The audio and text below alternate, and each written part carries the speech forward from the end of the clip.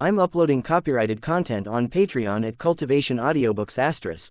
You can follow and request any novel you'd like. Please like, follow, and comment on the videos of this YouTube channel. It's free for you and a great motivation for me. Chapter 191. Meeting the prince. In the short few hours the diplomatic party was waiting for permission to walk the last quarter mile or so to the northern horn. Leon practiced drawing objects into his soul realm. Unfortunately, he didn't make much progress. The key to performing this technique was actually rather simple to understand. Leon had to project some of his magic power outside of himself and envelop an object with it. Then, he had to draw that magic back into himself while keeping the object within completely submerged. Leon was confident enough in his knowledge of the theory and his skill in mana and magic power manipulation, but even though he was only practicing with fingernail-sized pebbles, he was still unable to draw them into his soul realm. The problem for him wasn't projection of magic power, but drawing it back into his body. He'd never done that before, and he struggled to reel in his element-less magic power. There was a moment when he wondered if using lightning magic would be easier, but he quickly dismissed the idea, as the lightning would be more likely to destroy whatever he was trying to absorb rather than contain and store it.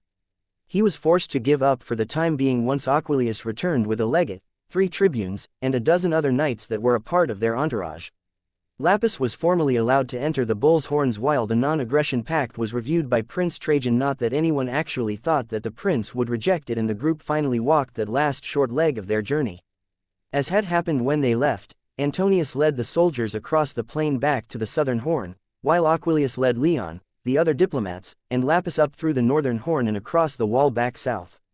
Lapis had a little trouble with some of the gates, as 2 or 3 within both horns weren't quite giant-sized, but it eventually made it through and followed Aquilius back to the diplomatic corps headquarters.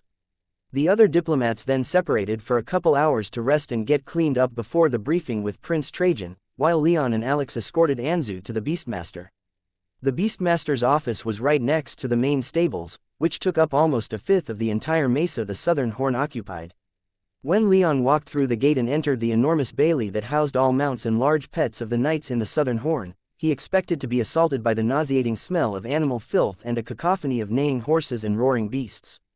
Instead, the stables were impeccably clean, and even barely appeared to be stables at all, with several dozen huge stone buildings that resembled villas with numerous archways than more typical wooden barns. Alongside each of these buildings were fenced-off sandpits where the animals could be taken out for daily exercise. Leon and Alex passed many of these pits on their way to the biggest building in the bailey, where they assumed the Beastmaster could be found.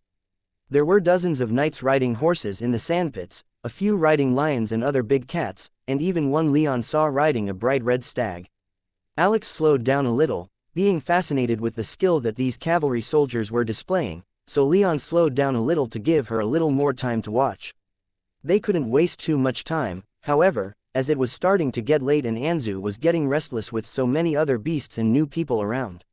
In fact, Anzu got so agitated that Leon was forced to pick up the little griffin and carry him toward the main building.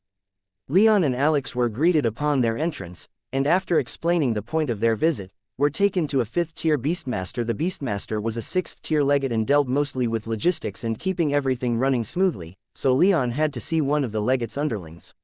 "What do we have here?" the woman asked as soon as Leon walked into the stable with Anzu in his arms. "Oh, it's been so long since I've seen a griffin, and such a rare color, too." The woman hurried over from where she had been observing a pair of 2nd-tier mages tending to an injured horse to examine Anzu closer. Leon could sense that she was a 5th-tier mage, so all he asked her was, "I take it you're the Beastmaster for this stable?" "Yes I am," the woman said slowly, distracted as she was with Anzu struggling in Leon's arms trying to get away from her. "Right, I have to introduce myself. I'm Cecilia." "Well, Dame Cecilia, I'm Sir Leon," Leon replied with an awkward smile while Alex and Cecilia's squire quietly introduced themselves to each other. "I guess you're here to register this little one with us?" Cecilia asked with an almost comically hopeful expression. "That's right, then come with me," the Beastmaster said happily, and she led them out of the stables. Just like the outside, the entire inside of the stable was made of bright white stone, with a vaulted ceiling and enchantments in the walls keeping the temperature perfectly controlled. There weren't any ostentatious decorations, but there were several halls each with more than 100 stalls with red wooden doors for horses and other beasts. Leon could see what he estimated to be around 500 lower-tiered mages and even quite a few mortals running around with armfuls of animal feed, or keeping the place clean, or tending to the horses in the stables. But the stalls weren't their destination. Cecilia led Leon and Alex through the building to a private examination area, with a small table and several chairs, and little else in the way of furnishings. "Please put the little guy up here," Cecilia instructed as she tied her shiny blonde hair into a bun. She then gave her squire a look, and he nodded and scurried off. "We can't start in earnest until he returns with some paperwork, but there are a few small tests we can do before then." Leon nodded his assent, and Cecilia reached for a still agitated Anzu. The griffin wasn't having any of that, however, and he turned around and bolted for Leon. "He's a bit skittish," Alex said, "so maybe it would be best for Sir Leon to hold Anzu until his exams are done." With a shrug, Leon picked up Anzu and sat him back down on the table, then held him there while Cecilia ran her hands through Anzu's fur and downy feathers. She pinched and massaged the griffin's legs and stumpy undeveloped wings, which Anzu barely tolerated with Leon holding him in place. "He doesn't have fleas, and there aren't any obvious deformities or disabilities that I can find," Cecilia said after a few minutes. "That being said, we're still going to need to keep him here overnight to complete our tests and make sure he's completely healthy." Both Leon and Alex frowned, and Cecilia figured she knew why. Anzu had barely cooperated since arriving at the Horns, and it was likely that he'd go berserk if Leon weren't there. "Anzu," Alex hesitantly began, "well, Sir Leon managed to imprint on him. He was there when Anzu first opened his eyes." "I understand," the Beastmaster responded. "You won't have to be here for the entire thing. We can put Anzu to sleep, do our tests, and you can come to pick him up in the morning. As for after that, you can keep him with you, but if he gets too big you can also keep him here. Regardless, you're going to have to come back here to pick up his food and to make sure he gets regular exercise." "Got it," Leon said. After a few minutes, Cecilia's squire returned, and they started working through a small stack of paperwork. By the end of it, Cecilia had used a sleep spell on Anzu, knocking the griffin out cold, and Leon and Alex entrusted him to her care. With that done, they rushed back to their rooms to clean up and get changed, as they had less than an hour before they were to go before Prince Trajan with the other diplomats. At sundown, Leon and Alex reported to the conference room where they had first met Lucilius, Eleanor, and Juliana. There, they found not only those three diplomats, but Aquilius, Antonius, and Anna, the junior diplomat that had shown them around on their first day. "You're finally here," Aquilius growled. They were less than 5 minutes late, but he was still more than a little annoyed. "I'm sorry, sir, taking Anzu to the stables took a little longer than expected," Leon explained. Aquilius stared at Leon and Alex for almost half a minute trying to decide what to do with them, but he seemed to decide that it wasn't worth it and moved on. "Let's get going," he ordered, and the other diplomats rose and made their way past Leon and Alex. While Anna took Leon and Alex's arm and dragged them after the group, chatting their ears off, Lucilius strode up to walk at Aquilius' side. "Have you decided what to do with him, yet?" he quietly asked. "Not yet," Aquilius replied. "I'm sorely tempted to transfer him out of the diplomatic corps, though." "I'm not sure that would be the best idea," Lucilius said. "He did deliver to us the non-aggression pact we wanted, even if he did do something stupid in the process." Aquilius frowned, wondering not for the first time what power of the gods Leon possessed that would make the giants not only forgive him for whatever he did that destroyed the cradle but also put a final end to the hostilities between them and the Bull Kingdom. "It is just lightning magic." His lightning did look a little weird, he wondered. Aside from outright asking Leon, though, Aquilius had no concrete answers. A silver-blue lightning bolt instead of the usual gold for lightning mages wasn't nearly enough information for him to make more than just a general guess. "Maybe we should just let it be," Lucilius suggested, seeing the scowl forming on Aquilius' face. "He accomplished our mission, but he did something he shouldn't have. Let them cancel each other out, or maybe just give him a slap on the wrist. Whatever the reason the giants had for their behavior, I doubt they're going to be appreciative if we punish Sir Leon too hard." Lapis had been put up in the largest unused pavilion until suitable guest rooms could be built for it, and Aquilius wasn't too worried about it spying on them. Still, though, he knew that Lucilius was right and that punishing Leon too harshly might not be the best course of action. "I'll think about it a little more," he said. "I'll reach a decision tomorrow."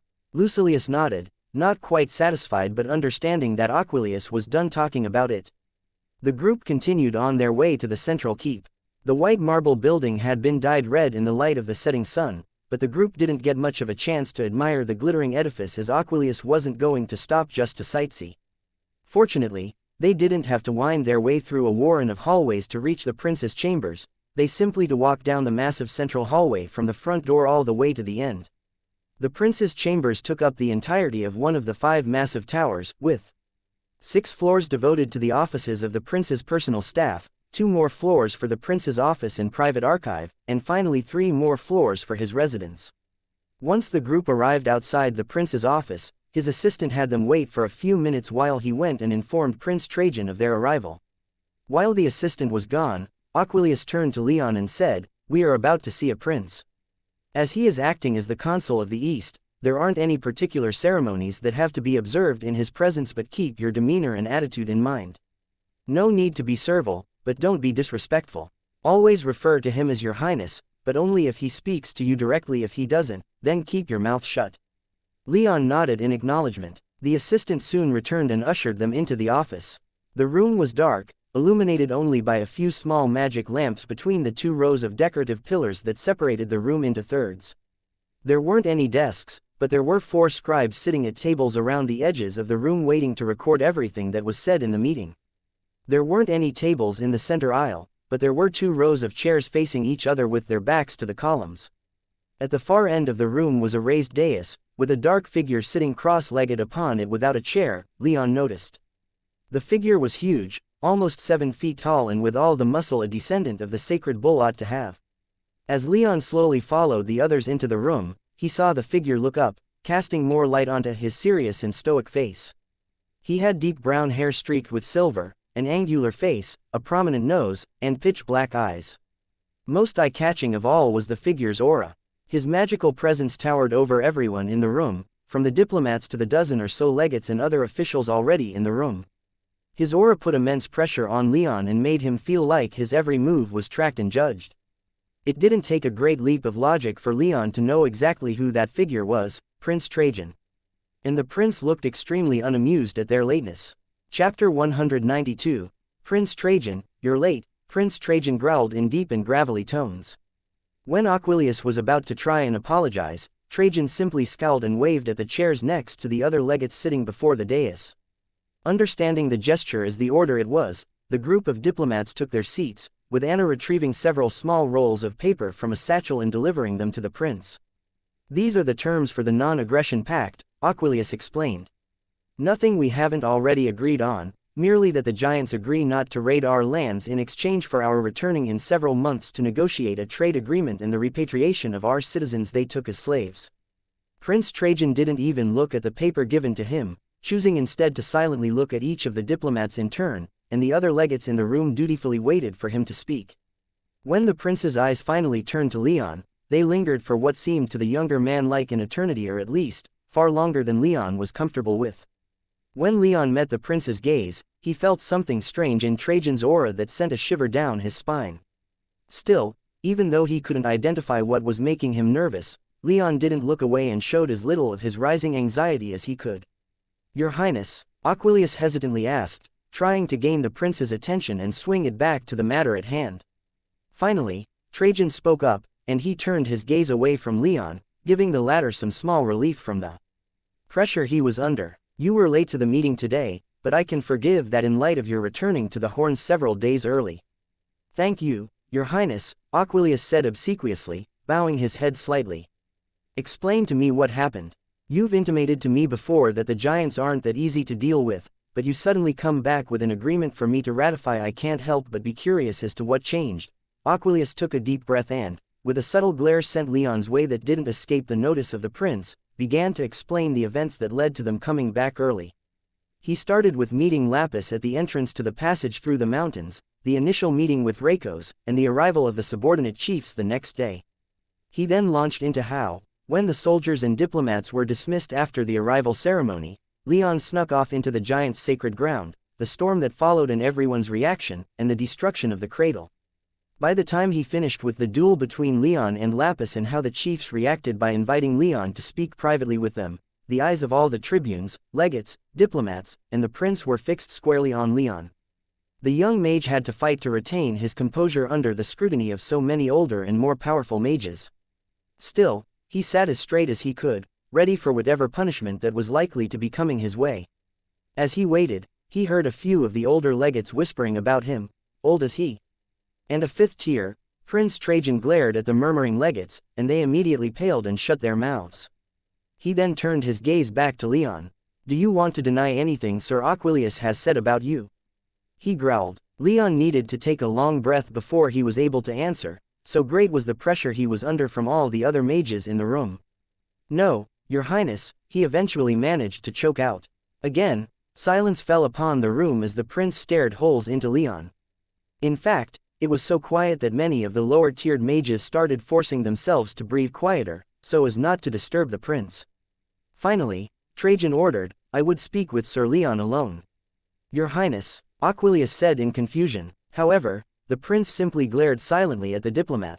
Aquilius and a few of the other more senior legates gave the prince some funny looks, but none of the other knights in the room ever thought to ask the prince why, and they certainly didn't hesitate to make their way to the doors. Aquilius, too, couldn't justify staying when the prince was so obviously unwilling to tell him why he was being dismissed. The only person who looked like she might need to be told a second time was Alex, but Anna saw her not move, so she grabbed the younger woman's arm and half-dragged her out of the meeting room. Once they had gone, only Leon and Trajan remained, even the scribes had left. Once more, the chamber slipped into silence as Leon rose from his chair, stood before the dais, and waited for the prince to speak. Trajan inspected Leon up and down, his eyes capturing every detail of the young man's face and attire. He lingered for a few moments on the sword at Leon's waist and then turned his eyes upward to meet Leon's. Tell me, boy, Trajan began, drawing out each syllable to sound as intimidating as possible, what is your name? Leon began to sweat, and he fought the urge to grip the handle of his sword. He could tell that Trajan knew what his twitching meant, as the prince's eyes narrowed and he leaned forward a little, preparing to move if Leon tried anything hostile. Answer me, Trajan demanded. Tell me your name. I am Leon Ursus, Your Highness. Leon shouted out. The prince scowled, and he rose from where he had been sitting on the dais. His aura spiked and so much killing intent poured out of him that Leon's knees gave out in seconds and he dropped to the floor. Slowly, with every step so heavy as to shake Leon to his core, Trajan marched over to where Leon was barely holding himself up off the floor. If you do not tell me your entire name, Sir Leon, then I will assume you to be a murderer and a thief. Now, this will be the last time I ask, what is your name? Speaking up from Leon's soul realm, Zafin said, this guy isn't playing around. Look at his killing intent, he'll kill you and then me if you don't give him the answer he's looking for. You want me to reveal my identity? Leon asked incredulously. Not particularly, but if you don't, you're going to die. Leon struggled to breathe, but he managed to force down a few ragged breaths and stumble to his feet. He looked Prince Trajan directly in the eye and, summoning every ounce of dignity and poise that he could muster, said, I am Leon Rame, son of Artorias Rame, grandson of Archduke Kairos Rame. The pressure Trajan was emitting didn't let up, but Leon clenched his teeth and stayed on his feet, determined as he was not to succumb to it again. Like that, staring into the eyes of Prince Trajan, consul of the East and strongest mage in the legion outside of the paladins, he waited. After about 10 seconds, Trajan whispered, I see, and he restrained his immense 6th-tier aura. You, believe me? Leon hesitantly asked. No, no, no. What are you doing? Don't create doubt if none exists. Zafin shouted, panic creeping into his voice. Fortunately, the prince explained, you resemble your grandfather a great deal. He was already several decades old when we met, but you look like a younger version of him. Not to mention, you have his sword. Beyond that, I suppose I could insist on testing your blood to verify your identity, but that would involve the services of the blood priests of Lineage Hall back in the capital, and I don't have the eternity it would take for those lazy bastards to get out here. Trajan returned to sitting on the dais while Leon stood before him, standing ramrod straight and clearly not at ease.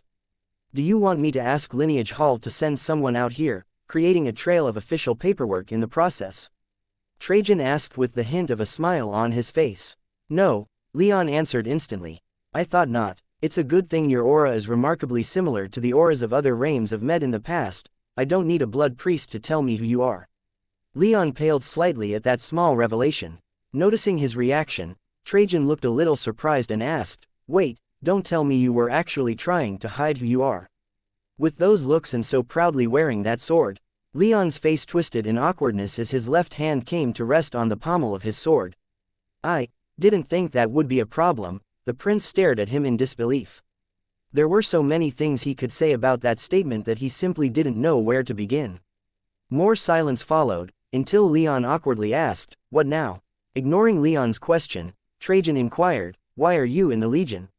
"Your Highness," Leon asked, seeking clarification, "is there any grand purpose to your being here, or are you only here for the experience and the training?" "To gain power. I assume that you want revenge against those who've destroyed your family, but you're far too weak for that, even if you're a 5th-tier mage." Leon took a moment to think. He wanted to be a knight when he was younger, but not for any high-minded notions of protecting the Bull Kingdom or serving the Bull King. Instead, he wanted to emulate the heroes in the stories that Artorias told him when he was still a child. Now, his purpose was more for gaining strength and influence than anything else. Even his muted desire for adventure took a backseat to acquiring the means to find his enemies and take his vengeance. Leon didn't want to tell the prince all this, but he also felt like lying would be a terrible idea. Sensing Leon's indecision, Zafin said, "Be very careful how you answer him. His example was too on the nose for him to not have some kind of idea what your goals are." "He just stated my goals as if they're obvious," Leon responded. "Though, I guess they would be fairly obvious, as who wouldn't seek their revenge after seeing their father killed? My point is, whatever you tell this prince, think it over before you open your mouth. Make sure it's absolutely what you want to say." Leon sighed, then said, "Thanks for the advice, demon." "No need to thank me, young mage. If I deign to give you my opinion that could save your life, then I certainly don't do so for your acknowledgement. I do it for myself, for my own entertainment." Leon had to suppress a chuckle at Zafin's ridiculous posturing, which he found easy to do when he refocused on Prince Trajan, who was waiting for his response. Leon began before hesitating for another moment, "I want my revenge, that's my motivation for being here." Trajan waited for a few seconds for Leon to elaborate, but the latter stopped there. The prince sighed with slight dejection. "I see," he muttered. "I have to admit that I was hoping for a little more from a member of House Rame." "Your Highness, while we're on the subject of my parentage," Leon anxiously began before being cut off by the prince. "I have a proposition for you, Sir Leon," Trajan said with extreme formality, rising to his feet and towering over the already tall Leon. "Become a member of my personal retinue. I will raise you to the rank of tribune and protect you from your enemies to the best of my abilities. And when the time comes for you to seek out your enemies, I will provide you with every assistance, from information to fighting at your side if need be." Leon blinked in confusion. "Your Highness, I don't know what to say. How about, yes, or, I accept?" Trajan asked with a smile. "If it's all the same to your Highness, I think I'll go with, what's the catch?" Leon countered, which only made Trajan smile even wider. "That's a good question. All right, here's what I would expect of you: fight the enemies of my kingdom. You are to wet your blade with the blood of those who would cause harm to the bull's subjects. I will send you out to kill vampires, werewolves, and all manner of monsters that hide in the dark. I will send you out to put down rebellions and murderous mages that let their power go to their head. I will send you out to defend the borders of this kingdom from foreign invasion. In short, if you would join my retinue, you would help me in making this kingdom a beacon of light, peace, and prosperity, a place where people feel safe no matter where they are or what time of day it is. Commit yourself to this, and not only will I keep your identity secret from even my own brother, the Bull King, but I will also make your enemies my own. This is what I offer. Now, will you take me up on it?" Prince Trajan held out his hand for a handshake, pointedly not insisting that Leon bow to his royal personage. Leon stared at that hand for a long time, but Trajan kept it extended, waiting for the younger mage to make a decision. Finally, and with a great deal of hesitation, Leon reached out, took the prince's hand, and whispered, "I will." Chapter 193. Leaving the diplomats with the wide grin of a man who had just gotten what he'd wanted, Trajan clasped Leon's hand. The latter was now his knight, even if there was still a great deal of paperwork to deal with before it became official. "Your family has always stood for justice and righteousness in this kingdom," Trajan said to Leon. "I'm hoping you strive to live up to that reputation. Leon was quiet for a second or two, but he responded with, "I'll do my best, Your Highness, good. Now, wait here while I fetch Sir Aquilius and inform him of what's going on." Leon nodded, and Trajan began walking toward the door. What was all that about?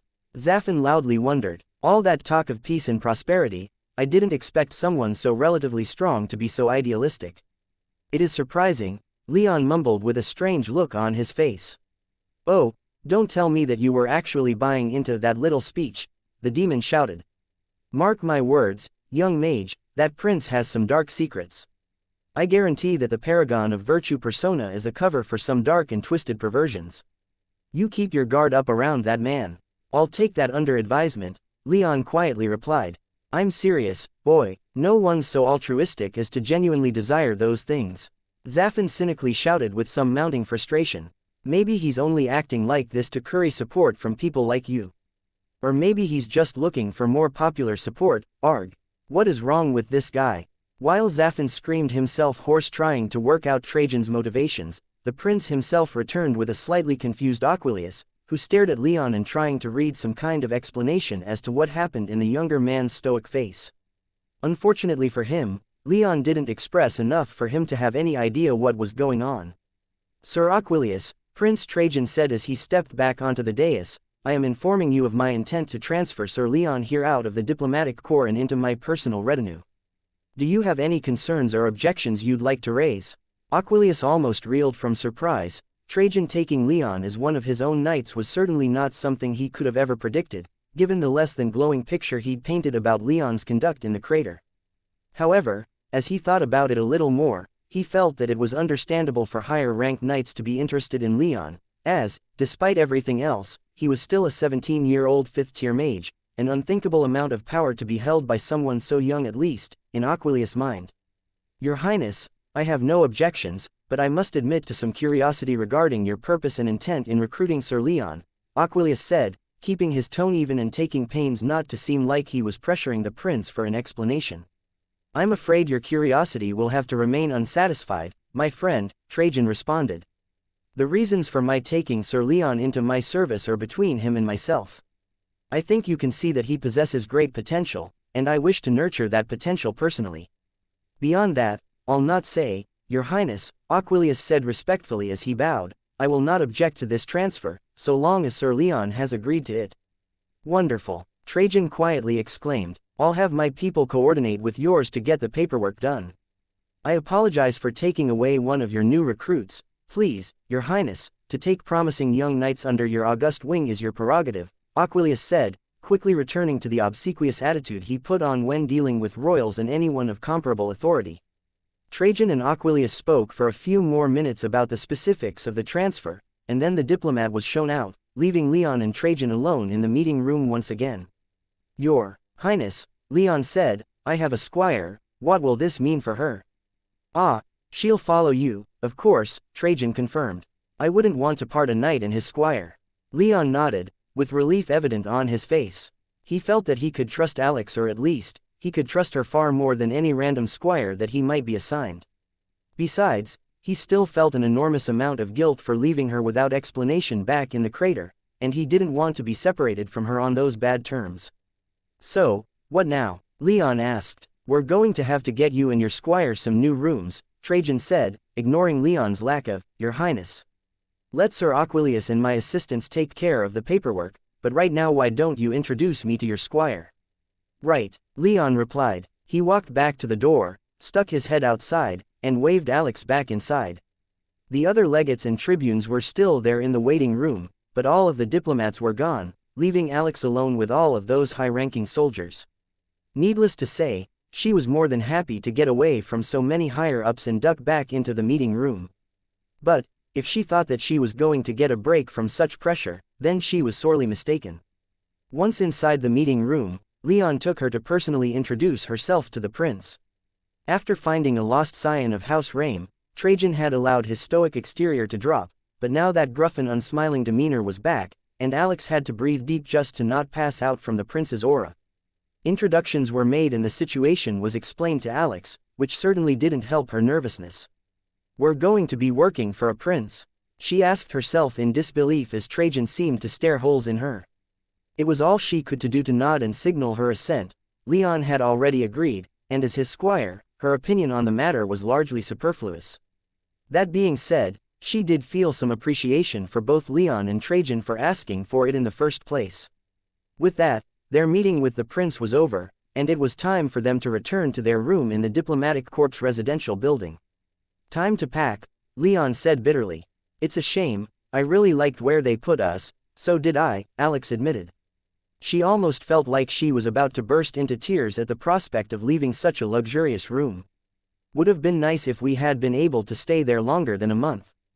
Hopefully we'll get somewhere comparable, given who we're now going to be working for, Leon said, trying to keep their hope alive. Alex was about to respond, but she quickly remembered that it was because of Leon that they were now moving out. She didn't give him any angry looks, but she sighed and stopped talking, causing Leon to frown a little. Hey, Leon said, I think maybe we should talk when we get back to the room. We have to pack, not a lot of time for talking, Alex responded. Neither of us has that many things, we'll have plenty of time, Leon countered. Alex had to admit that he was right. One of Trajan's assistants would come to their room in several hours to take them to their new place, but neither had so much stuff that they'd need even half that amount of time to get ready. It was Alex's turn to frown as they hurried back to their room. It turned out that Leon was right. They were done packing in less than an hour, and so found themselves waiting in the living room of their room for the prince's assistant to arrive. So, Leon awkwardly began, I'm sorry for leaving you in the maze and sneaking off to the cradle by myself. It's fine, Alex said in a flat and resigned tone, I understand why you did it, you do. Leon said, arching an eyebrow in slight surprise. Yes, I'm your squire and should be by your side, but you don't trust me with all of your secrets. It's not that I don't trust you completely, Leon muttered, hearing the dejection and disappointment in her voice. But you don't know me, she said. The only people who know me that well are either dead or moved to the Great Plateau. Well, then, let's try and fix that. I doubt that working for the prince will be particularly peaceful, and we'll need to trust each other better if we're to watch each other's back, Leon countered. He understood what she was saying, even if he didn't quite agree with it. They had spent a couple months together by now and had spent hours every day training and chatting about books and whatever else interested them. They knew each other quite well, at least in Leon's inexperienced opinion. Still, he couldn't deny the possibility that she didn't feel the same way, and that his leaving her in the maze could only be taken as proof that he didn't trust her. Leon took a deep breath to steady himself, then launched into his questions. Why don't you tell me about your family? How are your parents doing? Got any brothers or sisters? Alex was quiet for a long moment, debating with herself whether or not she should actually engage in the conversation. Eventually, her naturally friendly disposition won out over her desire to remain surly and distant. My father is a blacksmith and my mother a tailor, she said. They moved to a town close to Tira after I joined the Legion, and my little brother went with them. They told me they were doing well in their letter I received last week. That's good to hear, Leon softly said. Not all of us have the luxury of speaking with our parents anymore. Immediately, Leon regretted saying the last part of his statement, as it put a damper on the conversation and caused Alex to stop talking. Eventually, though, he managed to lift the mood by chatting about Anzu, who Alex was looking forward to seeing and playing with again. By the time the prince's assistant arrived, the two were happily talking about the myths of Ninurta, the story that gave Anzu his name. Happy to be back on relatively normal speaking terms with his squire, Leon thought to himself, I'm glad I didn't have to buy anything to get that conversation going. Probably wouldn't have been taken very well under the circumstances. Still, she needs some good armor and a better weapon. The two picked up their belongings and followed the assistant out of their room, both looking back forlornly at the luxurious residence one last time before making for the magical lift. As they walked, Leon couldn't help but rue that he didn't manage to figure out the trick to pulling something into his soul realm, as he was finally at the point where he'd need a second trip if he had any more things. It was relatively late, and the walk back to the central keep was quick. However, instead of entering the keep, the assistant led them around to the side, to a tall building adjacent to the keep. The inside was actually quite similar to the Diplomatic Corps residential building, all white marble and luxurious carpets and murals, and two people behind the front desk. This building, however, wasn't quite as large, and the two were taken to the 8th floor, which was also the top floor. There were several dozen rooms on either side of the hallway, with enough space between them for Leon and Alex to know that the rooms were fairly spacious. "You'll be living in here," the assistant said as he stopped them outside a room about halfway down the hallway. When he pushed the door open, Leon and Alex stepped inside, then froze in surprise and shock. This room was nearly identical to the one they had just moved out of, though it was a little bigger and had a few more pieces of opulent furniture. "Is everything all right?" the assistant asked, seeing the two abruptly stop in the entryway. "Yes, everything is fine," Leon said, not turning around and showing the assistant his red embarrassed face. Alex remained quiet, but she felt just as ridiculous as Leon at dreading what kind of place they'd move into. "Good," the assistant said. "Then, I will come and pick you two up tomorrow morning around 9:30. Until then, feel free to get settled in. There's a cafeteria on the second floor if you get hungry, but don't feel like you have to eat there if you don't want to." The assistant said his goodbyes, and the two looked at each other and burst out laughing as soon as the door closed. They then began to put their stuff away in rooms that appeared to be exactly the same as those they had just left. Chapter 194, Trajan's Night. "So, you're all right with this?" Lucilius asked Aquilius in the latter's office. Aquilius leaned back in his chair and gazed out of the window behind his desk. After a few seconds, he responded, "Yes, it's for the best that Sir Leon not stay with us. I'd have to punish him somehow for going against orders. It's easier for everyone for him to simply not be with us." "A shame. I think he might have been a great diplomat, given a decade or two of experience." "You can say that about a lot of people. We didn't specifically need him," Aquilius said as he turned back around to look at his friend. "True. Still, we might have a bit of trouble with that giant that came out of the mountains with us," Lucilius mentioned with a frown. "Sir Leon is still around, he's just not in the diplomatic corps anymore. I made sure Prince Trajan knows about that particular circumstance, and if Lapis needs to speak with Sir Leon for any reason, then we can simply direct the giant to the main keep." "I see. I suppose we'd better get started working on a trade agreement with the Crater tribe in the morning." "That we should. We've gone so far out of our way to gain access to the border mountains' rich mineral resources, we can't screw things up now just for a single night's lucky mistake." Lucilius sighed as he stood up and made his way over to a small bar in the corner of Aquilius' office. "Want anything while I'm up?" he asked the senior diplomat. "Get me something strong," Aquilius said. "It's been a long day." One of Trajan's assistants came and picked Leon and Alex up exactly at the appointed time and escorted them to the keep. "His Highness is awaiting you in his training chamber," the assistant informed them. "Do you know why?" Leon asked. "His Highness didn't deign to inform me, and it's not my place to assume," the assistant said with all the haughtiness of a man that thought himself too good to answer questions. "Got the feeling that this ass is telling me that it isn't my place to ask in the first place," Leon thought, his mouth slowly curving into a low frown. The assistant's attitude didn't change while the three were walking, so Leon and Alex quickly stopped trying to speak with him. He was only a third-tier mage, but Leon hadn't any interest in making a big deal out of something so inconsequential, especially since the assistant wasn't directly insulting him or Alex, unlike Gerald, Aquilius' assistant that had escorted them to their room in the diplomatic residence when they first arrived at the Bull's Horns. The prince's training chamber was located in his private tower, on the lowest of his 3 residential floors. It was a large circular chamber, with a round sandpit in the center separated from the rest of the chamber by white granite columns and thick black curtains.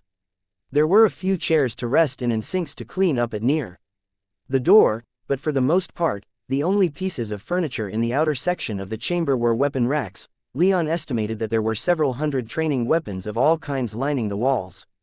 "Your guests have arrived," the assistant loudly said, bowing as low as he could without kneeling.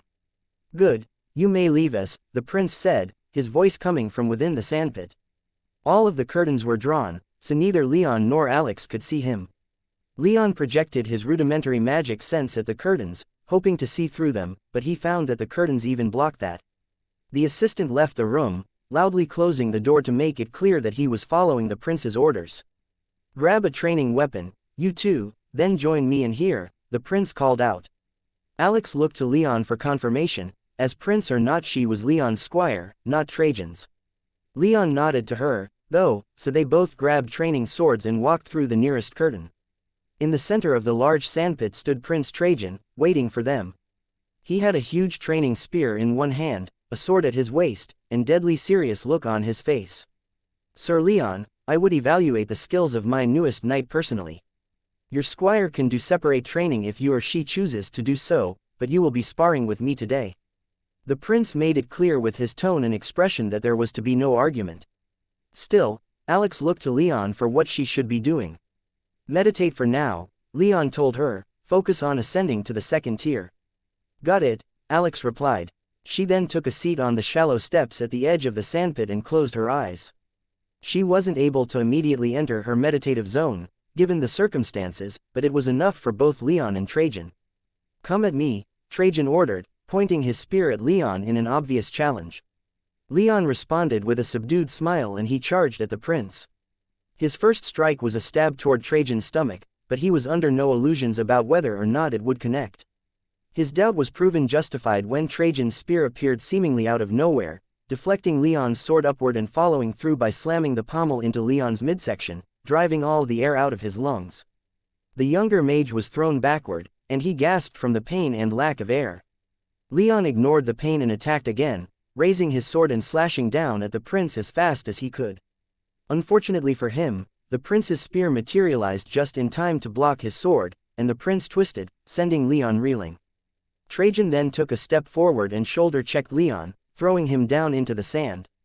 Again, Leon found himself knocked breathless, and it took him a moment to struggle back to his feet. He summoned his magic, augmenting himself as much as he could, and threw himself at Trajan once more, making it look like it was going to strike low, but instead swung high. The feint didn't work, however, as the prince saw right through it and easily blocked his attack. "You're going to need to do better than that," Trajan taunted.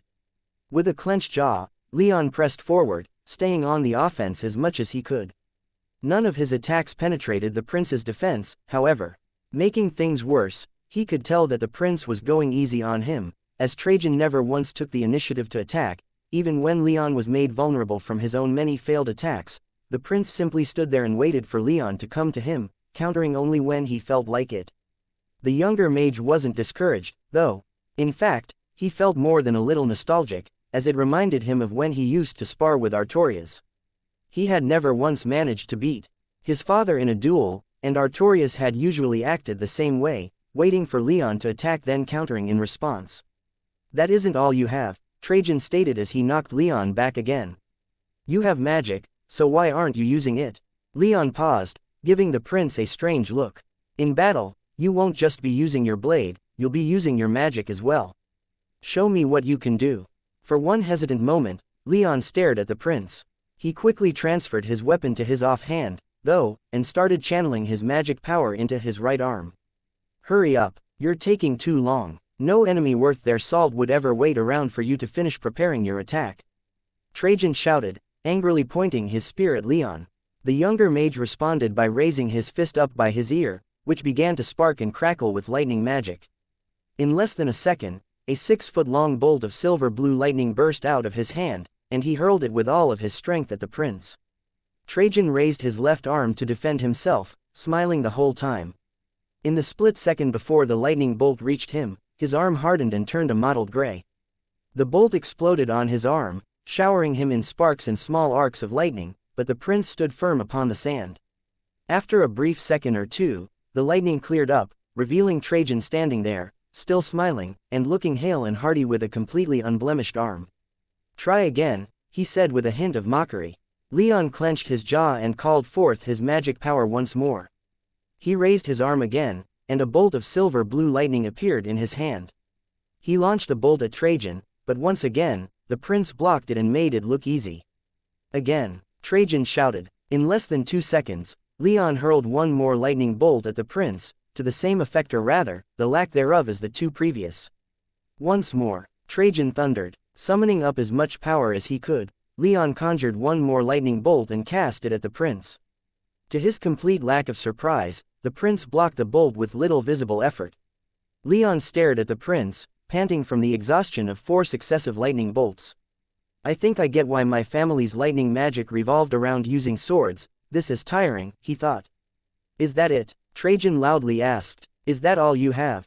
If you were to face any battle-hardened 5th-tier mage on the battlefield, I'd put money on you losing." "I suppose that's where we can start then, on endurance."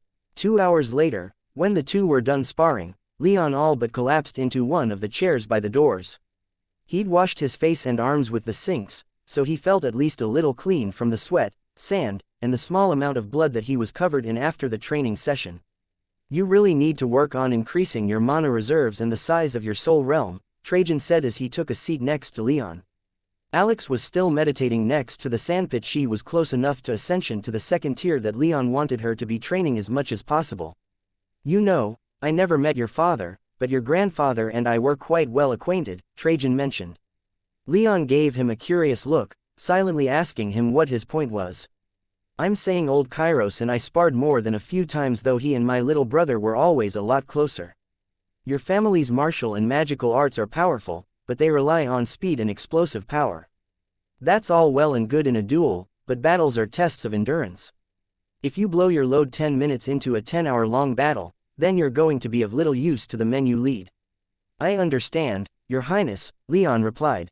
With a wave, Trajan said, you can drop that, Your Highness, should when we're alone. If I were that keen on titles, then I wouldn't have renounced my claim to the throne. Then what should I call you, if not, Your Highness? Leon asked, seeking clarification. Trajan is fine, though you're going to have to stick with, Your Highness, when in public, as some appearances must be maintained. I don't exactly know how to increase the size of my soul realm, Trajan, Leon said, quickly taking to the lack of formal address the prince asked for, but I do have some thoughts as to how I can use my magic for longer. Oh. Well, why don't we start with your ideas, and then we can work out a training schedule.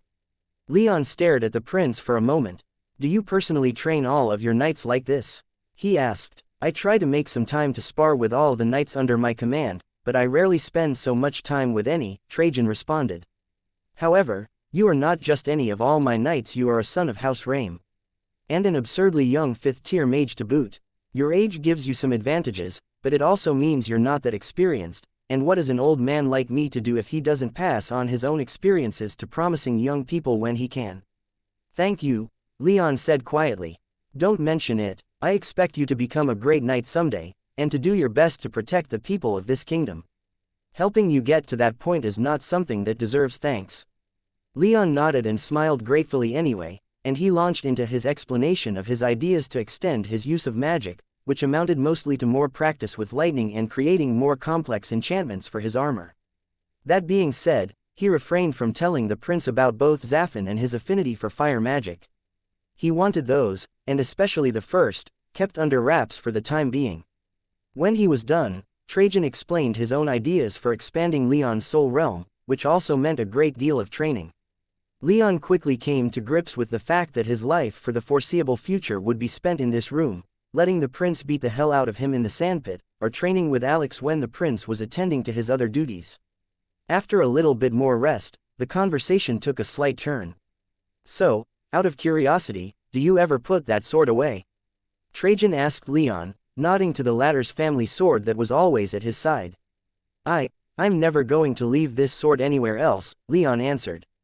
It belonged to my family, and I don't have much else of theirs left, so I want to always keep an eye on it. Besides, aside from maybe my armor, it's the most valuable thing I own. I understand, Trajan replied, but why don't you keep it in your soul realm instead? You'll be able to pull it out in an instant, and it keeps an heirloom of House Rame out of sight. If you hadn't been wearing that sword, then there's a good chance that I wouldn't have recognized you. Actually, now that I think about it, you really weren't taking too many precautions in regard to your identity. I can't pull things into my soul realm, yet, Leon said, moving on from the last thing the prince said for the time being. Then I suppose that just means more training, Trajan said enthusiastically. As a matter of fact, let's get back in there. The prince rose to his feet and led Leon back to the sandpit, where they continued their sparring for a little while longer. Afterward, Leon and Alex left to retrieve Anzu, who had received a clean bill of health, and to get the meal plan for the griffin. Once they were done, however, they returned to the prince's training chamber, where servants had just left them food. Leon sighed, knowing how hard the upcoming training was going to be. He was, however, ecstatic at the thought of Prince Trajan training him personally, as it would mean that he would have a proper instructor in magical arts as opposed to just a sarcastic and mocking demon in his soul realm, though he knew that this kind of training wouldn't last long, as the prince had many duties to stay on top of. Eager to make the most of this time, Leon quickly finished his food and returned to the sandpit, with Anzu hot on his heels. Chapter 195. Roland's Investigation 2. Who would ever want to live in these dreary northern territories? Roland thought as he rode his horse along the last dirt path on his journey. The sky was overcast, the ground was rocky and broken, and what few forests he'd seen were thin and hardly inviting. It had been more than a month since he'd left the capital, and he felt like he'd been riding all over the northern territories looking for the Consul of the North. First, he'd gone to Cyrenaica, a large fortress city located near the center of the northern territories itself, a more than 2-week journey from the capital, only to find that the consul wasn't there. When he'd asked where the consul had gone, he'd only been told that the consul hadn't returned from Cyrene. Naturally, Roland then rode with all haste to the harbor fortress, expecting some kind of trouble there. The Valeman incursion had long been dealt with, so he'd expected the consul to return to his central base. However, Cyrene was calm as could be when he arrived, much to his confusion. He'd gone to the citadel looking for answers and was only then directed to Fort 127. With some mild annoyance, Roland departed for the fort with a guide, who he was sure took him on as winding and circuitous route as he could. But, finally, after a month of riding through the northern territories, Roland and his guide crested a hill and the fort he was seeking appeared in the distance. It looked incredibly different compared to when Leon had first laid eyes upon it, as it was now staffed with a full legion, Clovis having sent 2 of his 3 legions back to their respective posts. Thousands of simple wooden barracks had been constructed, and much of the forest on both the southern and northern sides of the wall had been cut down for wood. "I didn't realize this place was so big," Roland murmured as he looked out over the fort. "It didn't used to be," his guide replied. "That recent raid really shook things up out here." "Oh really? I didn't notice," Roland said sarcastically as he glanced back south at the other camp in the area. This other camp wasn't nearly so big as the legion that was entrenching itself at Fort 127. Roland estimated it was only big enough for 2,000 or 3,000 men, but it was certainly close enough that it could cut off supplies going to the fort if those in the camp wanted to. The banners flying over this camp showed that these soldiers were Count Whitefield's personal army. Moving along the dirt road between the camp and the fort, Roland and his guide were watched by hawk-like soldiers on both sides, making this final short leg of the journey more than a little nerve-wracking. "Hold there!" came a shout from ahead. A 10-foot-tall wall had been built on the southern side of the fort, with short battlements and stocky guard towers along its length. Roland wasn't too impressed with the fortifications, but since they had only gone up in the last month, they were relatively remarkable. The gatehouse appeared more formidable in his eyes, with a clearly enchanted gate built into the foot of a tall and sturdy-looking tower. The person who had called out to him to stop appeared, walking out of the gatehouse and onto the ramparts. "Identify yourselves," the soldier demanded. He wasn't too overbearing, as he was a 3rd-tier mage and could tell that Roland was stronger than him, but he also couldn't allow them to enter the fort unchallenged. "I am the paladin Roland. I'm here to speak with Sir Clovis." The 3rd-tier mage in charge of the gatehouse paled a little, but to his credit, he didn't back down. "Wait right there, I'll send someone out to verify your identity," he shouted. Roland was wearing a full suit of gleaming silver armor polished to a near-mirror shine, with his blood-red paladin cloak hanging from his shoulders and his aura proudly unrestrained. He found it doubtful that anyone would really doubt his identity, but he patiently waited several minutes until a 4th-tier mage, the man in charge of the gatehouse guard shifts, Roland guessed, appeared out of a smaller door built into the gate. The centurion hurried over and checked Roland's ID, and several minutes later, the gate was slowly opening for the paladin. Roland couldn't help but be a little surprised and disgruntled that the only person waiting for him on the other side of the gate was a single 5th-tier tribune. "This way, sir," the tribune said, pointing the paladin and his guide toward the nearby stables. The 2 quickly got their steeds taken care of, and the guide was directed to the guest barracks. He'd stay in the fort until it was time for him to take Roland back to Cyrene. The paladin, meanwhile, followed the tribune to a relatively large 2-story structure near the center of the main fort wall. He could sense dozens of people within, including several high-tiered mages. "I assume this is the command building. This is where Sir Clovis is?" he asked the tribune. "This is the fort headquarters," the tribune confirmed. "However, the consul may not have time to see you today. I've only been ordered to escort you here. For anything else, I'm afraid you'll be waiting on those inside to make time for you." Roland couldn't help but visibly frown. Perhaps things might have been a little different had you sent a message ahead informing us of your arrival, the tribune said in a hard tone. Don't bite, don't get angry, Roland repeated in his mind like a mantra. He had no idea why the tribune would be so snippy with him, but he refused to get outwardly angry. Prince August's position was too fragile for him to alienate high-ranking members of the royal legions. Wiping his frown off his face, Roland politely asked, "That couldn't be helped. Perhaps you could take me somewhere I could wait for the consul to finish his business and find some time to have a quick chat with me." It was a tightrope the paladin had to walk. He couldn't be subservient, but he also couldn't act superior, given his own uncertain position. Regardless, he was still a 6th-tier mage at the end of the day. The tribune stared at him for a moment but seemed to decide against further passive aggressiveness. "Of course, sir," he said, guiding Roland into the headquarters. 10 minutes later, Roland was sitting in a comfortable chair outside the consul's office, waiting to be shown in. To complete his investigation and find Leon, he was willing to wait for as long as it took. Fortunately, he had to wait no longer as a group of centurions and tribunes left the office, and one of the consul's assistants waved Roland in, where the consul was sitting at his desk waiting for him. "Ah, Sir Roland," the consul of the north said with a jovial smile. "It's been too long, how are you doing?" "I'm well, Sir Clovis," Roland answered. Clovis offered him a seat in a nearby chaise lounge, and Roland gratefully accepted. "I'm surprised," Roland said, "I didn't expect to find so many Legion soldiers up here.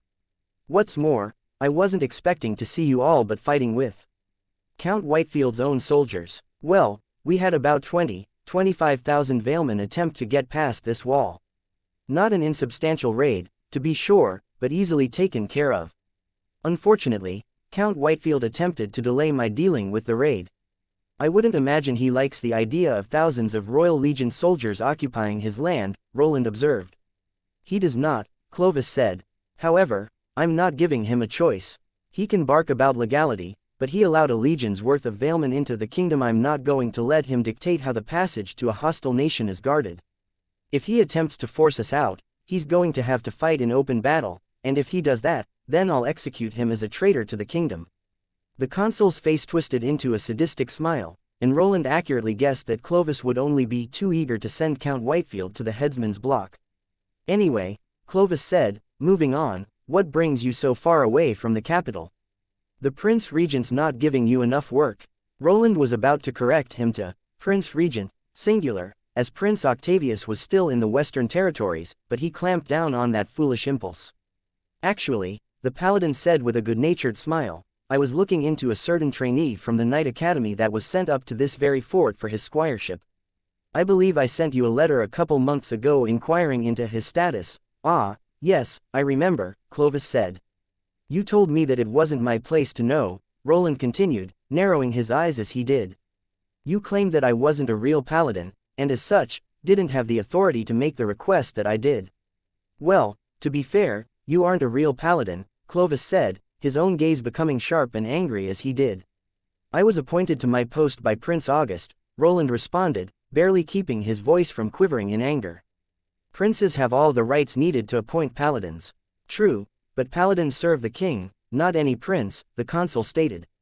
"Without the king confirming your status, you could very well be removed, especially since you're not even a 7th-tier mage."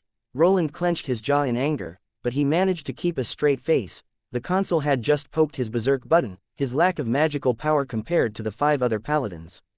"I'm sure the king will remove you from your post whenever he emerges from his training," the consul continued. "There's no need for you to get too comfortable in that spot." "Do you have a problem with me?" Roland bluntly asked, deciding that his best course of action wouldn't be to dance around the issue. "You're a Central Territories knight," the consul explained. "I've never met a knight from the Central Territories who wasn't corrupt to the bone.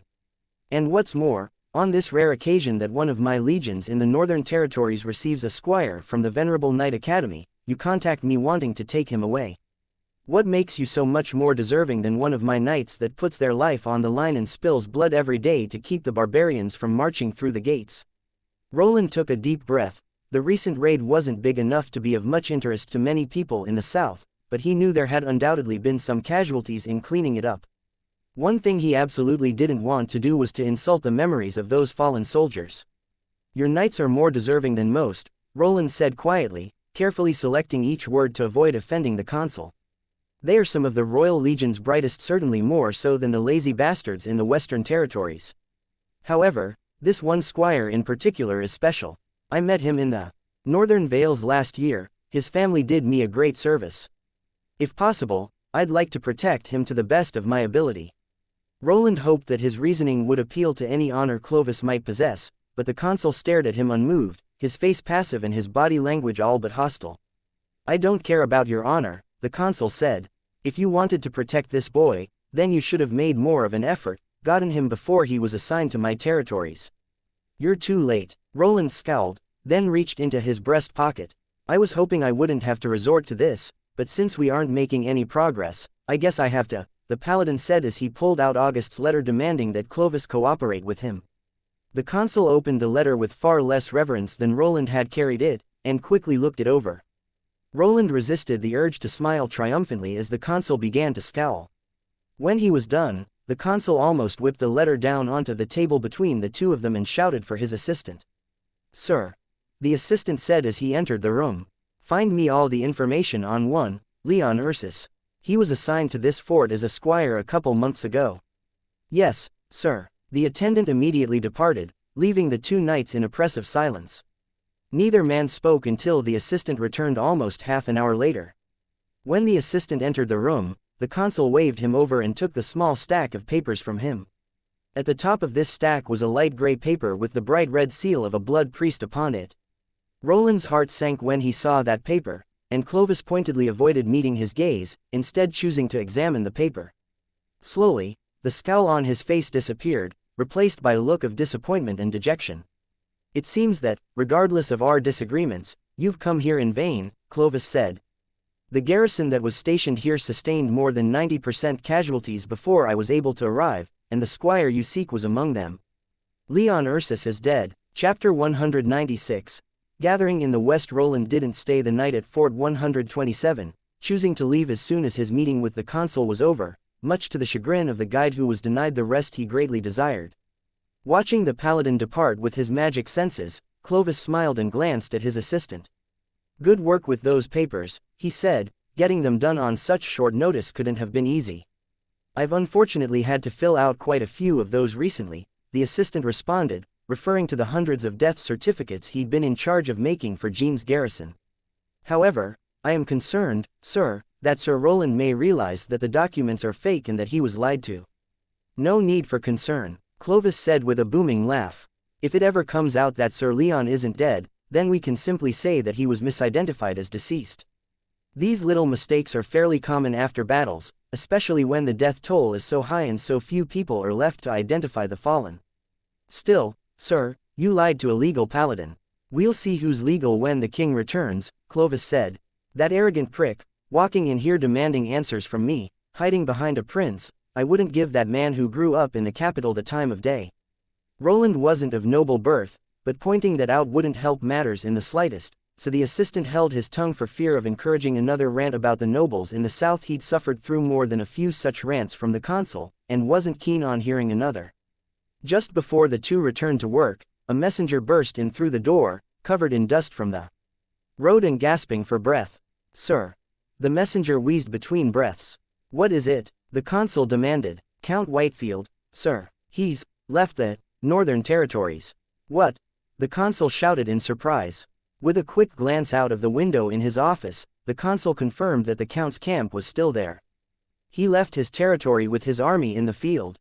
"Where did he go?" There were several important cities along the western coast of the Bull Kingdom. Orleanorum was one of them, but it wasn't the most powerful. That honor was reserved for the grand city of Valentia, the capital of the duchy of the same name in the southwestern reaches of the Bull Kingdom, ruled by House Duronius. In the years since the fall of House Rame, the Duronians rose to be acknowledged as the most powerful noble house in the kingdom. House Duronius had the most money, the most mages with experience and training, and the largest territory with a population base to match.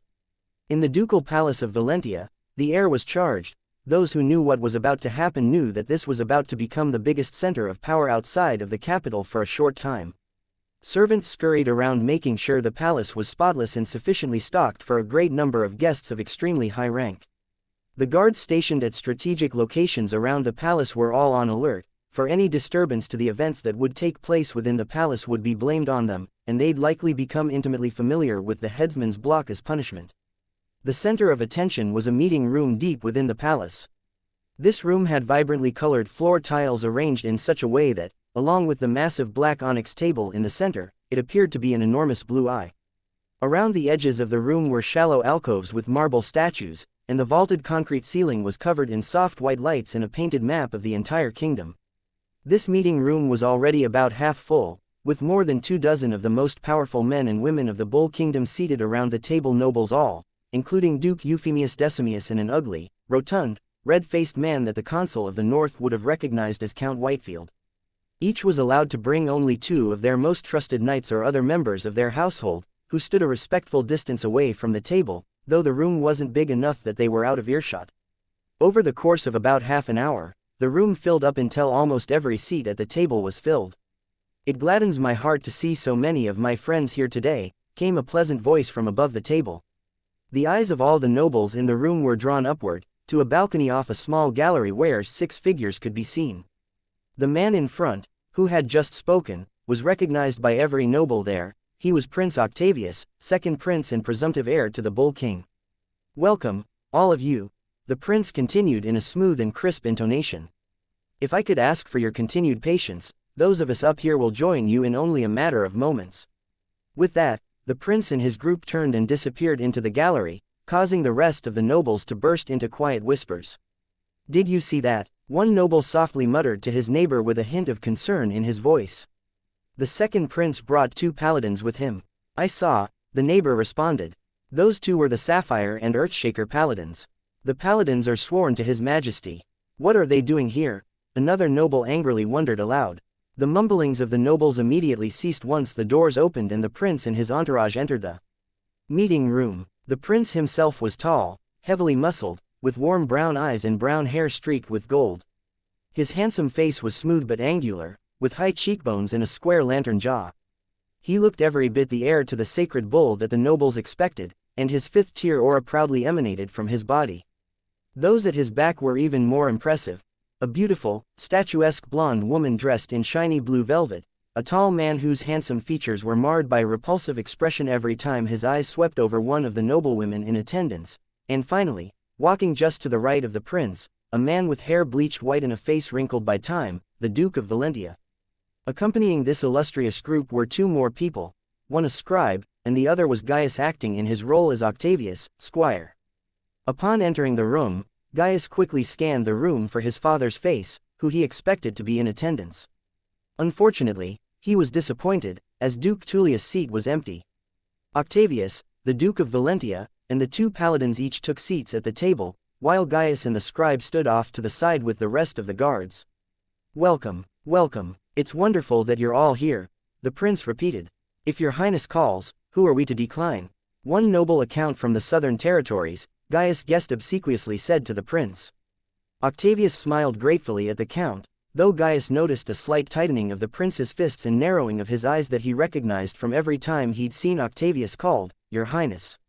In the short few months he'd been serving as the prince's squire, Gaius had learned that not being formally named heir had left an extremely bitter taste in the prince's mouth, and that every time he was addressed as, "Your Highness," instead of, "Your Royal Highness," as he would have been if he were made crown prince, was a reminder of that fact. However, Octavius regained control over himself so quickly that Gaius didn't think anyone else noticed his anger. "I'm sure you are all curious as to why I have summoned you here, especially since there are so many of you from different corners of our venerable kingdom," the prince said, trying to jump right into things.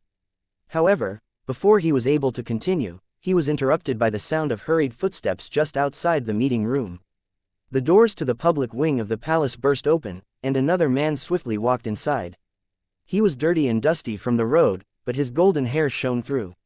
His features were almost identical to Gaius, if a little more chiseled and refined.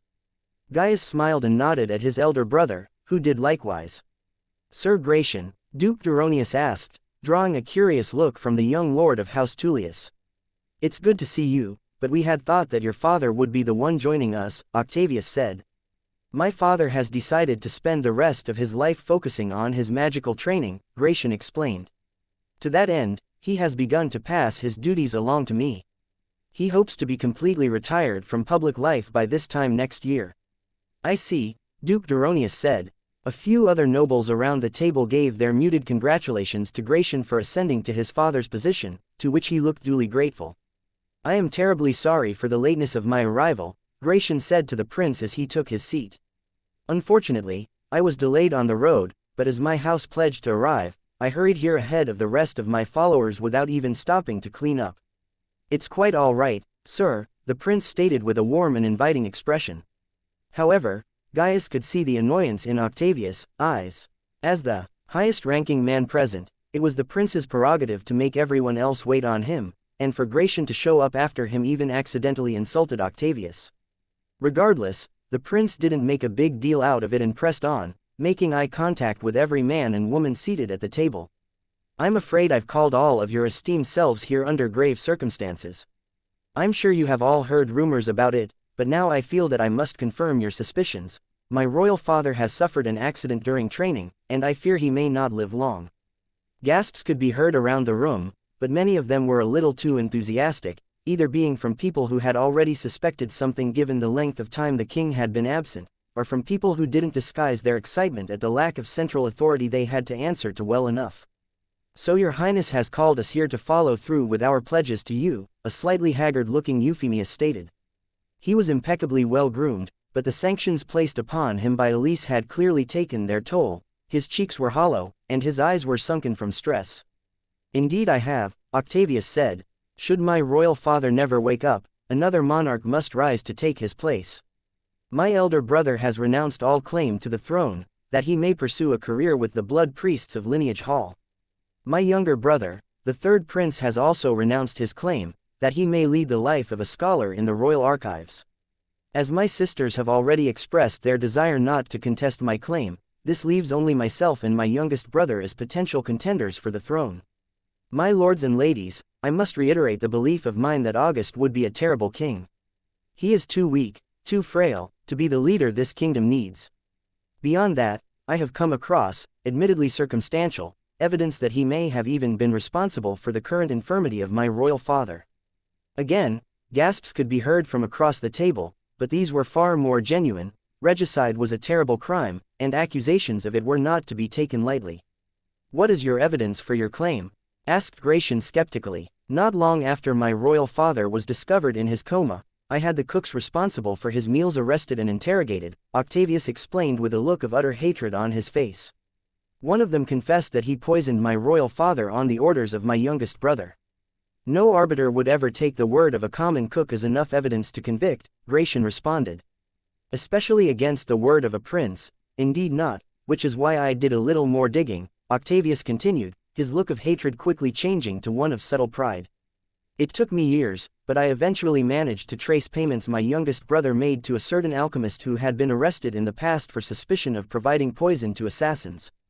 Unfortunately, that alchemist has since disappeared. Gratian hummed in thought.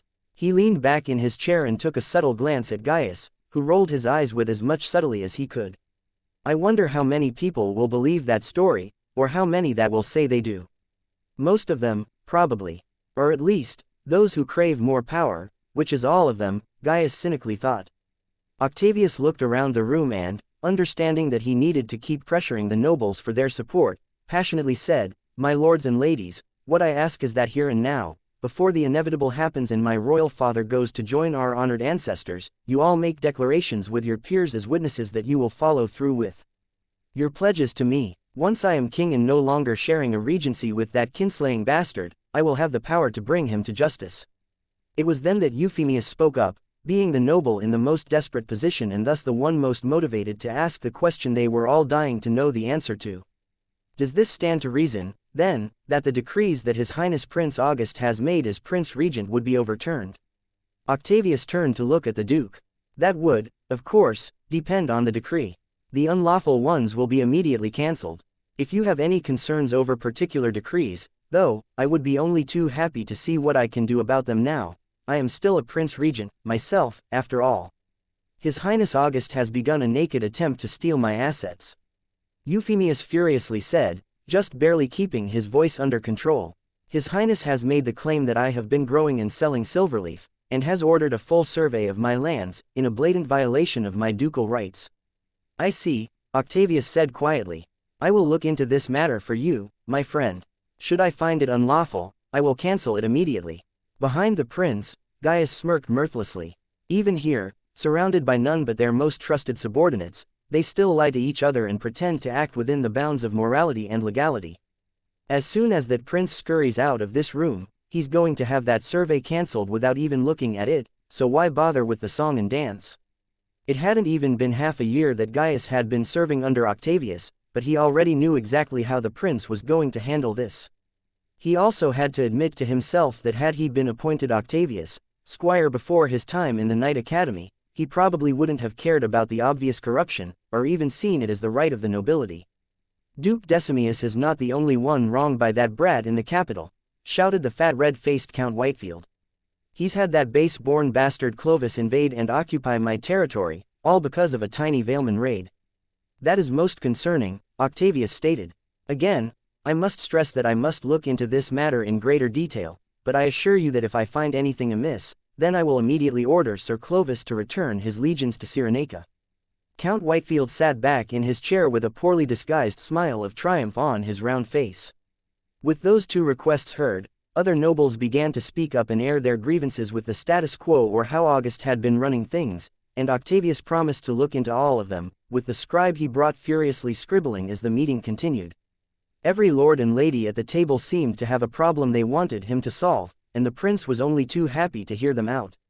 My friends, Octavius said once he had heard from all those who had something to say, as I'm sure you are all aware, my youngest brother would restrict the privileges of the noble elite and replace all of you with the base and the common if he ascends to the throne. That is not what this kingdom needs. The strength of a kingdom is the strength of its leaders, and there are no finer leaders than those with the breeding for it. I would put a stop to the rampant dismantling of noble privilege that has gone on for the past millennium, for if we do not lead the commoners, then who will?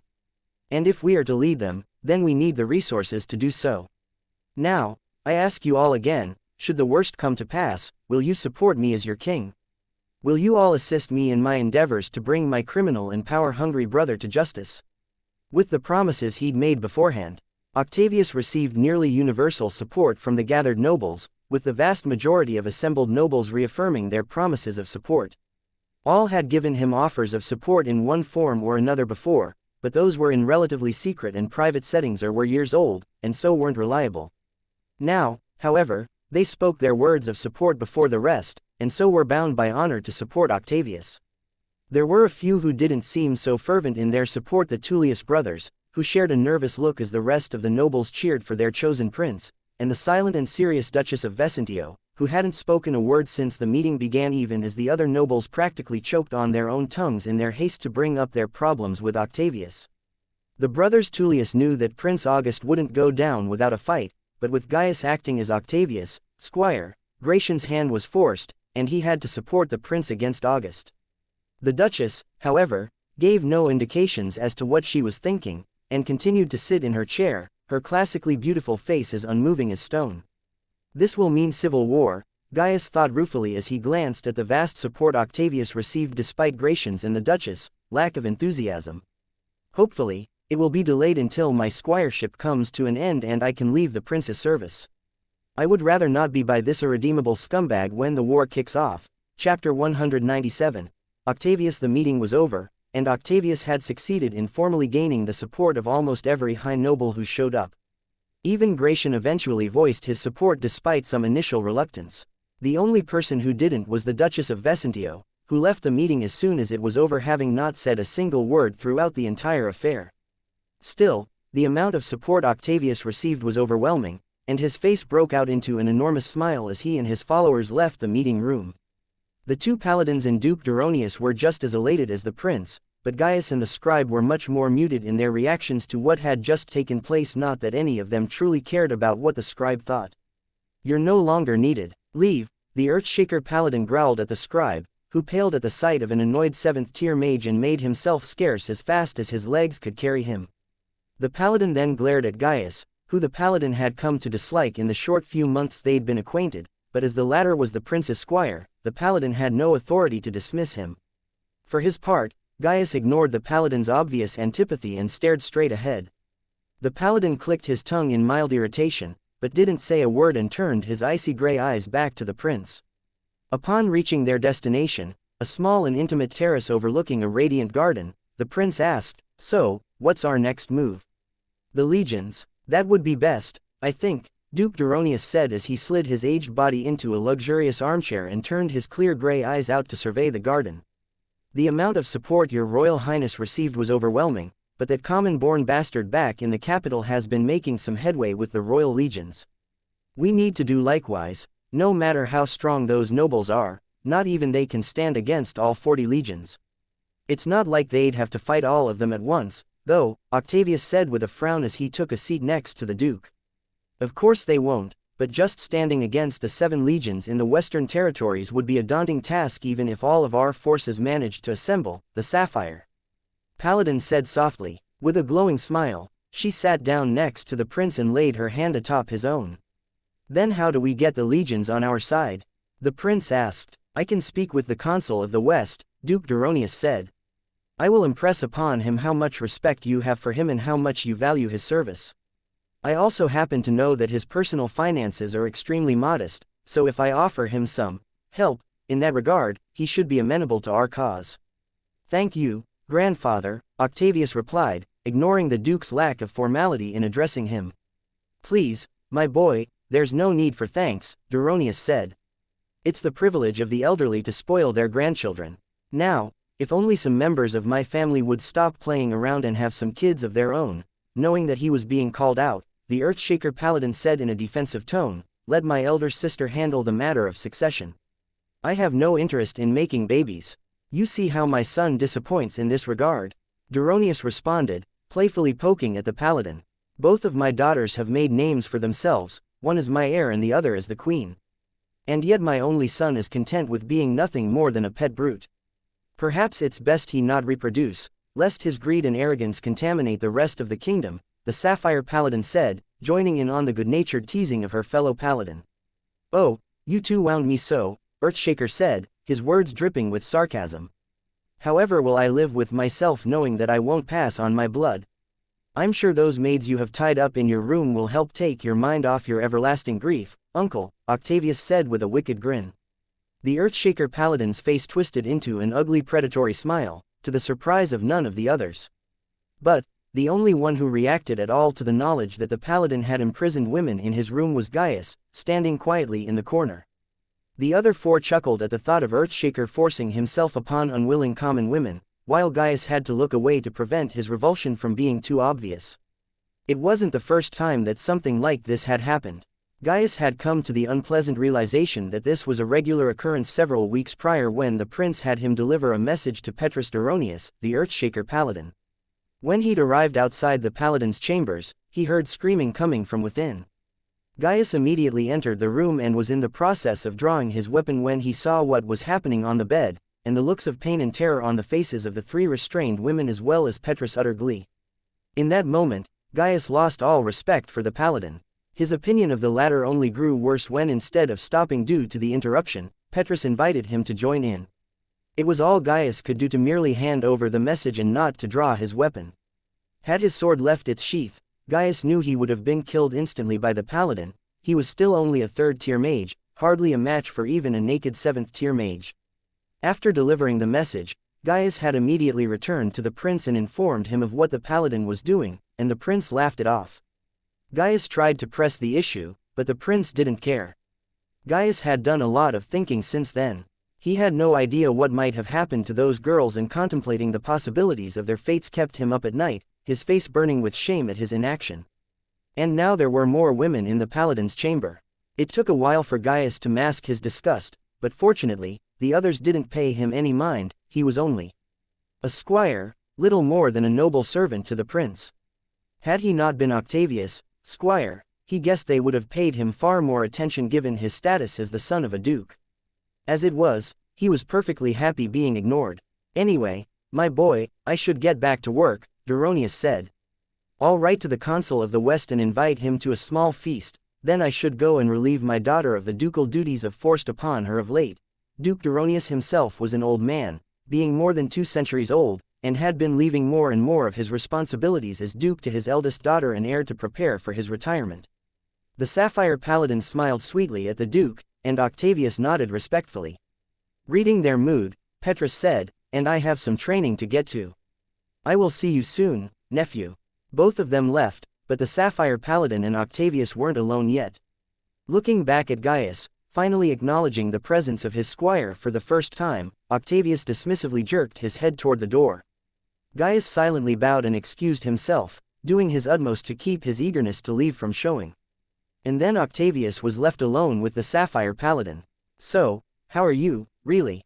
the blonde woman asked. She reached over with her free hand and laid it across the prince's chest, then rested her head on his shoulder. For a moment, it seemed like the princely demeanor wasn't going to drop, but then Octavius, hands clenched, and his eyes narrowed in anger and frustration. "Those fucking bastards didn't show me any respect today. I should have had all of their heads chopped off and their lands confiscated. Especially that Vesentio bitch and fucking Gratian Tullius. That would hardly buy us the support we need among the nobility," the Sapphire Paladin responded. "It would feel fucking fantastic, though," Octavius stated as he leaned back in his chair. "Don't worry, my love, we're going to get your fine butt on the throne soon enough," the Paladin said, raising her head to look Octavius in the eye and giving him a smoldering look. "It won't be just my ass on the throne, though," Octavius said as he pulled the beautiful blonde woman closer to him. "Every king needs a queen, after all, and I can think of no one better to stand by my side than you." "You flatter me," she replied with a bashful look that she had spent a long time perfecting. It had the intended effect, as Octavius couldn't help but lean in to kiss her while she seemed so embarrassed. As he did, the bashful look on her face disappeared, and her eyes widened in glee as she imagined herself upon the queen's throne.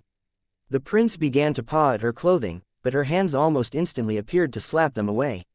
"Ah!" Octavius cried out in pain and surprise. "I'm sorry, my love, you just got me so worked up I lost myself for a moment. Don't worry about that, my prince, there'll be time enough for that when August is dead and you're acknowledged as the true king of this land." "Yes," Octavius replied as he pulled her closer. "Once my brother is dead, everything will work out perfectly." He started thinking about how to accomplish this task. Murdering a prince was no easy feat, even for another prince. It would require a subtle touch, something more than simply paying a cutthroat to do the deed or to bribe someone in the palace kitchens to poison him. "No, this will require some thought, some careful planning, but once it's done, I will show everyone why I deserve to be king. Even father will see my genius. I will show him the mistake he made in not declaring me crown prince." Gaius was perfectly happy leaving the terrace when he was ordered to do so. Getting out and walking around for a little while was a far better use of his time than staying there and being ignored. In fact, he was so all right with it that he was actually a little surprised. A year or two ago, such treatment would have been the worst possible insult the prince could have given him. But he didn't only like getting away from the prince to escape being treated as if he was beneath notice, he also enjoyed the time it gave him to think. And now, as he slowly walked through the opulent halls of Duke Duronius' palace, he found himself thinking of the women in Petrus' room and his inaction for the other girls he knew about. After a few minutes, his thoughts then turned to everything he'd done since he left Lentia more than a year ago, his over-the-top arrogance due to his status, ordering the snow lions assaulted in the streets, his rage and antipathy toward Leon. Gaius came to a halt in a deserted hallway. "Is this me? Is this who I am?" he asked himself. There might have been a time when such abuse of commoners wouldn't have bothered him, but there are few things that will change a person more than repeated defeat and humiliation, both of which he suffered at the hands of Leon and the other snow lions. I can be better than that." With a newfound determination, Gaius turned around and began walking with purpose rather than the troubled shuffling through the halls of only a few moments before. If he wanted to be a great man, a great knight, then he'd have to act like it. Those girls were innocent, and he wasn't going to leave them to the depravities of Petrus Duronius. It occurred to him that, while Petrus couldn't kill or injure him since he was still a squire to a prince, Octavius would surely charge him with treason if the paladin were to make a big deal out this. However, that was only if he were to be caught, and he had already thought of a plan to help in that regard. Chapter 198.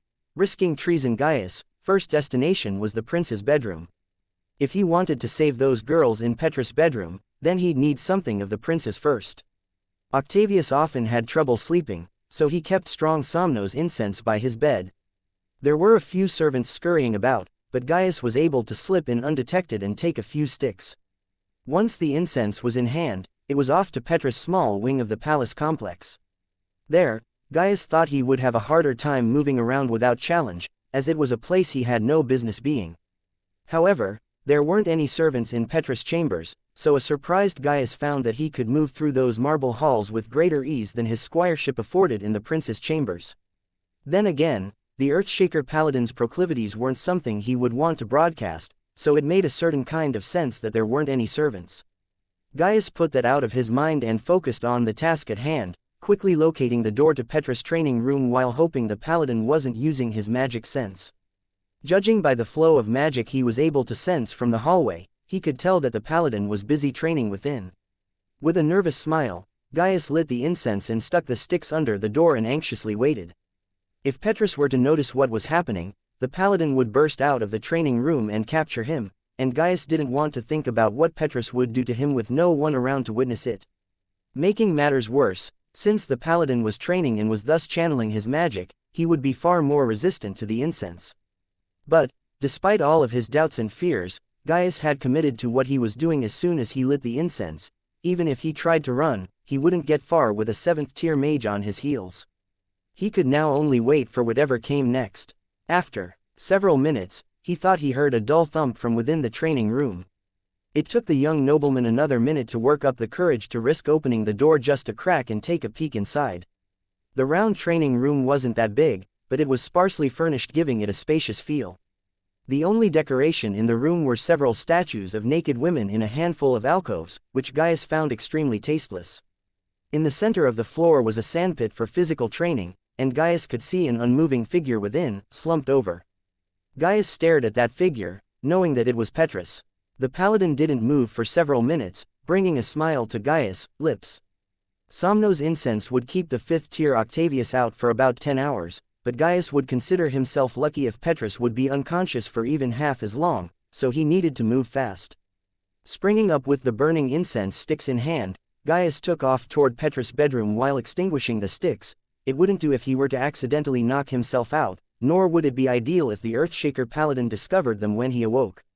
The Paladin's bedroom wasn't far, and he found it unlocked, so he slipped in as carefully and quietly as he was able. It was then that he saw the 2 young women shackled to the huge 4-poster bed on a raised dais in the center of the room. They were both awake and clearly in pain, and they shrunk away from the sound of the door opening and closing. They were blindfolded and gagged, and so couldn't do or say anything other than to whimper and futilely struggle against their restraints. Worse than even that, however, were the bruises, welts, and cuts that covered their bodies. They were naked, so Gaius could see exactly how badly Petrus had hurt them. There was hardly a single square inch of their bodies that wasn't covered in bruises or cuts, and while it turned his stomach, the sight of what Petrus had done also hardened his resolve to see this through. Gaius swiftly crossed the room. Hearing his approach, the 2 young women struggled to get away and tried to scream. "Shush," Gaius whispered, trying to calm them down. "Sir Petrus has been knocked out. I'm here to get you out of this place." The ladies stopped struggling at his words, but they remained tense. They only started to calm down when Gaius stepped forward to remove the blindfolds and gags, pausing only to grimace in disgust at the bloody rod and knife still on the bed. Before he reached for the blindfolds, Gaius covered these implements with the bedsheets. "Do you know where the key is for your chains?" Gaius asked the first girl, deciding not to waste time with explanations. Still a little nervous as to Gaius' intent, it took a moment for her to respond. Eventually, though, she figured that her situation couldn't get any worse even if she told him. "He keeps it in his bedside table," she answered, her deep blue eyes drifting toward the table in question. Gaius almost ripped the drawer of the end table off in his haste to find the key. Once he did, he opened the shackles as fast as he could. The girls quickly crawled off the bed. Gaius breathed a sigh of relief when it seemed that most of the damage Petrus had done to them was superficial, but he frowned a little when they turned back toward him and stared at him in suspicion. The girl, who appeared a little older, even stepped out in front of the other, as if to shield her from him. He could tell that they didn't trust him, even if he had undone their restraints, but given the circumstances, he couldn't really blame them. "We should hurry," he said, looking around for something the girls could wear. Do you two happen to know where Petrus put your clothes? The older one stared at him for a moment, then nodded slowly, much to Gaius' surprise. Good, then get dressed as fast as you can, we need to leave quickly. Why? She asked. I knocked Petrus out with some Somnos incense, but I don't know how long he'll be out. We need to get you two out of here before he wakes up. We won't get far, the older one stated with a look of dejection. When the Earthshaker Paladin finds us, he's going to kill us, the younger one cried out in fear. He won't, Gaius replied. Besides, the only thing that's guaranteed is that staying here is a terrible idea, no? The ladies glanced back at the bed, then slowly nodded their agreement. Right, so we need to get you two out of here as soon as possible. And then you can leave this place behind you forever. And we'll be fugitives in our own city, the older girl said. Gaius frowned, but in the few months since he'd arrived, he'd come to know the palace layout like the back of his hand. He knew where Petrus kept some of his emergency funds, and he didn't think the paladin truly needed all of what he had set aside. That's not a problem, he said, and he informed them of his idea. That, the older one said with a thoughtful look. It's only an option if we move quickly, Gaius said, urging them onward. Both girls glanced at each other, then to Gaius, and finally at the bed, still covered in blood stains. We'll do it, the older girl said. Then let's get a move on, Gaius said. Fortunately, Petrus didn't bother disposing of the girls' maid uniforms when he dragged them back to his chambers, so the ladies found their clothes on the floor nearby and quickly dressed. The three then made their way out of the bedroom and to the paladin's private vault, though Gaius had to slow himself down as the ladies didn't have much strength to walk. Petrus didn't keep it locked, but Gaius wasn't too surprised. The paladin probably kept most of his valuable items in his soul realm and most of his wealth in a Heaven's Eye vault. This was just a place to store some liquid assets in case of emergency. That being said, Gaius and the girls still found a dozen gold bars in a crate of silver coins. Each of the girls took a gold bar, hiding them in the folds and frills of their maid uniforms, and Gaius escorted them toward a seldom-used entrance to the palace. With that much gold, they'd have more than enough money to leave the city in short order and live comfortably far away from Petrus and Valentia. As the girls hurried through the secluded servants' entrance and toward the distant crowds, Gaius couldn't help but feel a little bit of dread for the consequences of what he'd just done. Seeing the happy and relieved expressions of the ladies to have escaped the palace, he knew he had done the right thing, but now that they were gone he couldn't help but worry about what might happen to him if his part in this was found out. This could easily end with him on a one-way trip to the headsman's block. At the very least, though, he was confident that Petrus wouldn't notice the theft of the gold bars for a while and that it would take a while for the paladin to think of a socially acceptable excuse to send people after the girls, assuming he ever managed to do so. Gaius turned back toward the palace and began walking back. Whatever happened, he would face it with as much dignity and composure as he could, sure in the knowledge that what he'd done was right.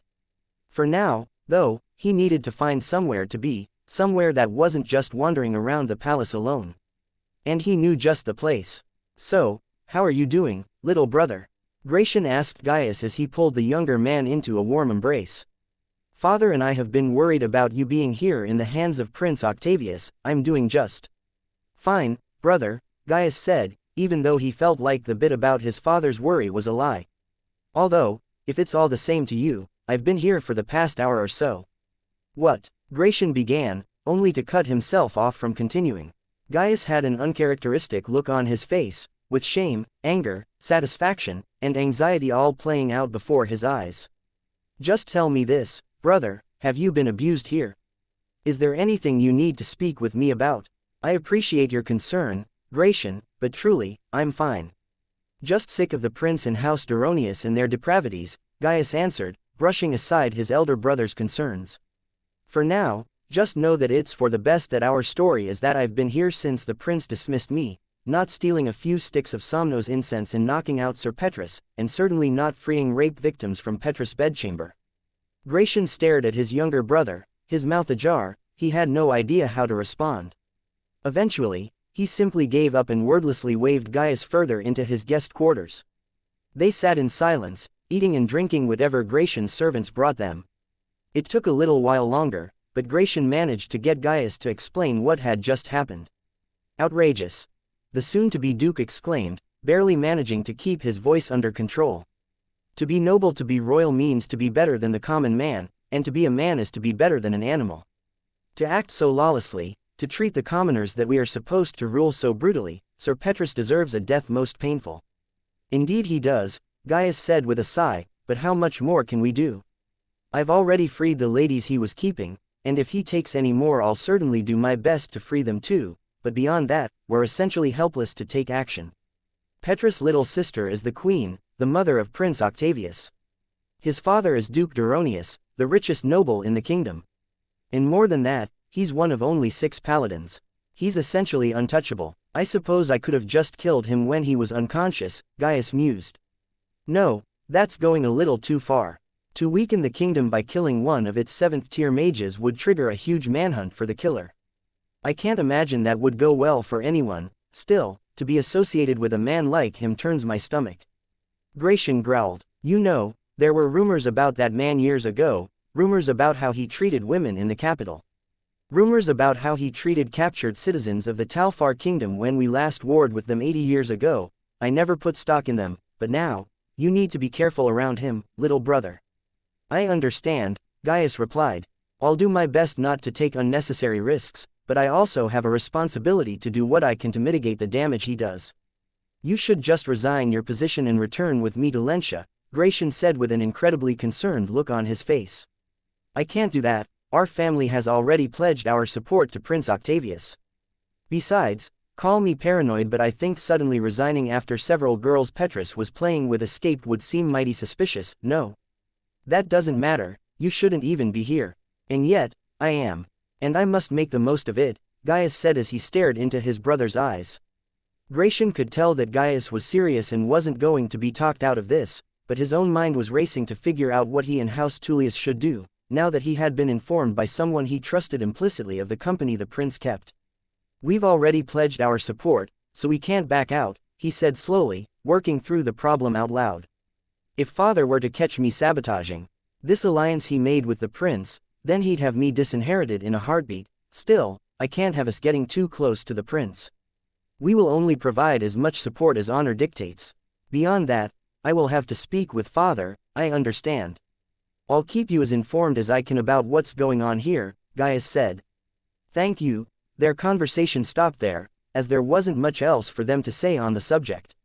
Eventually, Gaius had to return to Prince Octavius, sighed and was surprised to find a sour and surly-looking Petrus.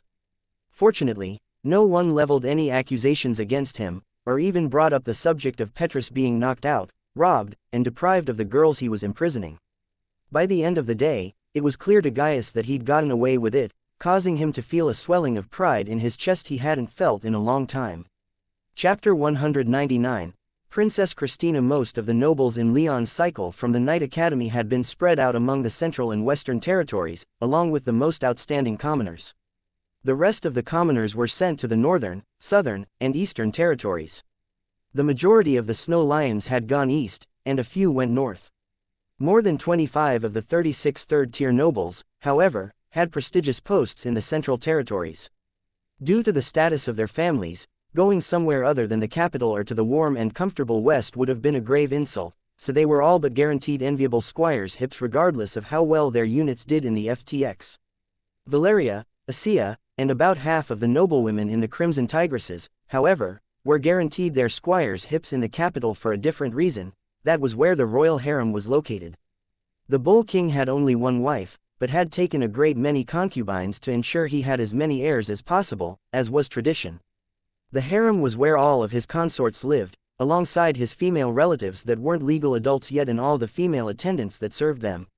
It would be considered extremely inappropriate for men to guard such a place, but since the Royal Legion wasn't that popular of a vocation for young ladies, most of the best female talent from every cycle in the Knight Academy was sent to squire for a female knight that guarded the harem to make sure the guard unit was properly staffed. And so, while they were a little disappointed at the predictability of it, neither Valeria nor Asia was surprised to learn that they would be staying in the capital and squiring for knights in this unit. What did come as a surprise was exactly what their duties would include. Upon arrival, they were assigned to the personal guard of the Bull King's youngest daughter, Princess Christina. It was a beautiful day to be outside in the capital. The sun was shining, the air was warm, and the wind was gentle. It was a day that just begged for Christina to go out and spend time in the royal gardens. Walking around the bright and colorful gardens was one of her favorite things to do, especially since it got her out of the harem. There were about 100 women inside who were official consorts of her father, the Bull King, but only 3 of them had any children. The queen had Prince Octavius, while the king's former favorite concubine had given him the first and third princes, as well as the first princess over the course of a century. She was old now, and the king moved on to a new favorite about a quarter of a century ago, Christina's mother, who had also borne him Prince August. These 3 women were the highest ranked within the harem, and the rest of the consorts could be cruel and resentful due to their positions. Unfortunately for Christina, she was only 15, still too young to leave the harem. Taking walks through the private gardens was the closest she could get to getting away. But now, even that one simple pleasure she had was failing to lift her spirits. "You're going to ruin your hair if you keep doing that," xianxia said with a gentle smile. Christina was currently sitting on a bench around a circular stone table in a gazebo. She was pressing her head into the cool stone of the table and slowly rocking back and forth, causing her shiny black hair to slowly splay out more and more across the table. Don't care," Christina answered with a light and breezy tone.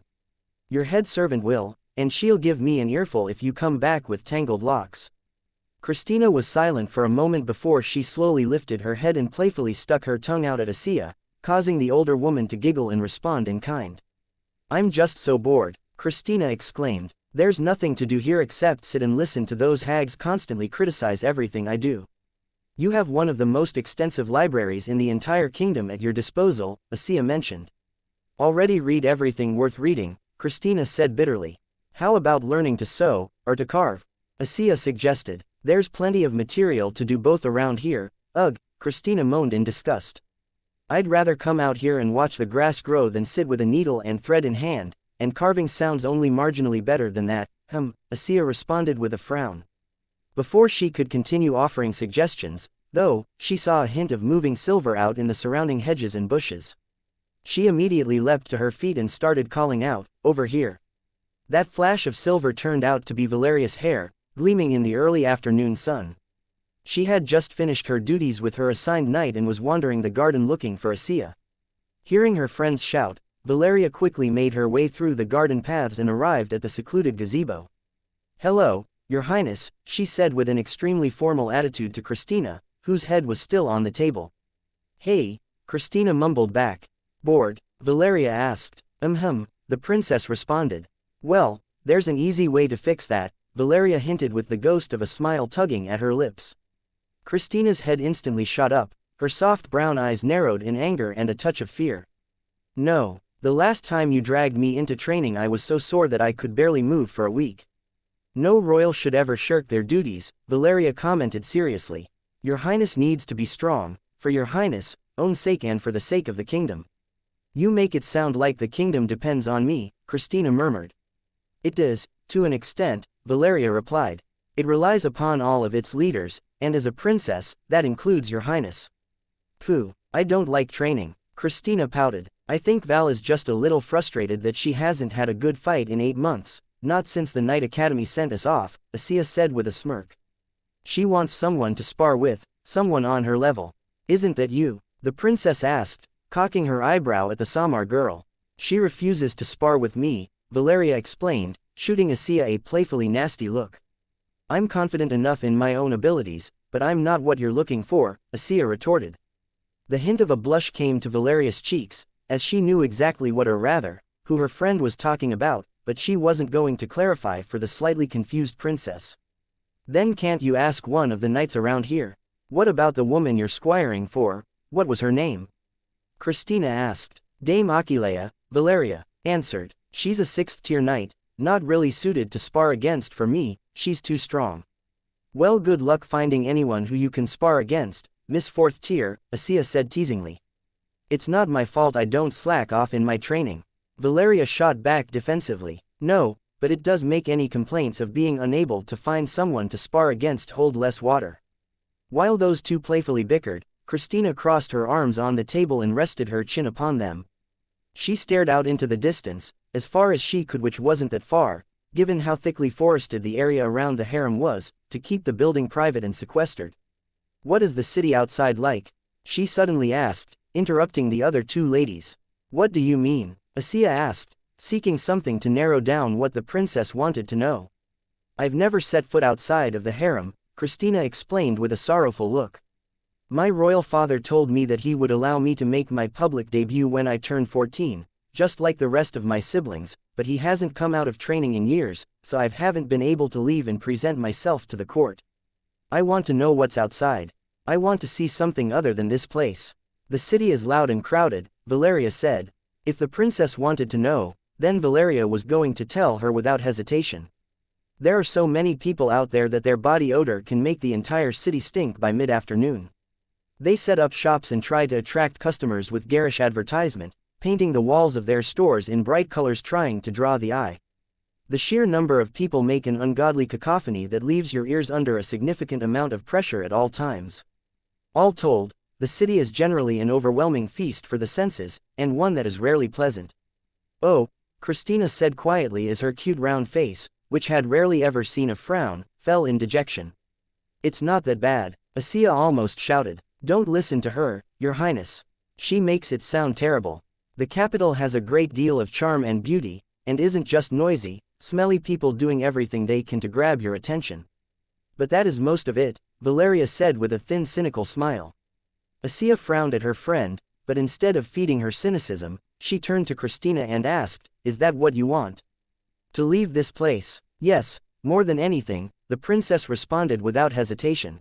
Unfortunately, I can't until my royal father comes out of seclusion and holds the ball that will present me, Xianxia hummed, thinking over the problem. Well, to sneak you out of here would probably get us strung up on charges of treason, but that doesn't mean there isn't anything we can do. What do you mean? Christina asked. Valeria glanced at her friend with a curious look as well, wordlessly asking the same question. It sounds to me like you need more friends. Xianxia exclaimed enthusiastically. You already have me and Val, but you need more. And if you're not allowed to leave this place, then we can bring them to you. I mean, what? Christina asked quietly. For all her talk about wanting to leave and see the world, she was still a shy and sheltered young girl, and being suddenly told to meet someone made her heart jump in anxiety. I think I know what you're getting at, Valeria said slowly. If we were to introduce Your Highness to someone, it would have to be a person of status, and a woman that wouldn't raise any eyebrows at meeting a princess. The only person I know who would be acceptable would be Elise. She's perfect for this. Xianxia gushed. Elise. Christina quietly mumbled, seeking more information. The daughter of the Heaven's Eye Tower Lord here, Valeria explained. She's a good friend of ours, and I'm sure she'll come if we were to ask. She'll have to bring guards, and we might need to invite a couple of others to avoid rumors, Xianxia mentioned, but it should be fine so long as it isn't too many. I don't, Christina said nervously. I don't quite know what to say. She certainly wanted to experience the world, and bringing other people to her was the best way for her to do that for the time being, but it was still a very sudden thing to spring upon her. No, Elise is super fun. She'll alleviate your boredom, I guarantee it. Xianxia said with a bright smile. I suppose, Christina whispered. Of course, we're going to have to ask the rest of the knights around here first, Valeria said as she planned this out in her head. And having a few more respected knights around here for the meeting would also go a long way toward dispelling any rumors about Elise appearing here. I doubt there would be any rumors, Xianxia said after a moment of thought. No one wants to make an enemy of Heaven's Eye, and spreading rumors about the Tower Lord's only child would be an incredibly effective way to get on their shit list. Still best not to take chances, Valeria replied. The three ladies continued to chat for about 20 more minutes, discussing the finer points of how and when Elise might be able to visit. By the time Christina returned to the harem, she couldn't help but bounce with excitement, and not even the harsh eyes of the king's childless consorts could bring her mood down. I'm going to get another friend, she thought with joy. Chapter 200. 1 year later, they're late, Alex said with a look of boredom and annoyance on her face. Not yet, Leon said patiently, they still have a few minutes left before the appointed time. Besides, when have you known Dame Minerva to ever be anything other than perfectly on time? Good point, Alex replied with a thoughtful frown. Do you have any idea why we're here in the first place? Prince Trajan only told me that we needed some experience to go with our training and that Dame Minerva had something come up that he wanted us to tag along for. Alex sighed and resigned herself to more waiting without knowing why. They were at the foot of the ramp that led up to the northern horn, waiting for Dame Minerva to arrive and tell them what was going on.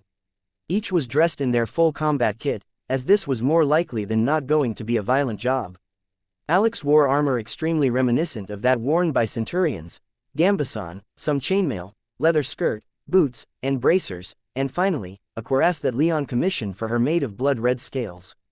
Completing the ensemble was a full-face Legion helmet, but instead of steel, it was made of the same red metal as the scales on her cuirass. At her side was a sword of a size that could be used with either one hand or both. Leon was in his usual black and gray armor, but a silver griffin now sat in profile, gleaming on the chest of his cuirass, rather than a lion. At his side was Anzu, now grown to be about as big as a large dog. The griffin had lost all of his baby down and sprouted pure white feathers to complement his white fur, though his wings were still too small and weak for him to fly. His claws and beak were longer and sharper, but when he was around Leon, the young griffin was as friendly and tame as any house pet. However, in the rare times that Anzu was separated from Leon, he didn't allow anyone to get close to him without glaring and snapping. While they sat waiting, Leon passed the time by staring out into the plains between the horns, while Anzu napped and Alex watched the lowest gatehouse on the ramp like a hawk, as that was where Dame Minerva would appear when she arrived. It had been a year since they returned from the Crater tribe and joined Prince Trajan's retinue. Leon hadn't gained too much raw strength in that time, but he had been diligently training with Trajan to increase his endurance when using magic and to lay the foundations for the creation of his magic body. Alex, too, had spent a great deal of time training, and her efforts were rewarded with ascension to the second tier.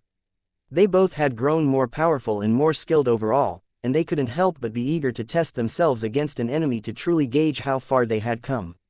"Ah, she's here," Alex cried when she saw the gatehouse open and Dame Minerva appear. The Lady Knight glanced around and, upon noticing them, began to walk in their direction with a squad of soldiers in tow. She had shiny black hair of moderate length tied back into a ponytail and dark eyes that didn't miss a single detail of her surroundings. Her features were sharp and suited her serious attitude well. She was still beautiful, but not in a cute or delicate fashion. She was dressed in the standard officers' wear for higher-ranked members of the Royal Legions, dark green trimmed with gold thread, though she had decided not to add any garish medals or ribbons to her ensemble. Minerva walked with a quick and deliberate gait past the stables and other buildings of the small village at the foot of the ramp, not caring about the sights or smells, focusing only on the task ahead of her. However, more than a few people took notice of her, and a few passing soldiers stopped and made short respectful bows as she passed.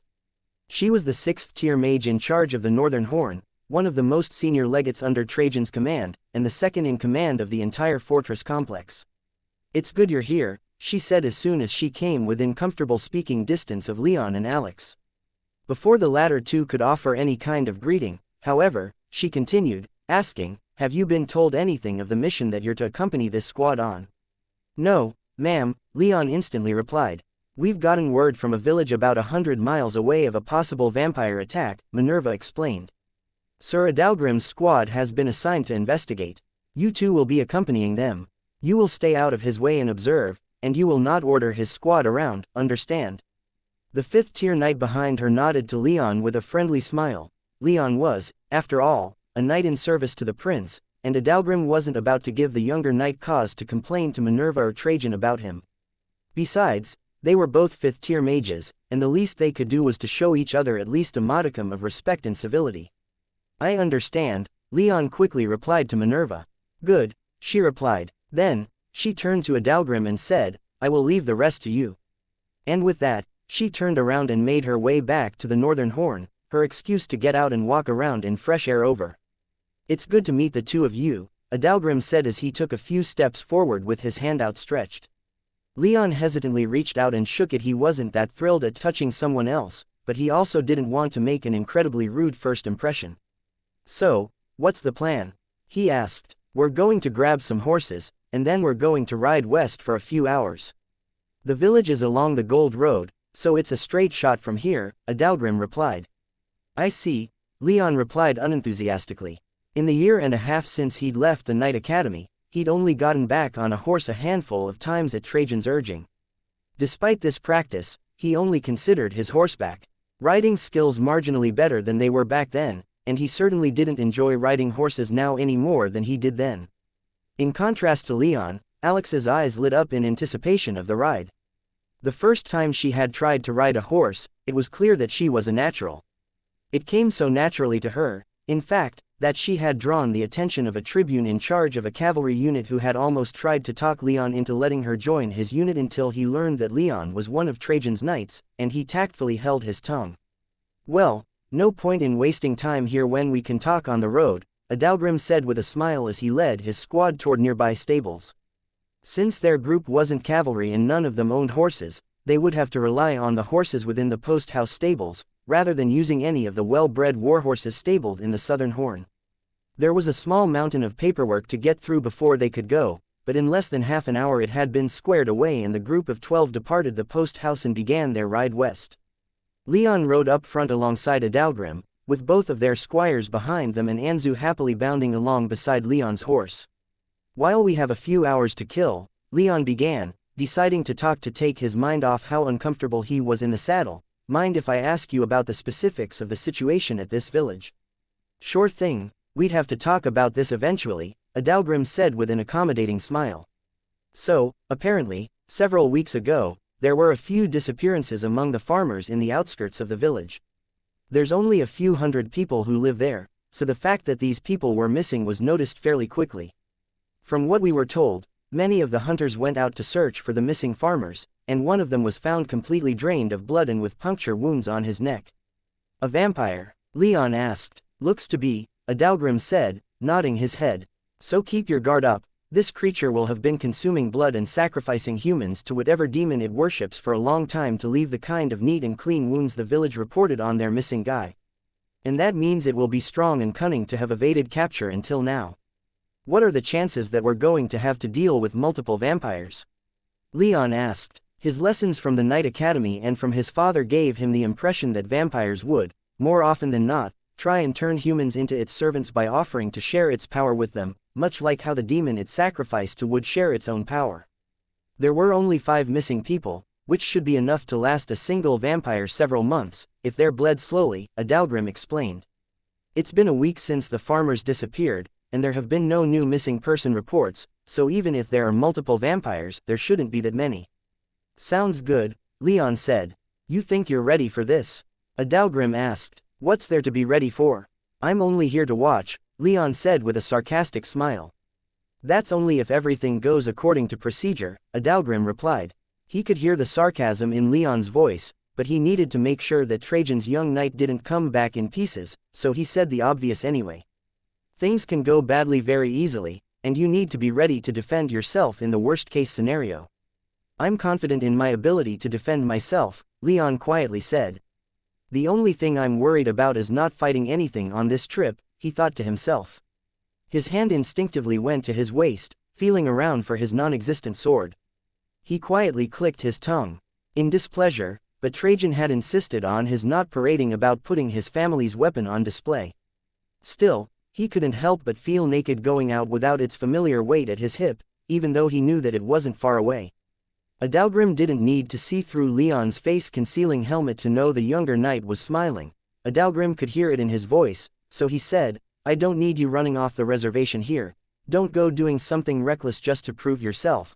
I like to think that I'm not a reckless person," Leon said as he straightened his face out and wiped it clean of the smile that had been there. "I'll stay with you the whole time, if you'd prefer. I think that would be for the best," Adalgrim responded. Leon was a 5th-tier knight, but he was also an 18-year-old boy, and the veteran knight wasn't about to let some young buck with a chip on his shoulder run off looking for glory, though Leon's calm and relatively quiet demeanor didn't give Adalgrim the impression that he would do something to put the rest of the squad in danger.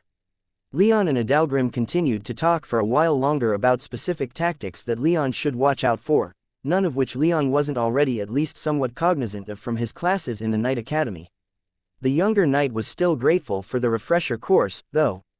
Soon enough, not long after midday, the village they were looking for appeared amid the thin forest that grew along the Gold Road. The village itself wasn't located along the main paved road, and the group had to ride about a mile and a half down a dirt road into the forest. Leon guessed that if the village were located on the Gold Road itself, it would be significantly bigger and wealthier. The huts and hovels were a far cry from the beautiful stone bricks of the cities Leon had grown accustomed to since coming to the Bull Kingdom, but rather resembled what he had seen way back in Vale Town, homes made entirely of timber and wooden planks, with only the occasional larger place built upon a stone foundation. Despite this, he could still feel a few small currents of magic flowing through the walls, which he guessed powered ice and water enchantments for food preservation and hygiene purposes. Even this far out into the sticks of the Bull Kingdom, the homes were more magically advanced than in the largest city in the Northern Vales. "This is our destination," Adalgrim announced. "Somewhere out there, a vampire took 5 people and drained one of them of his blood. Hopefully, it's still around, because if it is, we're going to find it and kill it." Chapter 201. Beginning the investigation. As Leon's group drew closer to the village, he noticed stakes partially buried and pointed outward as crude fortifications, and the few villagers he could see were carrying axes, knives, and farming equipment as weapons. They moved quickly, as if they were nervous to be outside even in broad daylight. "Looks a little tense around here," Leon remarked. 5 of their people were just abducted, and the only one they found was completely drained of his blood, Adalgrim responded. "Can you blame them for being nervous and wanting to defend themselves?" "Not really," Leon admitted. As the squad rode into the village and made its way toward the center, the few villagers in their way looked up and the anxiety and subtle fear in their faces immediately brightened. "Them knights are, one young man who had been keeping watch on the road began shouting. As other villagers glanced over and saw the dozen riders enter their village, the young man's shout was picked up and carried all the way to the center of the village. In the few minutes it took Leon and Adalgrim's party to arrive at the center. The village mayor was waiting for them with a look of complete relief on his face. "Good sirs and ma'ams," the mayor shouted as he opened his arms in welcome. "All of us are happy to see ye with us." Adalgrim, once he brought his steed to a halt, jumped down and handed the reins to his squire to hold. With a quick glance back, he wordlessly invited Leon to join him, who did likewise. "We've come from the Bull's Horns," Adalgrim said with a bright and comforting smile. "We received your report of what happened to your people, and we're here to find whoever is responsible and bring them to justice." The crowd that was forming around the village square was too wound up to break out into cheers, but there were a few cries of joy and more than a few eyes tearing up in relief. "And we're truly grateful to good sir," the mayor said as he rushed forward to shake Adalgrim's hand. "Are people hungry or tired? We can set aside some space for ye to rest. I don't mean to disrespect you, or to reject your hospitality," Adalgrim said as he shook the mayor's hand, "but I would feel a lot better if we could get to work as soon as possible." "O' course," the mayor replied. Any apprehension the mayor had in Adalgrim's purpose or in the knight himself evaporated under Adalgrim's warm and comforting gaze. The knight spoke for a little while with the mayor, arranging for a place for his squad to store their horses and to arrange food and shelter in case they had to stay the night. Once that was done and the mayor scurried off to arrange everything, Adalgrim turned to Leon and said, "You could stand to look a little more comforting, you know." Leon had been standing silent and stock still with his arms crossed, but he raised his eyebrow in confusion and looked at Adalgrim inquiringly, asking, "What does how I look have to do with the job?" "Part of our job is to make these people feel better.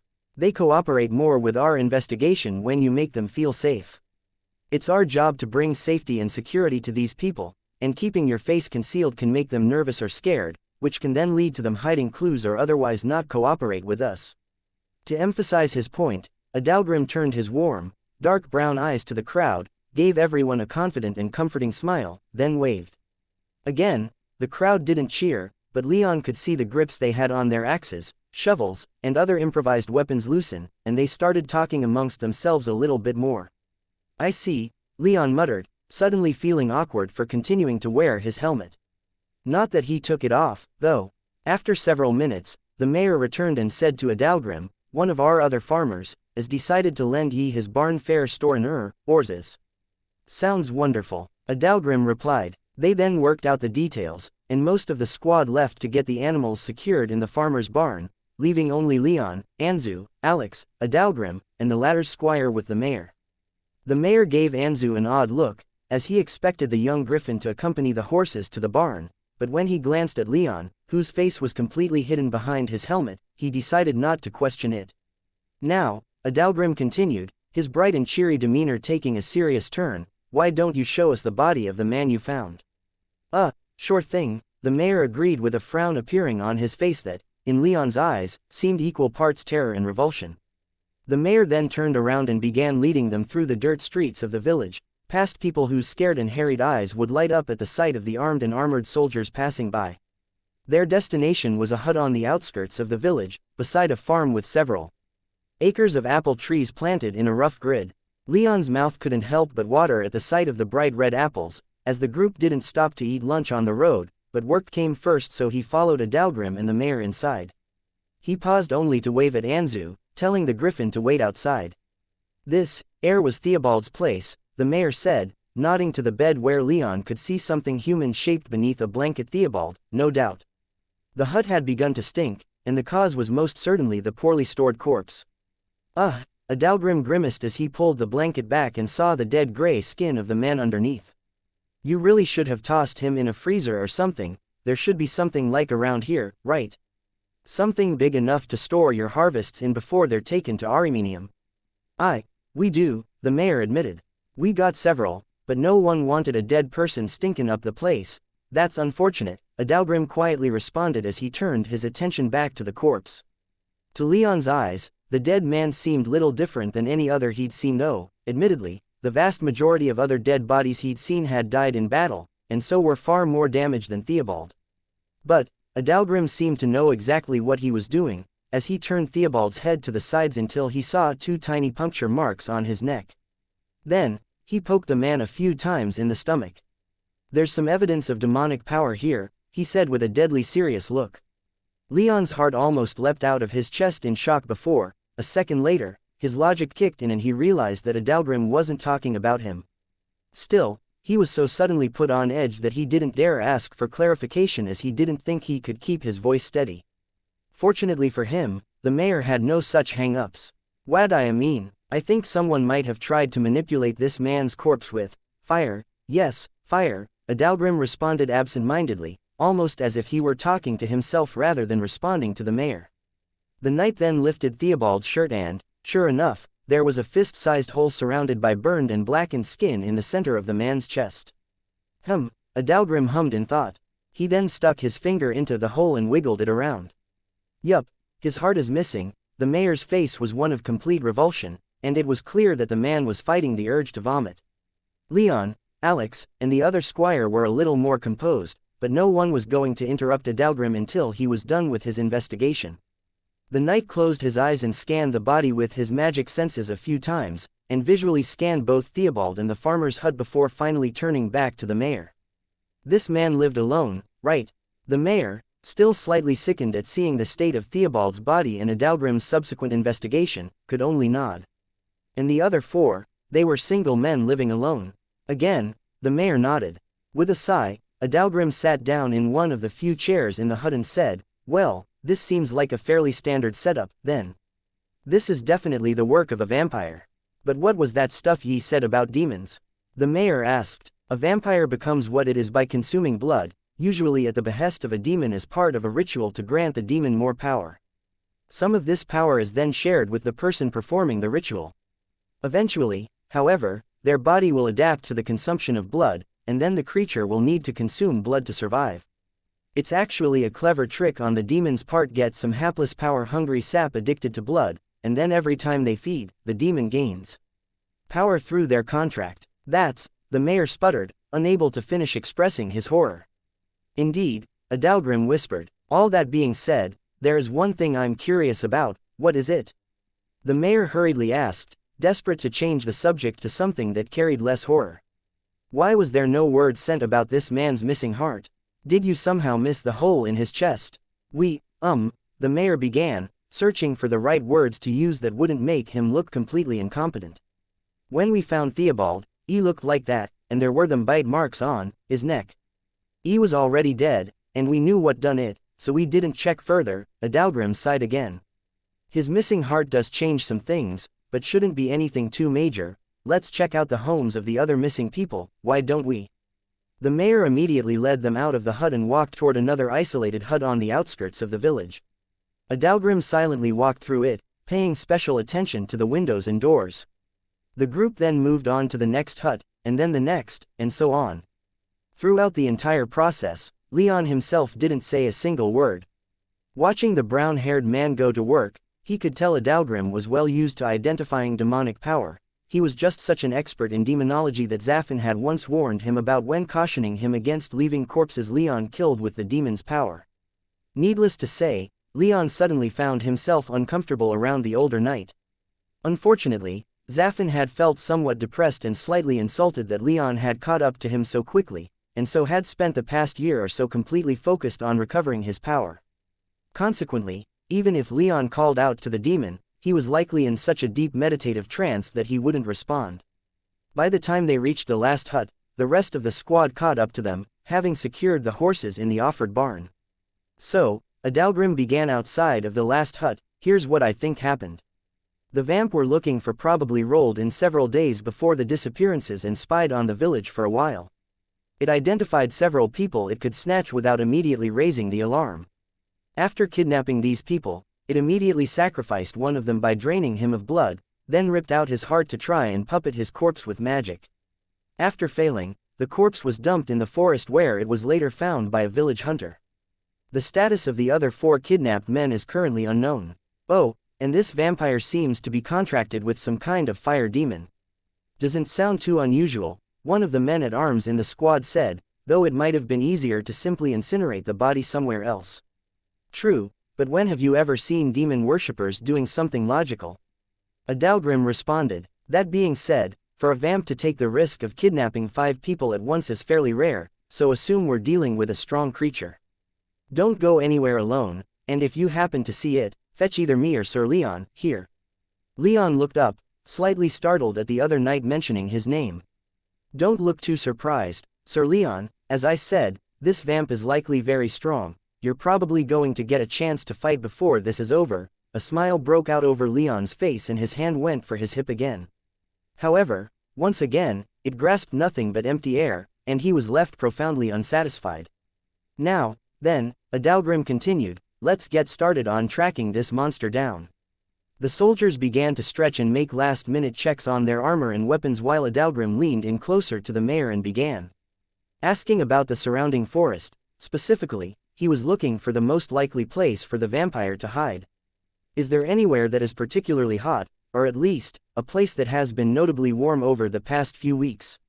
The knight asked. Actually, there are a couple places that spring to mind, the mayor responded. Adalgrim flashed him a vicious smile, the kind that graces the lips of a predator that just caught a whiff of its prey. Show me, he growled. Chapter 202. Vampire's Den. The first place the mayor led the group to was a nearby section of forest that had burned down several years before. Much of the flora had regrown during that time, but there were still a handful of burned and blackened stumps here and there. This isn't it, Adalgrim stated almost instantly upon arrival. This place makes for a poor hiding place, and any fire magic in the air that the forest fire may have produced has long since dissipated. Be honest, I didn't really think the monster would be air either, the mayor admitted. Then why show us? Adalgrim asked. It's on the way a much likelier location, where we used burn our dead, the mayor responded. It's a small mausoleum that hasn't been used in years, not since we built a new place closer the village. Sounds promising, Adalgrim replied with a vicious smile. The mayor continued to lead them onward. As they walked, Leon pulled out a finger-sized strip of mashed meat and bone, a special meal that the Beastmasters had been providing him with to feed Anzu. The young griffin happily swallowed it whole when Leon held it before him. Why doesn't he ever do that with me? Alex wondered aloud from just behind them with a hint of bitterness in her voice. Even after a year of nearly always being in her presence, Anzu still refused to eat anything she gave him, despite being comfortable enough around her to snuggle and allow her to groom him. Leon silently chuckled, but he didn't have an answer to give her that he hadn't already offered before.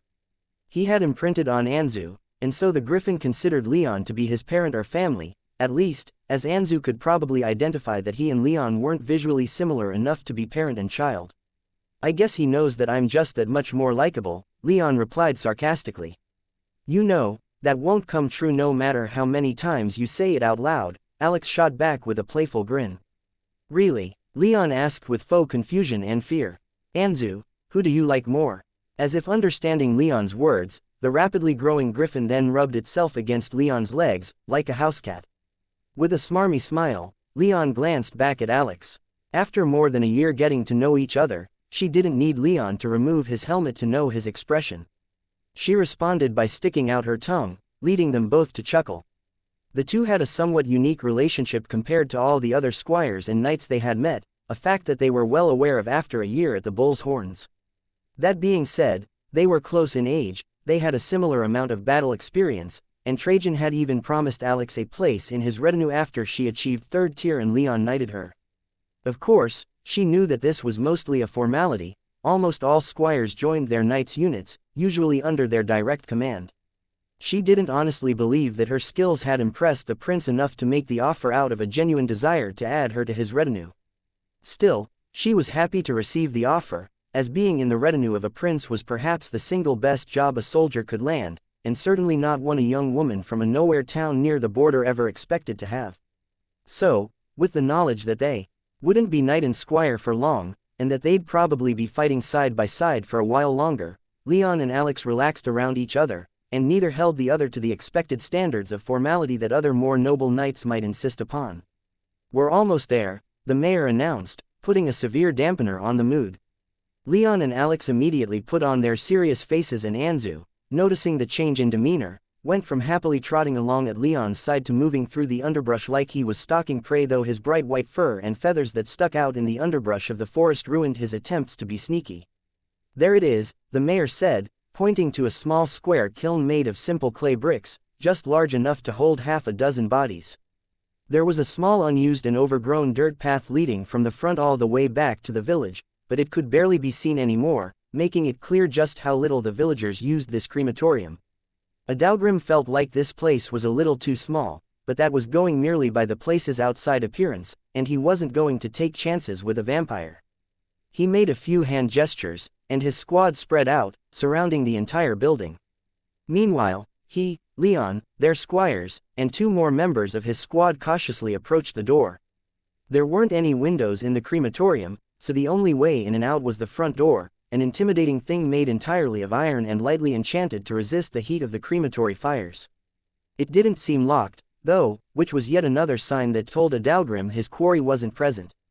Leon began to summon his power, letting it fill his body and ready him for battle, while from his soul realm he called forth his sword. He'd managed to get a handle on that power after about 4 months of practice, and he gained enough confidence in using it that his soul realm was where he stored his sword now.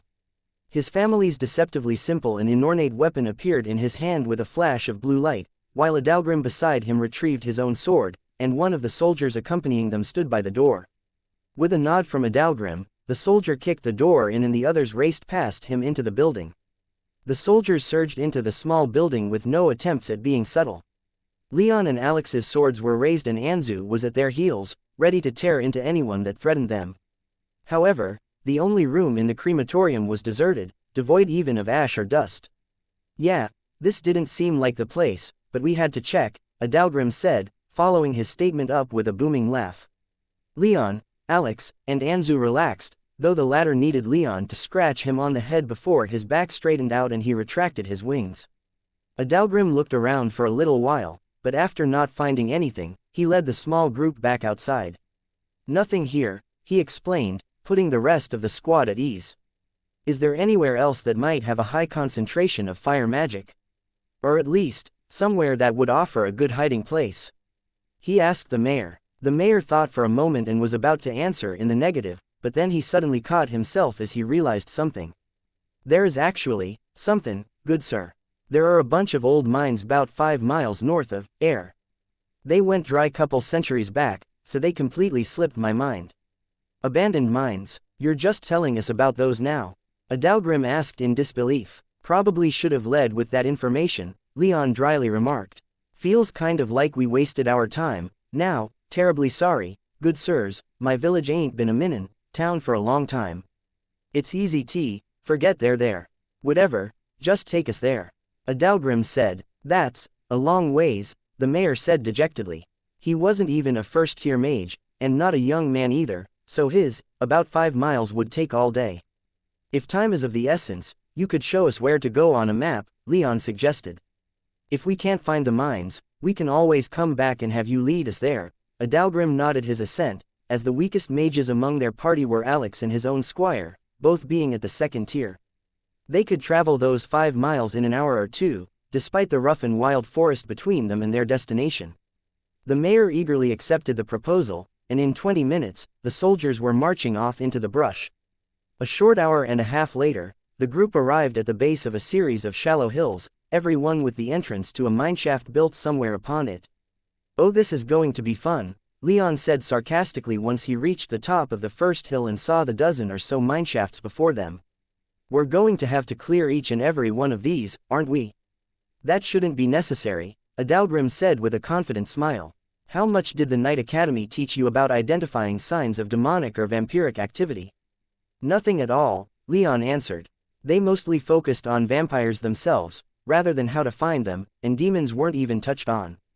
"That's a shame," Adalgrim remarked with a frown. "Well, no reason this can't be a learning experience. Reach out with your magic senses and inspect each of the mine entrances." "Is it senses, plural, or should it be singular?" Leon asked himself. With a shrug, he followed that up with, "I suppose it doesn't really matter." Leon did as instructed, projecting his magic power outward and feeling his spine resonate in response. Over the past year, Trajan had him practicing this technique as much as possible, as his ability to project his senses using magic was one of the most versatile powers in a higher-tiered mage's wheelhouse. By now, Leon had gotten a good enough handle on the power that he could cover everything within about 100 feet of him if he tried.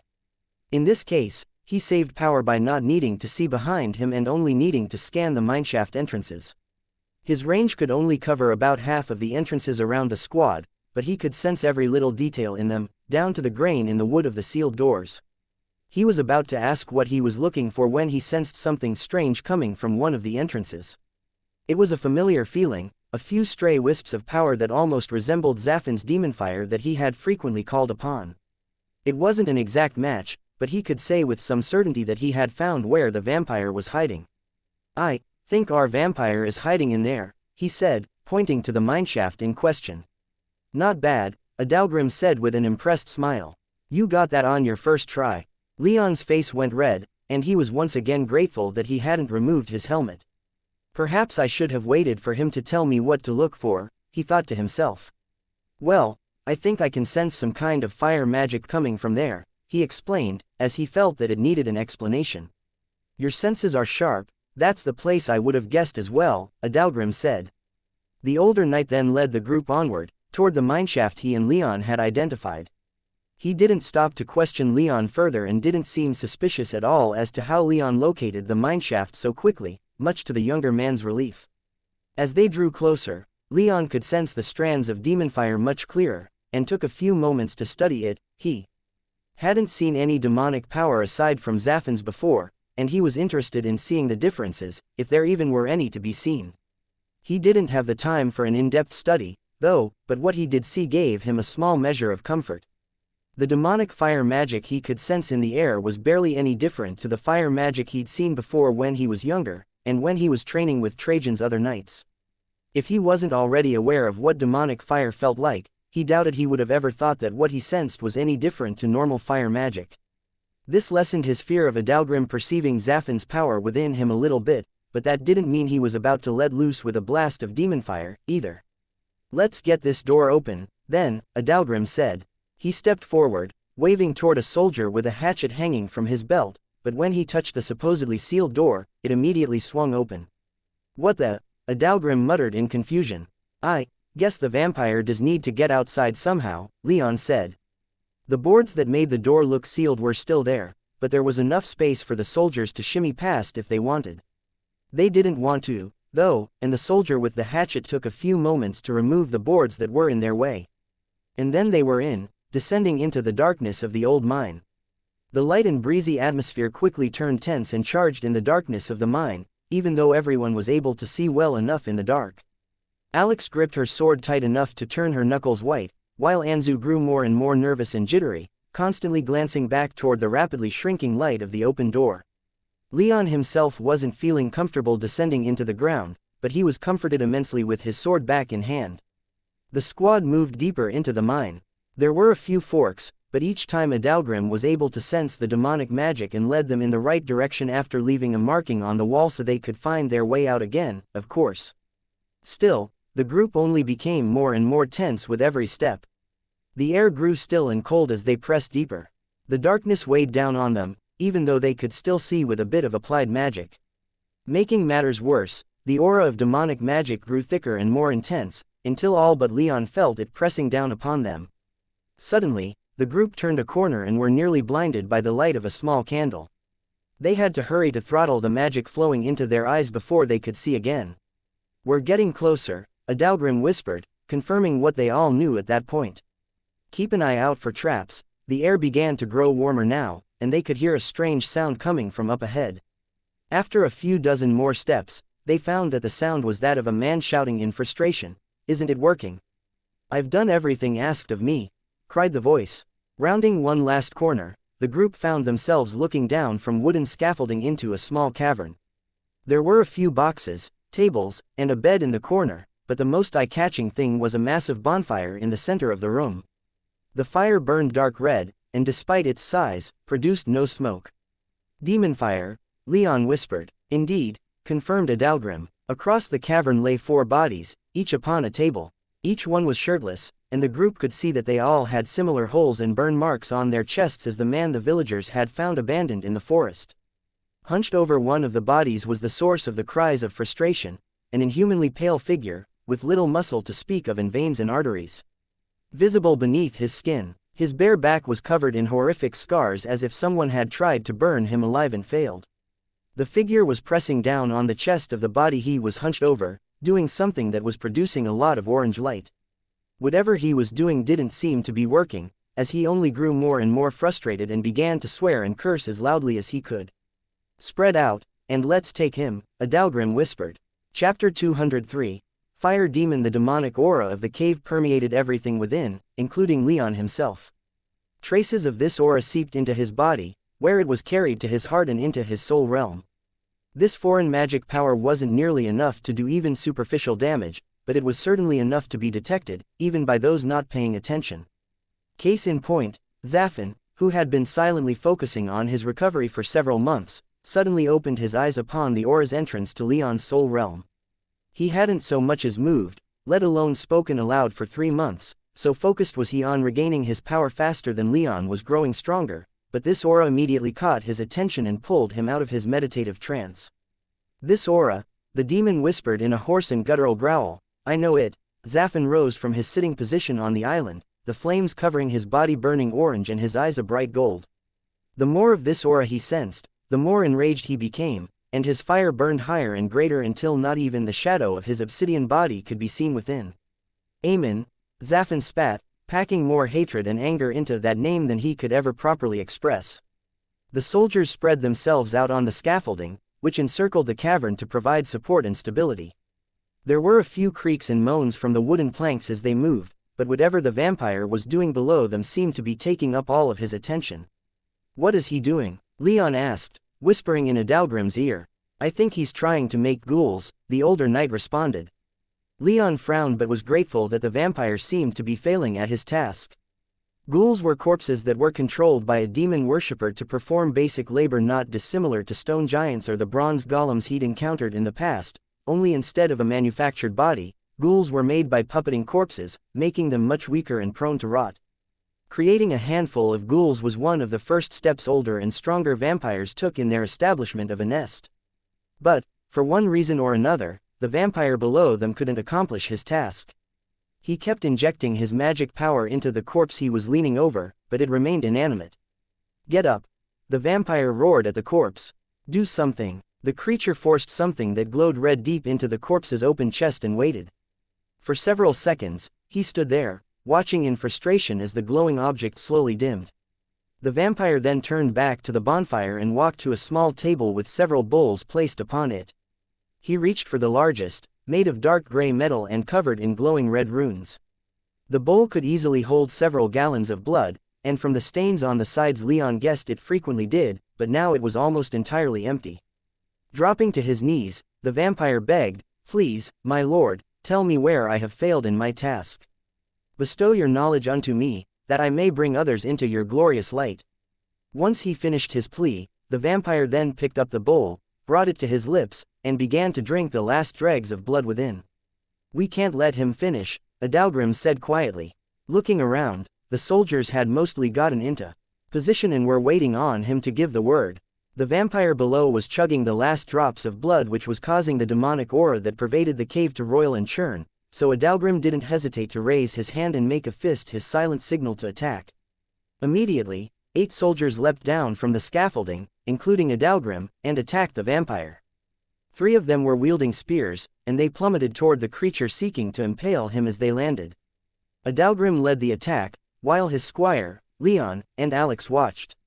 Leon was a little curious as to why the 5th tier Adalgrim wasn't using elemental magic, but it was already too late to ask.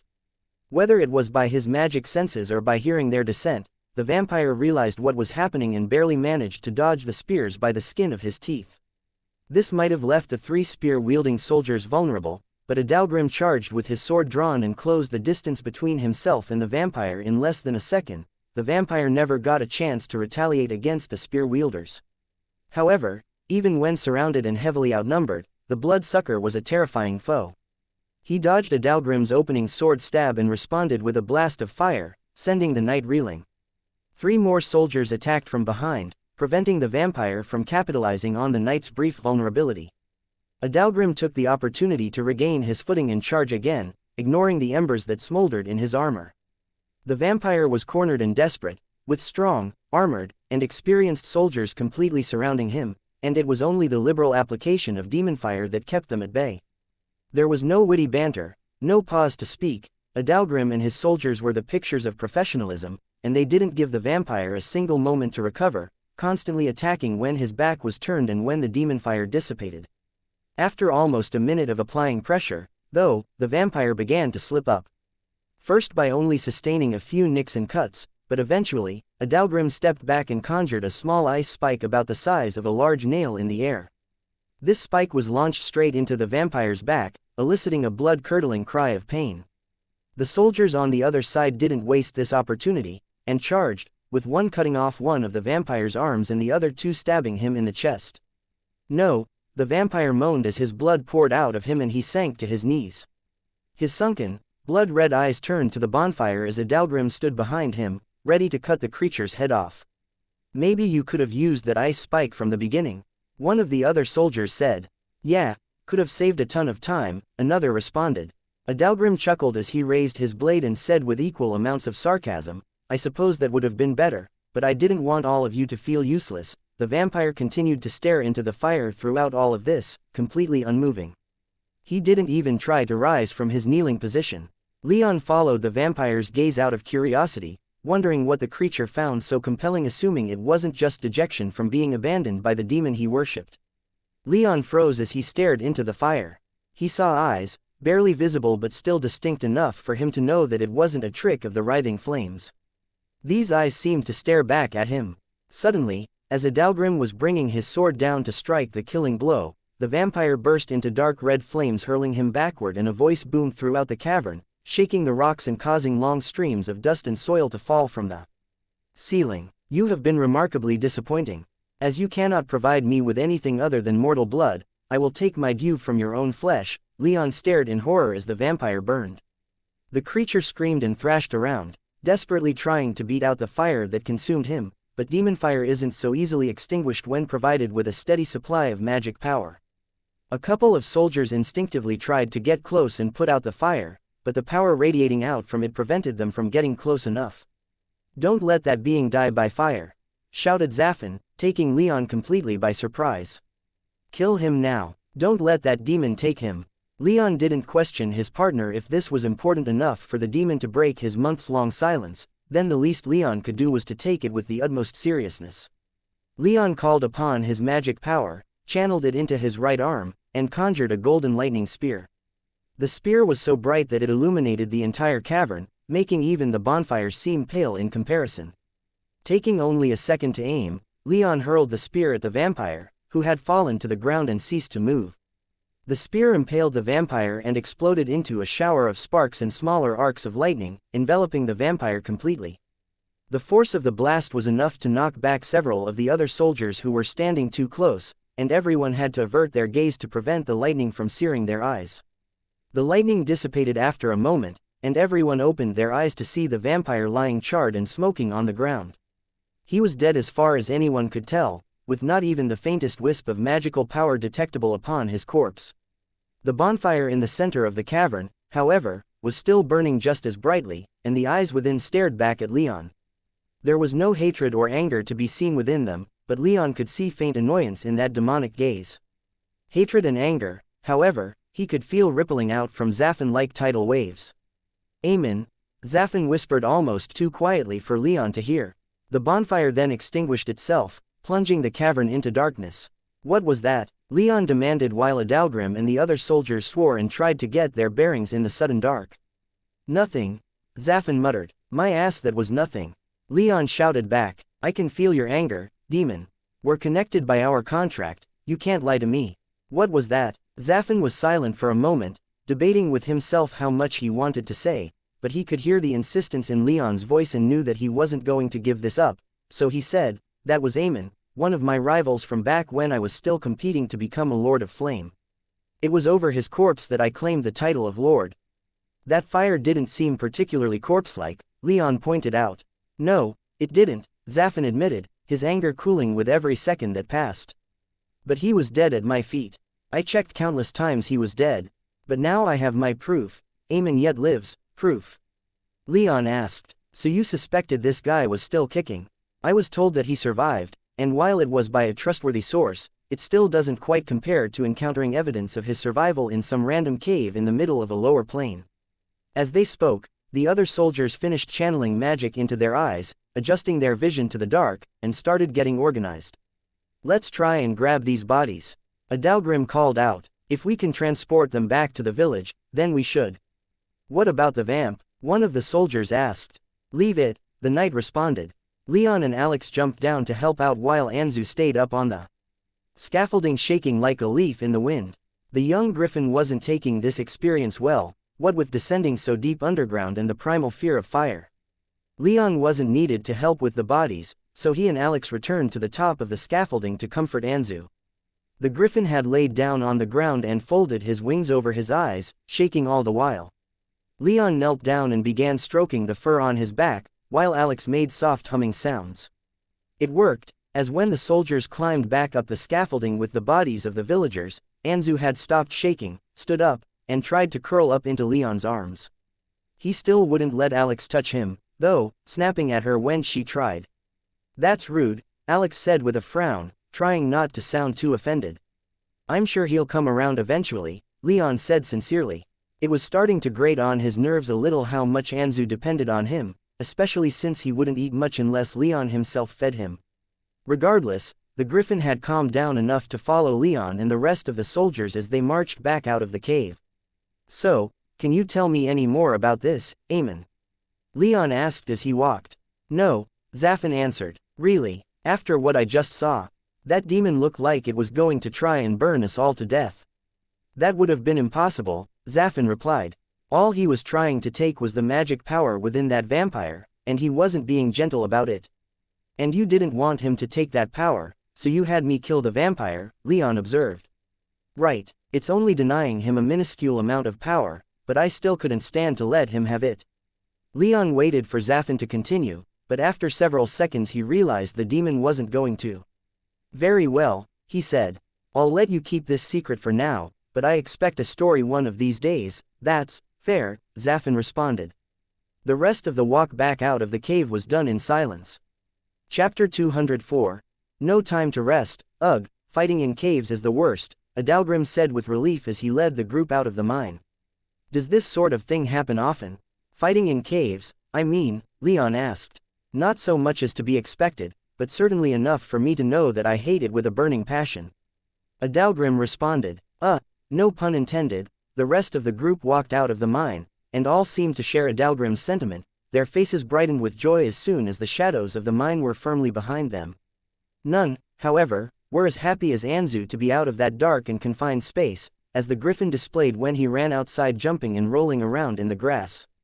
"Shit," Leon muttered as he watched Anzu celebrate. "He's going to need a serious bath when we get home," Alex observed. "I know," Leon replied with a weary sigh.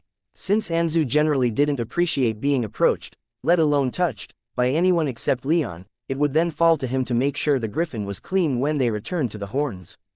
Anzu tolerated Alex enough that she could help out a little, but it would still fall to Leon to do most of the work. I have to say, seeing a tamed griffin is exceedingly rare, Adalgrim said while the rest of the group got a few minutes of rest. I'm a little jealous. It was luck that brought him to me, Leon said. His mother abandoned him, probably for being an albino and a runt, and she left him almost absurdly close to me.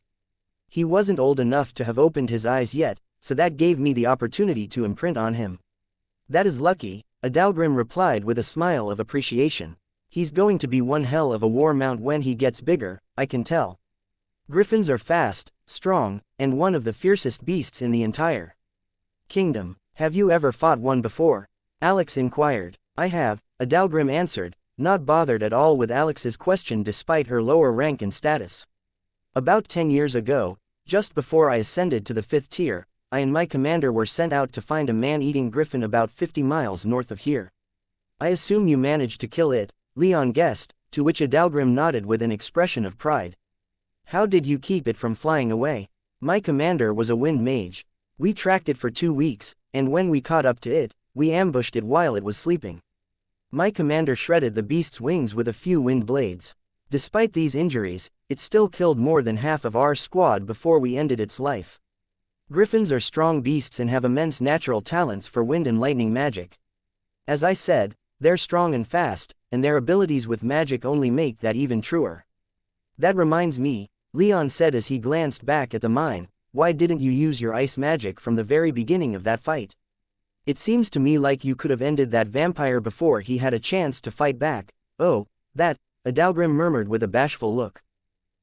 Well, with one of the prince's own men watching, I suppose I wanted to show what my squad could do.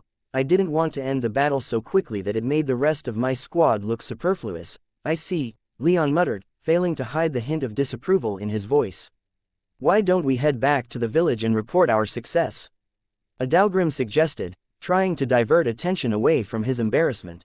If we hurry, we can even make it back to the horns by nightfall. The prospect of sleeping in their own beds got the tired squad back on their feet and moving back to the village. In fact, they reached their destination in less than an hour, they were so motivated. Then, after informing a grateful mayor of their success and handing over the dead villagers for cremation, the squad jumped on their horses and started making their way back to the horns. Since this was his first time performing the job expected of all the Bull King's knights, Leon still had a couple questions for which he needed answers. To that end, not long after leaving the village, Leon spurred his horse forward to ride next to Adalgrim. Normally, no one was to ride next to the leader of a legion party, as it was expected that only the leader would take the lead position, but since Leon was the same tier as Adalgrim and served a prince, no one batted an eye. Sir Adalgrim, Leon began. Please, call me Grim, the older knight replied with a good-natured smile. Most knights are pretty informal with each other after they've been in battle together, no reason we can't be as well, right?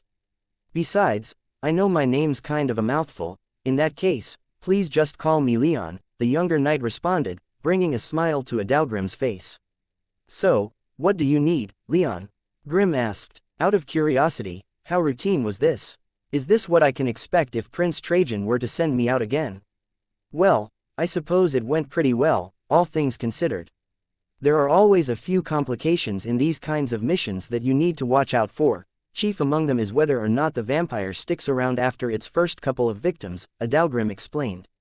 Leon listened intently, trying to soak up all that he could so that he wouldn't be caught off guard in the future. And is it often that you arrive only to find the beast is already gone? Leon asked. I've been sent out to investigate more than 24 vampire attacks, and I'd say in about half of those cases, the creature fled before my party could arrive.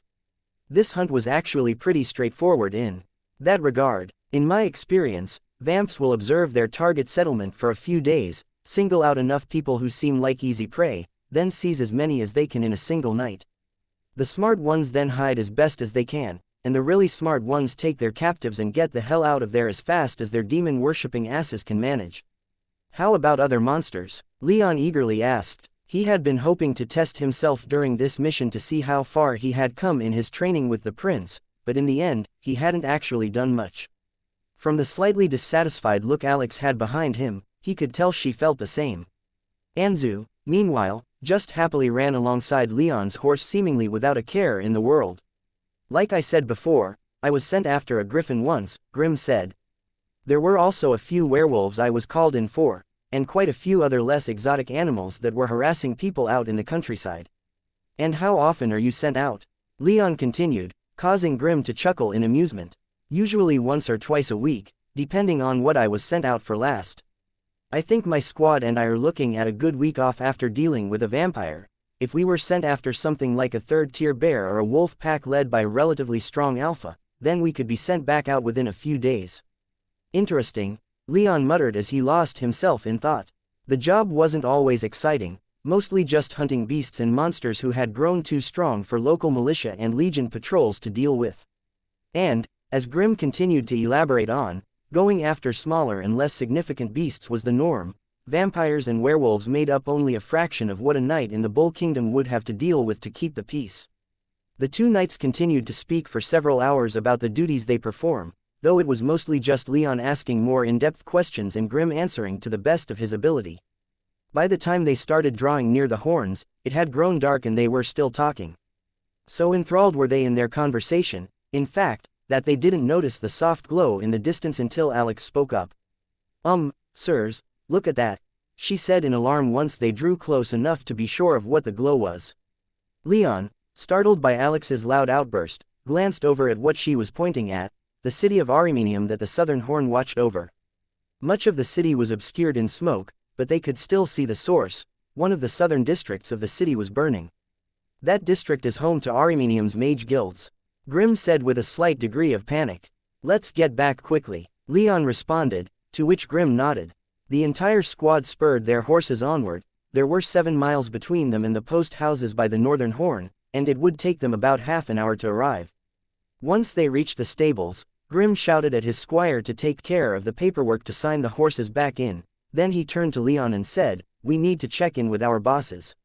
"Right," Leon shouted back. The orange glow of the fire raging in the city illuminated the entire overcast sky, and even from down on the plains they could hear the shouting and alarms coming from the horns. "Let's go," Leon said to Alex, and they and Anzu sprinted up the ramp. Those manning the gatehouses had to stop them to check their IDs, but with the current emergency, they didn't make Leon's small group wait, rushing them past to make way for the other soldiers who were coming down the ramp. "Where should we go?" Alex asked. "The keep, to check in with the prince," Leon responded. "What if he's not there?" she replied. "I'm sure he'll be there."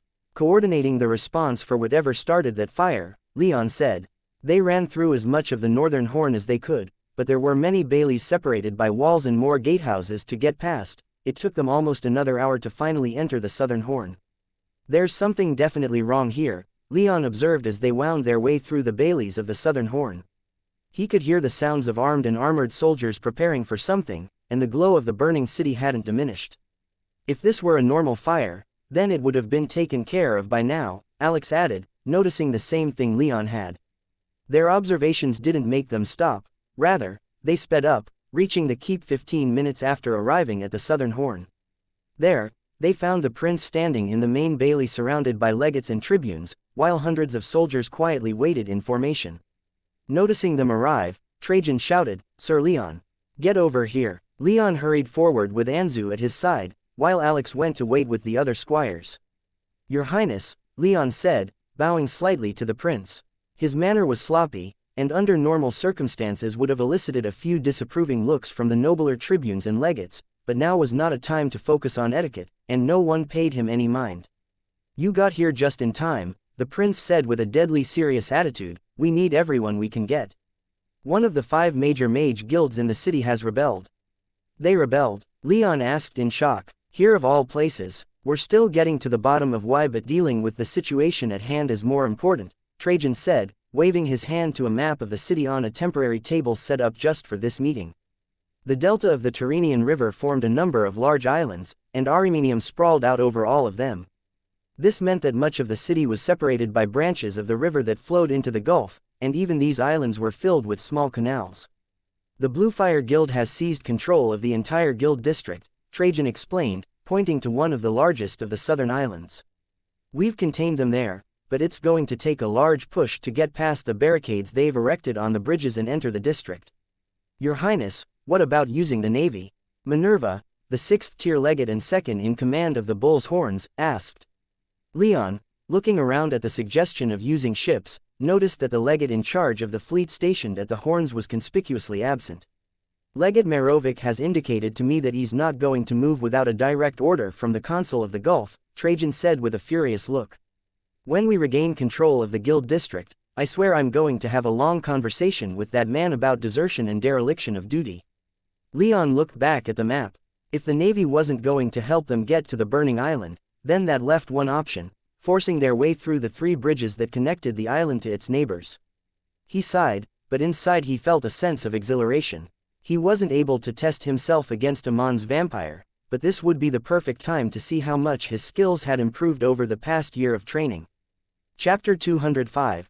Crossing the river. Huge formations of soldiers streamed through the streets of Arimenium toward the guild district. Their first point of order was to reinforce the units already posted on the islands that surrounded the guild district, but it would take a while for the 10,000 soldiers that had been mobilized to make their way through the winding streets and arrive at their destination. Slowing them down even further was the continued refusal of the legate in charge of the local fleet to transport troops, so all of the soldiers had to pass through the narrow streets and bridges, forming bottlenecks that took an inordinate amount of time to get past. At this rate, we'll be lucky if we can launch our attack by morning, Minerva said to Trajan as she frowned at the sight of thousands of soldiers attempting to cross a bridge only wide enough for 5 or 6 at a time. I actually have an idea that should help speed things up a little, Trajan said, turning Minerva's attention toward the smoke and fiery glow in the distance. There were still several miles of 2, 3, and 4-story buildings to get through before they arrived at the closest bridge to the guild district, so they couldn't see their goal, but the light of the fire reflecting off the thick clouds in the sky couldn't be missed. What's the plan? Minerva inquired. I don't want to explain it more than once, so let's wait until we can form up with the rest of my knights before we speak further, Trajan said. Plus, I sent Sir Aquilius and some of his people ahead to try and calm things down. Clearly, that hasn't happened, but they and Sir Avramar should have some more information to tell us when we arrive. Is that who you picked to lead the quarantine? Minerva asked with a slightly disapproving look, referring to Avramar. Do you have a problem with that? Trajan asked without a hint of challenge in his voice. Minerva was the second strongest mage at the Bull's Horns, behind only himself, and he greatly valued her opinion. Nothing major, Minerva replied, her frown lessening slightly. I just think he's a little overcautious. I would prefer if those in the legions led their soldiers with a little more aggressiveness. I've the same opinion of him, but his cautious and defensive nature was why I sent him to hold the bridges and keep the rioting mages from spilling out into the rest of the city. As the two spoke, they quickly moved toward their forward operating base, the front-line command post which had been established in a small market square only 2 blocks away from the river and 4 blocks from the closest bridge to the guild district. All of the stalls that normally filled the square had been moved out and replaced with half a dozen tents, and the streets were deserted of everyone but the soldiers. When they arrived at the base, they wasted no time entering the central tent. Waiting for them were Aquilius, Avramar, and about a dozen tribunes and legates in Trajan's retinue, including Leon. They had all been sent ahead while Trajan and Minerva kept an eye on the half-legion marching through the streets, the latter only made for the base when it was clear that the 10 tribunes leading their battalions were keeping everyone moving in an orderly fashion. What's the situation? Trajan asked Avramar. The Bluefire Guild has effectively seized the island, the tribune instantly responded. He started with information everyone already had to make sure everyone was on the same page. In the other guilds? Trajan asked. From what we can tell, almost all of the smaller guilds managed to evacuate, while most of the lower-tiered mages in the other 5 major guilds joined them, Avramar explained. And from what we can tell, the higher-tiered mages in the other major guilds stayed behind to prevent the riots from touching their guild halls, Aquilius added. However, Dame Anna received some reports that a few mages from the Sanctified and Iron Dove guilds have joined the rioters. Where did these reports come from? Minerva asked the cheery young knight standing next to Aquilius. Some of the rioters were captured when we first tried to retake the bridges, Anna happily said. With a huge smile of pride on her face. I told a few of them that what they had done counted as treason, punishable by death. They were only too happy to give me the information they had to lessen their sentence, Several of the knights around the tent were a little taken aback at how bubbly Anna was as she explained her manipulation. The rioters had committed serious crimes, but not quite enough to be charged with treason, though with Trajan now taking charge, that would change for the rest of their comrades. The disconnect between her attitude and her words threw these knights for a loop, though Leon and Alex both seemed unfazed.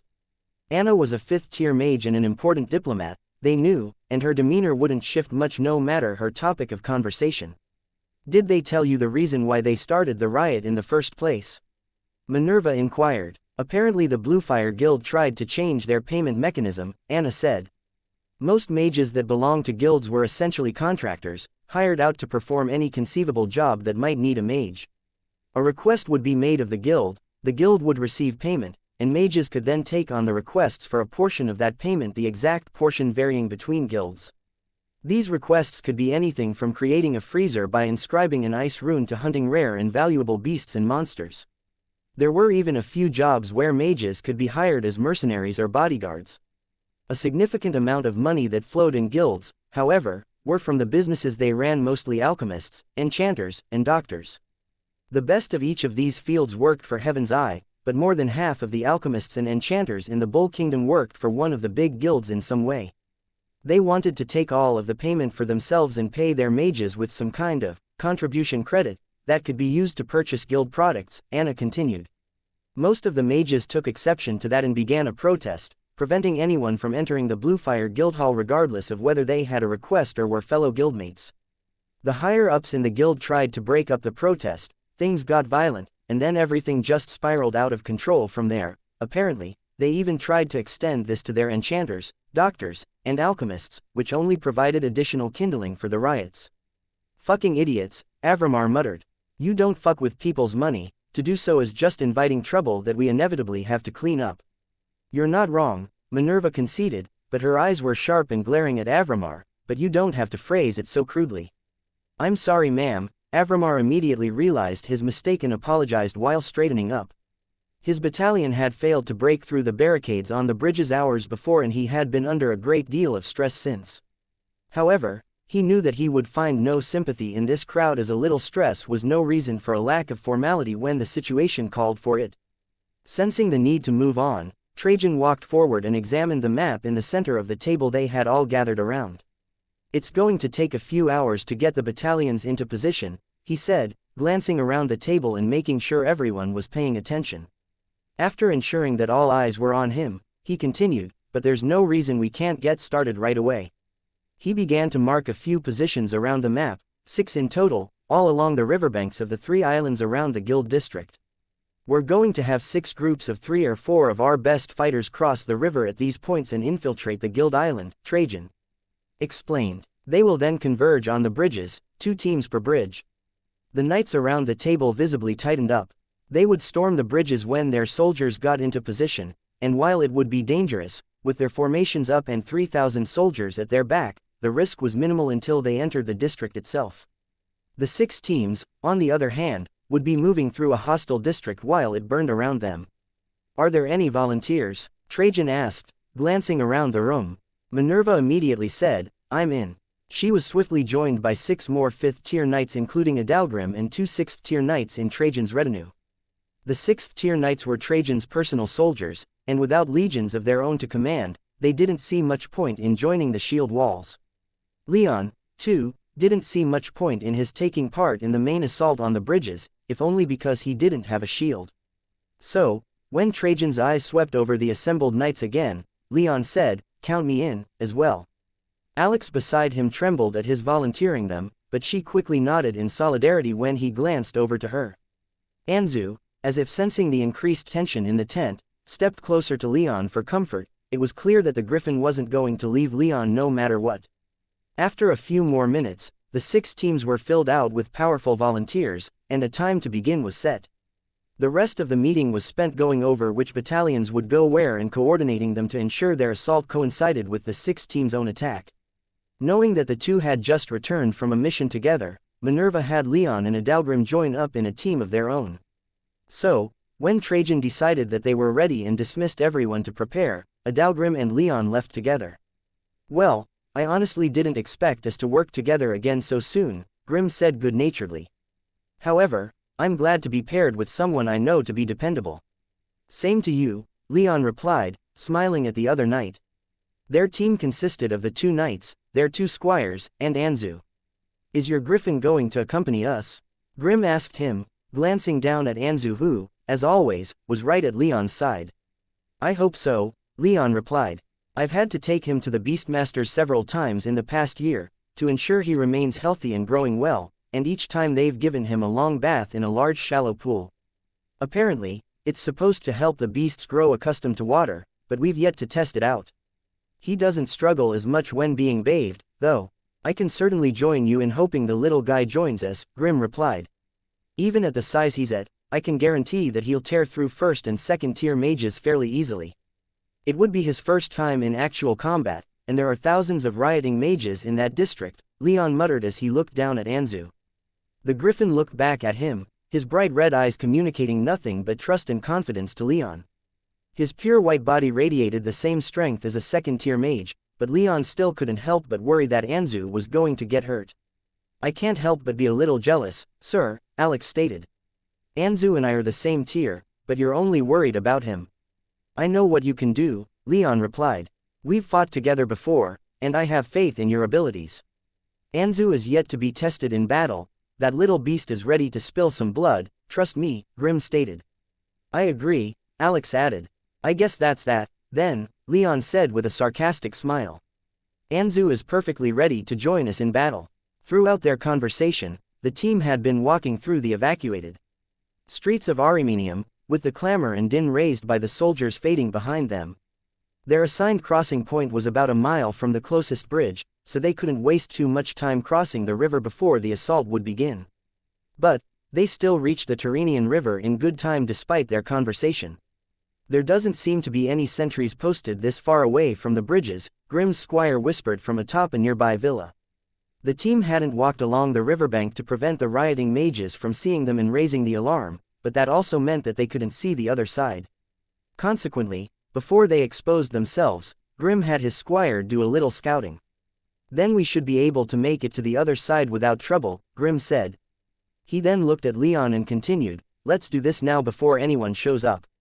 Leon nodded, and the team walked out to the riverbank. Both sides of the river had been reinforced with the same concrete that the wall between the horns was made of, and the team was about 10 feet above the waterline. Fortunately, the crossing point was picked specifically because there was a small private dock nearby that gave easy access to the river. The team quickly scurried down the wooden ramp and onto the small pier. The boat that was to dock there was absent, but they didn't think it would be there to begin with, given what was going on over on the other side. This is going to be a fantastic swim, Leon said sarcastically as he stared at the distant riverbank, more than 1,000 feet away. He didn't have the hours it would require for him to pull his armor into his soul realm, and doing so would leave him so drained as to be almost worthless in battle, besides so he was going to have make this crossing in full kit. It's not going to get any closer, no matter how long we stare, Grim said as he crouched down and slipped into the water. His armor was much lighter, being little more than gambeson and a leather boots and bracers. Alex and his squire quickly followed suit. None of them hesitated, despite being armored themselves. Leon sighed, then slowly lowered himself into the river. He flinched a little when his feet brushed the cold water, but the others were staring at him expectantly, so he didn't waste any more time and dropped himself in. Immediately, he began to fight to keep himself above the water, and he flailed a bit until he grabbed a hold of the pier and held himself up. I do not envy you right now, Alex playfully whispered. She was wearing her own armor, but much like Grim's, it was considerably lighter than Leon's. Regretting your choice of attire? A little, Leon admitted. You're a 5th-tier mage, you should be able to reach the other side in a single breath, Alex responded. That would hardly be comfortable, but if you have to resort to it, we'll pull you out on the other side. Thanks, Leon said with only a hint of sarcasm. He then glanced back at the pier, where Anzu was staring at him. The griffin was hanging off the pier, desperate to follow him but extremely apprehensive about the river. Come on, Leon said, coaxing the griffin into the river. There isn't anything in here that you need to fear, it's only a little water. After a few seconds, Leon managed to get Anzu into the river, though the griffin certainly didn't look happy. And with that, the team pushed off from the pier. As soon as his hand left the pier, Leon struggled to keep his head above water. The current wasn't too strong, but it still threatened to sweep them all into the gulf. Fighting both the current and gravity, Leon forced himself to concentrate simply on kicking his legs and keeping himself moving. His 5th tier strength was great, and he was extremely grateful for it, as he doubted that he'd have been able to keep going with all of his armor if he were any weaker. Still, he could see that the other 3 were able to keep moving, and even Anzu was keeping pace, so there was no way he could stand to fall behind. It took the team 15 freezing, agonizing minutes to make it to their target island. There was another private dock on the other side, and they were able to pull themselves up there. Leon made it, despite the weight of his armor. Anzu, however, was having some trouble getting out of the river on account of not having any arms.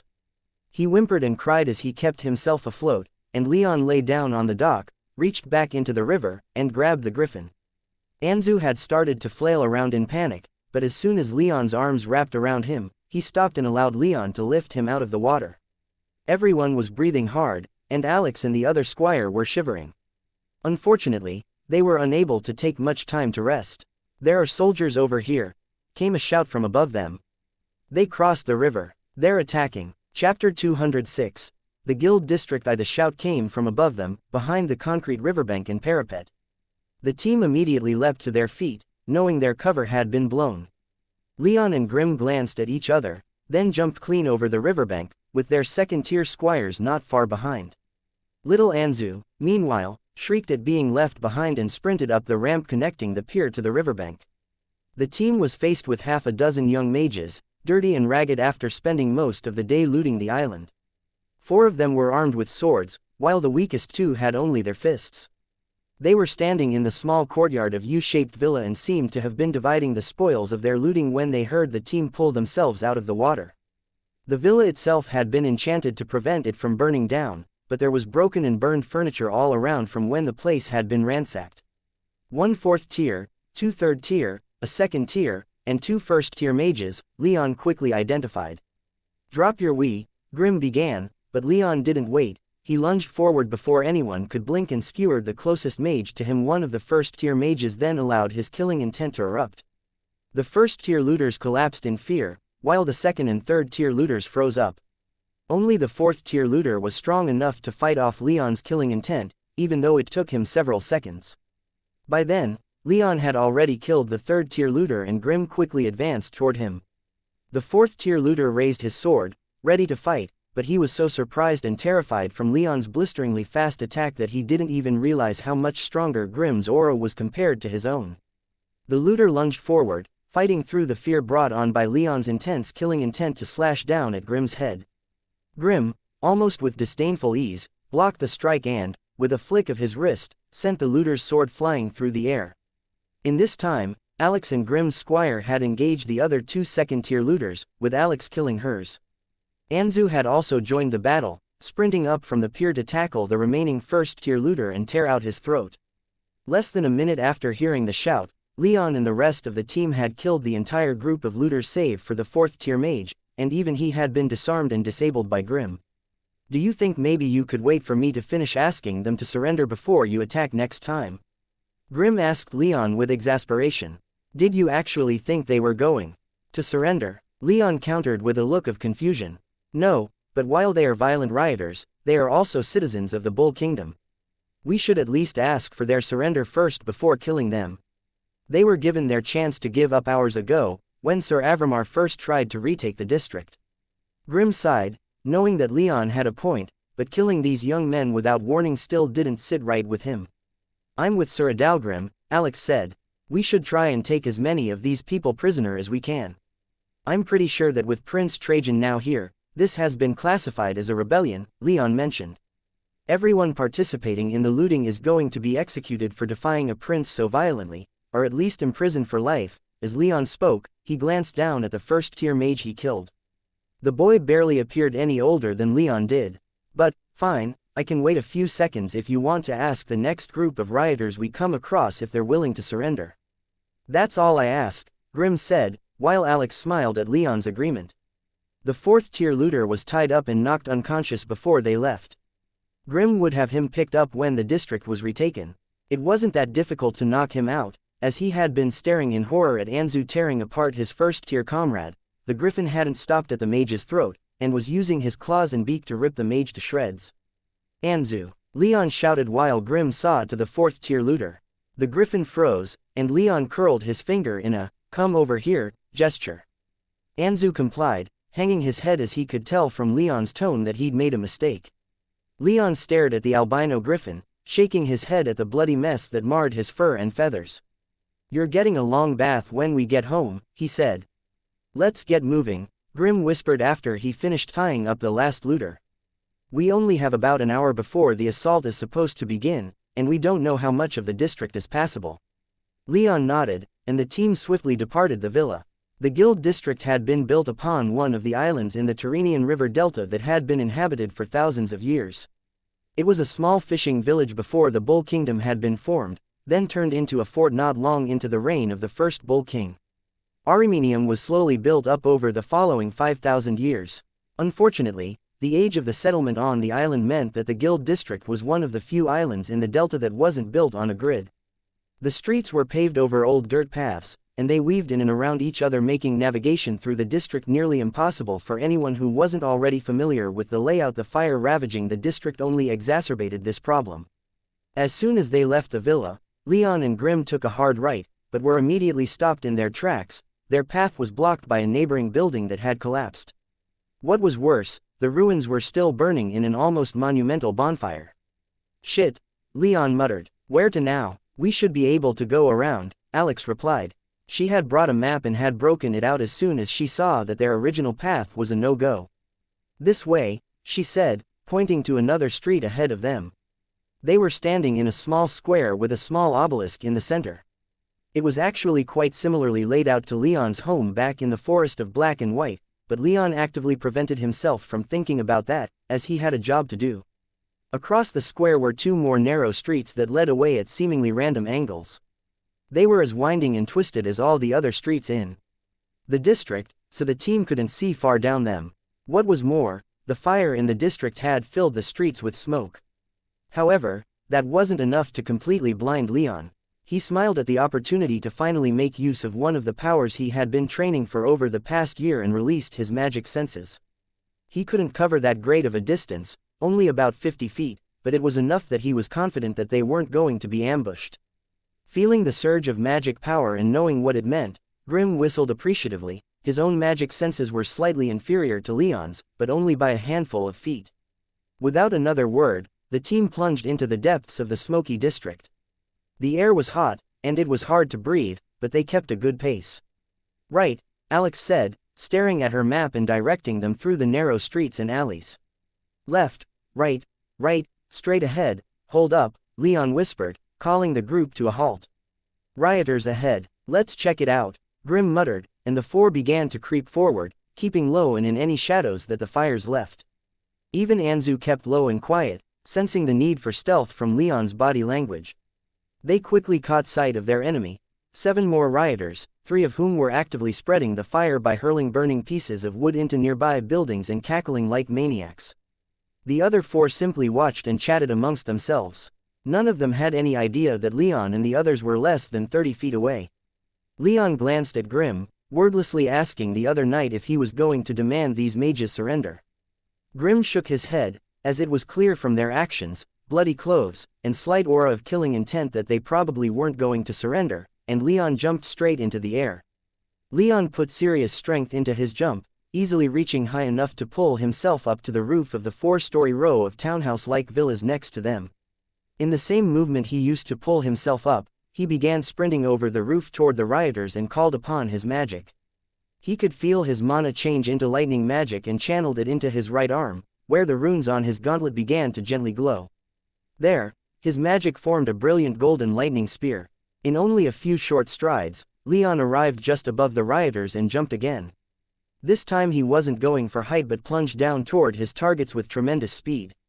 As soon as he landed, he slammed his lightning spear into the ground like an oversized stake, causing it to erupt in an explosion of golden sparks and arcs of lightning right in the center of the 7 rioters. The 3 spreading the fire were the weaker of the 7, being 3rd tier or weaker, and they were killed instantly by Leon's lightning. The other 4 were all of the 4th tier, but they were caught completely off guard and with their magic uncalled. Leon's magic ravaged them, his lightning scorching and searing their flesh and rampaging through their internal organs. 2 of them were dead before they hit the ground, and the last pair of rioters died after taking a few ragged breaths. I guess that's one way to eliminate the threat, Grimm dryly stated as he and the rest of the team emerged from behind the debris they'd been crouched behind. Though, I would appreciate it if you left some for the rest of us. To the fastest goes the glory, Leon said with an enormous smile. He felt amazing, if a little drained, after releasing his power without holding back. It was one thing to spar with Alex or Trajan, and another to let loose against hostile mages. With that feeling of strength and power, he suddenly understood why it was fairly common for some mages to become drunk on their own power and disregard the law in favor of their own whims and desires. Grimm chuckled at the obvious challenge, then said, "We need to keep moving, only a few more minutes until the assault begins." It was late and much of the district was still burning, so there weren't many looters and rioters still out on the streets. Consequently, Leon's team arrived at the place they were to wait without encountering any more enemies with only 10 minutes or so to spare. They quietly infiltrated a small clock tower and waited for the horn blast that would signal the Legion's assault. The few rioting mages that were still outside were mostly concentrated around the bridges, with the exception of a few scattered looters still running around. "Looks like 50 down there," Alex said as she stared down at the barricaded bridge a couple 100 feet away from the top of the tower. "I counted 60, Grimm said. "And I only got 45, Leon replied. "I suppose the exact count doesn't matter that much," Grimm conceded. "We just have to secure this side of the bridge and help the Legion tear down those barricades." "How many guild mages do you think are in the surrounding buildings?" Leon asked, glancing at about a dozen conspicuously unburnt villas next to the bridge. He tried to see within using his magic senses, but his magic was scattered as soon as it touched the buildings. "Could be as many as several hundred," Grimm responded. "I heard from Sir Avramar that the first time we tried to take these bridges, they had been guarded by about 500 mages apiece." Leon frowned a little. 500 guild mages against a battalion of Legion soldiers would have been massacred if they had been fighting out in the open. Instead, the Legion had to cross a bridge filled with wooden barricades and covered in trap spells. Retaking the district would require a serious push to get past the bridges. As Leon sat and thought about the problem at hand, Anzu curled up by his leg and started pressing himself against Leon like a cat that wanted attention. Leon complied and rubbed Anzu's feathered head. "Only 5 minutes left," Alex reminded. "Let's get ready," Grimm said. Leon and Alex smiled at each other in anticipation. Despite already exerting themselves in the 2 small skirmishes they'd had, both were looking forward to the battle ahead of them. They'd been stuck in training for far too long. Chapter 207, The Guild District 2, "Sound the horn," Trajan commanded, his cold and ruthless gaze turned toward the guild district and filled with killing intent. Amid the mass of restless soldiers, even Trajan's tremendous killing intent faded into the aura all of these assembled mages created, but it was still enough for Avramar, who was standing right next to the prince, to shiver. Avramar nodded to the soldier holding a large horn, and a moment later, the deep horn blast was heard over almost the entire city. The soldiers had been assembled in an open square and several adjacent streets not too far from the bridge, and at the signal started streaming in formation toward the bridge. Trajan took the lead, with his gleaming plate armor and red cloak making him instantly identifiable. "Follow me," he roared, as was Legion tradition when leading such a large charge. His skin hardened into stone beneath his armor and he charged down the bridge with 4,000 Legion soldiers at his back. These soldiers were locked together in a shield wall, so they couldn't move as fast as Trajan could, but Avramar and a 6th-tier legate were with him. The first obstacle was nothing before the 3 powerful mages. Trajan slammed a massive war hammer into it, and the flimsy wood splintered and broke apart. It hadn't even been enchanted. However, as soon as the legate took advantage of the massive hole the prince made, he was enveloped in a pillar of fire. This wasn't here to stop us from passing, it was here to stop us from seeing the mines. Trajan thought with only a slight degree of concern. He smiled derisively and thought, "A good idea, but it's not enough to stop us." The legate emerged from the flames with barely a hair out of place, though his bright green and gold armor was a little charred. He laughed and swung his sword, causing what appeared to be shining white drops of liquid light to be flung off of him. These hundreds of tiny drops hovered in the air around the legate for a moment before suddenly falling to the ground like rain and destroying the trap spells placed on that side of the obstacle. The bridge was lit up with flashes of multicolored light as traps of almost every element were obliterated by the legate's rain of light. While he was taking care of the traps, Trajan hammered the obstacle a few times, rendering it into nothing more than a pile of wood splinters. Avramar then summoned his own magic and hurled most of the splinters into the river with a great gust of wind. The three men weren't stopped for long, but it was enough for the front line of the 4 battalions behind them to catch up. Trajan took a look at what was happening farther down the bridge. He trusted Leon and the other team to have been in position in time, so when he saw the guild mages preparing to use their own magic against the advancing legion, he wasn't overly concerned. He simply smiled at the thrill of battle, something he had to savor as he rarely experienced it in his position in advanced. Leon and the others in his team heard the legion horn loud and clear. Leon and Alex were about to charge downstairs and out the door, but Grim shouted, "Wait!" Leon and Alex froze and turned to stare at Grim. "What are you doing?" Leon demanded in confusion. "The battle's starting." From the top of the clock tower, the team could see Prince Trajan appear on the far side of the bridge, and Leon didn't want to wait around when the battle was starting. "Just wait for a few seconds," Grim said as he pointedly looked down at the unburned villas by the bridge. After several moments, guild mages started pouring out of the houses to reinforce the 50 or so mages standing watch. "Wait for all of the enemy to show themselves so we know what we're dealing with," Grim muttered. It took a few minutes, during which time Leon could see the prince and one of the legates penetrate the first of 7 barricades set up along the bridge. This was the largest of the 3 bridges, wide enough to allow for about 15 people to walk side by side, so this was where Trajan had decided to make the main push. He had 4 battalions with him, while a pair of legates led the assault on the other 2 bridges with 3 battalions each. Still, the bridge was 250 feet long, and the guild mages were clearly going to make the legion soldiers fight for every foot. Some of the mages jumped over the barricades and waited for the soldiers along the bridge, and from the way they seemed to pick up speed while in the air, Leon guessed that the more solid-looking barricades had been enchanted to prevent the legion from jumping over. Finally, mages stopped streaming out of the houses, leaving the legion facing down what Leon's team counted as around 500 guild mages. Without waiting for Grim, Leon started sprinting down the clock tower's stairs with Alex and Anzu hot on his heels. Grim and his own squire didn't waste any time either, as they could see the prince starting to engage the guild mages in the distance. The team burst from the clock tower and charged through the last few narrow streets and emerged out into the main thoroughfare, one of only 2 straight streets in the entire district. The legion attack had captivated the attention of most of the mages, but a few were still attentive enough to what was going on around them that they saw the 4-man team arrive. "Legion behind us!" came a shout, and several dozen mages turned to face Leon's team. Grim glanced around, looking for the second team that was supposed to meet them there, but he didn't see them. He wasn't too concerned, they were probably just a little bit late. Leon, however, didn't even take that one look. As soon as the mages turned, he, Alex, and Anzu charged at the enemy. Most of the guild mages in the rear were 1st and 2nd tier, so when the 5th tier Leon began to spark and flash with lightning, panic immediately began to spread. Leon tore into the first couple of mages in front of him, the force of his first slash almost cutting one mage in half while a blast of lightning channeled through his sword fried the man behind the mage. The runes on his armor flashed with golden light, helping him to channel his lightning, and his magic flowed almost effortlessly through his weapon. With his magic sense, Leon could perceive that Alex and Anzu had each killed a mage of their own, so he moved on to his next target.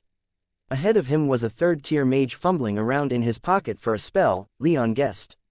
Or at least, that's what Leon would do if he encountered a mage 2 tiers higher than him, and he even had several of the white fire spells Zafin had taught him stashed away in his soul realm for just such an occasion. He wasn't going to let this mage use his spell, though, and he surged into the crowd of startled guild mages faster than they could react. In fact, with his magic flowing through him, his limbs sparked enough that he almost seemed to turn into lightning, and his speed and strength drastically increased. The 3rd-tier mage didn't manage to pull out whatever he was searching his pockets for, and Leon stabbed him through the chest before he could process his fear and disappointment. Leon was gratified to see that most of the mages this far back weren't wearing armor, as it made his job much easier. He called upon his magic again, conjuring a lightning spear. He was almost surprised at how easy this was with his enchanted armor. But he couldn't revel in his power forever, so he slammed the lightning spear into the ground, catching 8 nearby guild mages in another lightning explosion and ripping apart the street beneath his feet.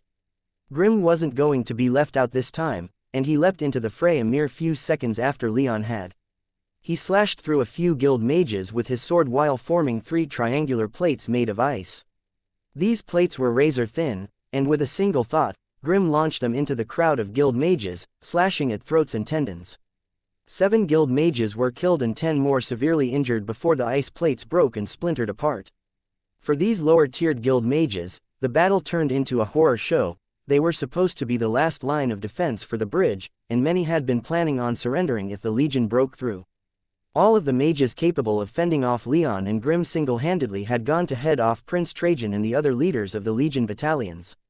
All they could hope to do now with Leon and Grim tearing through their group was to overwhelm the 2 knights with superior numbers. Unfortunately for them, the few hits they were able to land on the 2 failed to penetrate their armor. Even Alex and Grim's squire were too skillful and armored to fall to their weapons, and Anzu was too quick for them to catch.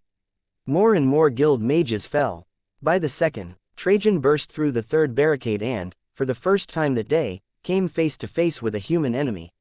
The 5th-tier guild mage clearly thought that he could catch the prince by surprise and had stood just on the other side of the barricade where he couldn't be seen. Once the barricade was brought down, he lunged forward and tried to impale Trajan upon his spear. But Trajan knew that the mage was there thanks to his magic sense, but he barely cared. The spear bounced off his armor, and the prince punched the foolish mage so hard that he was almost flung over the side of the bridge into the river. Trajan advanced, not paying the mage any further mind. The Legion soldiers behind him would finish the guild mage off. As he strode forward, he saw 5 more mages all 5th tier blocking his way, but he also saw golden flashes far behind the next barricade that he knew came from Leon's lightning magic. That boy made it, he whispered as a sense of almost fatherly pride welled up from within, especially as he noted the repeated use of golden lightning rather than Leon's normal silver with a blue tinge at the edges.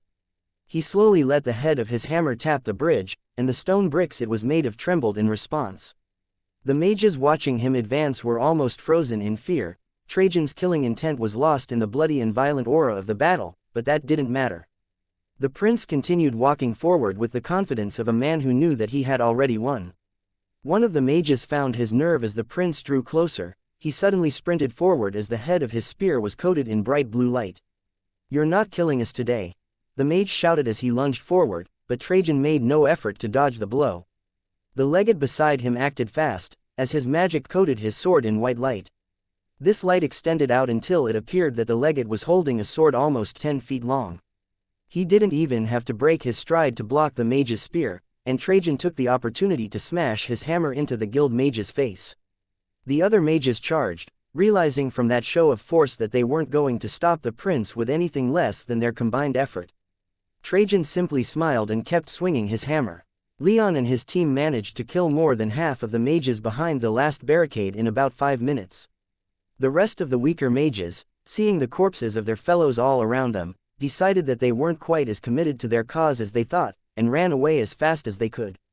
For a moment, Leon almost gave chase, but he could hear Trajan's battalions advancing and he knew that he had a much more important job. He took a quick look at the rest of the team and saw that everyone was covered in blood and breathing hard, but none seemed injured thanks to their armor. Even Anzu seemed fine, though his white body was now almost as red as his eyes. The team took this moment to rest and steady their breathing, but there were still a couple hundred guild mages between the Legion and the district. "Let's finish this," Leon said. "Right," Alex said, and the team started walking toward the last barricade. It had been built up into a small wall, with crude ramparts and battlements, and with the weaker mages gone, only guarded by a handful of 3rd and 4th tier mages. "Easy enough," Leon muttered as he called upon his power again. In his hand appeared a golden lightning bolt, and he hurled it at one of the 4th tier mages. The guild mages were far too busy watching the Legion advance, so they hadn't seen the mages in the street behind them retreat. The 4th tier mage was completely unprepared for Leon's lightning bolt, and he was killed. Almost instantly, the rest of the guild mages wheeled around and upon seeing scores of their dead comrades, jumped down to engage with the team.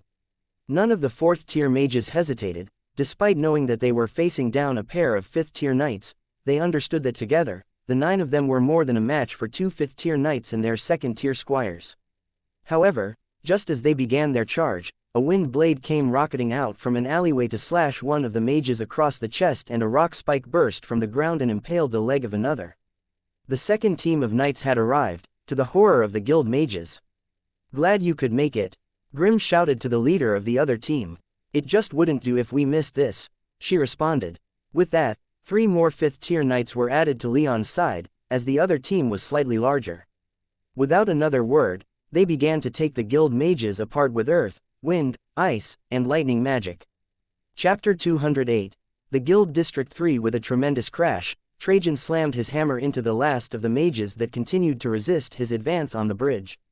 Before him lay one last barricade between himself and the teams he'd sent ahead, which Avramar and his legate had already set about destroying. Behind him, 4,000 Legion soldiers waited patiently.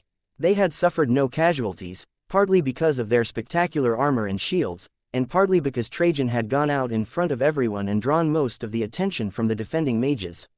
His armor was burned in places where spells and the occasional arrow had been fired at him, but nothing had gotten past it, let alone his stone skin. Avramar and the legate, too, were unharmed, thanks to their own armor. Finally, the barricade came down and the battalions could pass. There were no more obstacles in their way, as Leon and the others had already removed the final barricade. Seeing the dozens of dead and injured mages on the ground, Trajan shook his head in disappointment. "What a waste," he muttered. Still, when he approached the 2 teams, he wore a bright smile and he heartily said, "Good work. All of you, good work." "Thank you, Your Highness," the 5 knights said in response. "Everyone, you should know what to do. Get to it," Trajan barked, and the Legion soldiers behind began to stream into the guild district. Only one of the battalions stayed behind with the prince, while the others separated into their companies and began efforts to find the rest of the rioting mages and put out the fires.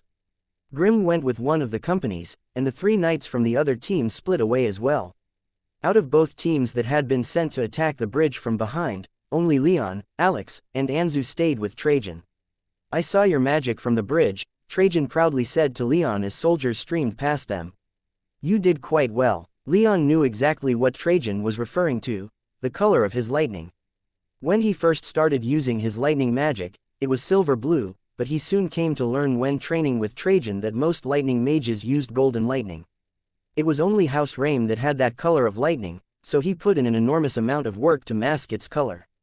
It had taken him 10 months of intense study, but the solution he eventually came to was to slow down and disperse his magic. This was an incredibly difficult feat to accomplish, especially when in combat, so he placed another enchantment upon his gauntlets that helped him to decompress some of his magic until it resembled that of other bog-standard lightning mages. So long as he wore his armor, he could use his power with impunity, and no one would ever connect him to his families. Magic. This weakened his power a little, but given how well he performed in battle, Leon wasn't too concerned. He also demonstrated how far his knowledge of enchanting had come when he included one more enchantment to disrupt the one that weakened his power, just in case his magic ever needed that extra little bit of punch. The other enchantments in his gauntlets that aided him in channeling his magic power remained untouched, though. That being said, Trajan continued, was it unavoidable to kill all of these mages? Leon frowned a little, but he nodded and said, "Those that didn't need to be killed ran away." "I see," Trajan said sadly.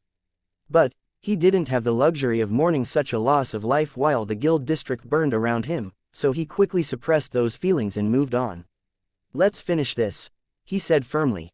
"I'm with you, Your Highness," Leon replied. Trajan led the way down the thoroughfare. It was a straight shot to the main square of the district, where the most powerful guilds in the city could be found. Now that he was past the barricades, he could see that the square didn't seem to be burning. The light that illuminated it was the white-blue of street lanterns rather than the red-orange of fire. Trajan walked confidently down the streets toward the central square. With Leon, Avramar, and his legate at his side, and a battalion of soldiers at his back still in formation, any mages that saw him marching decided against challenging him. And he knew a few saw him, as he was periodically releasing his magic senses.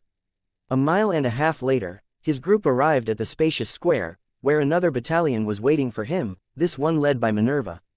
The square was so large that even with 1,000 soldiers moving around and preparing to storm the halls of the 3 guilds in revolt, it still felt empty and desolate. "Your Highness," she called out upon his arrival. "Dame Minerva," Trajan responded, I'm glad you're here. What's the situation? We've locked down the halls of all 6 major guilds. Minerva reported. We've also established contact with Eternal Glory, Seventh Fold, and Saber. Their lower-tiered mages evacuated when the rioting and looting started, but their stronger mages have been holed up in their respective guild halls to prevent the looters from entering. And Sanctified, Iron Dove, and Bluefire? Trajan asked, glancing at the guild halls in question. No contact yet, Minerva stated. However, we know that there are people within. We've seen them in the windows, but we've been unable to make much progress with the enchantments sealing the doors, yet. That's not going to help them, Leon muttered. Indeed, Trajan said with a sour look on his face. If they had come forward to negotiate, then things might have been different. As it is now, we have to assume that those within those guild halls are hostile. He turned to Avramar and the legate and ordered them to help get the gates open, while he ordered the tribune leading the battalion to aid in locking down the square. It would be a while before they breached the gates, so while they stood by, they might as well keep an eye on the halls. I want to speak with the masters of Eternal Glory, Seventh Fold, and Saber, Trajan said. We'll get them out here, Minerva responded, and a tribune with her instantly sprang into action arranging for messengers to be sent to the 3 guilds. While they waited for the masters to reply, Leon took a few long looks at the guild halls. The smallest was Sanctified's guild hall, but even then, it was still immense. It appeared to have a similar layout to the cradle, with 4 wings of the building forming a cross and a big dome in the center, only it was made of gleaming white marble and granite, and the dome was topped with red ceramic tiles. The outside was also splendidly decorated with blind arcades, statues, and murals. Iron Dove and Bluefire, meanwhile, favored a more austere look. Their guild halls were square monolithic buildings without much in the way of decoration. In fact, the only decoration each had was a marble statue of what Leon guessed was a dove outside of Iron Dove's hall, and a gigantic brazier filled with blue fire outside of Bluefire's hall. Each of the halls was surrounded by tall stone walls, and Leon could tell that these walls were heavily enchanted just by the vast amounts of magic flowing through them. The steel gates were even more so and were so well fortified with enchantments that the Legion soldiers attempting to get through them were utterly failing. Remarkable places, aren't they? Alex asked Leon as she joined him in admiring the halls. They sure are, Leon responded. Do you regret not signing up with a guild instead of the Legion? She continued, cocking an eyebrow at him. Not really, Leon answered honestly. They're obviously powerful guilds, but they're still not much compared to the Legion. And they clearly pay their mages so little that the mages start small rebellions, Alex added with a giggle. That too, Leon said with an amused smile. Seeing what lengths guild mages went to in order to try and protect their assets from their own guilds ensured that he had no regrets in signing up for the Legion. He may not have nearly as much freedom as he could have in a guild, but he at least didn't have to actively protect his possessions from higher-tiered mages. You know, I thought about quitting the Legion and joining a guild instead after Hakon's raid, Alex mentioned.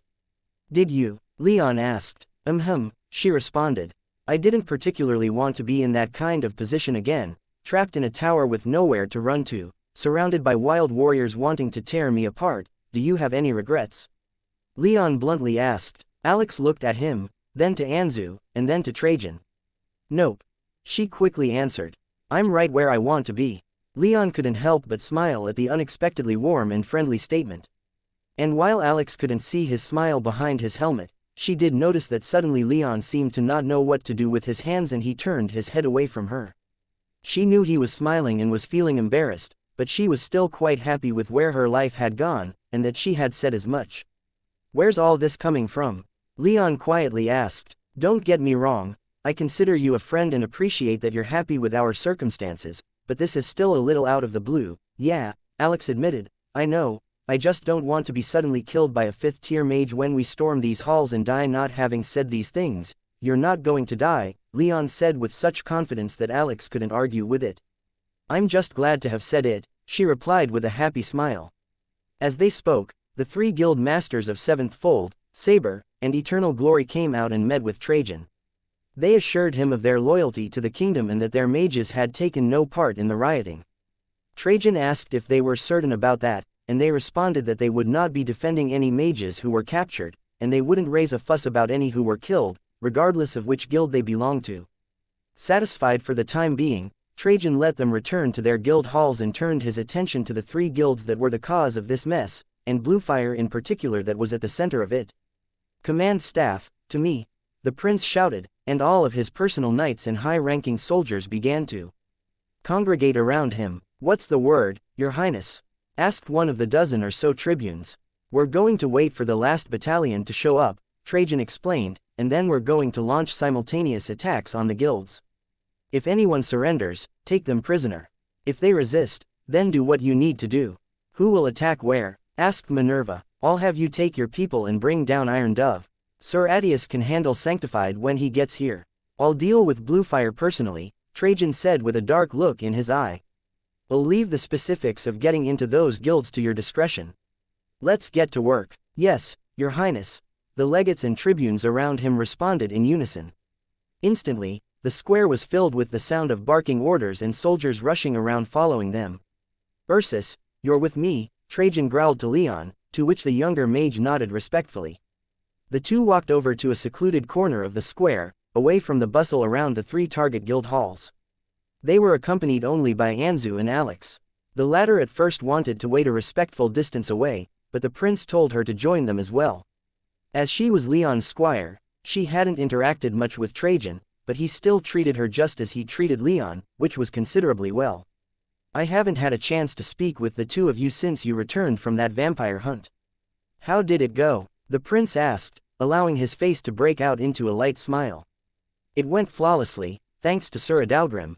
We got the monster," Leon answered. "Good, I hope you learned something accompanying him today. He's one of Minerva's top knights. I assume then, that there were no problems fording the river." Trajan continued. "None to speak of," Leon said. "Well done, boy," Trajan proudly replied. "You're turning into quite the knight. I see little of the brash, reckless 17-year-old I feared you would turn out to be when Aquilius told me of what happened in the Crater tribe." Leon's face turned a little red and he shifted his gaze in embarrassment. "That being said, I think we could still work on your restraint." "Your Highness," Leon asked in confusion, seeking clarification. "I appreciate that you both wanted to test yourselves in a combat situation, but the essence of being a knight is not just killing the enemies of the kingdom. Can you honestly tell me that you only did what was absolutely necessary? I think a good number of mages killed today could have been saved if we were all a little less zealous." Leon frowned a little. He couldn't really refute Trajan's claims that he could have spared some of the mages that he'd killed, but he also wouldn't say that he hadn't done what seemed necessary at the time. "I'm not going to overly criticize, as I said. You've done remarkably well given your youth and level of experience, but just try to only lift your sword in the direst of circumstances." "Isn't this one of those circumstances, Your Highness?" Leon asked. Trajan sighed, then said, "I suppose it is. Many of the mages we capture today will be found guilty of treason and rebellion and executed, but many of them won't be. They'll be imprisoned for rioting and looting, but they'll serve their time in prisons or I'll send them to work in mines in the royal domain. Killing them gets us nothing and deprives this kingdom of potential. I will try to stay my blade when I can," Leon conceded. "That's all I ask. How about you, young lady? How are you doing?" Trajan suddenly asked, pulling Alex into the conversation. "I can tell already that your aura has grown much more stable in these past few months since your ascension. I think you might reach 3rd tier quite soon." "I am doing well, Your Highness," Alex quickly replied with a proud tone. "I have been training as much as I can, and I hope to serve you and Sir Leon well." "Such politeness, even after all this time," Trajan said, almost bursting out laughing. But, as he continued, he turned much more serious. "Listen, you've made great strides in your training, but you retreat behind the tribunes if we encounter any 5th or 6th tier mages. Dames Adia and Romania will be accompanying us in our assault on Bluefire. Stick with them." Alex wasn't thrilled at the prince's order, but she knew that she couldn't do much against mages that were so much stronger than her and would likely only get in the knight's way. She regretfully nodded. "Good. Now, let's get ready to breach these damned walls," Trajan loudly shouted as he led the group back to the rest of the soldiers. Chapter 209. The Guild District IV. Leon stared at the massive steel gate between the battalion and the Bluefire Guild. Its heavy enchantments had prevented anyone from making so much as a dent in the thing, and Trajan was growing visibly impatient. Everyone could see the occasional shadow in the windows of the guild hall behind the gate, making it obvious that the mages inside were watching and waiting for the attack to begin. About 20 minutes before, the final battalion of soldiers arrived, and Trajan briefed the legate leading them on what was happening. Now, all 3 rioting guilds were surrounded, and soldiers were filling the district streets putting out fires and either killing or capturing the mages outside. "I don't want this to turn into a prolonged siege," Trajan muttered as a tribune again attempted to penetrate the gate with a concentrated blast of fire. The gate remained unblemished, and suddenly, Leon noticed something. He could sense the magic flowing through the gate and outer walls of the guild, and even the magic flowing above them, which indicated how well enchanted the walls were. They wouldn't even be able to throw things over the guild, not that that stopped some soldiers from trying earlier. But what he didn't sense was magic coming from the ground. Would it be possible to try an attack from beneath the wall? Leon asked Trajan. Alex and several other tribunes beside them gave Leon strange looks, but Trajan took him absolutely seriously. "It would be difficult to get through the foundations if the walls are so well enchanted," the prince said, trailing off as something related occurred to him. "But all we really need to do is to disrupt the enchantments, and then the walls can be more easily breached." Trajan stood there for several seconds as he projected his magic senses and scanned the gate and walls as closely as he could, trying to verify that his idea was possible. He seemed to think it was, as he ordered the tribune attempting to break through the gate to stand back as he raised his massive hammer. Few of the watching soldiers thought even Trajan, with all the strength he'd inherited from the sacred bull, could break through the gate with brute force, but fewer still even realized that that wasn't his intention. Trajan brought his hammer down with tremendous force, but his target was the ground in front of the gate. His hammer hit the stone tiles of the square like a meteor, sending cracks snaking from the point of impact all the way to the farthest corner. The ground shook as the prince's magic power exploded outward through the ground, and even Leon and the other tribunes had to struggle to remain upright. Many of the other soldiers failed in this task, and found themselves falling down. Most importantly, the wall before them trembled as Trajan's magic hit its foundations. I can't attack beyond the wall, but I can do significant damage to the wall itself," Trajan muttered as he raised his hammer for another swing. This second swing caused another small earthquake, but it still wasn't enough. Leon figured that it would exhaust the prince to bring the wall down at this rate, but he didn't have to do that. All he had to do was disrupt the enchantments within the wall, and the tribunes could do the rest. And it was working. The third swing caused a terrible ripple to spread out through the magic in the wall, and Leon could feel the magical fortifications grow weaker. Some of the smaller enchantments had clearly been destroyed or otherwise disrupted. With the fourth swing, the fortifications grew weaker still, and Trajan whispered, "Just one more should do it." The tribunes around him heard this and prepared themselves. The magic in the gate was less than half of what it was only 30 seconds before. The prince's statement proved almost prophetic, as his fifth swing shook the wall so hard that Leon guessed more than 80% of the enchantments had been broken. The gate was now nothing more than steel, and the tribunes got to work. They blasted the gate with fire and beams of light and hit it with stones the size of a full-grown man's torso. The gate, which had been designed more for decoration than practical security, was ripped off of its hinges and fell backward to the sound of a handful of terrified screams. Without missing a beat, Trajan, Leon, and the rest of the tribunes led the battalion of soldiers behind them into the guild hall's courtyard.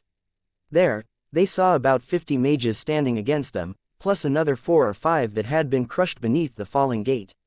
However, the soldiers didn't immediately spring to battle. They rushed forward until they had surrounded and covered Trajan, and then they stopped with blades and shields raised, with killing intent soaring, and their auras at their peak. To the guild mages, this was a sight that absolutely struck fear deep into their hearts, which was just what Prince Trajan wanted. "Put down your weapons," the prince thundered. "Those who insist on continuing this rebellion will be killed. Put down your weapons." For many of these guild mages, their initial protest against Bluefire trying to deny them their payment had long since gone way too far. It's not like each and every one of them wanted to start burning and looting the district or to fight the royal legions when they moved in to secure the island. So, before the prince's forceful command had stopped echoing through the courtyard, there were already sounds of weapons clattering to the ground. After a mere 10 seconds, only 10 mages were left still armed. "You fucking cowards," one of these mages growled, but he and the other 9 reluctantly dropped their weapons as well. The legion soldiers then surged forward, pushing each of the mages to the ground and taking them into custody. Leon himself bound the hands of the mouthy guild mage and kept a close eye on him, as he was of the 5th tier and the restraints used by the soldiers wouldn't hold up against some applied magic. However, for all apparent disgust at his comrades surrendering, he didn't move a muscle. The biggest reason was Leon standing over him with his sword at the ready and emitting enough killing intent that the guild mage knew that Leon wouldn't hesitate for a single moment to kill him. Once these mages were secured, everyone reformed on Trajan, leaving 200 soldiers and a tribune behind to watch over the prisoners in the square. The prince stood in front of the door, watching the windows in the guild hall. There were dozens of people in the windows, though being backlit and seen from behind thick glass, no one could discern any specific facial features. The royal legions will secure this building. Your attempts to deny the restoration of royal laws and peace will bring you nothing but to an early grave. Open these doors and surrender, and your only crimes will be rioting and looting, instead of rebellion. Trajan shouted. There was some more movement in the windows, with a few of the watching mages being pulled away while others simply stared back at Trajan. The doors did not open.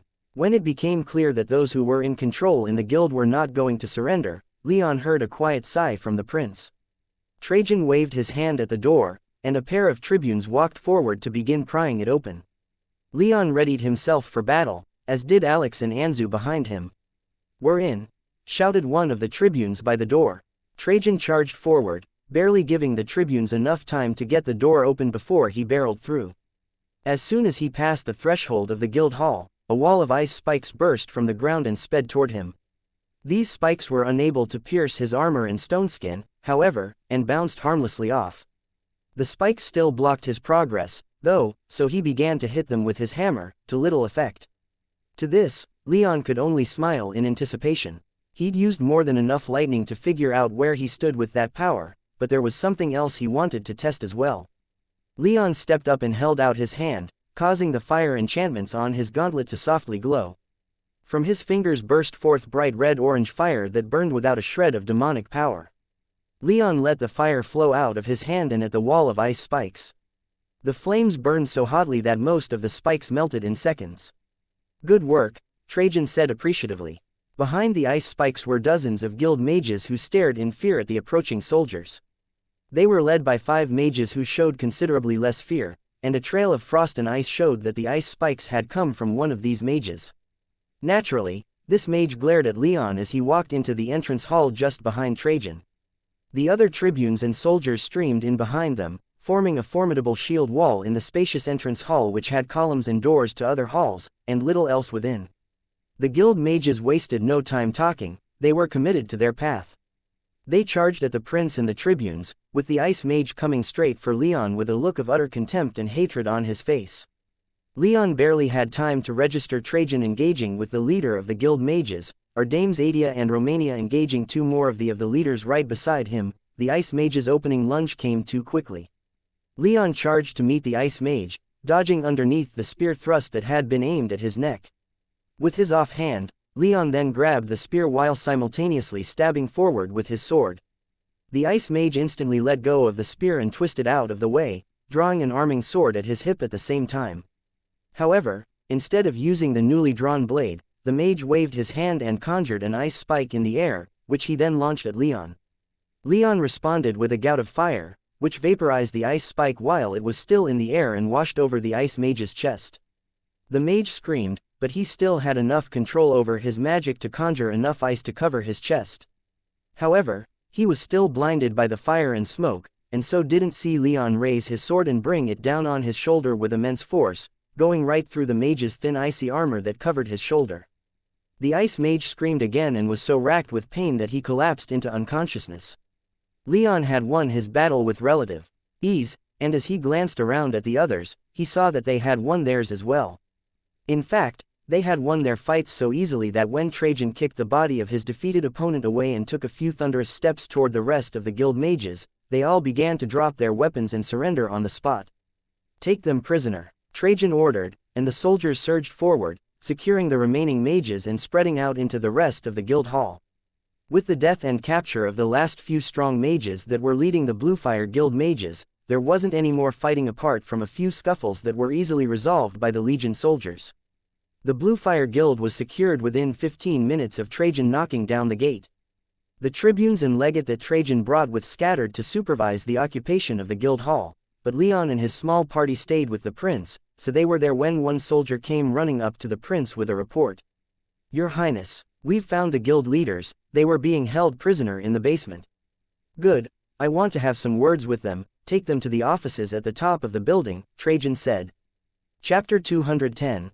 The Guild District V. You know, I wasn't really expecting to find you still alive, given how wrecked this district is, Trajan dryly quipped as he, Leon, Alex, and Anzu stepped into the main office of the Bluefire Guild where the guild's master was waiting for them. Leon could see that the office was supposed to be sumptuously decorated, but the marble floor tiles were cracked and broken, tapestries had been torn from the wall, painted murals were defaced, and most of the expensive-looking furniture had been smashed to pieces. In fact, the only relatively intact pieces of furniture in the office were a couple of chairs that had been brought in from the waiting room outside. Bluefire's guild master was sitting on one of these chairs. He was a man of about average height with light brown hair that was streaked with blood. His round wrinkled face was lumpy from bruises and obvious ill treatment, and one of his hazel eyes was blackened and bloody. His purple tunic and pants were ripped and torn, and Leon could see injuries on his neck and fingers that led him to guess that rings and a necklace had been taken from the guild master in a rather violent manner. "It's good to see you, Your Highness. I'm as surprised as you are that I yet breathe. I genuinely thought that they were going to kill me a few times," the master replied in a deep voice that didn't fit at all with his more modest stature and build. "What were you thinking?" Trajan continued. "You had to know that refusing to pay your alchemists, enchanters, and contracted mages in silver would come back to bite you hard. They agreed that this might happen when they signed the contract and joined this guild," the guild master almost shouted. "Payment is to be made at the discretion of the guild, not with the person arranging the contract and certainly not with the mage. As I recall, my royal grandfather made this sort of thing illegal more than 300 years ago," Trajan countered. The guild master paled a little under Trajan's withering gaze, despite both men being aged 6th-tier mages. Trajan let the guild master stew a little before he smiled and said, "Oh well. What happens to you won't be up to me, it'll be for an arbiter to decide in court. I'm still being arrested, I'm the victim here," the guild master shrieked. "You did something illegal and instigated a riot that has left hundreds dead." Trajan shouted back, "You're lucky that I don't have you killed right here and claim that we found you that way." The guild master quickly quieted down, though he did try to rise before settling back into the chair with a wince of pain. He looked to Leon for a little assistance, but he couldn't even see the young man's stoic face behind his helmet, let alone his unsympathetic eyes. Alex, too, barely spared the guild master a look, but the latter wasn't expecting a second-tier mage to help, anyway. "What's going to happen to me?" the guild master meekly asked. Leon was able to control his surprise, but Alex couldn't help but lift an eyebrow at the sight of a 6th-tier mage giving in so quickly. "As I said, you will go before an arbiter for judgment. You can try to put up a defense if you want, but I assure that you will be held accountable for at least some of what happened today. Were I you, I would hope for exile at the very least.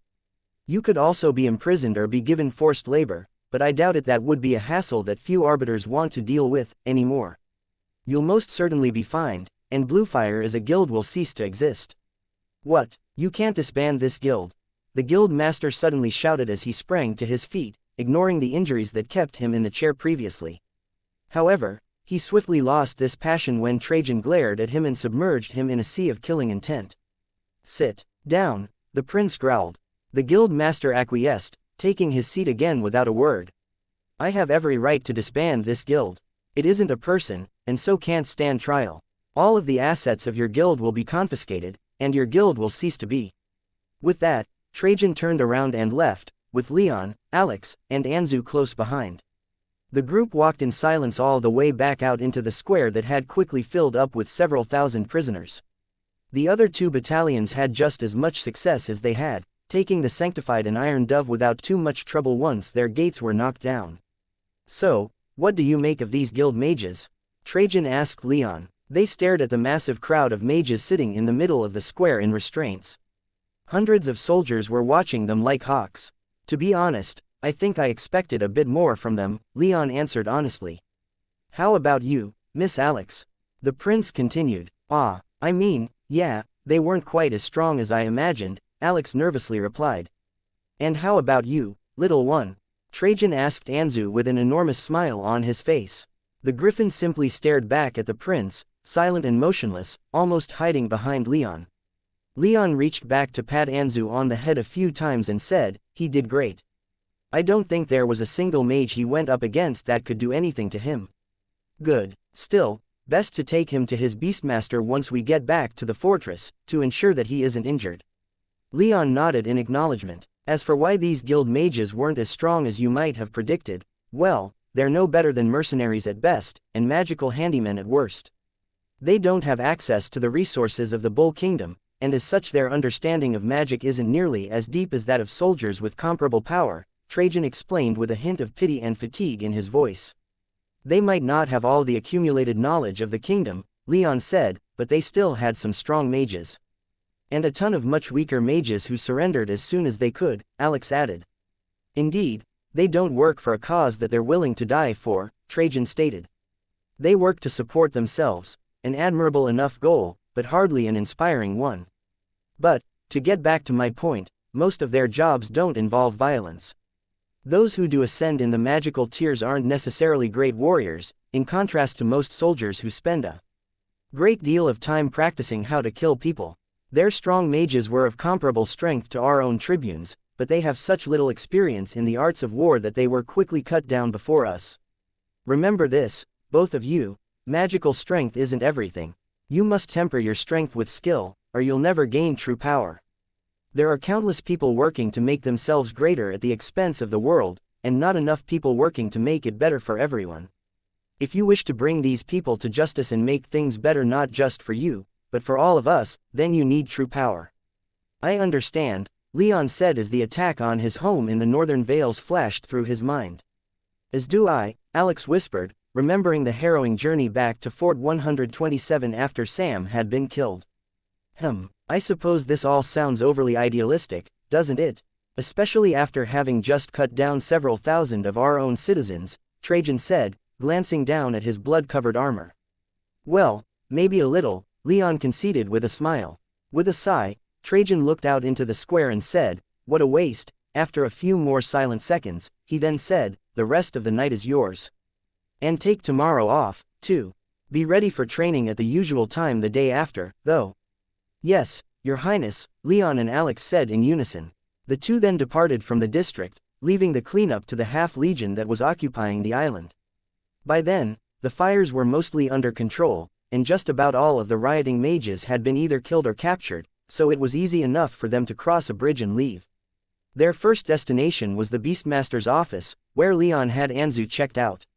In 20 minutes, the griffin was cleaned and inspected, much to his obvious displeasure, and no injuries were found. This little guy is really unfriendly, Alex muttered as they left the office and started making their way back to their quarters. He's just not used to people, Leon said with what Alex considered a strange amount of pride in the little griffin. Anzu glanced up at Leon with shiny eyes, as if he knew what Leon had just said. He happily flapped his small wings and rubbed his head on Leon's leg. I'm filthy, Alex muttered as she pushed open the door to their quarters. You're not the only one, Leon said as he crossed the threshold after his squire. But, at least one of us is clean, Anzu came in after Leon, clean as a whistle, and quickly jumped up onto a nearby couch and sprawled out over it. I need to get out of this armor, Alex said, making for her room. Leon felt the same way after spending the day riding, walking around a village, exploring an abandoned mine, swimming across the Tyrrhenian River, and fighting his way through the guild district. He almost stumbled back to his own room in his hurry to get changed. Alex had much less complicated armor, so she emerged from her room a few seconds before Leon did. However, she didn't go to the bathroom to clean up just yet, choosing instead to wait for her night. When Leon walked out a few seconds later and saw her waiting by the sandpit with a smile on her face, he raised an eyebrow in a questioning look. I'm still a little keyed up from all that fighting, she explained. Plus, I don't really feel all that satisfied from it, Leon smiled, as he felt the same way. They both had come to understand their own capabilities a little bit better from the battle, but fighting the guild mages hadn't been particularly challenging, leaving both feeling unfulfilled. Then how about a little sparring before we finish getting cleaned up? Leon asked as he walked out into the sandpit. Read my mind, sir, Alex stated as she followed him. Anzu, meanwhile, had already checked out and fallen asleep on his couch. Leon and Alex took positions 10 feet apart from each other and readied their training weapons.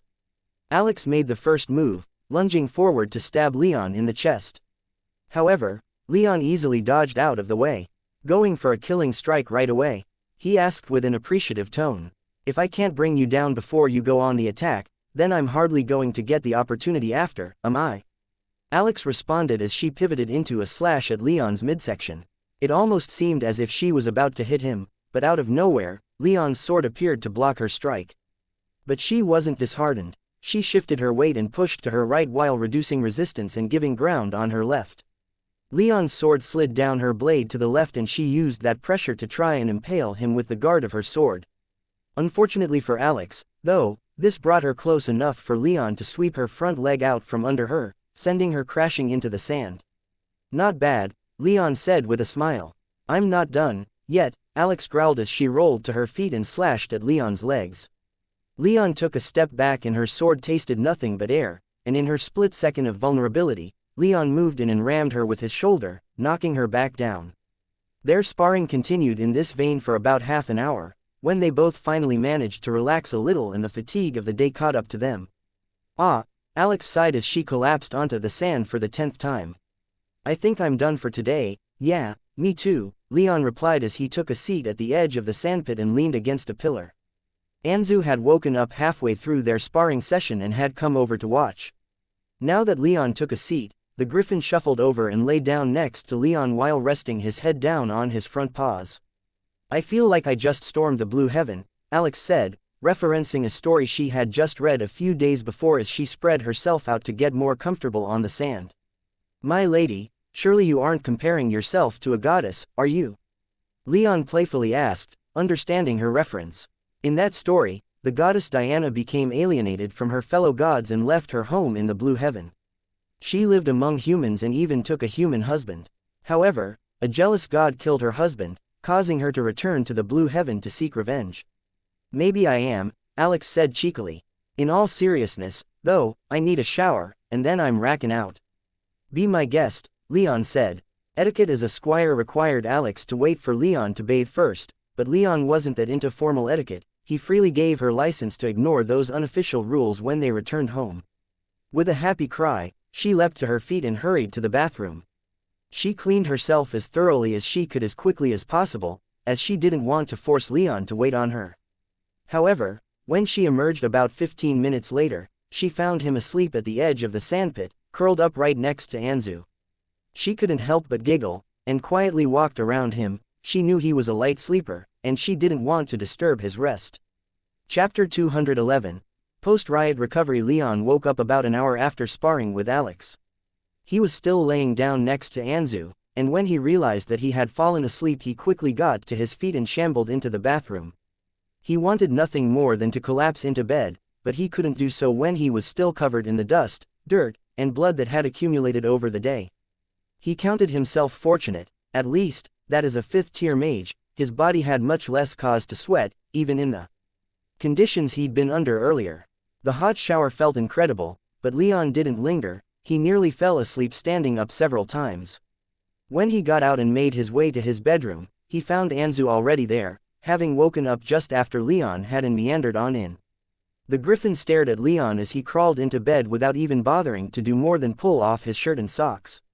Once Leon got himself situated, Anzu lay down next to him, laying his head and front paws across Leon's chest. Leon then had to push one of Anzu's wings out of his face, but once the two were comfortable, they passed out in minutes. The next day was quiet. Leon and Alex had been given the day off by Trajan, so both slept in, though Leon did have to get Anzu outside for a little while in the backyard of the barracks building. He had been a little surprised that there even was a backyard when he and Alex first moved in, but Trajan explained that there were a fair number of knights with their own pets, so having such a place was necessary. The building's janitors even made sure the yard was clean every day. Still, just because Leon didn't have any work or training to do, that didn't mean he wasn't busy.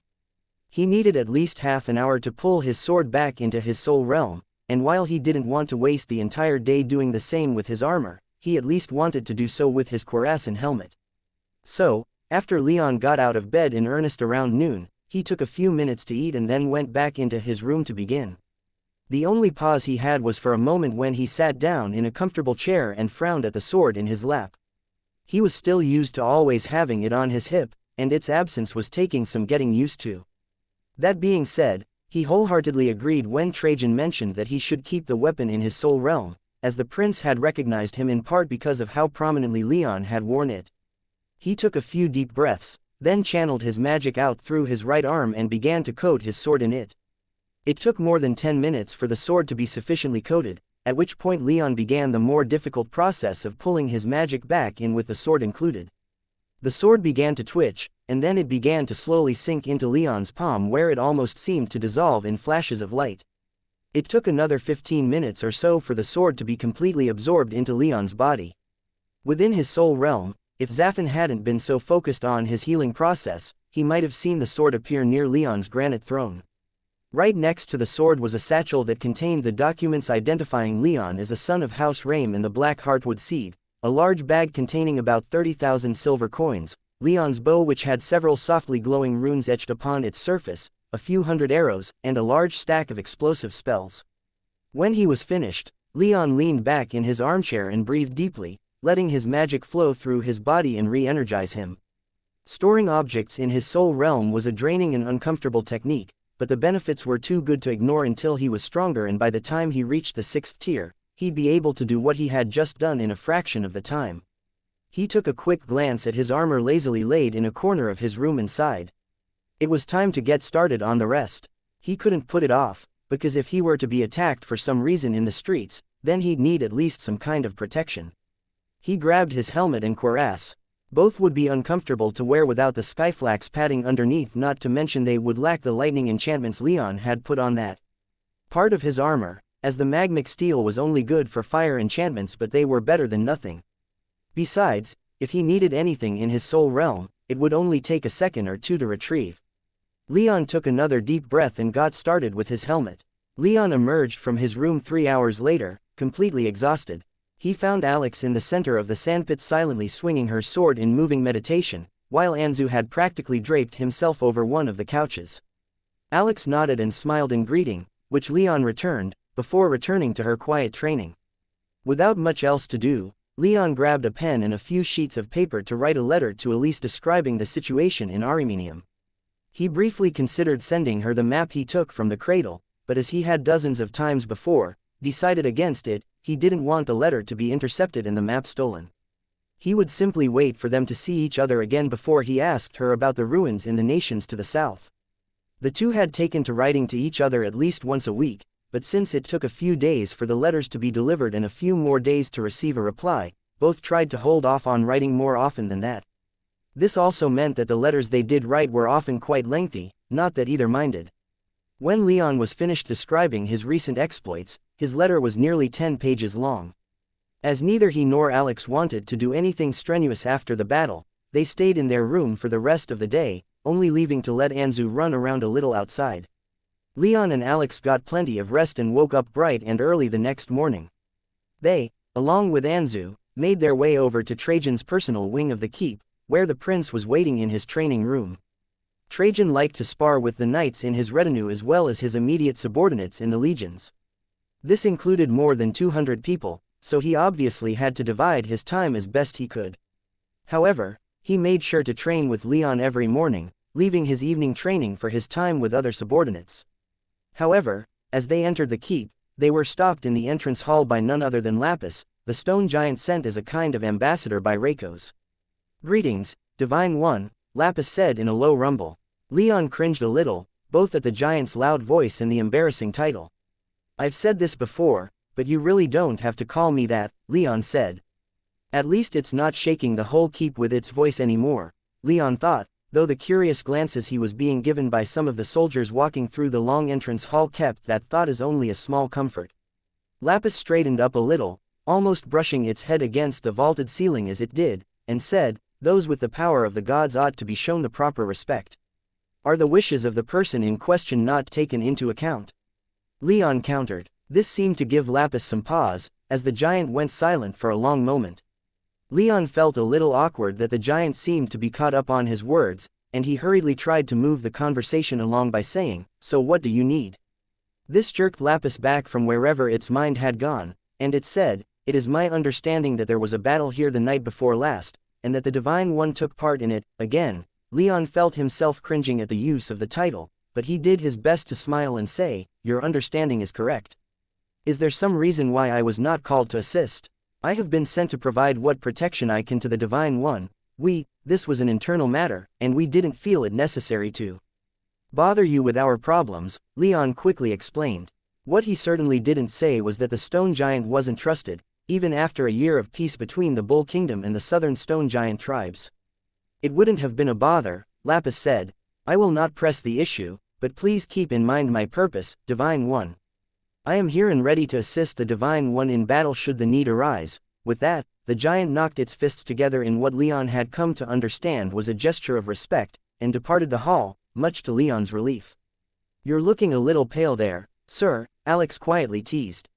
She'd settled into her role as squire fairly well over the past year, and she knew that she shouldn't openly tease her assigned knight, but in this case, she couldn't help it. "Can you blame me?" Leon retorted as he glanced around at the dozens of other knights walking through the hall, many of whom were shooting him extremely strange looks for speaking with Lapis. "Come on, His Highness is probably waiting on us," Leon then said, hurrying them onward. But Leon also looked over his shoulder at the departing giant and thought, "Its offer of assistance is appreciated, but I really don't want to rely on it. If I ever find myself in a situation where I need that level of help, I'll probably already be dead." About 10 minutes later, Leon and Alex pushed open the door to Trajan's training room and entered. The prince was waiting for them in the sandpit wearing training clothes and wielding a training sword. "Good, you all are here," Trajan said. "Your Highness," Leon and Alex said respectfully, both giving short bows. "Please, we're not in public, that's unnecessary," Trajan responded with a smile and a dismissive wave. "Let's just get started and ignore etiquette." "Sure thing," Leon replied as his own normally stoic face briefly cracked a thin smile. Alex nodded and sat down at the edge of the sandpit. Since she was technically Leon's squire, she wasn't Trajan's responsibility. As a result, Leon always trained with the prince first, though Trajan did spend a considerable amount of time training with her as well. It seemed obvious to anyone who knew about it that the prince was gearing Alex up to join his retinue when she ascended to the 3rd tier and received her knighthood. "You two did well in the battle last night," Trajan began, "but there is always room for improvement. Leon, your magic seemed to hold out well. How did you feel afterward?" "I was a little tired, but I think I could have continued at that pace for a while longer," Leon answered. "Wonderful. It goes to show you just how far you've come since you first entered my service, when you could barely summon 3 or 4 lightning bolts before hitting your limit. We'll do some more endurance training, then, and after we break for the day, I want you to focus on the creation of your magic body." "Got it," Leon said. The creation of his magic body would be the point at which he became a 6th tier mage, and Leon was eagerly looking forward to it. Using his magic body, he'd be able to project himself outside of his body, though doing so would be dangerous. More importantly, he'd be able to consciously enter his soul realm. He greatly anticipated finally being able to look Zafin in the eye and know that he'd passed the demon by in terms of power. At this point, Leon had managed to use his magic power to construct about 1/3 of his magic body. He'd need to let his magic flow into a bone or organ and trap it there until it effectively took on the structure of that body part, but this was a time-consuming process. Still, Leon was growing stronger at an exceptionally fast rate, especially since he had other things to focus on as well. With that, he and Trajan began to spar, or rather, Leon began to call upon his magic as fast as he could, while Trajan summoned his own magic and took the younger mage's attacks. From the sidelines, Alex watched Leon hurl lightning bolts and summon fire, neither of which did the prince much harm. Not even when Leon switched over to channeling his magic through his sword, causing it to burst into flame or arc with lightning, did his magic penetrate the prince's ironclad defense. "Not bad," Trajan said after about half an hour. His stone skin was blackened and scorched in places, but not meaningfully damaged in any way. He was still in perfect condition to fight. Leon, on the other hand, was left panting and barely able to stand after continuously using his power for so long. "But still not great. I think you still need to work on your endurance for a while yet." "I understand," Leon whispered. "Good. With every bone of your magic body you create, you'll expand your mana reserves just a little bit. So why don't you get some rest and then get a head start on the rest of your training?" Leon nodded and went to sit down next to Alex. Anzu, who had been watching from behind the columns that separated the sandpit from the rest of the room, hurried forward and snuggled up next to Leon. The little griffin didn't really need any training, as he'd grow stronger just by literally growing. Trajan then turned his attention to the sandpit. The heat from Leon's lightning and fire had scorched the stone columns and melted some of the sand in the pit, but with a wave of his hand and a little bit of patience, Trajan erased the scorch marks on the columns and extracted every fragment of glass from the sandpit with practiced ease. There was still plenty of sand left to train in, and servants would come in during the night to clean up what he missed and refill the pit. After a year of training with Leon and longer with the other higher-tiered knights that Trajan sparred with, the servants had grown accustomed to this process. With that taken care of, Trajan looked at Alex and gracefully asked, "Care to join me, my lady?" Alex smiled and jumped to her feet. She could only train with the prince in martial arts rather than magical arts, but he still instructed her with as much patience as he had with Leon. She didn't know why, and she certainly wasn't going to be so rude as to ask, but she enormously appreciated it and frequently said so. After an hour of sparring with Alex, Trajan called the training session to an end. "I think that's enough for today," Trajan said, allowing an exhausted Alex to stumble back to the edge of the sandpit. "You two should get some rest, but don't neglect your afternoon training. I don't have anything else for you to do, so focus on that." "Are you sure there's no work you need us to do?" Leon hesitantly asked. The half-legion that had retaken the guild district was still cleaning the place up and assisting with repair efforts, as were most of the other knights in the prince's retinue. "No, there are enough hands out there as it is," Trajan replied, knowing what Leon was alluding to. "With all the soldiers, guild mages, and construction workers swarming the guild district, you two would get in the way more than you'd help. Of course, the same could be said for anyone else, so don't pay it much mind. Besides, normally you'd get a week off for taking out a vampire, so don't worry about it." "Then we'll see you tomorrow morning," Leon gratefully said. Trajan smiled and nodded, and Leon, Alex, and Anzu rose and made for the door. "So, what now?" Alex asked once they were back out into the hallways. "Want to get something to eat?" Leon asked. "I must admit that I worked up a bit of an appetite, but if you just want to head back home, then we can do that instead. I'm actually quite hungry, myself," Alex replied. The two then spent the 10 minutes it took to leave the keep debating what to grab for an early lunch. Chapter 212. Friends Leon and Alex decided to go to a restaurant in the fortress, as there weren't many in Ariminium that would allow Anzu to enter. The specific place they settled on was a well-known place that had everything from noodles to burgers and even served as a bar after sunset. It was relatively early when the two walked in, with Anzu sticking to Leon's heels as much as he was able.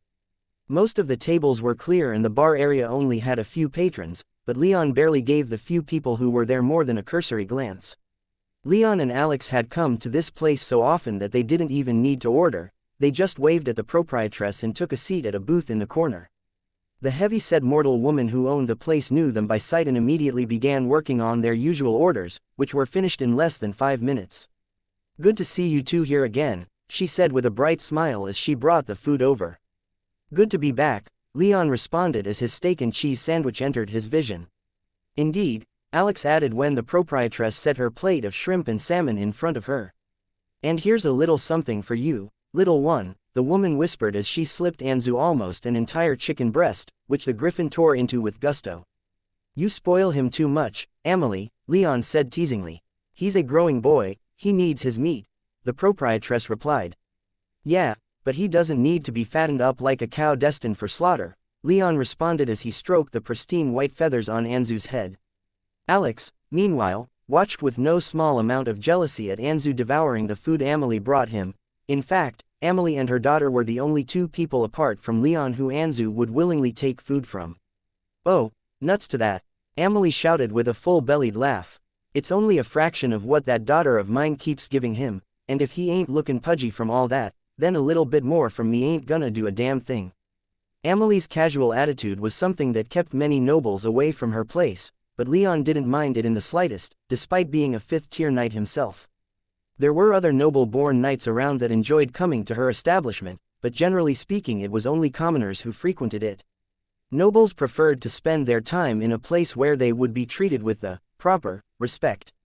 Leon, Alex, and Amelie chatted for another minute or so before the middle-aged woman left to tend to other customers, allowing Leon and Alex to dig in. However, they weren't destined for a quiet meal, as two young men entered and began scanning the room for a suitable place to sit. When their eyes landed on the two sitting in the booth, they momentarily froze. Leon, one of them called out. Hearing his name, Leon glanced over at the two newcomers and his eyes widened in surprise. Quickly swallowing his mouthful of sandwich, he responded, "Charles." "Henry, hot damn, I knew it was you," Charles almost shouted as he and Henry rushed over from the entrance. "Hey man, it's good to see you. How've you been?" Henry asked as he clapped Leon on the shoulder before he remembered how little Leon appreciated most physical contact. "What are you two doing here?" Leon asked as his face broke out into a slight smile. "I thought you were sent to Fort Odo." Fort Odo was a large fortress built on a huge hill watching over the gold road between the capital and the Bull's Horns. Three of Leon's friends from the Knight Academy, Charles, Henry, and Alon, had all been sent to units based in Fort Odo after leaving the academy. "Our legion was rotated here several weeks ago," Charles cheerfully replied. "And you? I thought you went to the Northern Territories." "Ah," Leon said in understanding. Prince Trajan liked to make sure that all 12 legions in the Eastern Territories had intimate knowledge of the entire region, and so every 2 years he had one legion at the Horns swap stations with another legion that wasn't. This gave each legion a handful of years of relative peace at the Horns and a couple decades of peacekeeping out in the territories. About the only units that weren't rotated were the personal knights and men at arms serving himself and his subordinates like Minerva, amounting to about 5,000 combat soldiers that were stationed at the Horns permanently. "I was reassigned here last year." "And who is this?" Henry asked, shifting the conversation to Alex. "This is Alex, my squire," Leon said with a proud smile. "Squire?" Charles asked in confusion. "Wait a minute, you're a knight." He was knighted by the consul of the North," Alex explained. "Why don't you two take a seat so we can catch up?" Leon asked. "You're going to have to go first," Henry said. "Right, it hasn't even been 2 years. How is it that you're a knight?" Charles asked with bright expectant eyes. Leon quickly began to fill his two friends in on what had happened over the past year and a half, though there were quite a few things that he left out. He told them about being sent to Fort 127 and the raid Hakon Firebeard launched, then about being reassigned to the Bull's Horns with Alex as his squire, and then the diplomatic mission to the Stone Giant's crater. He was fairly light on details, but Alex was willing to fill in where needed. He also didn't say a single word about the men that Tiberius sent to kill him on the galley, or his invisibility ring. He didn't even tell them what his current magical tier was. "And after coming back from killing that vampire, we found the city on fire," Leon explained. "We had to drop pretty much everything and help out," Alex said. "As did we," Henry added. "Both of our knights were called into battle, and we, of course, had to follow." "Really? Who are your knights again?" Leon asked. "Oh, mine's Sir Quintus," Charles said, "and Henry's serving Dame Adia." Leon almost face-palmed when Charles said this, as both of those knights were from the same battalion that followed Prince Trajan in retaking the guild district. "So you two both helped in storming the Bluefire Guild?" Alex asked, picking up on the same familiar names that Leon had. "We did," Henry said. Leon almost laughed at how close they were just a couple nights ago. He hadn't been paying much attention to either of their knights, let alone their squires, but if he had been then their reunion might have happened a little earlier than this. While they were chatting, Emily came over to take Charles and Henry's orders, making and bringing them over in short order. "So, what have you two been doing in this past year and a half?" Leon asked. "Well, this guy has been doing nothing but paint and Alon has been busy taking care of his kids, so all in all, we haven't done much of note," Henry said. Charles gave him a dirty look at the snide comment about his chosen form of artistic expression, but he didn't say anything. Instead, he busied himself trying to pet Anzu, but the griffin had barely taken his eyes off the two newcomers since their arrival, and he clearly wasn't going to let them touch him. He eventually decided to hide between Leon's legs and the bench Leon was sitting on, and when even that didn't stop Charles, Anzu nipped at his hand the next time it came close. "Ouch," Charles said, drawing his hand back with a small cut on his index finger. "Careful, Anzu doesn't like being touched, especially by strangers," Alex said with only a slight hint of the gratification she felt that she wasn't the only one that Anzu wouldn't being touched by. She quickly pulled out a weak healing spell and gave it to Charles. "Thank you," Charles said as graciously as he could. "So, Miss Alex, where are you from?" Henry asked, leaning in and trying to gaze flirtatiously at Alex. "The Northern Territories," Alex replied with hesitation. She was getting a little creeped out from Henry's body language. A northern girl, huh? Henry said. I'm from the Eastern Territories, myself. Say, do you want to get a drink with me? Chuckles and I don't have much else to do today. I'm afraid I must decline, Alex responded, cutting Henry off. She wasn't attracted to him and didn't want his flirtation to continue. Shot down again, Charles said with a loud chuckle. I think you need to work on your game, my friend. Henry stared at Alex in shock and disbelief. He wasn't nearly as quick with the ladies as he pretended to be, but the speed at which Alex rejected him was certainly something to marvel at. Might want to close your mouth, you're starting to drool, Leon said. Not thinking that Leon would tease him so overtly, Henry clamped his mouth shut and went to wipe his mouth, only to find nothing there. Henry glared at Leon, but eager as he was to move on, he said, Alon's here too. He's squiring for Dame Romania, I think. Then where is he now? Leon asked. With his ladies, Charles said. Has he gotten married yet? No, he still needs to be knighted first before he can legally take multiple wives. Leon nodded, and then for the first time that day, he took a good look at Charles and Henry. They were both obviously stronger than they were back in the Knight Academy, with solid second-tier auras. Their bodies were also a little fuller with muscle, and there was a certain look to them that gave Leon the impression that the battle they had seen in the guild district wasn't their first. You know, I saw a griffin just like Anzu here during the battle, Charles stated. The knight it was following was one of the prince's men. Yeah, that was us, Leon casually said. What? Henry cried. You're directly serving Prince Trajan. I thought you said you were in the diplomatic corps. Yes, Leon mumbled, feeling a little embarrassed due to Henry's reaction. Sir Leon is a fifth-tier knight who negotiated peace with the stone giants in the southern half of the border mountains, Alex said. Prince Trajan took notice and transferred him into His Highness' personal retinue. Charles and Henry stared at Leon, completely speechless. After several minutes, Charles muttered, fifth tier. After another minute of stunned silence, Alex tried to alleviate the embarrassment Leon felt by changing the subject. She asked, So, what all did you two do at Fort Odo? Well, it was mostly just boring training, Charles explained. Yeah, it was mostly just reinforcing stuff we learned at the academy, Henry added, looking a little disappointed. Still, we got plenty of time to train ourselves and increase our magical power, Charles continued. We even got taken out for a few patrols every now and then. We, even got attacked once, Henry said, trailing off and shifting his gaze away from Leon and Alex, but not focusing on anything in particular. After a few moments of waiting for additional information, Leon said, You two both had to kill while you were there, didn't you? Yes, we did, Charles admitted. Good, Alex said, reaching across the table to clap Charles on the shoulder. A true knight has to be willing to fight to uphold the laws of his land. Both Charles and Henry looked a little pale at the memory of their first battle, but what Alex said seemed to work a little bit. Noticing how uncomfortable they still were, though, prompted Leon to say, She's not wrong, we have to be willing to kill if we are to do our jobs. Our willingness to kill and experience in killing gives us greater killing intent, which is always a useful weapon if properly utilized. I guess, Charles whispered. Did you two kill when retaking the guild district? Leon asked. No, we were behind our knights almost the entire time, Henry explained. A shame, Leon replied. I think it would have been a good experience for you both, in the long run. I'm not too upset at it, to be honest, Charles said with a slightly haunted look. We are mages and knights, my friend, Leon stated. Killing the enemies of the kingdom is our job. If you're not comfortable with it now, don't worry, I'm sure you're going to get plenty of opportunities later. Leon's reassurance really didn't do much for Charles or Henry, who still looked more than a little nervous at the possibility of combat in the future. However, neither had any intention of shying away from it, no matter how apprehensive they were.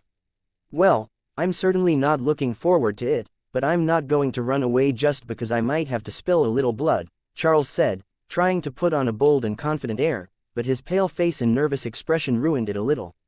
That's all that matters, Alex responded. She had learned back at Fort 127 not to think too much about taking the lives of those that endangered her and others. Her killing intent wasn't nearly as intense as Leon's was when he was a second-tier mage, but it was a far sight greater than Charles and Henry's combined. We don't have to let all this talk get us down, we're supposed to be eating and having a good time. Henry suddenly said as he dug back into his food. Leon understood his intention to change the subject and started reminiscing with the two about the Knight Academy. Stories of their rivalry with the Deathbringers fascinated Alex, and the group had plenty to talk about for the rest of their meal. When it was time to go, Leon and Alex walked with them out of the restaurant. "Let's do this again tomorrow," Charles said happily. "Yes, and let's get Alon in on this as well," Henry said. "I'm looking forward to it, but where should we meet up?" Leon asked. "How about this noodle stand I found a couple days ago?" Charles suggested, bringing a smile to Leon's face. "Sounds good," Alex said, sealing the deal. And with that, Leon and Alex made their way to their room to train, while Charles and Henry went back to their own barracks to do likewise. Chapter 213. Owain. About 20 miles east of the Bull's Horns lay Briga, the westernmost fortress of the Talfar kingdom. It wasn't nearly so large as the Horns, as in the vast plains of Talfar such fortifications were an easily bypassed waste of resources. That being said, it was still a formidable location built on a hill, 2 layers of walls, 6 gatehouses, and numerous isolated baileys. Due to the location, most of the fortress was made of black trap rocks taken from the border mountains, giving much of the architecture both in the fortress and the small city half a mile away a distinct hexagonal pattern. Just about the only building that didn't follow this design aesthetic hexagons and black trap rocks was the palace at the center of the city. The palace followed more conventional Talfar architectural styles, with a circular base and a wide conical roof that shone a brilliant white in the afternoon sun. The palace had been built on a base of gray limestone, was completely encircled with marble columns, and had been heavily enchanted both for the comfort and security of its occupants. The man who currently ruled from that palace was Prince Owain, the 13th son of the previous king of Talfar. Unlike most of his other siblings, Owain had an interest in politics, and so didn't renounce his claim to the throne, even after the king had declined to nominate him as successor. The doors to Prince Owain's office burst open and an aged 6th-tier woman wearing extremely fancy robes of green and gold walked out with a scowl on her face. "Please wait, elder," Owain cried out as he followed this woman outside, his classically handsome face contorted in anger and his long perfectly styled blue hair starting to fall apart. "We have nothing more to discuss," the old woman responded as she descended the grand stairs leading from the palace to the rest of the city. Her horse and force of 100 personal bodyguards were waiting for her at the bottom, decked out in the best armor that her money could buy, all shining steel trimmed with silver, adorned with sapphires and blue war paint, and with the shoulders covered in a layer of gray wolf fur. Owain continued down the stairs after the elder, but she didn't listen to a word he said.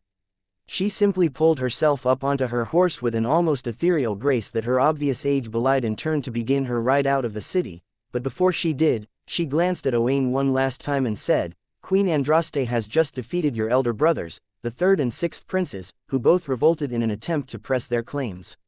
Now, she defends the eastern border from the Han kingdom, who wants to take advantage of our weakness and seize control of the disputed lands." As she spoke, Owain looked like he wanted to say something, but a single angry look from her shut his mouth. "Let me make myself clear, Your Highness, no one wants another civil war. Even if we weren't being invaded, that wouldn't change. You'll find no support for your claim. Andraste is our queen, and that is final." With that said, the elder spurred her horse on and led her guards toward the city exit, leaving a furious Owain standing alone at the bottom of the stairs. As they rode away, the captain of the elder's guard sarcastically said, "So, that went well." The elder, who enjoyed letting her immediate subordinates take a more relaxed tone around her, responded with a scowl and had to fight the immediate instinct to spit on the ground in disgust. That little boy thinks that just because his father made him a governor of a province that he's suddenly more qualified to be our ruler than any of his siblings. If he truly were so deserving of the post, then the elder council would have made him king, instead of Andraste. That doesn't really tell him anything, though, just that he's not as popular with the elders as his sister, the guard captain replied. In any event, it's probably prudent to keep an eye on him. Since he lost any hope of support from the elders with your denial of his claim, I wouldn't be surprised if he takes advantage of the queen's absence from the capital to try and seize the throne by force. If he tries that, then he'll prove himself to be an idiot without a lick of common sense. If he tries, then Andraste will only turn her army back west and in no time, he'll be on the same executioner's pyre that his brothers were on only a few months ago. Do you intend to tell Her Majesty about her brother's machinations? Of course. If he does try something and it comes out that I knew about it, I would be joining him on that pyre. No, Andraste will be informed, as will the rest of the Elder Council and the High Priests. I will make sure that he finds no support in Predany.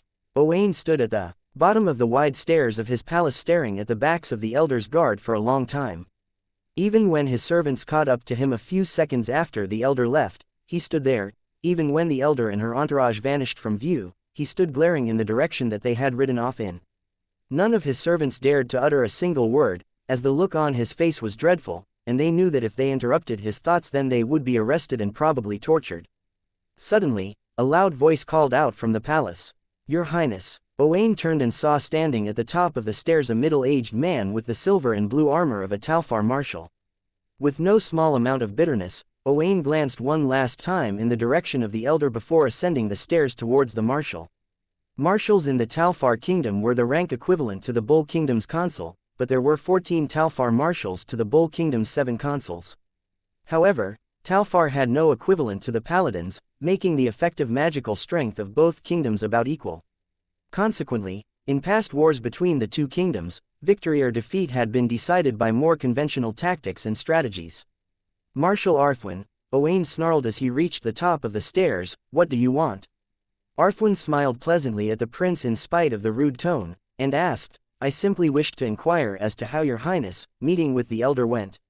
There was barely a hint of smugness in the marshal's voice owing to his long years of service to the Talfar king, but Owain could hear the self-satisfaction clear as crystal.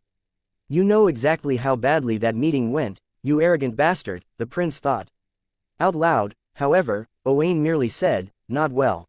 That's a shame. I was truly hoping Her Honor would be able to see your Highness' clear and legal right to rule," Arthwin replied. If anyone else had heard the marshal speak with that tone, they might have thought that he was being genuine, but Owain had known him long enough to pick up on the subtle sarcasm. The prince refused to lower himself and respond to the marshal, so he walked back into the conical palace with the marshal following closely behind. They silently made their way through the richly decorated halls and open and inviting rooms until they arrived at the prince's personal study. Within, the decoration became comparatively simple, with the dark redwood walls bereft of tapestries and murals and the marble floor bare. Even the furniture was rather subdued and simple, if luxuriously comfortable. The prince didn't sit at his surprisingly small desk and instead chose to sit down in front of his fireplace in one of only 2 small couches. The marshal sat down in a nearby armchair drawing a dirty look from Owain due to the lack of invitation to sit and stared at his prince expectantly. "Why are you staring?" Owain quietly asked. "I'm waiting to see what you intend to do, now that you know exactly how little support you have in Predany," Arthwin responded. "The elders don't support you, the nobility doesn't support you, and you lack support from the common sectors as well. What is your point?" Owain demanded, his fury rising. He had to catch himself from formally reprimanding Arthwin for insubordination. The marshal was his only real support in the entire kingdom, after all. "Well, you only have 2 places left to look, the primal priests and the army," the marshal said with a smirk. "Those damned priests are in my sister's corner," Owain bitterly grumbled. "Well, you could try and get married to one of the primal virgins. Both the earth and wind temples have female primal virgins, as I recall." "Not going to happen. The primal priests guard their virgins like dragons guard their hordes." "In that case," Arthwin said as his smile grew bigger, "Your Highness' only option for support is the army." Owain scowled again, as he knew that Arthwin was aware that any requests he was legally allowed to make to the army had to go through the marshal. In other words, if Owain truly wanted to raise enough support to become king before Andraste had ruled for long enough to consolidate her power, then he was entirely dependent on Arthwin. "What do you want?" Owain demanded of the still smiling Arthwin. "For your Highness to listen to me. In all things," Arthwin stated. "Be specific," Owain countered. "If I must," Arthwin said, "I want to be named to the Elder Council." Owain leaned back in his sofa and silently contemplated the matter. "I need his support, but he isn't nearly old enough to be an elder. To be an elder, a citizen of Talfar had to be at least of the 6th tier and 200 years old or older. Arthwin was a powerful 6th tier mage, but he was only in his 140s. I would look corrupt if I were to name him as an elder upon my ascension to kingship, especially since I would have to remove one of the elders already on the council," Owain thought with some dejection. But there was another thought that crept into his head that prevented him from outright refusing Arthwin. But that is only a problem if the marshal lives long enough to see me on the throne. Very well, Owain said out loud, once I am king, I promise to name you as the newest of the elders. Most legislation within the Talfar kingdom was written by the Elder Council and merely approved and enforced by the reigning monarch. The elders even decided who among the previous monarch's children would succeed to the throne after the monarch's death. Owain understood Arthwin's desire to be on the council, as there were only 21 elders at any one time. This meant that Arthwin could wield significantly more authority over the kingdom as an elder than he could as a marshal bound by the king's regulations. That means a lot, Your Highness, Arthwin said with a sly smile. Now, how are we going to go about this? Owain asked, deferring to the military specialist. His own skills lay in administration, not martial affairs. At this moment, I can raise 100,000 peasant levies from this province, in addition to the 50,000 professional soldiers stationed here. I can also call favors from Marshals Bran and Gwen and add about 100,000 more soldiers to those numbers. Owain shivered a little when he thought of the pale and creepy Bran, but since half of the other marshals were with Andraste in the east fighting the Han Kingdom, Arthwin's contacts would have to do. Additionally, Arthwin continued, we should not march on Predany. I must take the capital if I wish to unseat my sister. Owain protested, I understand that Your Highness, but the Han Kingdom's invasion isn't going to stop just because Your Highness wants to be king. To march on Predany now would be to invite criticism from every corner of the kingdom. No, it would be received much better if Your Highness were to alter the target to a foreign state. I assume you have one in mind, then? Owain asked. From their location, they could march west to the Bull Kingdom, southwest to the Samar Kingdom, or south to the Kingdom of Asturias, with each providing their own benefits if the conquest was successful. I do indeed, Arthwin replied. The Bull Kingdom has long held the city of Arimenium, and so controls the point where the Tyrrhenian River joins the Gulf of Discord. If we were to take that city, then we would gain access to the Western Oceans. Our two states have warred many times for that little bit of land, Owain mused. Even when we've managed to take it, we've never been able to hold onto it. Our last invasion 80 years ago failed miserably. I'm well aware of how badly we failed back then, Arthwin coolly remarked. He absent-mindedly rubbed his left shoulder, where Owain could just barely see the edge of a scar peeking out from under his armor. But before Owain could comment on his behavior, Arthwin continued, taking that city and the fortress beside it would be an enormous mark of prestige, as Your Highness would have taken the prize that has been coveted by dozens of kings and queens before Your Highness.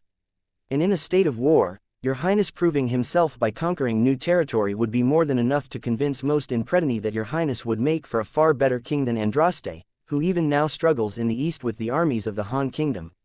Owain felt his heart rate accelerate as the plan took shape before him. He would conquer Arimenium and become a war hero to the Talfar Kingdom in the process. He would then use that prestige and wave of support to become king. It was a far more practical plan than any he'd had before. After several minutes of thought, he asked, how long will it take to assemble this army you speak of? A month or two, Arthwin immediately replied, telling Owain that he'd put quite a bit more thought into this than the marshal had initially let on. Can it be done any sooner? Owain inquired. I don't want to give the Bull Kingdom time to notice our gathering army and make their own preparations. I can have the levies raised and supplied by the end of the month, Arthwin confidently stated. My 50,000 soldiers are always ready for battle, and Marshal Bran can be here in a matter of weeks. It's Marshal Gwen that we'd be waiting on for most of that time. Get to work, then, Owain said. I want your army raised as soon as possible and have the other two marshals begin their march here. We'll wait for Bran, but Gwen will have to serve as reinforcements after the invasion has begun. Arthwin smiled and rose from his chair. With a bow, he left the prince's study. His smile grew wider as he walked to the communications room. The glee he felt at the invasion he'd been planning for decades couldn't be overstated. After 80 years of living almost within spitting distance of the border, he was finally going to invade the Bull Kingdom. The marshal's smile grew cold and hateful as he rubbed his shoulder again.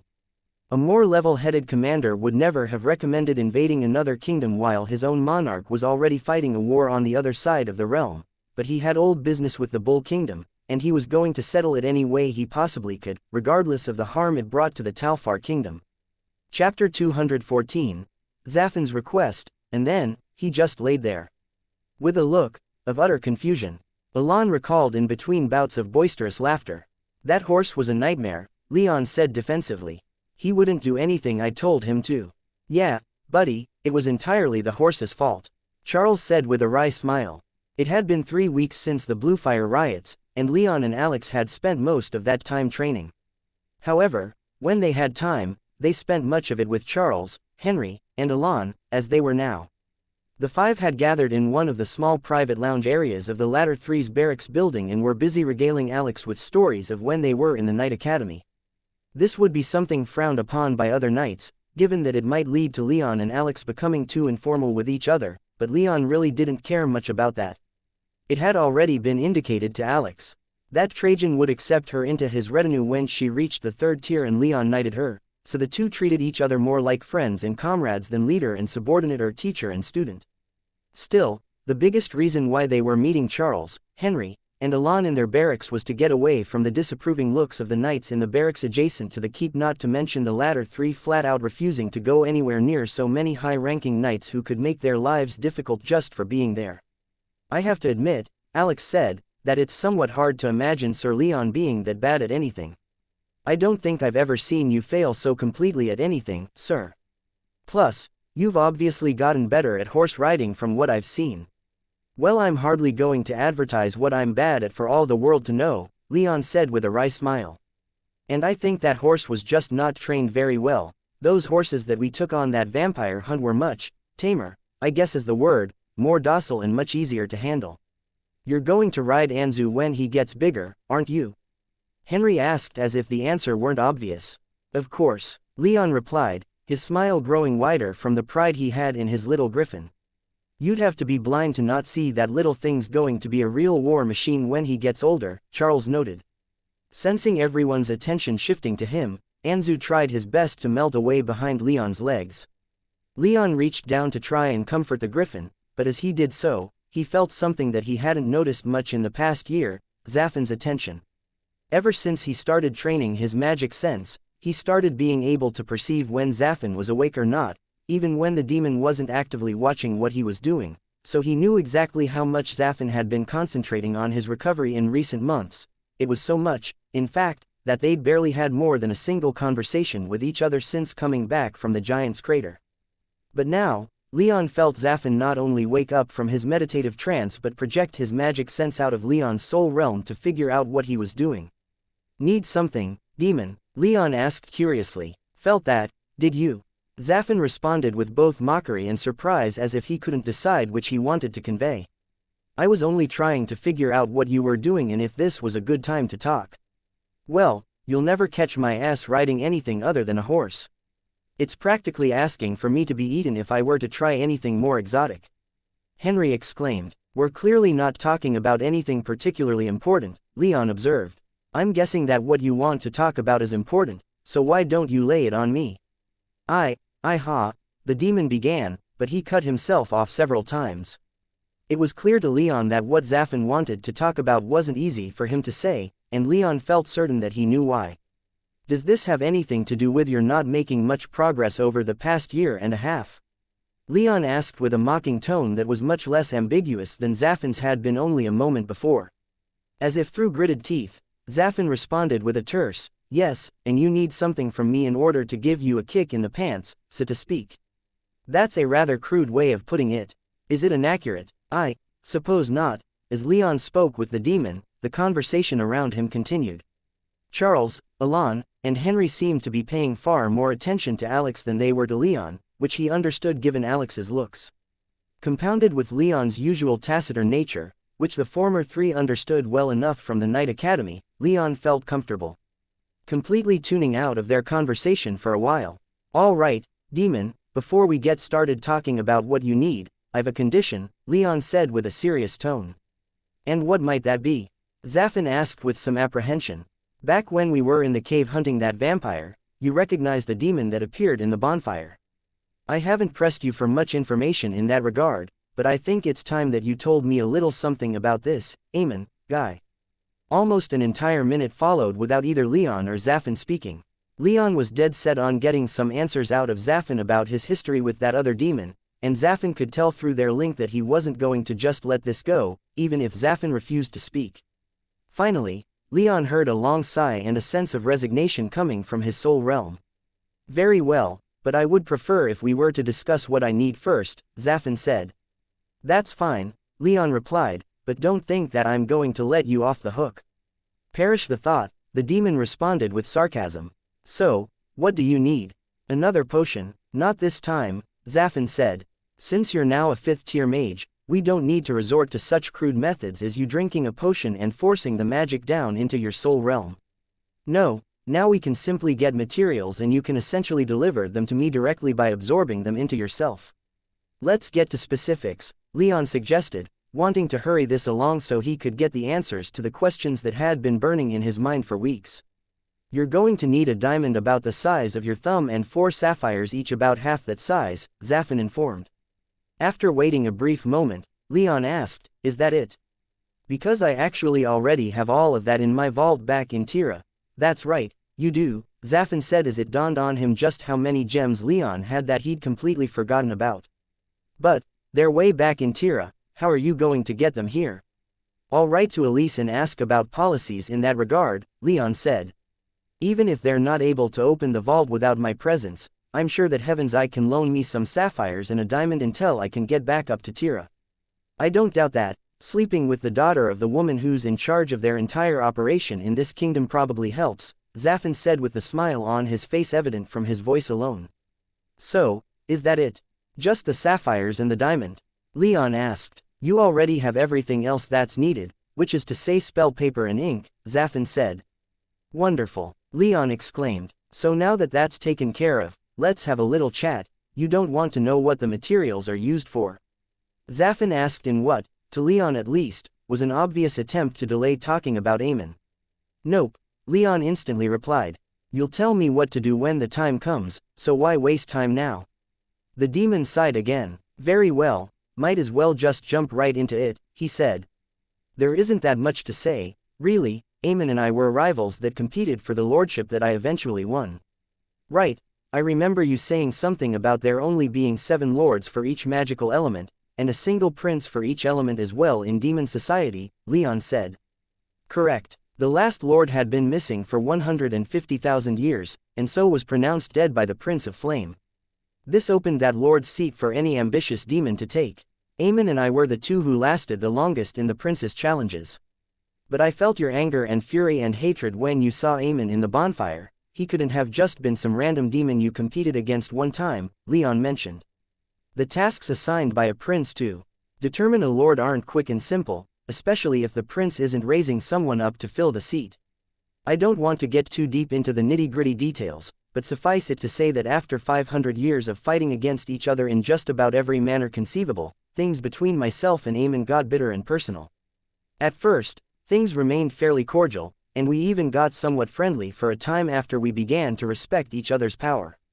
However, as time went on, and it became increasingly clear that the battle for lordship would come down to myself and him, we started attacking each other's power bases. Our followers and our families died in droves. By the time I was declared Lord of Flame, Amon's family had been devastated, and mine wasn't much better. You have a family? Leon asked incredulously. I did, Zafin corrected with the hate in his voice almost tangible. Leon wisely shut up to allow his partner to continue. When the competition was over, my power base had been ravaged. Still, in the end, I had won. I was the lord and he was a corpse. I enjoyed my time as lord, but that came to a swift end when the Storm King's little bootlickers summoned me here. When Zafin mentioned his summoning, Leon's eyes perked up. He was a little confused as to how a Lord of Flame, one of the highest beings in demon society, could be summoned so easily. But, rather than interrupt, he filed that question away for later. You know that I've spoken to the Thunderbird before, don't you, young mage? Zafin suddenly asked. You've told me that before, yes, Leon answered. It told me that, despite only being gone for 80,000 years, not even the traditional 100,000 Aemon has usurped my title as Lord. Somehow, he survived even though I saw him dead at my feet. I ripped his core from his chest and threw his body into a star. Leon couldn't help but be more than a little irked that the Thunderbird seemed so much more willing to speak with Zafin than to him, but he held his tongue on that subject. He doubted that this was the time to bring it up. I see, Leon said. Well, that does make a lot of sense. Then, that's not the kind of overkill that I would expect anyone to return from. Zafin furiously grumbled a little, but Leon couldn't make out anything the demon said. Anyway, thanks for telling me something of your past, Leon continued. I'll get right on those enchantment materials you want. And who said they were for an enchantment? Zafin asked with forced mischievousness. What else could they be used for, especially at the power level we're at?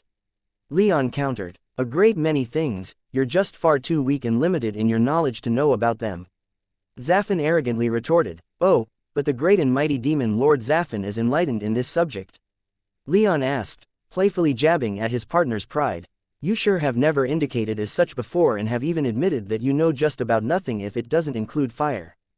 Zafin understood that Leon was trying to get his mind off Eamon, and he eagerly seized the chance. The two partners bickered back and forth like that for a while until it became inconvenient that Leon wasn't participating in the conversation between his friends around him. However, Leon did have a few last words to share with Zafin before he let the matter drop completely. One of these days, and that day may be far off, I'm going to want some specifics as to what exactly you and Eamon did to each other, Leon said. We can drop it now, but know that I am expecting a story. Zafin didn't reply, and after several minutes, Leon felt the demon's attention drift away until Zafin fell back into his healing meditation. Chapter 215. Bluefire's Box, and this is the only object seized from the Bluefire Guild that matched the description you gave us, Your Highness, the young 4th-tier knight said to Prince Trajan. This is it, I'm sure of it, the prince replied, looking down at the simple black box in front of him. The box wasn't that large, only as big as a decent-sized book, but Trajan knew that it contained the single most valuable item that the Bluefire Guild possessed. Thank you, you're dismissed, Trajan said to the knight. Yes, Your Highness, the knight replied, and he left the prince's office without another word. The prince waited for the knight to leave before he turned back to the box. He picked it up and walked over to a nearby couch by a fireplace. He could feel a staggering amount of magic contained within the box, and it was clear to him that he would need some time to get the thing open, so he wanted to get comfortable first. He laid the box upon the table in front of him and, by brushing his fingers over a few small runic circles at the edge of the table, activated several magic lanterns in the ceiling above the table, illuminating every side of the box. Now tell me, little box, how do I open you? Trajan thought as he covered the box in his magic sense, scanning every square inch of the thing and examining the runes carved upon it. The runes flared in response, glowing in every color and scattering Trajan's projected magic. This thing certainly is locked tight, Trajan thought with a hint of frustration. He glanced out of the window of his office at the setting sun, deciding at that moment that he wasn't going to bed until he opened the box and acquired what was inside. Leon, Anzu, and Alex walked into the keep exactly on time the next morning. As usual, they made their way to Trajan's training room, but when they entered, they found it completely empty. Huh, Alex muttered, I wonder where His Highness is. He's never missed a training session before. No idea, Leon responded. He considered letting loose with his magic sense to try and find the prince, but he knew that not only were there plenty of people around who would sense his projected magic and might be bothered by it, but also the enchantments in the keep likely wouldn't allow for that, to begin with. Let's wait for a little while and see if Trajan shows up. We can spar in the meantime, Leon said. Sounds good, Alex replied as she hopped on over to the sandpit and took up a strong stance. Leon quickly followed her and got himself ready by taking an aggressive stance while Anzu laid down at the edge of the sandpit for a quick nap. Alex paled a little, as she had been sparring with Leon for long enough to recognize the stance he took. He was going to rush and stun her as fast as he could in the first few seconds. Knowing that there was no way she was going to be able to dodge or start her own attack in time, she clenched her teeth and shifted to a more defensive stance. Her only hope to stand against even a regular 5th-tier lightning mage, let alone someone as skilled as Leon, was to tank the first hit and try to counterattack. Alex raised her training blade just in time, meeting Leon's swift attack head-on. Her blade shook in her hand enough to leave it feeling slightly numb, but she ignored that as she tried to step to the side and deflect Leon's blade away. Unfortunately for her, Leon stepped in the same direction, keeping the pressure on her blade and forcing her back across the sand. After several long moments with their blades locked together, Leon flicked his wrist and tore Alex's sword from her hand. He then brought his blade down on her head, stopping just short of actually touching and stunning her. Alex stared at the blade less than an inch in front of her face and asked, "Is it really necessary for you?" To go so hard right from the beginning. Of course, Leon immediately answered. I would never hold back in an actual fight, so why should I when training? Besides, my father always trained me like this, though he was typically a little more showy and arrogant about it. The point of it is to ensure that the weaker person never loses perspective. It wouldn't do for you to grow arrogant, plus having experience fighting someone stronger is never a bad thing. You make some good points, I guess, Alex said with a cheeky smile. As she walked over to pick up her weapon, the door of the training room opened, and both young mages turned toward it expecting to see Prince Trajan. Instead, they saw a fourth-tier knight that both recognized as one of the prince's assistants. His Highness has ordered me to escort the both of you to his office, the assistant respectfully informed. I see, then please lead on, Leon said, restraining himself from indulging his curiosity at what was keeping the prince by asking the assistant. The assistant did just as requested, leading Leon and Alex down one floor to the prince's office in the back of the meeting room that they first met him in. Upon arrival, the assistant led them past the meeting room's raised dais, directly opened the door almost hidden away in a dark corner, and held it for Leon and Alex. The prince's office was as spacious and splendidly decorated as would be expected though dimly lit, but the only thing the two saw upon their entrance was a somewhat haggard Trajan hunched over the illuminated table in front of his couch. After glancing up at the sound of the opening door, Trajan said, "Ah, come on in, have a seat." Leon and Alex complied, sitting in a pair of nearby armchairs. Leon curiously looked at the box that still sat unopened in front of the prince. I apologize for not making it to today's morning training, Trajan said, but I was busy with this damned box. I've been working on it since last night. What's in it that would take up so much of your time? Alex asked, her own curiosity overriding her usual reticence to speak in front of someone so much higher in rank than her. Trajan didn't mind, though it might be a little different if they weren't in private, and explained, that little box contains the greatest treasure the Bluefire Guild possessed, their own founder. This box contains a corpse? Leon asked with a look of confusion. Was the founder cremated and the box contains their ashes? No, that's not what I mean, Trajan said with a chuckle. The founder of the Bluefire Guild reached the 7th tier before he died. He was strong enough to have been named a paladin if my royal grandfather wanted to press the issue, but he was also very old when he managed to ascend and so was left alone until he died of old age. However, just before he died, he projected his magic body outside of his physical body and attached it to an enchanted gem, and that is what is within this box. Why would he do that? Leon passionately asked. I would rather embrace death completely than be so trapped.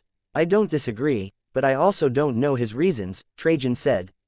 I'd have to ask him to find out why he did what he did, and that's part of the reason why I want to open this damned box. Leon shivered as Trajan turned his attention back to the box.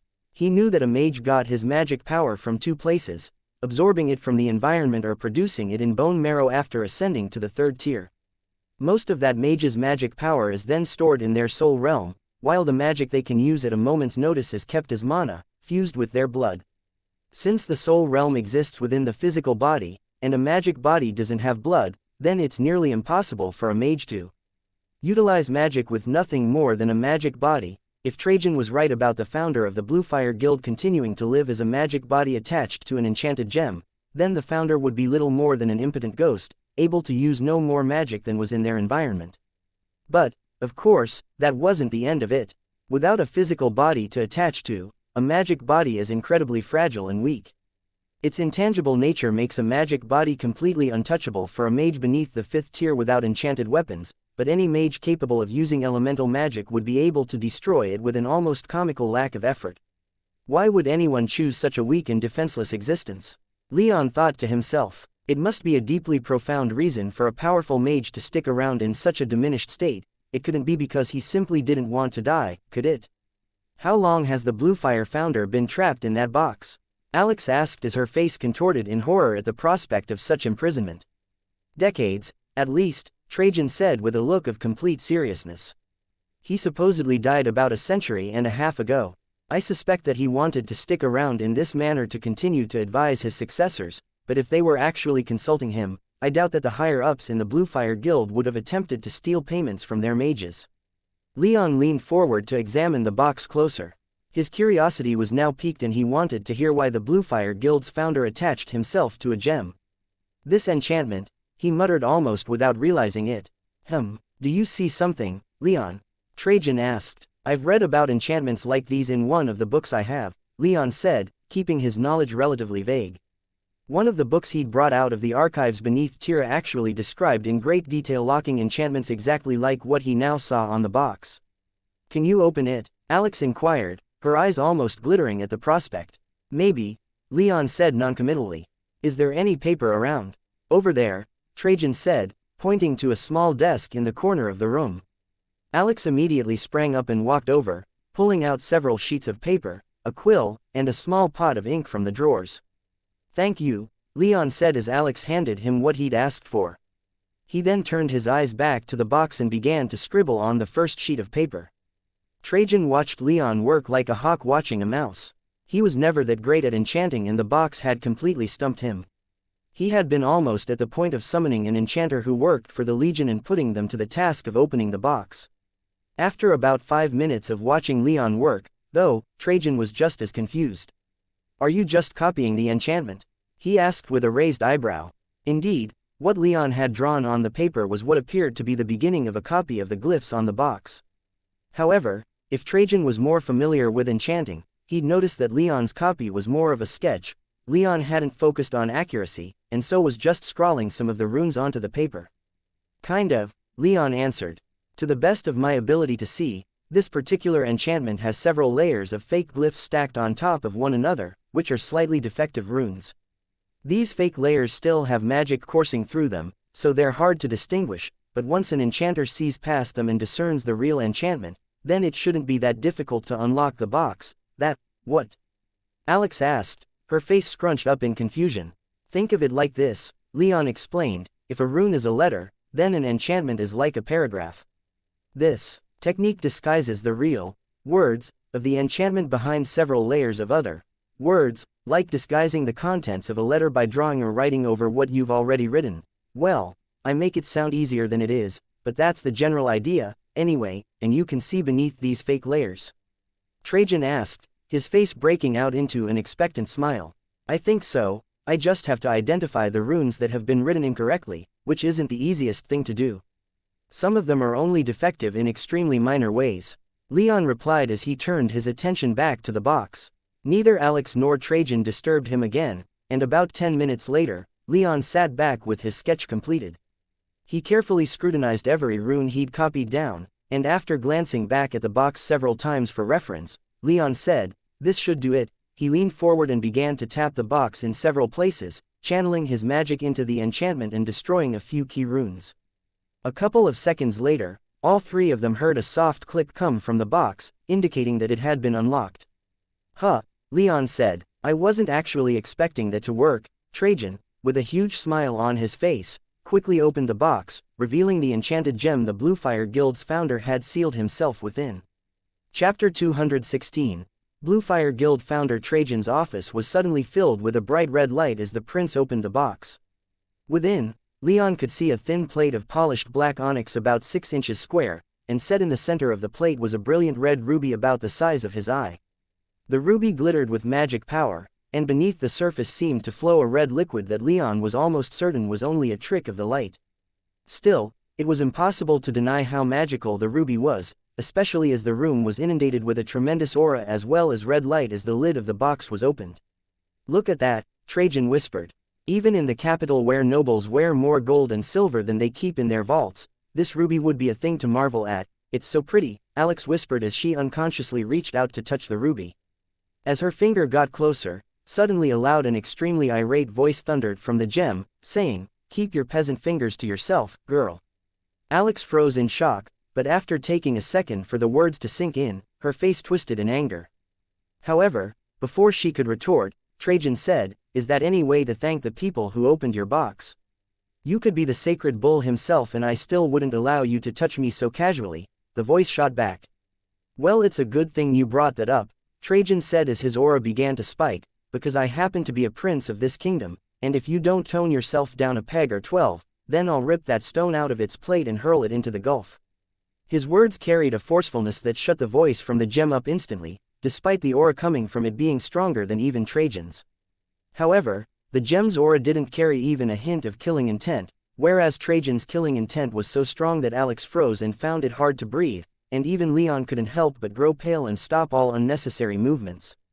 A long silence followed, which only ended when Trajan leaned forward and grabbed the onyx plate out of the box, to which the voice sighed and said, "I suppose the luxury of choosing not to be touched is something I no longer possess. No, it's something you can certainly decide for yourself, but right now you need to consider your current situation," Trajan said quietly. "Besides, making demands of princes and insulting said prince's ancestor isn't something that most people would recommend. I must concede to you on that point," the voice admitted as Trajan closely examined the plate and ruby. "If you cooperate with me, then you'll be afforded every courtesy and respect due to someone of your station," Trajan said. "But, if you let your arrogance run unchecked, then we're going to have some serious problems going forward." "What sort of cooperation are you suggesting?" the voice asked. "You're a venerable man with a wealth of experience in matters both magical and mundane," Trajan said. "I want you for an advisor." "An advisor to a prince, I suppose I can I'll admit that it isn't a bad job, certainly better than being locked in a box with nothing to do and no one to talk to for years on end," Leon muttered. "That boy makes a point that's hard to argue with," the voice admitted. "Very well, for the time being at least, Your Highness, I suppose I can lend you my advice, as recompense for opening my box." "Wonderful," Trajan exclaimed. "Now that all that's over with, why don't we have some introductions? I am Caecilius Symmachus Aemilianus, founder and first master of the esteemed Bluefire Guild," the voice declared. "I am Trajan Anastasius Taurus, firstborn son of Julius Sextus Taurus, consul of the East, and exarch of Armenium." Trajan thundered. Leon said, identifying himself in the simplest manner he could. "Alex said, taking a cue from her knight. Trajan rolled his eyes, then stated, "Sir Leon Ursus is one of the most promising young knights in this kingdom. I have personally taken him under my wing. Miss Alex is his squire, also a promising young knight in training." Caecilius made a tongue-clicking sound, then scornfully said, "A barbarian and a common wench. If you want my advice, you ought to ditch this inferior stock and choose your knights with a more discerning eye." Both Leon and Alex immediately scowled and glared at the ruby, while Trajan squeezed the onyx plate so hard it almost cracked. "I ought to warn you, Caecilius," Trajan said through teeth clenched in fury, "that when it comes to those I choose for my retinue, I have a very discerning eye. From now on, you will keep such insulting comments to yourself." Trajan's killing intent spiked, causing the temperature in the room to plummet. So strong was Trajan's wrath, in fact, that the ruby itself seemed to lose some of its luster. I understand," Caecilius sputtered. Even though he had no physical body left to make the words, it still took him a titanic amount of effort to speak them. Even when he was alive and at the height of his power, his own killing intent would have been dwarfed by Trajan's. He simply hadn't lived a life that revolved around death and killing, as Trajan had as a soldier. Still, he had been a 7th-tier mage in life, so Leon felt more than a modicum of surprise that Caecilius submitted to Trajan so quickly. A short moment of awkward silence followed Caecilius' submission, which came to a sudden end when someone knocked on the office door. "Enter," Trajan called out. His assistants knew that he considered the matter with Caecilius to be of paramount importance and that they wouldn't let anyone disturb him unless it was a matter of comparable substance. A young knight with long auburn hair and clear blue eyes that sparkled with intelligence stepped into the office and bowed. Even in the dim light that the prince favored, Leon recognized her as Dame Furia, one of the tribunes serving under Minerva. "Your Highness, I have an urgent report from Dame Minerva regarding the clearing of the guild district," Furia said in a soft voice and almost lyrical cadence. Leon could tell from the way she spoke that she was nobility. "What is it?" Trajan asked a little more curtly than he intended. "While clearing the villa of a 5th-tier mage in the Iron Dove Guild," Furia explained, "we uncovered a small hidden warehouse filled with what we estimate to be an actual ton of silverleaf." "What?" Trajan exclaimed as he rose from his seat. "That much?" "Yes, Your Highness, and Dame Minerva believes from the charred remnants in the warehouse that there was quite a bit more in there that was destroyed in the fire," Furia said. Trajan slipped Caecilius' onyx plate into the chest pocket of his dark green legion uniform and started walking toward Furia. "I want to see this warehouse. Is Minerva there right now?" he asked. "She is," Furia answered. "Good. Oh, and Ursus," Trajan said, turning back to Leon and Alex, "I want you to come with me as well." "Yes, Your Highness," Leon instantly replied as he almost sprang to his feet and made to follow Trajan, with Anzu and Alex hot on his heels. The Villa Furia took the group to was relatively small compared to some of the others in the district, especially considering its owner was a high-ranking mage in the Iron Dove Guild who Leon guessed would have been fairly well off compared to most of the other mages in the guild. It might have been a cozy and far more impressive place if half the rooms hadn't been blocked by rubble and the white granite walls and red roof tiles hadn't been scorched black by the fire. "The Silverleaf is in the back," Furia said upon their arrival.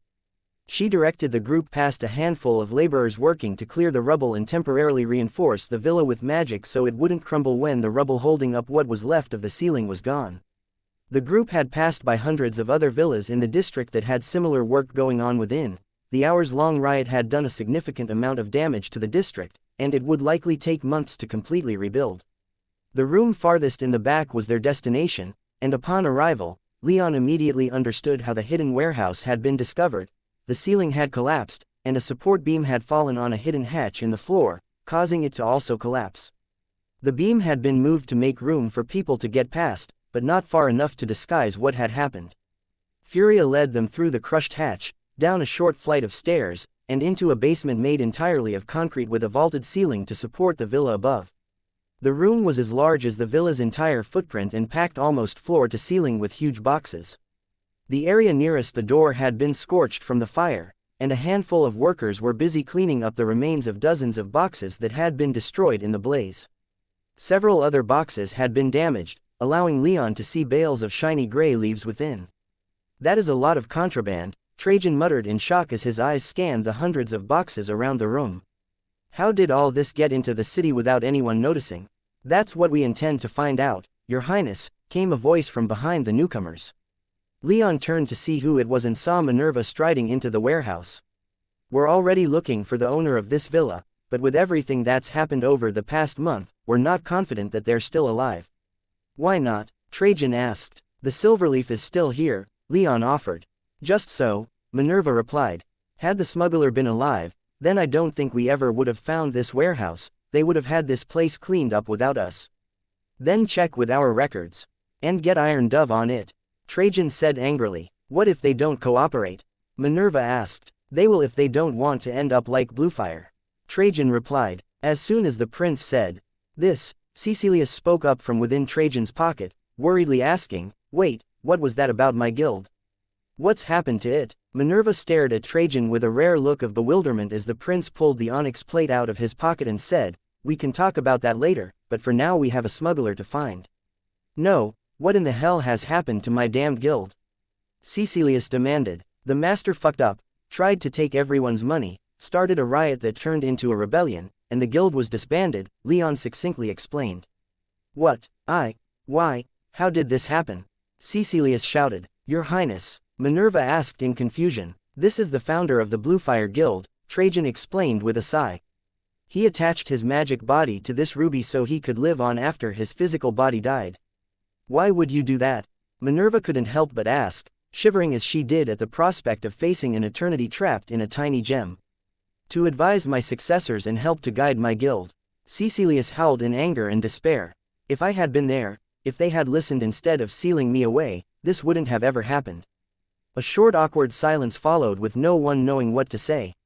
Eventually, Trajan simply slipped the onyx plate back into his pocket and said, "Perhaps we should return to the pressing issue, that being this smuggler, right?" Minerva responded. Caecilius didn't say anything more, falling into a depressed silence. "What's the deal with this Silverleaf? I don't think I've ever heard of it before," Leon asked. "It's a powerful drug that can enhance wind magic," Trajan answered. "It's also horrifically addictive and extremely damaging to the user's body," Minerva added. "Apparently, it gives one hell of a high to go with the boosted power, but it comes with a low to match the high and severe damage to the internal organs. Some addicts have been found with their organs liquefied after indulging too much." "I see," Leon said. His own experience with ingesting material strong in wind magic, the feather he needed for Zaffin's potion back in the Night Academy, had been painful and quite damaging to his body. He didn't question it when Minerva mentioned the damage the Silverleaf could do to a person's body.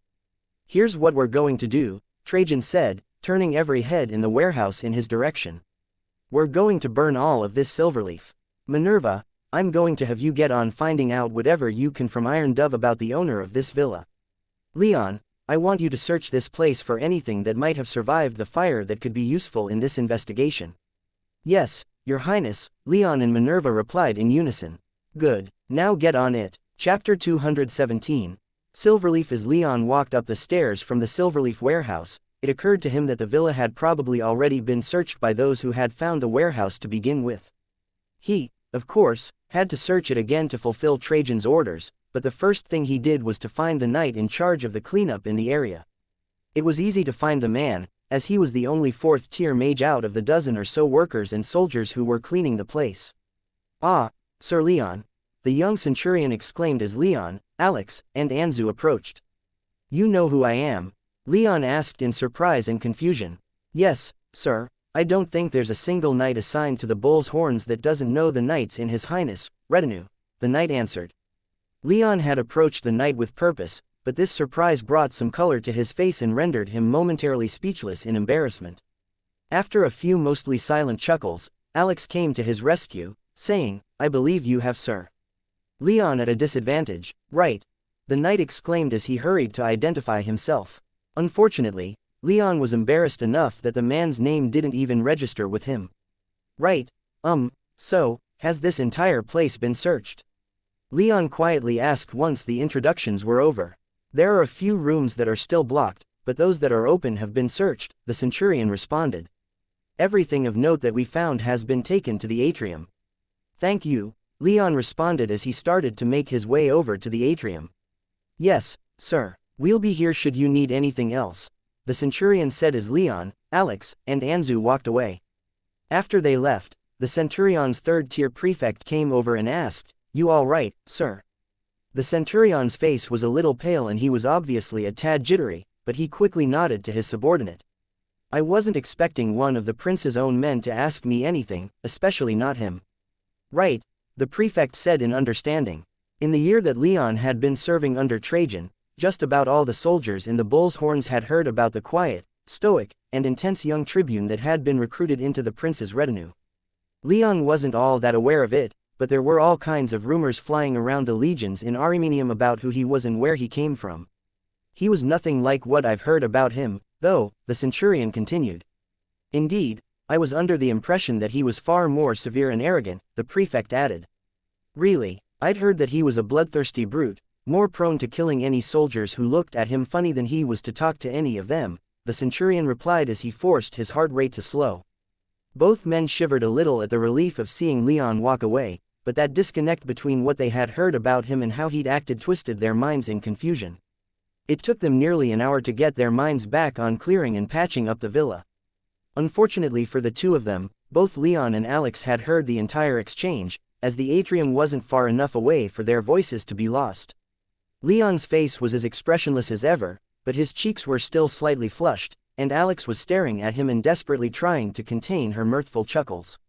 Ignoring her, Leon turned his attention to the pile of papers, personal items, and anything else that the workers had deemed noteworthy in the small atrium. "You start over there," Leon said, indicating one end of the pile while he walked over to the other end and grabbed the nearest stack of papers. A quick scan revealed nothing more than what was already known. The owner of the villa was a fifth-tier mage in the Iron Dove Guild. Leon set the unhelpful papers aside and reached for another stack. He could already tell that this was going to take a long while. 2 hours later, Leon and Alex met in the middle of the pile. There had been a few things learned, such as the names of several of the villa owner's friends and family, but otherwise, nothing that might have shed light on the smuggling operation that they could tell. Leon noted everything down that seemed relevant, but even then, he barely needed more than a couple sheets of paper for all of it. "I can't help but feel like that was all a giant waste of time," Alex pessimistically muttered. "You're not alone," Leon said. "The other rooms should be cleared by now, let's check the place out." Alex responded. The villa had been built in 3 narrow rows, with a row of rooms going from the front door all the way to the farthest room in the back. All the other rooms branched off this central row, with a second floor that had a similar design layout, though much smaller. Neither the atrium nor the room that led to the underground warehouse possessed a second floor above them. Most of the rooms were barely big enough to comfortably hold a couple pieces of furniture, so searching the place was hardly a challenging affair. Leon and Alex moved from room to room, with Anzu trailing behind, looking both bored at what they were doing and tense at all the other people around. Their search didn't go far, especially at first, as most of the rooms closer to the front door had already been ransacked. As they continued, they found a few rooms that had been cleared of rubble in the past 2 hours, but even then, the fire had destroyed anything that they might have been interested in.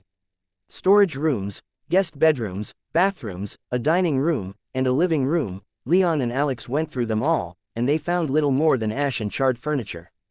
The owner of this place really should have invested in some fire suppression enchantments, Alex complained as she and Leon ascended the stairs to the second floor. Despite the stone exterior of the villa, much of the building's frame had been made of wood, not to mention the highly flammable tapestries and wooden furniture. After the frame burned, much of the villa had started to collapse, which only spread the fire further. If they had, then we likely wouldn't have found out about their little smuggling operation, Leon said. But, yeah, if I were in the business of smuggling a plant, then I would have put some time into designing or getting someone to design and install some kind of anti-fire enchantments, regardless of the price. Are they expensive? Alex asked curiously. From what I understand, all enchantments are prohibitively expensive when applied to something as large as a house, even if that house is small, Leon explained. Even the enchantments that power household appliances aren't cheap, which is why most rural households have little more than a single freezer, toilet, and maybe a shower per home.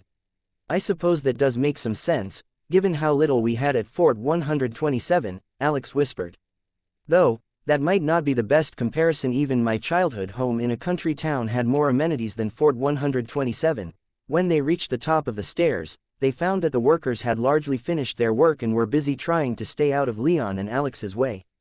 Leon actually had to fight back an amused chuckle when he saw several first-tier and mortal workers scramble out of the room when he appeared at the top of the stairs. There's probably an office and a bedroom up here, let's start there, Leon said. Got it, Alex responded. The two immediately split to continue their search. Alex found the bedroom, while Leon found the office. The office wasn't that large, with only a desk and several cabinets to search. The desk was bereft of anything useful, but within one of the cabinets, he found both a small stack of letters and a stack of papers that were very interesting indeed. The papers seemed to be accounting information that indicated how much Silverleaf had passed through the villa over the past year or so, while several of the letters had times and dates written on them that Leon assumed were from the villa owner's smuggling contacts. This guy was just asking to get caught smuggling, Leon thought as he rifled through the incriminating documents. If he were the smuggler, he would have burned the letters and receipts, but to be fair, he'd never had to keep track of multiple tons of contraband. Leon left the office with his evidence in hand, but the search wasn't over. He still had another large room to check out on the second floor. However, once he poked his head into it, he instantly knew that he wouldn't find much within the room. Was what Leon guessed to be an enchantment lab, though the roof had collapsed and burned almost everything of note. There's nothing in the bedroom, Alex stated as she joined Leon in the lab. Then I'd say we're done here, Leon said. Let's head back and report to the prince. Leon and Alex found the prince out in front of the villa, watching the workers like a hawk as they piled the boxes of Silverleaf in the street to burn. It was fortunate that just about everything they had seized was the raw plant. If it had been refined into the wind magic boosting drug, then they would have had to find another way to dispose of it. Your Highness, Leon said in greeting. Sir Leon, find anything? Trajan replied. Some accounting details and a couple of possible accomplices, Leon answered as he waved what he'd brought from the office. Good, Trajan said. Dame Minerva has some people speaking with the neighbors. Once they get back, you can hand all of that off to them. Yes, Your Highness, Leon responded. As they spoke, the last of the Silverleaf was carried out of the basement and taken to the pile. The centurion that Leon had spoken to earlier then tossed a roll of paper onto the pile, causing a huge portion of the Silverleaf to immediately burst into flame. The heat roiled off the pile and the fire spread rapidly, but there were more than enough people around to keep it in check. It only took about 10 minutes, but more than a ton of Silverleaf was rendered into ash. Maravek's clothes were soaked with sweat, and he had to fight with every fiber of his being not to shake or show other outward signs of his anxiety. Ever since the riots in the Guild District, he'd been locked up in the prisons of Arimenium, and he was sure he'd missed at least 3 drops by his contacts. If he didn't get out soon and see to his Silverleaf supply, then the smugglers he'd been working with for the past few years would be in a decidedly violent mood when they met with him next. He desperately hoped that with the riots, his contacts might be a little more understanding than he feared, but he also knew that 3 weeks without access to his warehouse would cut into their profits by a huge margin. Every day he spent languishing in prison, both he and his smuggling friends were losing out on enormous piles of silver. But there wasn't anything the man could do about that while he was in the dark, dank, dirty cell that he'd been in for almost a month. Suddenly, just as Merivek had managed to temporarily drive the fears from his mind of what would happen when or if he was released, he heard the sounds of approaching footsteps. This in itself didn't raise any alarms with him, as guards frequently patrolled through the prison, but as the footsteps grew closer, Merivek started paying more attention. As a fifth-tier mage, he wasn't imprisoned with the rest of the hundreds of rioters and was instead held in the basement of Arimenium's principal prison in a specially constructed cell to prevent him from using his elemental magic to escape. He quickly realized that these footsteps were descending the long flight of stairs into his cell block, where only himself and a small handful of other high-tiered mages were being held. Merivek pressed his face against the bars to try and get a good look at whoever was coming. He and the rest of the prisoners in his neighboring cells hadn't received any visitors in the weeks since they'd been arrested, only a few officials to process them and inform them of the date they'd go before an arbiter and be tried for their crimes. However, with the sheer number of guild mages that had rioted, the courts had to scramble to find the time for everyone. Consequently, Merivek and about a third of the mages arrested for their part in the riots were still waiting on their trial dates. Finally, after an agonizingly long wait, the door to Merivek's cell block opened, allowing light to spill out into the dark dungeon that nearly blinded him. As the guild mage cum smuggler averted his eyes for a moment, he heard the footsteps of about half a dozen people move past his neighboring cells and stop right in front of his. After a brief moment, Merivek's eyes adapted to the sudden light and he turned back toward the bars of his cell. There, he saw a beautiful but terrifying woman staring back at him. She had glossy black hair, sharp facial features, and brown eyes so dark they appeared almost black. Merivek had, for a moment, been hopeful that these people were finally bringing him word about his trial, but as he stared back at the cold and merciless eyes of this woman, he knew in his heart that that wasn't the case. With almost theatrical slowness, as if she were reveling in Merivek's growing horror, the woman reached into a small satchel at her hip and pulled out a single silverleaf, then dropped it through the bars of Merivek's cell. Chapter 218. The smuggler. Merivek felt his heart sink into his feet as he stared at the single gray leaf that the woman had tossed into his cell. She knows who I am, Merivek thought, instantly grasping the obvious. The guards accompanying the woman swiftly opened the doors of his cell and rushed in. Merivek, in a futile attempt to protect himself, launched himself back while calling upon his magic. He was already imprisoned for rioting and rebellion, so he didn't think twice about fighting against the guards. However, as his magic power burst out of his soul realm and into his blood, a deep and terrifying aura erupted from the woman, stopping him in his tracks. The killing aura from her alone was enough for Merivek, who honestly didn't have that much experience with combat, to freeze up and feel like a rabbit caught in the jaws of a wolf. A pair of guards grabbed his arms and dragged him out of his cell, to which he offered no more resistance. The woman was a 6th-tier mage, and going by her green and gold uniform, she was a legate in the Royal Legions, so she was far more used to fighting and killing than he was, though he didn't need to assume. Her killing intent alone was enough for him to understand that. Merivek was dragged out of the dungeon and through the halls of the prison, rising from the cold and dark granite of the prison's lower reaches into the bright white marble of the administration sectors. He didn't get much time to savor the heat and the comfort of these parts of the prison, though, as he was immediately dragged into a stark and featureless interrogation room. Following close behind were the rest of the guards and the woman whose killing intent continued to strike fear deep into his heart every time they made eye contact. The interrogation room was just barely big enough for all 8 people within to stand comfortably and was so immaculately clean that Merivek was extremely conscious of the fact that he hadn't been allowed a shower or bath in over a week. But all concerns of his appearance or smell vanished the instant the woman sat down across a table from the chair in which he'd been unceremoniously dropped by the guards. The woman fixed her steely gaze onto Merivek until he began to noticeably sweat, then stated, "I am Dame Minerva." Merivek felt his stomach sink, which mildly surprised him as he didn't think it could sink any further. Regardless, he knew exactly who Dame Minerva was, the second in command of the legions at the Bull's Horns. Not only did she know that he was smuggling the primary ingredient in a highly illegal drug, but she had personally come down to the prison to question him.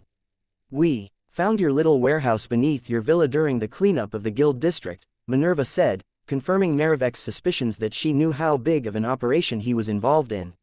Merivek couldn't say anything in his defense. Perhaps if he hadn't spent the past 3 weeks worrying about his safety when if he ever managed to get out of prison, then he might have tried denying it. But now, he could only sigh and hold his tongue. Minerva glared at the smuggler. She'd learned from his arrest record that he'd been captured only a street or two over from his villa fighting some of the other rioters. Probably trying to defend his home and the fight got out of hand, Minerva had thought when she read the record. Regardless of how the fight between Merivek and the looters had begun, the smuggler had resisted when the soldiers attempted to take him into custody and so been labeled a rioter. Of course, Minerva could understand why the smuggler hadn't wanted to even claim that he was defending his own property, as any association with the soldiers could be dangerous given his profession. There would be more than a few awkward questions asked of him when he next met with his contacts. Then again, Minerva didn't know that for certain. If Merivek's smuggling contacts weren't the inquisitive or cautious sort, then maybe they wouldn't have asked. Either way, Merivek decided not to cooperate with the soldiers and had spent the past 3 weeks locked in a cell as a consequence. "The amount of silverleaf we confiscated from that warehouse was substantial," Minerva continued. "If your contacts find out what happened, surely they won't be pleased." Minerva hoped that Merivek would be smart enough to pick up on her insinuation. Given that he hadn't said more than a few coherent sentences to the soldiers guarding the prison, though, she was fully prepared to explain what she meant in excruciating detail. Fortunately, however, Merivek understood perfectly well that if he were to leave now, with the millions of silver's worth of silverleaf in his possession lost, then he was already a dead man walking. "How will my cooperation affect my current standing?" Merivek asked, his voice raspy and hoarse from lack of use over the past few weeks. "We can come to an arrangement," Minerva said. "If your information leads to the capture of more smugglers, then the arbiters will certainly take that into consideration. If you give us enough, we might even let you go." Left unsaid was just how much was enough. Merivek knew that the damage the riots had done was enough to get him locked up for a long time, let alone the rebellion charges added once Trajan was forced to get personally involved, and so if he were to have his crimes forgiven, his information would have to be significant indeed. Slowly, with the full understanding of what he was doing and the hesitation that such a betrayal brought, Merivek said, "I think I can give you what you want. How is it that we had to nearly have the entire city burned down around us to find any of this out?" Trajan thunderously demanded of his legates and tribunes. The prince and his highest-ranked subordinates had gathered in the meeting room where Leon had first met Trajan, and everyone had a copy of Minerva's initial report in their hands. Trajan glared at each one of them in turn, only skipping over Leon and a small handful of other tribunes who were standing off to the side as their duties were so restrictive as to make it laughable if anyone held them at fault. "This is a very complex smuggling network, Your Highness," Minerva offered in everyone's defense. "Additionally, it seems that the smugglers are receiving some substantial help from someone important within the kingdom." "How so?" Trajan brusquely asked. "Simply by the fact that we haven't heard of this before indicates that the smugglers have the kind of resources that would be almost impossible to possess without some inside help from the more corrupt sectors of the kingdom's government," Minerva said. "Not to mention some of the names Merivek gave us implicate a few bureaucrats within Arimanium itself, as well as a handful in the 6 merchant cities of the southern territories. This is an extensive network of smugglers. And what's more," offered another legate sitting close to the prince, "this Merivek has indicated that the silverleaf he stores is destined to move up the Tyrrhenian River, meaning that it originates within the kingdom." Trajan scowled. He wanted to believe that the king's surveyors wouldn't miss the kind of large-scale farms that would be needed to produce the amount of silverleaf they had found in Merivek's villa, but the fact that they had only just accidentally stumbled upon the smuggling ring prevented the prince from indulging in that want. These smugglers had powerful help, that much he couldn't deny. "How many of the people Merivek identified have been arrested?" the prince asked. "About half," Minerva instantly responded. "A few others were reported dead in the aftermath of the riots, and others still aren't permanent residents of the city. If they show up, though, we'll get them." "Right," Trajan almost spat. He almost added a few scathing remarks, but he knew that it wouldn't help, so he refrained. "Ursus," the prince growled. Leon immediately stepped forward, drawing the attention of everyone in the room. He felt the pressure that brought quite intensely, but after a year in Trajan's service, he'd become at least somewhat acquainted with just about everyone in the room. As a result, he wasn't nearly so anxious as he might have otherwise been with so many powerful mages staring at him. "Your Highness," Leon whispered as he gave the prince a slight bow. "When we get actionable intel on any locations where more silverleaf can be found, I'll be sending you to deal with it. I'm going to assign you 3 knights from each of the local legions and 15 men at arms as well." "Yes, Your Highness," Leon said as he fought back the smile of being given his first command, even if it was temporary and he was accompanied by far more experienced knights. "I won't let you down." "I know you won't," Trajan responded with an almost fatherly look. Leon returned to where he had been standing, feeling like he had been suddenly energized. He was as excited as anyone would be after being entrusted with new, if temporary, responsibilities, but on the other hand, he was almost paralyzed with anxiety at the prospect of having to deal with so many new people and the pressure placed upon him by Trajan's expectations. As Leon was lost in contemplation, Trajan handed out other assignments to several other tribunes and younger legates. For the most part, these orders were to follow up on the people Merivek had named that hadn't been caught yet or to interrogate those who had been arrested. "I want as much information on these smugglers as all of you can bring me," Trajan stated with killing intent pouring out of his body. "We will find those who believe the king's laws are beneath them, we will find those who exploit the king's own people to peddle their poison, and we will break them in every way possible. Now, you all have your orders, so get moving." "Yes, Your Highness," everyone responded in unison. Immediately, most of the legates and tribunes began to file out, but Minerva, Leon, and the 3 legates that commanded the 3 combat legions stayed behind. "What is it?" Trajan asked. He knew why Leon was staying. Unless otherwise dismissed, it was the young man's job to stick with Trajan in these situations to learn from his elder's example. Minerva and the 3 most senior legates stationed at the horns, however, weren't given to flights of whimsy. If they had stuck around, then Trajan knew there was a damned good reason for it.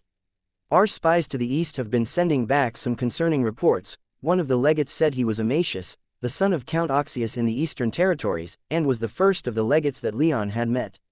"They tell of the mustering of troops by Prince Owain of the Talfar kingdom." Talfar is currently at war with the Han kingdom, no?" Trajan inquired. "Indeed, Your Highness, and from our accounts, it seems to be a bitter stalemate," another legate by the name of Sophia answered. "Chances are that this gathering army is meant to reinforce their eastern front, but they're worryingly close if they're being gathered at Briga. Keep an eye on them. If they move west instead, I want to know." "Yes, Your Highness," the legates responded, and all 3 finally left, leaving only Trajan, Leon, and Minerva in the meeting room. Trajan had nothing more to say, though, so Leon followed the legates out only a couple minutes later. Anzu, who had been anxiously waiting in the meeting room's antechamber, stared at the doors every time they opened, and when Leon appeared, the young griffin bolted over and almost knocked Leon to the ground. "Hey there, little buddy," Leon said quietly as Alex, too, rose to her feet from where she'd been sitting and approached with an inquisitive look. "Expect to be heading out soon," Leon said with a smile of anticipation. Alex responded with a smile of her own, and she said, "We're going to be destroying the smugglers, right?" "More than that," Leon continued. "I've been placed in charge of a team to do just that." Chapter 219. Actionable Intel. The Legion captured more than a dozen smugglers in Arimanium alone due to Merivek's information. It took all of about 3 days for Minerva to get enough intelligence from them in turn for the ball to enter Leon's court. Set about a mile or so down the coast from this fishing village, Minerva explained to Leon, Trajan, several legates, and the knights that were assigned to Leon's team. "The coast to our west is hilly and extremely rocky. Any docks that have been built in that area will be small," one of the legates added. "We only need to put some pressure on the local villagers," another legate said. "If the information Dame Minerva extracted is correct, then this little storage point for smuggled goods is way too close for the fishermen not to know it exists. They're probably being paid a few silvers to look the other way when a strange boat comes in. What do you want us to do, take the entire village into custody?" Leon asked sarcastically. If it were any tribune in any other unit, then the legate he was speaking to would be incensed. However, Leon was one of Trajan's knights, and it was obvious that the prince thought highly of him. Consequently, most knights treated him with great respect, despite his barbarous last name or their own higher ranks. "No, that would be too authoritarian," the legate said, not insulted at all by Leon's comment.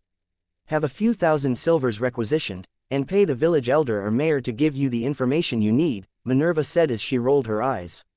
If they won't help you, someone will, for the right price. We may not need that in the first place, Leon mused.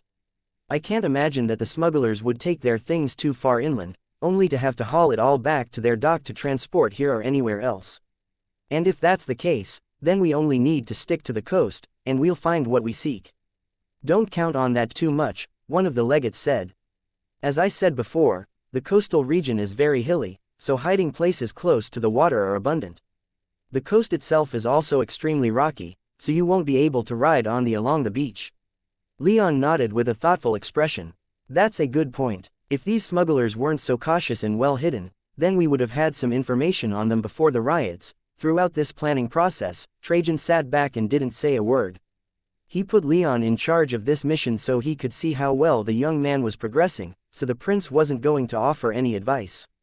This was Leon's job, not Trajan's.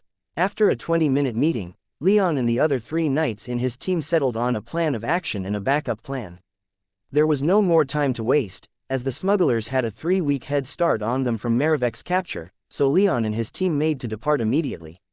An hour later, Trajan stood in front of a window on the highest floor of his personal tower. From there, he could see all of Armenium and the bull's horns. With his 6th-tier eyesight, few details escaped his notice, though in his current mood he wasn't paying attention to a single thing. The prince had been staring out of that window since the meeting with Leon's team ended, completely alone, unmoving, and silent. It wasn't until he heard a respectful few knocks at the door that he returned from where his mind had wandered off to. "Come in," he called out. At the sound of his voice, Minerva entered the room. It was a small and cozy sitting room, with a few couches and chairs in the center and bookshelves lining the walls. The lights were dim just as the prince liked, but Minerva could see the worry lines in Trajan's face. "Count Severus is expected to arrive in the next few hours," she said as she took a few steps further into the room. "I'm aware," Trajan said quietly. "He's going to demand an audience with you as soon as he does," Minerva continued. "He can wait," the prince responded. Minerva sighed, then threw herself into one of the couches, burying her face in one of the pillows. "Sit down," she said to her prince. Trajan, understanding that she was now speaking as a friend rather than a subordinate, complied, taking a seat in another couch across from her. Still laying down on her stomach, Minerva quickly kicked off her decidedly unglamorous and unflattering shoes, then turned her head so she could see Trajan. "You need to relax," she said. "So you've told me, time and time again," Trajan said with a faint smile. "And I mean it," Minerva countered with a stern tone. "That boy's going to be fine. You'll see, he's going to come back tomorrow bringing word of victory, and that's assuming the smugglers have even stuck around this long after Merivek was arrested." "I'm sure he will," Trajan replied. "Doesn't stop me from worrying about the kid, especially after the recklessness he showed with the giants. He has 3 experienced knights keeping an eye on him," Minerva reminded. Trajan sighed and cast his gaze back out of the window. He could see over the wall of the southern horn and down onto the plain between the horns. The road in the center of the plain was well traveled, and given that it was still around noon, there were hundreds of people and wagons moving along it. Some turned south toward Armenium, while others were going west and further into the kingdom, while still others were going east, through the gates in the wall. Even among these crowds, Trajan could pick out a group of 20 soldiers and 1 white griffin departing from the post houses near the foot of the northern horn and riding west along the road. "I imagine that this is kind of what having a son is like," Trajan brooded. Minerva, for her part, just shifted around until she got comfortable so she could listen to her commander. "I have no doubts that Leon will return alive and well, but that doesn't stop me from being afraid that he won't." The two sat there in silence for a few more minutes while Trajan watched Leon's group fade into the distance. "They'll be fine," he told himself. "They'll be fine." Leon's group rode hard west from the Bull's Horns, quickly leaving the coast behind. They stuck with the Gold Road as far as they could, soon passing the village that had several weeks prior been terrorized by the vampire. The road eventually turned slightly northward, following the curve of the southern tip of the border mountains, and continued until it reached the Naga River. From there, it would follow the river all the way to the capital. But Leon and his team weren't going nearly so far. They turned off the paved road to follow another that was barely more than a dirt path into the wilderness. After passing a couple of mining villages, the group finally caught sight of the coast again in the distance. About 5 miles from the fishing village, Leon called the group to a halt. "We'll stop and rest here for a little while. Get some food," Leon ordered.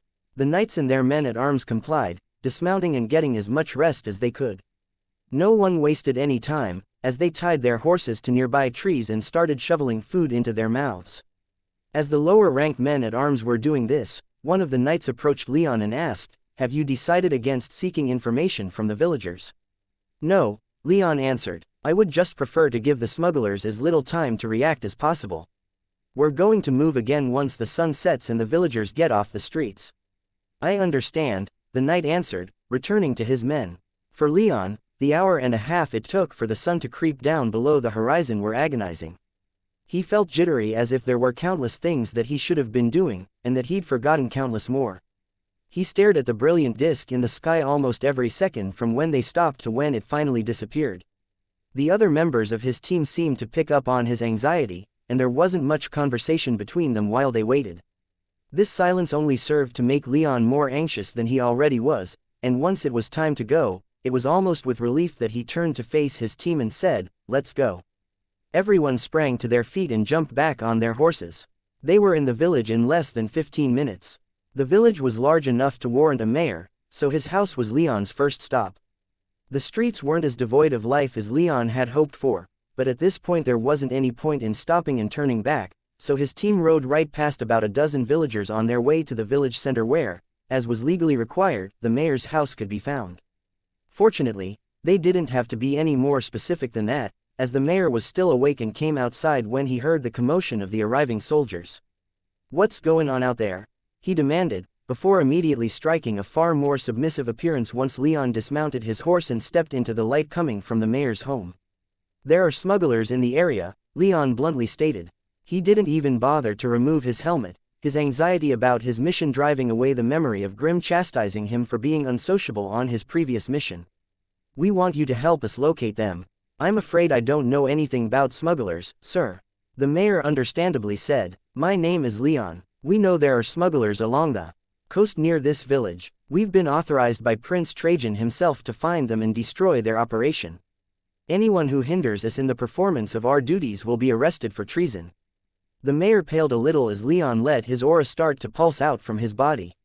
Even some of the weaker soldiers on their horses not too far away could feel their hair start to stand on end from the hint of killing intent Leon layered into his aura. But then, Leon suddenly cut off his aura and said, "On the other hand, those who aid us will be rewarded." He then pulled out a small box from a satchel at his hip and gently shook it. The mayor could hear the muted clinking of silver coins from within, and his face momentarily twisted in a greedy smile. "Well, those bastards are probably gone by now, and I certainly can't just pick up and leave like that. Why shouldn't I take some money from this man?" The mayor thought to himself. "Please, come inside and let's talk a little," the mayor said out loud. "I'm not sure about any smuggling in these parts, but I think there's plenty I can discuss with a knight such as yourself." For a quick moment, Leon almost demanded that the mayor just spit it out, but Trajan's training started to kick in and he looked around. There were dozens of other homes in the area that could see what was going on, and with his fifth-tier senses, Leon could perceive a lot of people watching and waiting to see what would happen. Better to not be rude, Leon thought as he silently followed the mayor inside, with Alex and Anzu right behind him. For his part, the mayor welcomed them quite warmly in his home, though he did send more than a few apprehensive looks Anzu's way. In the end, though, Leon, Alex, and Anzu walked out of his house with the location of a nearby cave the smugglers were using, while Leon's satchel was remarkably lighter than it had been only 10 minutes earlier. Chapter 220. Smuggler's Cave. Staring out at the dark coast, Leon immediately understood why it had been strongly recommended that he seek the assistance of the locals. The entire coastline was taken up by rocky hills and black cliffs with a familiar hexagonal pattern that blocked passage from the coast further inland. More than that, the cave that the fishing village's mayor had directed him to was secreted away in a small cove that pushed into the cliffs. So well hidden was it that Leon doubted he would have been able to find it without the mayor's help, and even if he did, there was still a 70 to 80-foot cliff blocking his team from the coastline. "We should have gotten the Navy to help with this," one of the knights behind him said, striking a bitter tone. "Given how uncooperative they've been lately, I doubt they would have spared even a single transport," said another. "I think someone's coming out of the cave," the third knight stated, changing the subject. Below them, they could see a faint light coming from within the cave, and that light was growing brighter by the second. What emerged was a group of young men that had a range of ethnicities rarely seen in the isolated Bull Kingdom. Perhaps half of them appeared fair-skinned enough to be natives, though they still sported healthy tans, while the rest had skin tones dark enough to be obviously foreign. A few appeared to be from the deserts of the Samar Kingdom to the south, while others seemed to be from even sunnier regions. One thing they all had in common, however, was that they were all mages. None were mortals, which was fairly unusual for unskilled labor work like transferring cargo on and off a ship. The man in charge was obviously one of the Samar men, who was a fourth-tier mage that had a wicked-looking halberd strapped to his back. Leon took special note of that weapon, as it seemed as if the smith that had forged it stuck every spike and unused bits of metal that they could get a hold of onto it until it appeared almost demonic. "That's a lot of foreigners," the first knight stated. "Well, it's good to see that at least our criminals are open-minded," the third knight said while glancing at the first. "I'm plenty open-minded," the first knight angrily retorted. "Sure didn't seem like it when the third knight began." "Enough," the second knight interrupted. He was the oldest, with a robust fifth-tier aura but hair that had turned almost entirely silver. The second knight turned to Leon and asked, "What's the plan, sir?" "We follow the path that the mayor told us about, and assault that cave," Leon swiftly answered, but his eyes never left the smugglers getting to work down below. "But, before that, how many archers do we have?" "5 of the men-at-arms are good enough to trust with a bow and arrow," the first knight informed. "The others, I'm afraid, would be more likely to shoot themselves than our opponents if their blades were replaced with bows," the second knight added with a wry smile. "Then we have 7 archers," Leon said with a smile as he summoned his magic and called forth his bow and a handful of arrows from his soul realm, while Alex not too far behind him pulled a bow off her shoulder.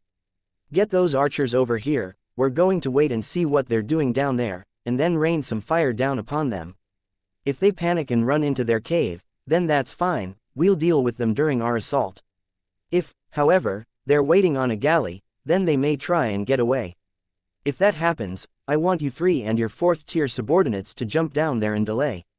Everyone else can circle around on that path and get to that cave as fast as they can. Just make sure they know not to attack before we do. In fact, I want you to go with them, to keep them in check. If the fighting hasn't started once you get into position, then wait for us to make the first move, and then you can flank them when these guys jump down there." The second knight nodded, acknowledging Leon's order without any complaint.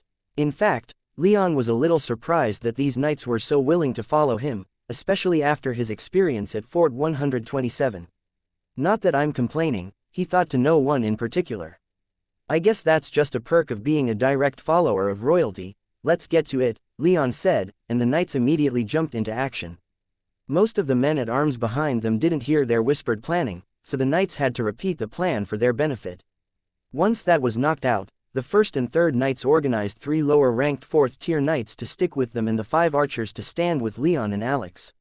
Meanwhile, the second knight took the remaining men-at-arms and ventured off into the wilds. The path down to the coast involved trekking past a pair of hills up on the cliff, then walking down some stone stairs cut into the opposite side of the cove, so Leon and the rest didn't expect to see them for a little while. Fortunately, they had some time to wait, and they spent that time silently observing the smugglers down below. For a few minutes, Leon was slightly confused as to the lack of a suitable dock, especially since the beach was entirely made up of ugly jagged rocks that made landing directly on it nearly impossible. However, as they waited, they saw more smugglers emerge from the cave carrying what Leon could only assume were pieces of a disassembled pier. The smugglers began sliding wooden support pillars down concrete cylinders that had been hidden so well in the beach's rocks that Leon hadn't noticed them until then, and once the pillars were in, the wooden platforms quickly slid into place over them. Once it was all said and done, the smugglers assembled a sturdy and permanent-looking pier in less than 10 minutes. "Damn, that's clever," the third knight whispered. "It's not surprising that they've got something like that," the first knight responded. "I mean, if their network is big enough that they can hire what I'm assuming are foreign mercenaries, then they certainly have the resources for something like this." The group didn't have to wait long for whoever the smugglers were setting up for, as only about 5 minutes later a small single-sail galley appeared on the horizon. The galley wasn't that big, perhaps small enough for a person to operate alone if they had to, but it was certainly big enough to carry a significant amount of cargo. What's more, from what Leon could tell as the galley came closer, it hadn't any more enchantments than what might be considered crucial: one to prevent the wood it was made of from rotting, another to prevent fires, and another to harden the hull in case of unseen rocks in their way. The galley clearly wasn't that expensive, and whoever owned it only put enough money into it for it to do the job. Another couple of minutes passed as Leon's group and the smugglers waited for the galley to slide into the dock, at which point the man in charge of the smugglers and the captain of the galley's small crew met on the pier to exchange a few words. As they spoke, a few more smugglers filed out of the cave carrying a number of crates, bringing the total number of smugglers in the small cove to 30. Across the cove, Leon noticed the second night's team arrive at the top of the stairs. No point in waiting any longer, Leon said as he readied an arrow and took aim at the Samari in charge. Aim carefully, we're not going to get another opportunity like this where they're all relaxed and vulnerable. The other archers around Leon prepared their own arrows. Leon glanced over at Alex, who nodded confidently. She'd been practicing her archery quite a bit over the last year, though she still wasn't anywhere near Leon's skill level. Leon immediately fired his arrow, followed by the other 6 doing likewise. Leon's aim was true, and the Samari was struck in the throat and killed instantly. Alex's arrow also killed her target, a first-tier smuggler, as did the arrow of another archer, while the other 4 only inflicted light wounds upon the smugglers. Without missing a beat, Leon fired, again and again, killing 2 more third-tier smugglers including the captain of the galley before anyone could react. But, once they did react, the smugglers began to shout and scatter across the beach to avoid the arrows falling upon them from on high. Go! Leon shouted at the knights at his side, and they leapt down from the cliff. For 4th and 5th tier mages, a fall of 70-ish feet wasn't anything to write home about, and they landed with cat-like grace. Across the cove, the second knight burst out from the narrow stairway, and the 2 groups caught the smugglers between them. With the arrows from Leon and the others on the cliff, the smugglers were falling left and right. The battle lasted for all of 30 seconds. These weren't soldiers or hardened raiders, they were smugglers, and most didn't even reach the 3rd tier. As soon as they realized they were being attacked by strong and experienced Legion soldiers, any weapons that had been drawn were instantly dropped, and the rest of the smugglers surrendered. Leon was slightly taken aback when he saw the smugglers throwing down their weapons and tossing their hands in the air. Huh, he muttered, I wasn't expecting that. Neither was I, Alex said quietly.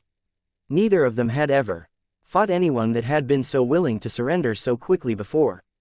Hold fire, Leon ordered, and the archers complied. The knights on the ground were easily taking charge and arresting the smugglers, tying their hands behind their backs and sitting them down with their backs against the cliff. Let's get down there, Leon said, leading Alex, Anzu, and the 5 archers toward the path. He could have jumped down without any difficulty, but that would be leaving the archers without any officers, and since they were all 3rd tier or weaker, they couldn't jump down with him. His hands were tied. The 3 knights in charge on the ground, fortunately, glanced up at Leon, and he used hand gestures to order them to stay put. They probably would have been able to hear him if he spoke loud enough, but there was no guarantee that any smugglers still in the caves wouldn't be able to do the same. So, the knights busied themselves securing the captured smugglers and the galley. When Leon arrived down in the cove several minutes later, the situation was in hand. Anything on the ship? Leon asked the second knight, who had been acting as the de facto second in command. Nothing, sir. Looks like it was only here to take cargo away, the knight replied. Leon nodded, then walked over to one of the crates that had been brought out of the cave. With almost comical ease, he ripped the top off of the nearest one, revealing several bales of silverleaf thicker than his waist. Many of the smugglers at the cliff paled or averted their eyes as Leon turned his helmeted head in their direction. Have they said anything? Leon asked the second knight. Nothing useful, the knight responded. No matter, Leon said. Get ready to storm the cave. Yes, sir. Should we leave anyone behind to keep an eye on these guys? Grab 4, including one of the 4th tier knights, Leon answered. Once that was arranged, the team formed up to assault the cave. It was wide enough for them to advance in a group 3 wide, so Leon and the remaining 2 4th tier knights formed up to lead the way. Out of curiosity, Leon attempted to project his magic sense into the mouth of the cave, but his magic was immediately scattered at the entrance. They had the wherewithal to set up defensive enchantments, he thought, his wariness increasing dramatically after it had been lowered by the smuggler's quick surrender. Leon glanced back to make sure the rest of the knights and men at arms were ready, and his eyes scanned the captured smugglers again. He almost shouted the order to advance, but he quickly said as a forethought, "If we can capture any more smugglers, then do so. But, if you judge that it's impossible, then don't bother." The others nodded to him, and Leon trusted in the experience of the older members of the team to keep the younger men at arms in line. "Then let's do this," Leon said, relishing every word as he advanced into the darkness of the cave. Chapter 221, Smuggler's Cave 2. After taking a few dozen steps into the cave, Leon felt like he passed through a thin curtain and the darkness instantly receded. "Looks like there were more enchantments at the entrance than just those blocking my magic sense," he muttered. He tried to project his magic sense again, but once more his magic was instantly scattered as it exited his body. "I guess we're doing this the old-fashioned way," one of the fifth-tier knights behind him said after trying the exact same thing. The team advanced deeper into the cave, their way lit by cheap yellow magic lanterns and the occasional candle. About 200 feet in, the tunnel they were walking in opened up into a massive natural cavern with a huge crack in the ceiling, through which moonlight was pouring in. In fact, the light was great enough that Leon and the team wouldn't specifically need their night vision, though they kept utilizing the technique so the darker corners wouldn't fade from view. The floor of the cavern was rough and uneven, being made up of the same trap rocks as the border mountains and covered in piles of dirt and dead flora that fell in through the crack in the ceiling, so the height difference between neighboring sections of floor varied greatly. Consequently, the 8 single-room wooden huts that the team could see in the cavern were all raised on stilts. Some of these huts had light shining through the cracks between wooden planks, and Leon could hear a number of different voices coming from within. "Let's proceed slowly," he whispered to his team, and he led them onward.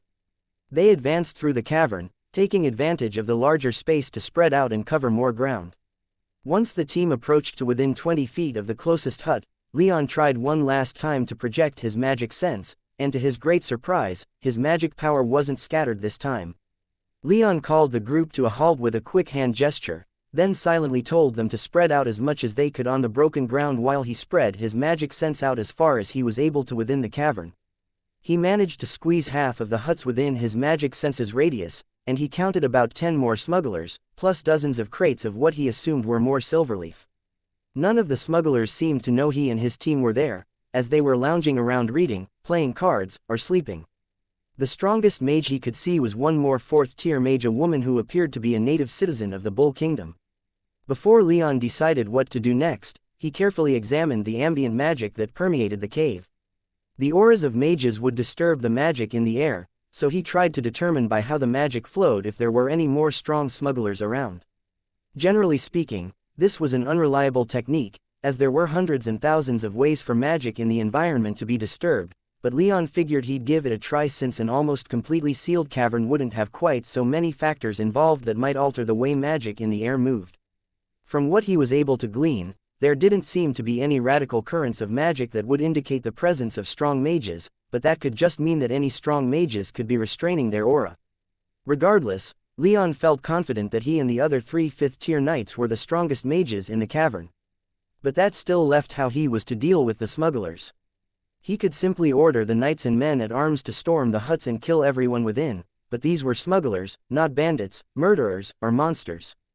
The more he thought about the problem, the more his thoughts turned back to Trajan's goal of making the Bull Kingdom safe and secure for everyone, to make it a place that wasn't prejudiced and was ruled by fair and impartial laws. Every time Trajan spoke with Leon about these things, he would always phrase it in a way that was, in Leon's opinion, a little naive, but it was still rhetoric that was hard to argue against without sounding like an asshole. At the end of the day, Leon believed that Trajan genuinely wanted to make the Bull Kingdom a better and brighter place, and he had agreed to help the prince do this to the best of his ability, all for the prince's support in finding his family's enemies. To that end, Leon didn't think simply charging in and killing the smugglers was the best option. He was even starting to regret attacking the smugglers outside without giving them a chance to surrender first, especially since they had seemed so willing once they saw the odds they faced. These weren't barbarians intent on raping, burning, and pillaging, and they weren't monsters that would fight to the bitter end. After several seconds of thought, Leon decided to give them their chance. None of the smugglers he could see were armored, anyway, so he figured the risk of his decision was worth it if they could end this quickly and without further bloodshed.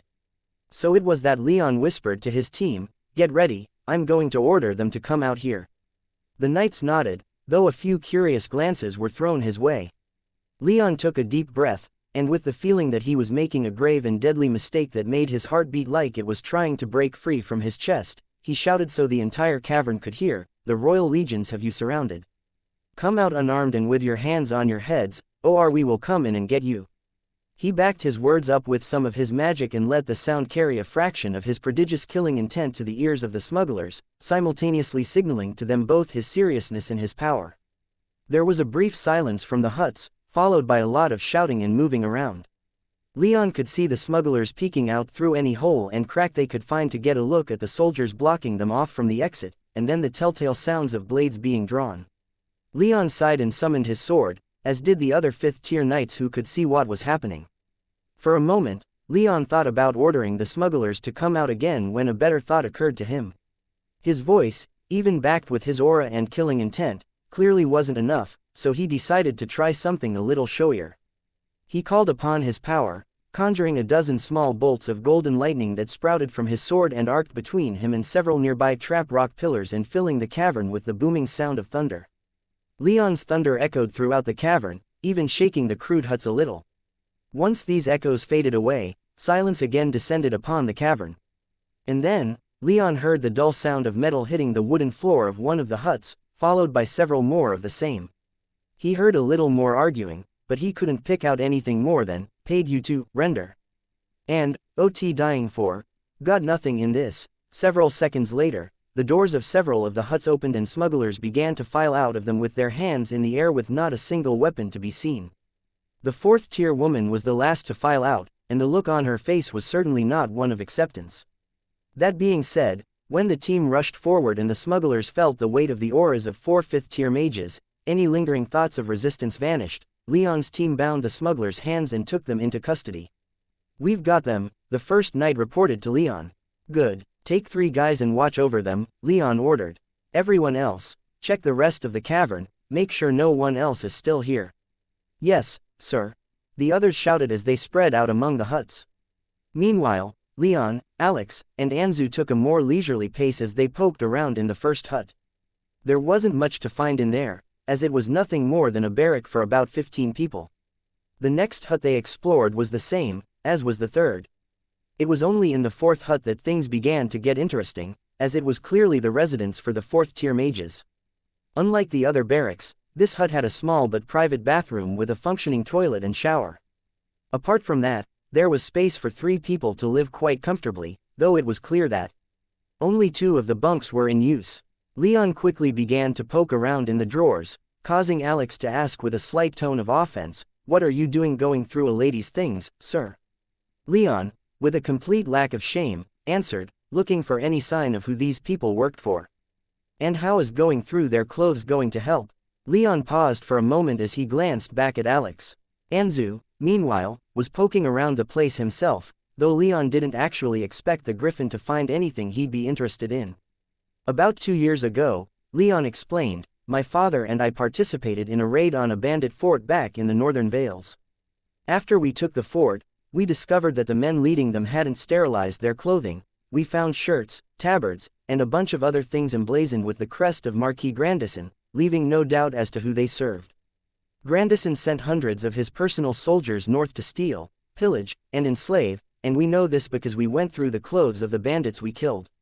Alex nodded in understanding, but her mouth still continued to curve downward in a disapproving frown. "All right, then, if you feel so strongly about it, then you search this stuff," Leon said in a mock-offended tone as he stepped aside. The squire's frown disappeared and all but dove into the 4th-tier woman's drawers, causing Leon to think, "I guess it was just me going through a woman's things that she was offended by." He shrugged, then moved over and started searching the rest of the barrack. Unfortunately for them, these people were either not in the direct service of a noble, or they were far smarter than those who Marquis Grandison sent north, as neither Leon nor Alex found anything that would suggest the 4th-tier smugglers were knights in disguise. With empty hands, Leon, Alex, and Anzu stepped back out into the cavern where the second knight was waiting for them. "Sir," the knight called out. "What is it?" Leon asked. "We found a couple hundred crates full of contraband. We're checking them now, but they all seem to be more silverleaf." "Keep it up," Leon ordered. "Yes, sir." Leon glanced over at the captured smugglers, then said to Alex, "Have everyone outside come in. No point in guarding two separate groups when we can consolidate." Alex nodded, then took off for the entrance while Leon walked over to the storage huts to inspect what his team had seized. As the second night had told him, most of the cargo was silverleaf, with 3 of the 4 storage huts dedicated to the drug precursor. The last hut, however, held something quite a bit different: weapons and armor, for the most part. There were a few crates with luxury goods like glassware and wine in unmarked boxes, but for the most part, there were swords, spears, axes, individual plates, suits of scale and mail, and most egregiously, several hundred legion shields. Arms smuggling, Leon wondered aloud. Indeed, sir, the second knight said. What had been found in that last hut was enough for the 5th-tier knight to monitor personally. We also found a stash of several million silvers in a small office area. We're seizing every paper we can find. Good. Oh, and send someone back to the Horns and report to His Highness and Dame Minerva. Make sure they know to send reinforcements. There's too much here for 20 people to deal with on our own. Chapter 222. Decimius losses. 3 tons of silverleaf, enough military equipment to field half a battalion, 4,370,000 silver coins, almost 50 crates of wine and glassware, and 26 smugglers captured, Trajan listed, reading from the report Leon had given him that morning. After capturing the smugglers' cave, Leon had a messenger dispatched back to the Bull's Horns to report their success and pass along Leon's request for additional soldiers to help with the cleanup. Minerva responded immediately to Leon's request, sending out another 100 soldiers and 20 wheel-less carts before the sun rose the next morning. Leon's team was relieved when these reinforcements arrived, and they accompanied the 3 squads assigned to escort the prisoners back to the Horns. This had been Leon's first command, and it ended in victory, so understandably, the young man eagerly wrote his report as soon as he returned home and sent it to Trajan before passing out from having been awake all night. Once he woke up, he was ordered to meet with Trajan to go over the results of his mission. Dame Minerva will squeeze those smugglers for any information they have, though I'm not expecting too much, Trajan said to Leon. Yeah, I think I was a little too hasty when I ordered the opening attack, Leon responded with a frown. The galley's captain and that foreigner who met with him probably knew a lot more than most of the rest of the smugglers. Still, we might get something out of that other 4th-tier smuggler, Trajan sighed as he glanced up at Leon. I can't say that you did poorly, as your mission was a success by any metric, and I'm glad you're thinking about it. Shows you're learning from any mistakes you made. Why don't you tell me what you think your biggest mistake here was? I treated the raid on the smugglers as a military operation, Leon instantly responded. I shouldn't have done that. After killing a few of the stronger smugglers, the rest surrendered far too quickly for the level of force I used. I agree, the prince replied. I doubt any of these smugglers were particularly invested in the operation, and they clearly weren't willing to die for what was probably just the best job they could find in their own unique circumstances. Better to be imprisoned for a handful of years than to be killed protecting some rich asshole's property. Leon nodded in understanding. Were I to go on another mission like this, I think I would try and take everyone alive that I could. Open up with a demand for the significantly less armed and armored people to surrender. Trajan sighed again. A good idea, and one I wish occurred to more knights. Too often, a knight will be sent in to deal with bandits and the like, and their first instinct is to kill everyone. A side effect of training people to fight and kill foreign invaders only to turn them loose on our own lawbreakers, I suppose.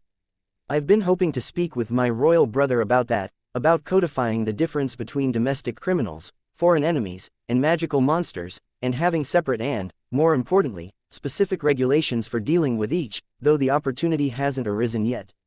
There's always been something else that's come up that demanded my attention. Aren't there already specific regulations for dealing with monsters? Leon asked. Some. Not enough. There are a few guidelines, but they really need to be codified. That being said, it's the designation of military targets versus civilian targets that needs to be cleared up. Makes sense to me. There wasn't a single class at the Knight Academy that dealt with criminals and the like. The training was entirely geared toward countering an enemy army in various forms, not with less organized criminals from the common sectors. Trajan leaned back in his seat with his hands behind his head. This had been a problem he'd been aware of for a long time, but with the recent riots and the smuggling problem they uncovered, the issue had come to the forefront of his mind. Knights were expected to be both soldiers and law enforcement, but Trajan had come to learn in his position that the problems encountered when fulfilling each of these separate duties couldn't necessarily be solved with the solutions that would apply to the other. "I don't suppose you have any suggestions?" Trajan asked, pulling out the obsidian plate and shining red ruby that housed the magic body of Caecilius, the founder of the Bluefire Guild. The gem was silent, with no voice emanating from it. "What's up with him?" Leon asked. "Upset that I dissolved his guild, I expect," Trajan replied. After another moment of silence, Trajan laughed and ran his fingers through his salt and pepper-colored hair. "Whatever," he said, bringing the conversation back to the matter at hand. "I'll leave the specifics that need to be sorted out to the lawyers and other people that I pay to be more knowledgeable about these things. For now, you and that squire of yours just got back from a successful mission, so take the next week off." Leon nodded gratefully, but as he rose from his own seat across the table from the prince, he asked, "We still on for morning training? Not trying to weasel out of your morning beatings, are you?" Trajan asked with a challenging smile. "No, just making sure the week off didn't apply to that," Leon answered, countering Trajan with a smile of his own. "See you tomorrow morning, then," the prince replied. "Get some rest, because I've got something special in mind for tomorrow that you haven't seen yet." Far away from Leon and Trajan's joking atmosphere, more than 1,000 miles to the west of the Bull's Horns, Duke Euphemius Decimus was practically pulling his hair out from stress. His finances were in tatters, he was behind on his payments to his knights, and Heaven's Eye refused to cooperate with him whenever he tried to fix his financial situation. "Why did you suddenly change the policies on me again?" he demanded of the Heaven's Eye representative sitting across his desk from him. His face was pale and gaunt, his clothes lacked the garish colors and decorations that otherwise would have been present, and there were a few empty alcoves and bare spots on the walls of his office where expertly carved statues and exquisite tapestries could once be found. Every time the representative's eyes passed over one of these spots, he struggled not to smile. Heaven's Eye made it almost impossible for Euphemius to access his vaults and accounts on a regular basis, and it was clear that Euphemius' financial situation was at the point where he was starting to sell some of the ostentatious trappings that nobles of his caliber surrounded themselves with. "It's only a security measure," the representative said with a dismissive smile, pausing in his answer just long enough for Euphemius to know that he was being disrespectful on purpose. 116 years I have been alive," Euphemius said, his pale face flushing red with anger. 116 years, and you have never once brought up these concerns with me. Not once have you brought up these concerns with any of my ancestors, either. And yet, now, suddenly, you're telling me that I can't access more than a single vault every month. You can't deny me access to my resources like this. It's an order from the top, Your Grace, the representative said, not even trying to make his tone sound reassuring. From Lady Emily, then, Euphemius belligerently demanded, the last year of being forced to accept his financial losses leaving him with only a fraction of the patience he once possessed. The representative simply smiled back at him without bothering to hide his pleasure at the noble's fury and indignation. Euphemius took a deep breath and stood up. He glowered down at the seated Heaven's Eye representative, and growled, "Leave." The representative acquiesced, rising and giving the Duke a slight, almost sarcastic bow, then walking out of the office. Euphemius waited an entire minute to ensure the representative had left earshot, then he screamed in rage and scattered the papers on his desk. With a wave of his hand, he conjured a blade of ice and started laying into his desk, his chair, and all the rest of the furniture in his office. In 5 minutes, everything within was little more than a pile of splinters, but Euphemius was feeling much better. He was still indescribably furious, but he no longer felt like strangling the first person he saw. When the Duke left his office, there were 3 servants waiting outside almost shaking in fear. They had clearly heard what the Duke had just done, but after his little bit of catharsis, Euphemius was back to the smiling, jovial, and kind nobleman that he always pretended to be. "Please clean all of that up," was all he said to the servants as he made his way to a small meeting room where his smuggling contact and the leader of his shadow guards were waiting for him. "I take it the meeting went poorly, Your Grace," the shadow guard said, easily seeing through his lord's mask of serenity. Euphemius glanced at his guard, the man's pitch-black eyes giving nothing away. The guard's expression was neutral, his black clothes were simple if of obvious quality, and all of his hair had been shaved, leaving him appearing as nondescript as possible. The only thing anyone would be able to find noteworthy about the guard was a ring on his left hand set with a sparkling emerald. That base-born maggot has locked away all of my property in Heaven's Eye vaults. Euphemius raged, his hatred, wrath, and disdain evident in his tone despite his meager attempts to control himself. He was able to control his outburst about the rest of his finances, though, as he didn't want to let his contact with the smuggling network know how bad of a state he was in. At the moment, the revenue brought in from silverleaf production and smuggling was the only thing keeping Euphemius' head above water, as even glass and wine were barely bringing in a tenth of the silver they did only a year ago. But, Euphemius quickly found out that his involvement in smuggling wasn't as secure a revenue source as he had thought when the smuggler said in a grave tone, "We have another problem, our eastern route has been severed." "What?" Euphemius exclaimed. "We lost contact with our people in Armenium several weeks ago. It seems they flipped when questioned by Prince Trajan's people because a couple days ago our closest storage point to the city was raided by a team of Legion Knights." Euphemius fought to keep his temper under control, and quietly asked, "How much did we lose?" "Well, I ordered that everything stored there be moved once it became clear that our guy in Armenium was arrested. Still, we lost more than half of what we tried to move through there during the past 3 months." "How much?" Euphemius demanded. Once the smuggler informed him, the Duke shot to his feet in anger and almost stormed out of the room. His sixth-tier aura burst from his body and filled the room with so much killing intent that both the smuggler and the Shadow Guard captain froze up for a brief moment. The Duke didn't angrily leave the room, though. Instead, he slowly turned back to the smuggler and asked, "How much can we move by the southern route?" "We don't have a strong presence in the western coasts of the plain," the smuggler explained. "Since there's not many wind mages in Samar, moving much more silverleaf than we have been doing lately won't be cost-effective. Transport as much as you can. Take my glass and wine with you, as well. If I can't sell those things for what they're worth here, then someone somewhere else will buy them for a decent price that isn't mitigated by taxes and tariffs. Not much choice until we get another eastern route established," the smuggler said with a shrug. "How long until you get that sorted out?" Euphemius asked. "A year, maybe longer," the smuggler responded. "Then get on it." With that, the smuggler rose and left, pointedly not bowing or lowering himself to the Duke before doing so, which only enraged the Duke even more. Despite this, Euphemius managed to contain himself. Turning to his Shadow Guard, he asked, "How many of the kingdom's surveyors are on our borders?" "About 3 dozen, the guard replied. "I've stalled as long as I could.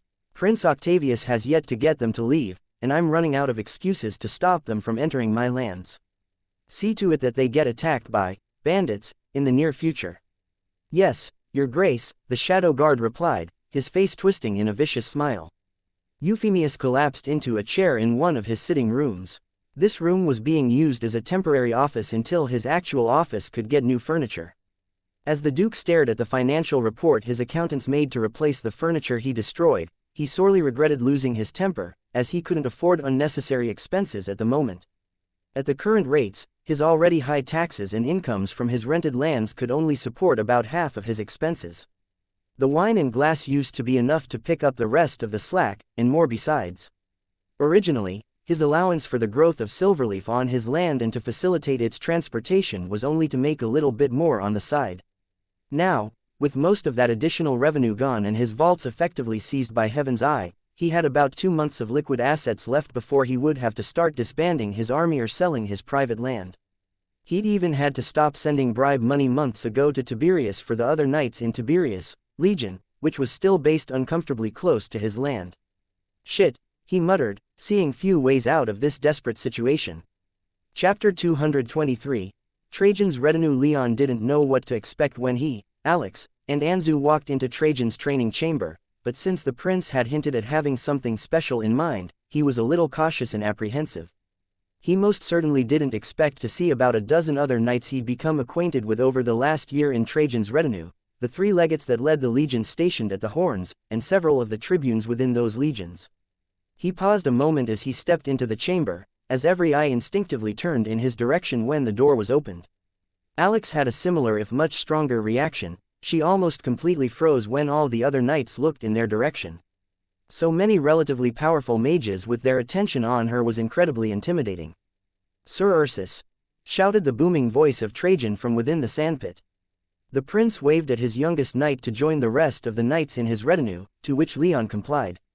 Alex, however, walked over to join the squires who lined the walls of the chamber. Leon noticed that Charles, Henry, and Alon were all in that group of squires, so he nodded to them in greeting as he joined the knights. For their part, Leon's 3 friends were more than a little stunned to see Leon doing so.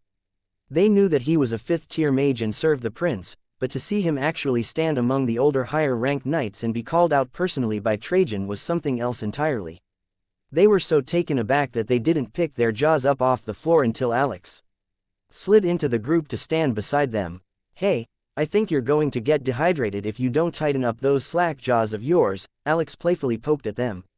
Alon maintained a dignified silence, Charles smiled at her in greeting, and Henry gave a few embarrassed chuckles, but they all quickly composed themselves and turned their attention back to the sandpit in the center of the training chamber. They didn't make any more conversation, though. The presence of so many high-ranked knights, and even a member of royalty, ensured that even the noblest of squires among their group kept their quiet. That being said, there wasn't much going on in the sandpit, either. Trajan was there having a quiet conversation with Minerva and the 3 legates who led the legions, but the rest of the knights were simply hanging out between the pillars of the peristyle around the pit waiting for whatever the prince had in mind to start. Fortunately, they only had to wait about 5 minutes for the last couple knights to arrive before Trajan broke off the conversation he was having with the legates, and the 4 6th-tier mages joined the rest, leaving Trajan alone in the sandpit. "Good morning, everyone," the prince loudly exclaimed, instantly quieting the entire chamber. "I doubt there's any need for it, but just in case, I'll introduce myself. I am Trajan Anastasius Taurus, Prince of the Bull Kingdom." Trajan paused a moment for the traditional bowing of all the surrounding knights. "I've assembled this group as part of a little tradition I enjoy," the prince continued. "Every time a new legion is transferred in, I like to have some of the highest-ranked knights in all 3 legions and a handful of the knights in my retinue participate in a little competition, all in good fun and to welcome the incoming legion, so we won't be competing for anything substantial, only your pride and honor as knights. Under normal circumstances, I would have called you all here much sooner, but the recent riots and the cleanup associated with that have postponed this little get-together.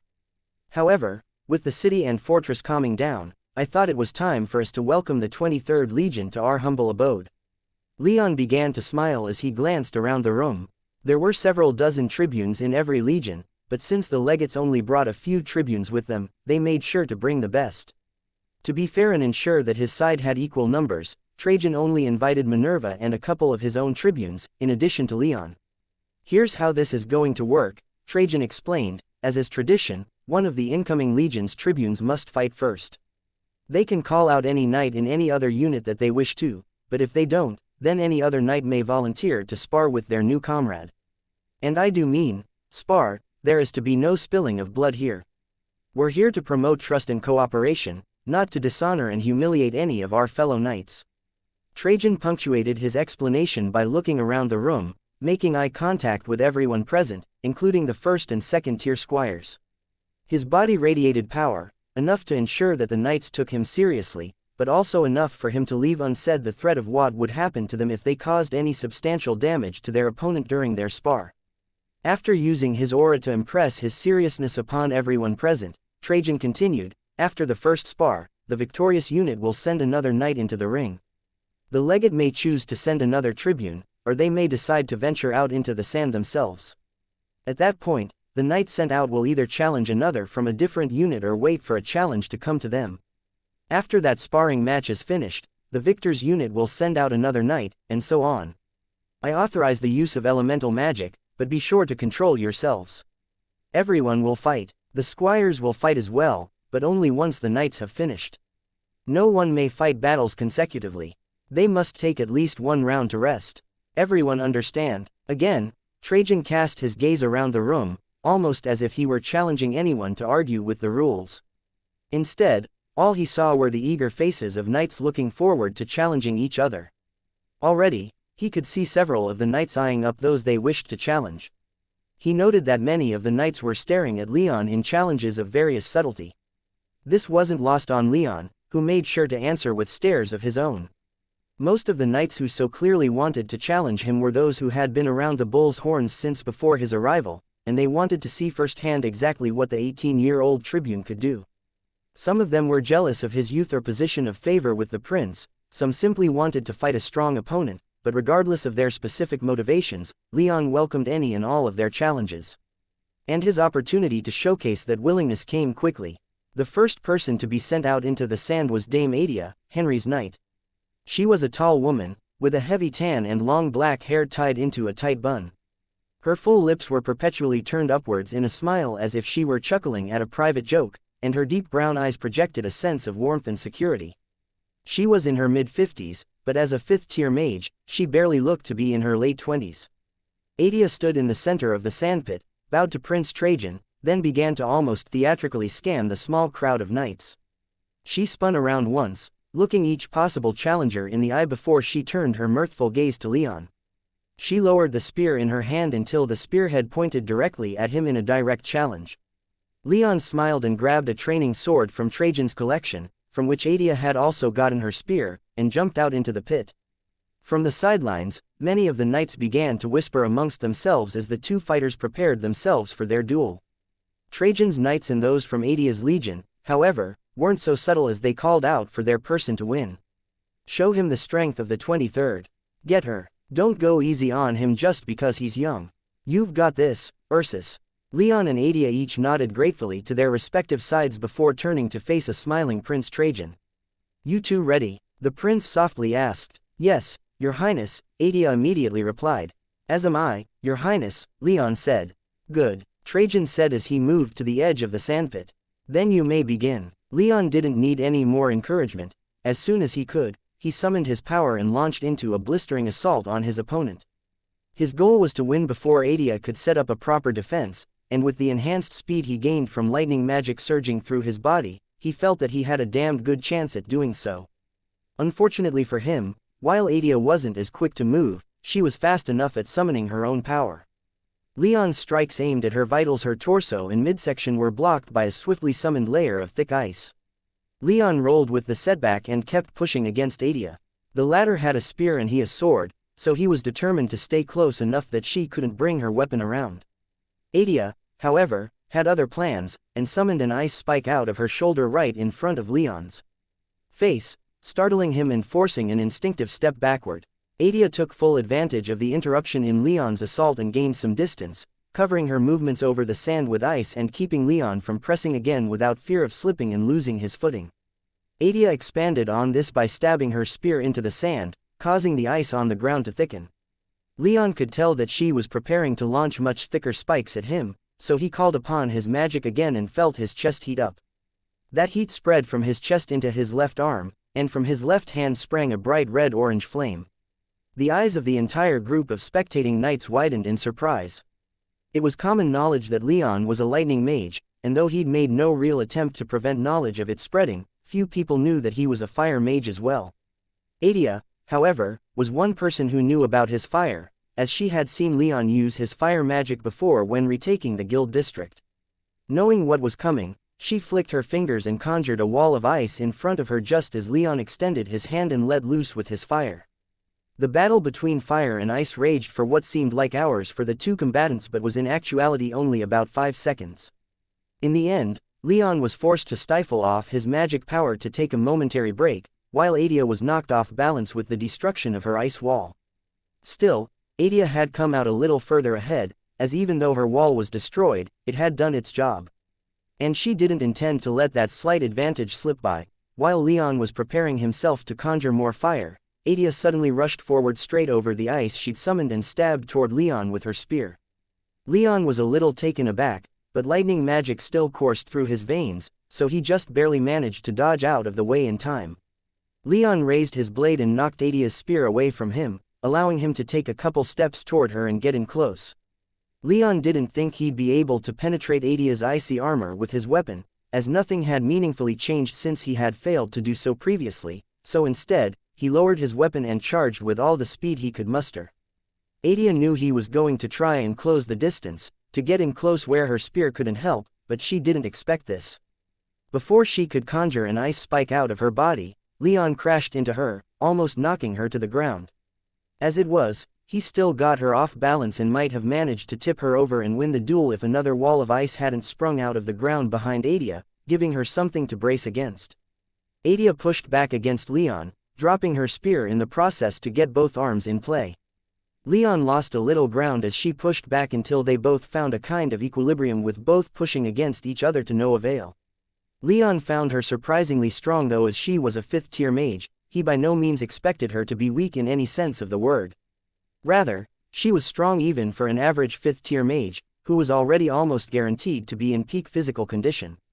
It was hard to see through her loose training clothing as her outfit didn't expose much skin, but Leon had been able to feel before he was pushed back Adia's extraordinarily muscled body.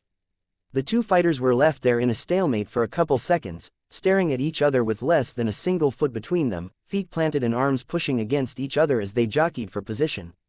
In the end, though, they both realized in the same instant that the battle could only be decided with magic, not with raw strength or skill. With their dropped weapons, Leon once more summoned his fire, while ice burst forth from Adia's forearms like gauntlets.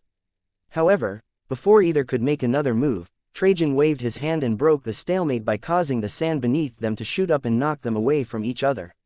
While they were reeling back, both thought to keep attacking each other, but the sand solidified and formed a wall separating them. "I think that's enough," Trajan said with an amused tone. "As I said before, we're not trying to kill each other." "Yes, Your Highness," Leon and Adia said in unison. They both reluctantly lowered their arms and allowed their magic to recede back into their blood and soul realms. "We'll call that a draw," Trajan boomed. The watching knights were a little disappointed, but the battle had been fast, intense, and flashy, and everyone had gotten a good idea of what each was capable of. "That was a good fight," Adia said with a grateful smile as she took a few steps toward Leon after Trajan dissipated his wall of sand. "It was indeed," Leon said with a matching smile on his own face. As the two warriors clasped each other's hand in the center of the sandpit, to the muted and dignified cheers of the others in their units, they could see in each other's eyes the desire to continue.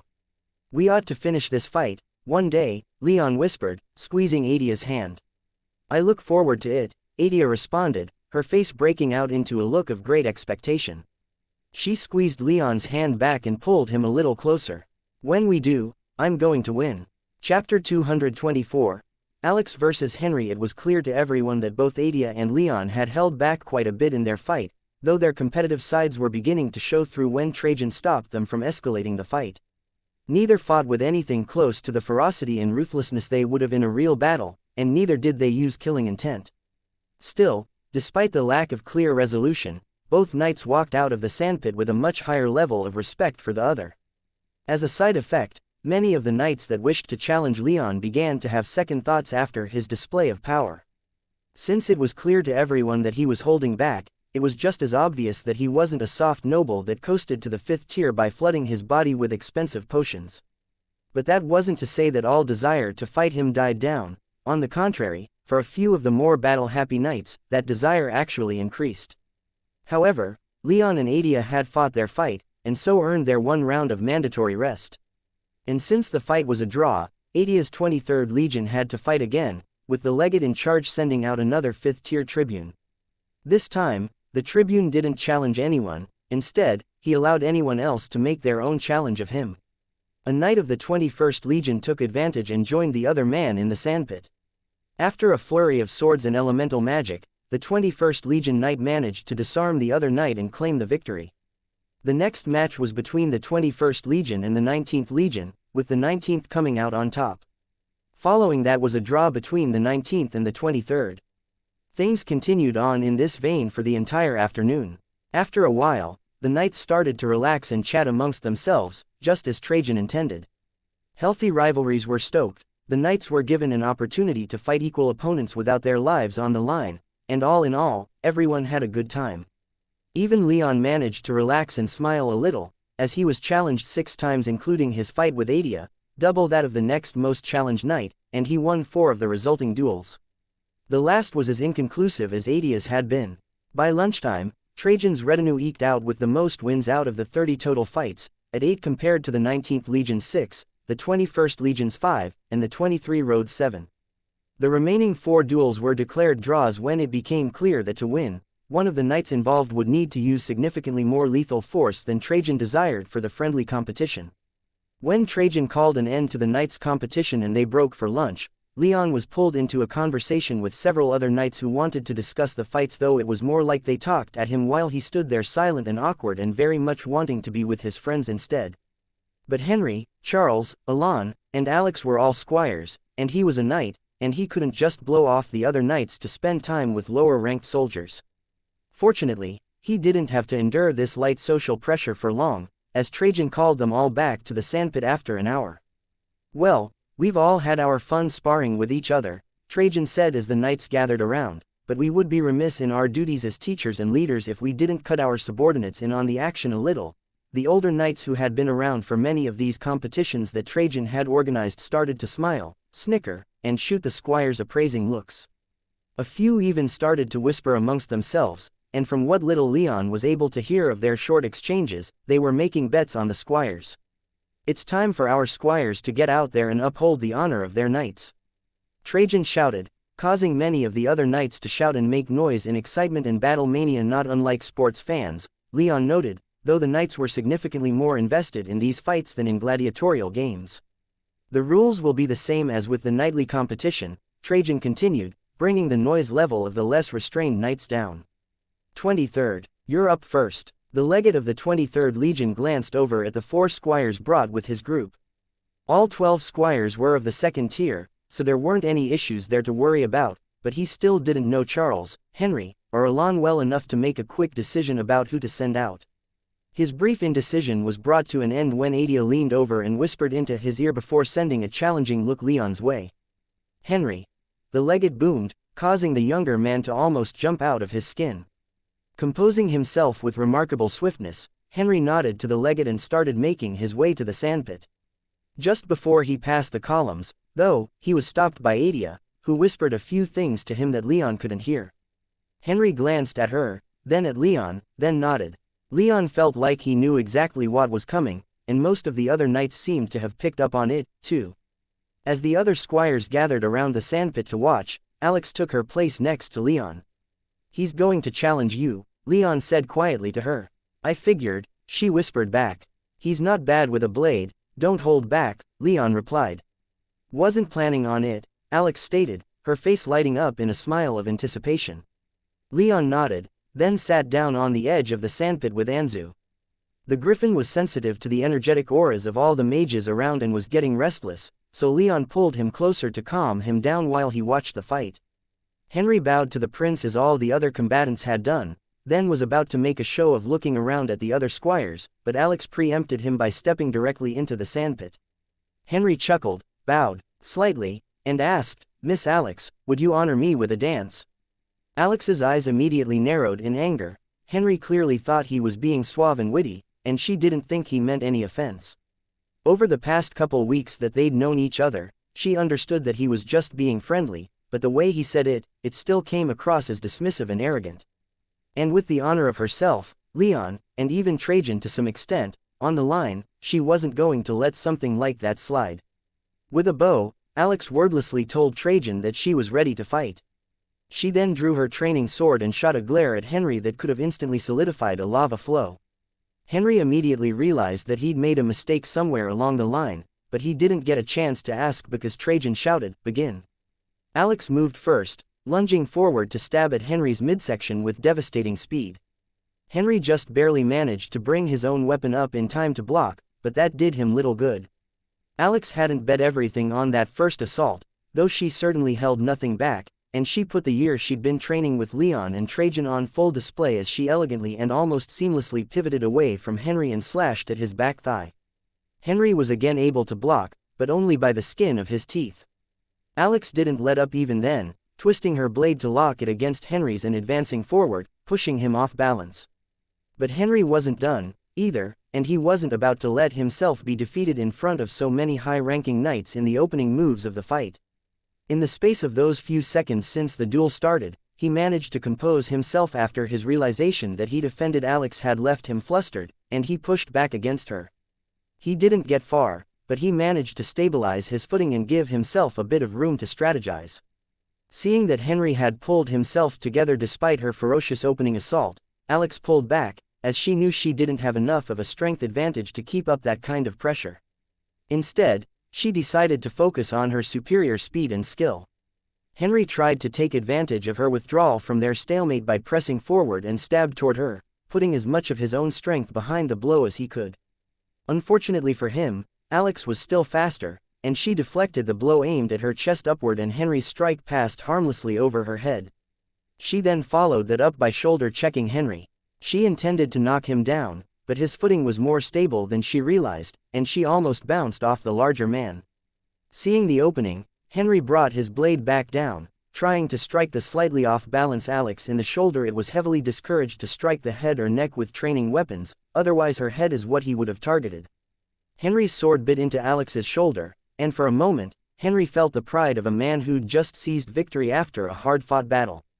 And then he felt Alex's blade hit him in the stomach. The pain lanced through him until it reached his head, and that's when everything went dark. Henry fell backward into the sand, completely unconscious. He'd overcommitted to an attack that only left one of Alex's arms disabled, leaving him open to her far more effective counterattack. Alex stood there in the sand, staring down at the unconscious Henry with a look of smug satisfaction on her face. Her right arm hung limply at her side, and she loosely held her sword in her left hand. She'd almost dropped it when Henry's strike landed, but she managed to catch it with her off hand and slice into Henry's exposed midsection in one fluid movement. Trajans. Knights immediately began to laugh and cheer, while the 23rd Legion's knights were gracious in defeat, and significantly more subdued than the others. Alex stood there and reveled in her victory for a few more seconds, then turned and walked back to Leon's side, leaving Henry there in the sand for his comrades to pick up. "Good job," Leon said with a smile. "Thanks," Alex replied with obvious pride in her voice. Her face was practically split in half due to her smile, and it only grew wider when Anzu crept out from behind Leon's legs for a moment and nuzzled against her limp hand before quickly darting back behind Leon. After carrying Henry out of the sandpit and arranging for the other squires to wake him up, Leon and Adia quickly locked eyes. Leon grinned at the Lady Knight, gloating in his own understated way in his squire's triumph over hers. For a brief moment, she considered taking offense. The well-bred noble in her certainly demanded it, but she didn't think Leon was being too serious. Their little competition was hardly something that warranted such gravity, after all.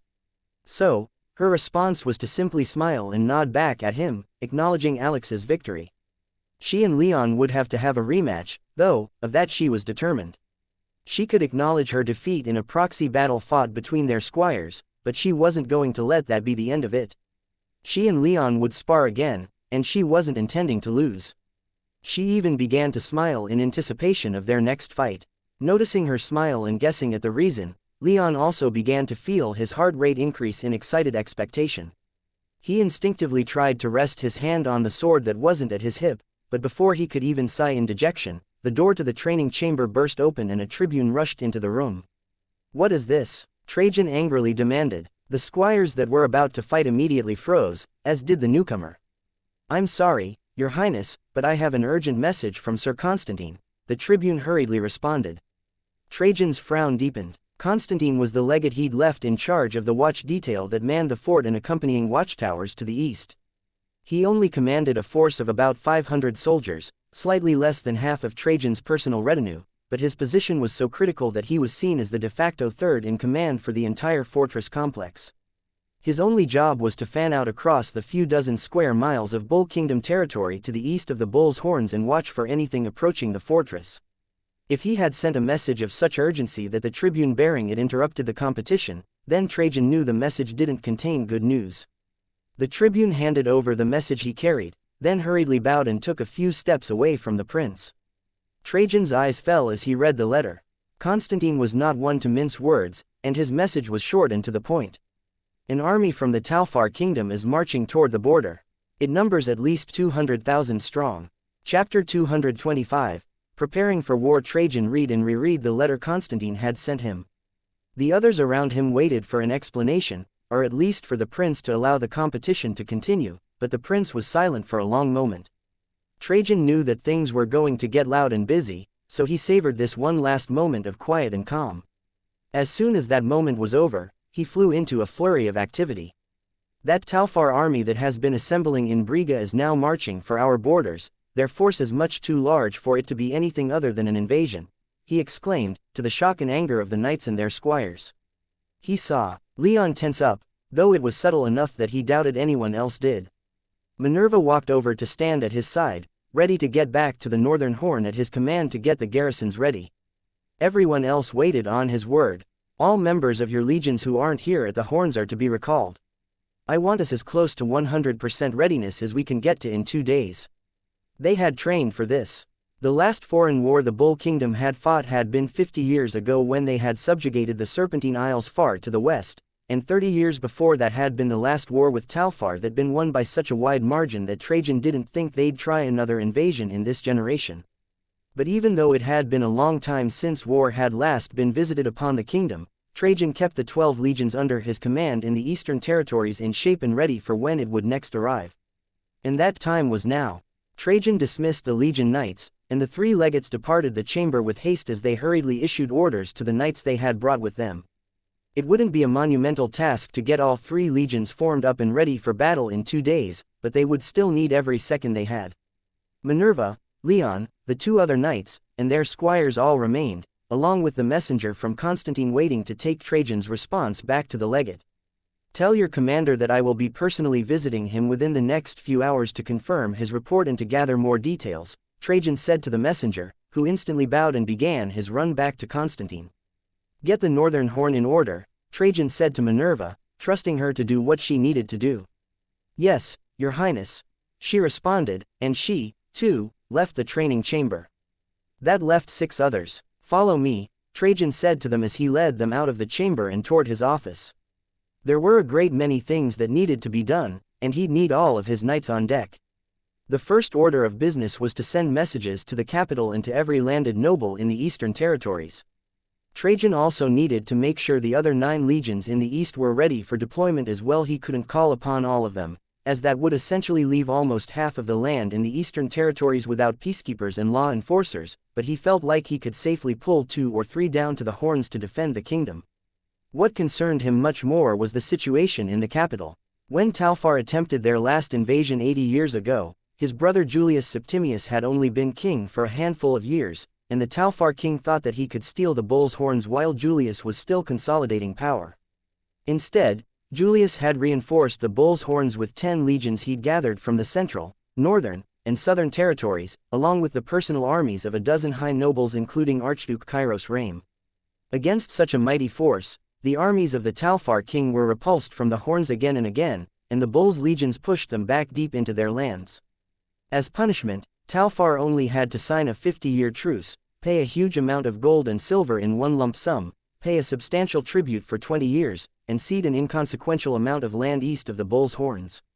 Julius had hoped that by showing a modicum of mercy, peace would be maintained. And it was. For 80 years the Talfar kingdom had kept a respectable distance from the bull's horns. Of course, part of the reason why they did that was that the Han kingdom has been rather violently disputing Talfar's eastern border, Trajan cynically noted. 80 years ago, Trajan, Kairos Rame, and Julius Septimius Taurus led an army composed of 12 legions, along with 4 of the 7 paladins of the time against the armies of the Talfar kingdom. This time would be different, Trajan knew. Constantine's estimates put the Talfar army at about the same size as it was 80 years ago, but the Bull Kingdom was in a much weaker position. The Bull King was indisposed, House Rame was effectively gone, Trajan couldn't count on the presence of any paladins, and he couldn't count on any legions outside of those directly under his command coming to reinforce the Horns without the king. Trajan glanced at Leon, the last scion of House Rame. The prince couldn't help but feel a slight pang of regret that even after its effective destruction, House Rame still provided all it possibly could to the kingdom regardless of Leon's specific reasons for being there.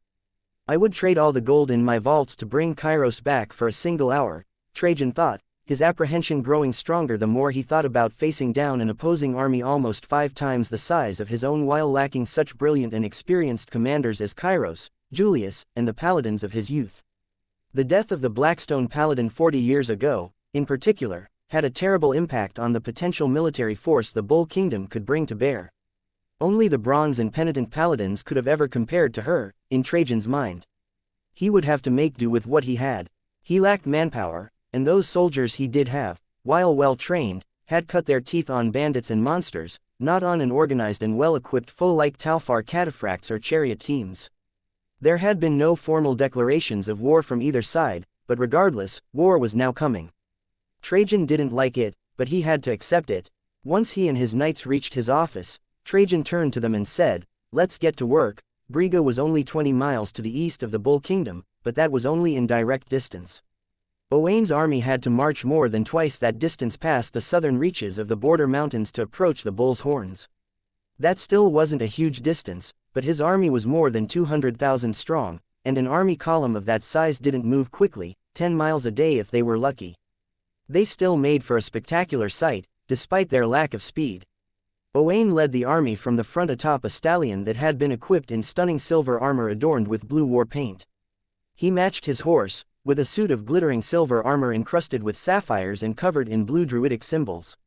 Riding behind him was the stern and serious Arthwin, dressed in his own silver and blue armor and riding a warhorse no less impressive than Owain's, though his was of a more rugged attractiveness while Owain's was the picture of well-groomed equine beauty. Following the two of them were the chariots, 5,000 in all and each with a team of 4 operating it. Then came the heavily armed mounted cataphracts, the light cavalry skirmishers, the professional heavy infantry, and finally the light infantry of levied peasants, every one of them with their armor covered in blue war paint, showing their resolve to fight until the end for their prince. The army was so large, in fact, that Owain knew that there would still be some of his soldiers in Briga by the time the front of the column reached the chosen site of their camp. Owain couldn't help but feel conflicted about this. He was launching a campaign to raise his prestige and become acknowledged as king, but he still believed that they were marching in the wrong direction. He wanted to take the capital while his sister, Queen Andraste, was fighting the Han Kingdom in the east, not starting another war in the west with the Bull Kingdom. But, in the end, Marshal Arthwin had convinced him to march on the Bull's Horns, and whenever Owain voiced his doubts, the Marshal would always argue in favor of the invasion. As Arthwin was his only official support in Talfar, Owain felt obligated to continue with his Marshal's invasion plan, though he still didn't like it. "We're going to win this, Your Highness," Arthwin reassured Owain. "Once we seize Arimenium, the elders will appoint you to the kingship for sure." Owain trusted Arthwin not to lead him to disaster, but even still he was only able to turn and give his Marshal a half-hearted nod in acknowledgement. Arthwin hardly cared what Owain thought of him, though, just so long as his invasion was underway. Inside, he was a mess of excitement and anger, but his face and body language displayed none of it. He was before his troops, marching them west toward the Bull Kingdom, and he wasn't going to let them know anything of his agitation. His old wound began to throb the more he thought about finally tearing down the walls of the Bull's Horns. He still remembered the massive man who gave it to him 80 years ago. Arthwin had only been a 4th-tier mage at the time, and his unit had been left behind in Briga when the army retreated in the face of the Bull Kingdom's counter-invasion. It was when the Bull King's legions entered the city that he encountered Trajan, and after the encounter, Arthwin had been left dying in the streets with the bodies of his comrades all around him. He'd only been saved when a nearby legion medic recognized him as an officer and tended his wounds so that he'd live long enough to be ransomed. The Marshal was unable to prevent a subtle smile from appearing on his face as he again thought about the destruction of the Bull's Horns. So many people close to him had died when the previous king had failed to seize the fortress, and now there was nothing he looked forward to more than the fortress's destruction and the defeat of the prince that had taken everything he cared about from him 80 years ago. But Owain and Arthwin weren't the only commanders of this army, as Arthwin had utilized his contacts to bring another 100,000 soldiers to bear on the Horns, and these soldiers were the 50,000 commanded by Marshal Bran, and another 50,000 commanded by Marshal Gwen. Gwen's base of operations was much farther from Briga than Bran's, so she would reinforce them in several weeks, but Bran had arrived in Briga with his army several days ago. Now, the tall, inhumanely pale man was supervising the levied peasants further back in the column. Arthwin hated Bran in ways that he couldn't properly articulate. In fact, Trajan and maybe Kairos Rame were the only men Arthwin hated more. The other marshal had always stared at him with hungry eyes whenever there had been cause for the two to meet, and Arthwin knew that the rumors that Bran was a cannibal had more truth to them than most people knew. When Bran arrived at the palace in Briga and Owain and Arthwin greeted him, not even the prince had been happy about the additional military support when he met the wolfish and disturbingly unblinking gaze of the marshal. As they rode along the road west, Owain thought to himself, Arthwin will be the first to die when I'm king. But after him comes Bran, that man's a monster, and I want him eradicated. With titanic effort, Owain turned his thoughts from his companions to the task ahead of him.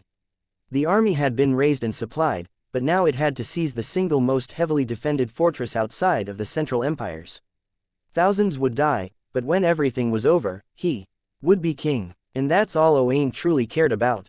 Chapter 226. Florentine problems. The lands east of the Bull's Horns had been won in the last war with the Talfar kingdom, but they weren't particularly extensive. They sat in a small vale between the border mountains and the Tyrrhenian River where the plain widened slightly, only to contract again further to the east. The land the Bull's Horns had been built upon was still the narrowest part of the region, though. Over the next 80 years, numerous watchtowers and a small wooden fort had been built within this small vale, all designed to watch for invasion and to hold off any surprise attack long enough for the legions at the Bull's Horns to get ready. These towers and fort were small, though, only needing 500 soldiers from Trajan's personal retinue to properly man. The fort, barely more than a tower surrounded by a single wall, was located on a hill small enough to barely be described as such, but with a commanding view of all the other towers. Right now, Constantine, the commander of Trajan's 500 men stationed in this vale, was on the eastern wall of his fort, staring out toward the Talfar kingdom. He was joined by Leon, Trajan, and a dozen other high-ranking knights in service to the prince. Less than 10 miles away, they could see exactly what Constantine had sent word about: a massive army from the Talfar kingdom setting up camp just on the other side of the border between their two kingdoms, with thousands more continuing to stream in from further east with hundreds of wagons filled with supplies. Has your estimate of the size of that army changed any in the last few hours? Trajan asked Constantine. The short and stocky man quickly replied, "No, Your Highness. We still believe they number at least 200,000, and probably a great deal more than that. My scouts tell me that their marching column hasn't even left Briga yet, there are so many." Trajan frowned as he watched Talfar's advance units across the plain hurriedly setting up their camp. There wasn't much he could do about that, but he was still rapidly going through his options in his head. "We could sally out with a small force and disrupt their work, but then any soldiers we send out will be caught up in a battle with what is likely to be Talfar's strongest troops. I can't let them continue without challenge, but it will be at least another day before the legions finish preparing for battle, and by then their camp will already be too fortified to take." The prince hated not doing anything, but he couldn't see any proactive option open to him that wouldn't leave hundreds or thousands of his soldiers injured and dead, and he couldn't have that when he was so outnumbered. "We have another problem," Constantine continued. "Before they assault the Horns, they're going to have to take Florentia." Trajan's frown grew deeper. Florentia was a small trade city built on the Tyrrhenian River over the past few decades, along the small section of the river that formed the border between the Samar kingdom's northeastern frontier and the Talfar kingdom's southwestern frontier. Despite this, the closest city to it was Armenium, and as a result, most of Florentia's citizens were from the Bull Kingdom, and the city generally considered itself an unofficial protectorate of the Bull King. Armenium's static defenses were weakest along the Tyrrhenian River, and if this Talfar army wanted to take advantage of that weakness as Trajan knew it would, then they would have to seize Florentia first. If they didn't, then any assault force attacking Armenium from the river would be at risk of being sandwiched between Armenium's local defense fleet and any ships Florentia might send to aid its mother state. Not to mention, as a trade city, Florentia had a great many ships, and though they were almost all civilian galleys or smaller and no match for the warships in Armenium's port, they were still better than the nothing that the landlocked Talfar kingdom currently had, so it wasn't too much of a stretch for Trajan to guess that that army would want to conscript Florentia's ships. The Talfar kingdom simply couldn't leave a potentially hostile city to their south when they finally entered the vale in front of the Bull's Horns for fear of being flanked. "How long would you guess they have?" Trajan asked Constantine. "Less than a day. If I were leading that army, then I would send a few thousand soldiers as soon as possible to secure the city before they have a chance to evacuate," Constantine answered. "As would I," Trajan muttered as he thought about what to do. He could see Florentia off in the distance, only about 20 miles away. He could even hear the sound of alarm bells coming from the city's defense towers. "We can't abandon our own people," he finally stated after several long minutes of thought. "They are technically partially in the Talfar kingdom's territory, but they are our citizens." Many of the knights around the prince nodded their approval, including Leon. Alex even had an adoring look, like she was staring at a god as Trajan spoke about protecting the citizens of the kingdom. "Does your highness have something in mind?" Constantine asked. "I will lead an expedition to evacuate the town," Trajan replied, his tone light and simple, as if evacuating a town of 10,000 people was the easiest thing in the world. We're going to need ships if we're to pass by those Talfar guys setting up camp, Leon soberly observed. He greatly approved of rescuing as many innocent civilians as possible, but he also wasn't going to let such an idealistic goal distract him from what could realistically be accomplished. Trajan nodded at the younger knight. I know, he whispered with a dark look in his eye. The legate in charge of the local fleet defending Armenium was less than cooperative with him, and had both refused to aid his soldiers in retaking the guild district during the riot and declined to render assistance in dealing with the smugglers. He will not refuse me this time, Trajan thought as he glared at the Talfar camp. The legate in charge of the defensive fleet was a short and plain man. He was thin, with beady eyes and almost rodent-like facial features. He also had blood running down his face from a gash on his forehead, and the only sounds coming out of his mouth were whimpers of pain. Trajan had meant it when he vowed the legate wouldn't refuse him. After leaving Constantine's fort, he, Leon, and the rest of his knights went down to the port to have words with the admiral. Of course, the legate had tried to refuse at first, saying, I will not leave my post without a direct order from the consul of the Gulf. It doesn't matter what's going on, my ships don't move without authorization from the Endless Gate. Upon hearing this, Trajan picked up the smaller man and literally threw him across the room, in front of all his subordinates. As he sailed through the air, the legate smashed his head into a table, leaving a bleeding gash just over his left eye. Of course, it was only a superficial injury and would be fixed with a single low-quality healing spell, but it bled a lot, making it appear much more serious than it was. Trajan knew he made a mistake by throwing the legate, but he wasn't going to back down with a Talfar army bearing down upon those that he felt he had a duty to protect. Besides, he was a prince, and he wasn't going to lower himself to an obstructive bureaucrat during wartime. A few of the tribunes and administrative legates looked like they wanted to intervene, but a few glares from Leon and Trajan's other knights quickly put an end to those thoughts. We have a city of 10,000 to reach in less than a day to do so. Trajan suddenly roared. That army from the Talfar kingdom isn't going to leave Florentia alone, not when more than 90% of the city is made up of our citizens. If you do not agree to sail out with me and see to the defense and evacuation of Florentia, then I will have you all arrested and I will conscript enough sailors to move the damned ships myself. The prince's demeanor was dour and serious, and none of the officers present doubted the words he was saying. Technically, though, he could only arrest all of them during wartime, and there had been no formal declaration of war from the king, either of the prince-regents, or the assembly. And yet, he was still a prince, and few arbiters would argue with his decision if he decided to toss them all behind bars when a Talfar army was encamped only a few miles away. We'll see to the ships, your highness, one of the legates said. Leon recognized him as the second in command of the fleet. I want everyone ready to head to Florentia by nightfall. Trajan thundered, followed immediately by a chorus of, yes, your highness, from all the fleet's knights. The messages had been sent, the legions were mustering, the fleet was getting ready. Minerva was seeing to the medical and food supplies of the Northern Horn, while another of Trajan's legates was doing likewise for the Southern Horn. There was nothing left for the prince to do except sit and wait for a few more hours. Constantine was still watching the Talfar army like a hawk, so if anything happened, Trajan would know within minutes. Additionally, he had the senior diplomat responsible for managing the Bull Kingdom's relations with the Talfar Kingdom, sending emergency messages to his underlings in Predony, the capital of the Talfar Kingdom. He also sent a few messengers to the Talfar camp to politely inquire as to what was happening. When he sent word to the capital, he used the communication stones, so he expected to get word back soon. But that had been hours ago, and he had yet to hear back from either Prince August or the consul of the Central Territories, which only brought more worry to his mind. There was nothing left for Trajan to do except wait for his subordinates to report back to him and for responses to his messages. With nothing to do, he took to inviting Leon into one of his living rooms, as the younger knight had little to do, himself. Trajan hadn't yet assigned Leon any subordinates, as he preferred to wait until Leon had spent more time learning from other more experienced knights before assigning him a formal command. He'd been introduced to Trajan after recklessly endangering a diplomatic mission, after all. You all right, Trajan? Leon asked quietly as the prince stared out of his window to the east. From the height of his tower in the keep, Trajan could just barely see the Talfar camp through the haze, dust, and evening shadows of the miles that separated them. He could also see thousands of soldiers scurrying through the streets of the Southern Horn preparing the fortress for a lengthy siege. Thousands of people are going to die in the coming days, Trajan said with a sober expression.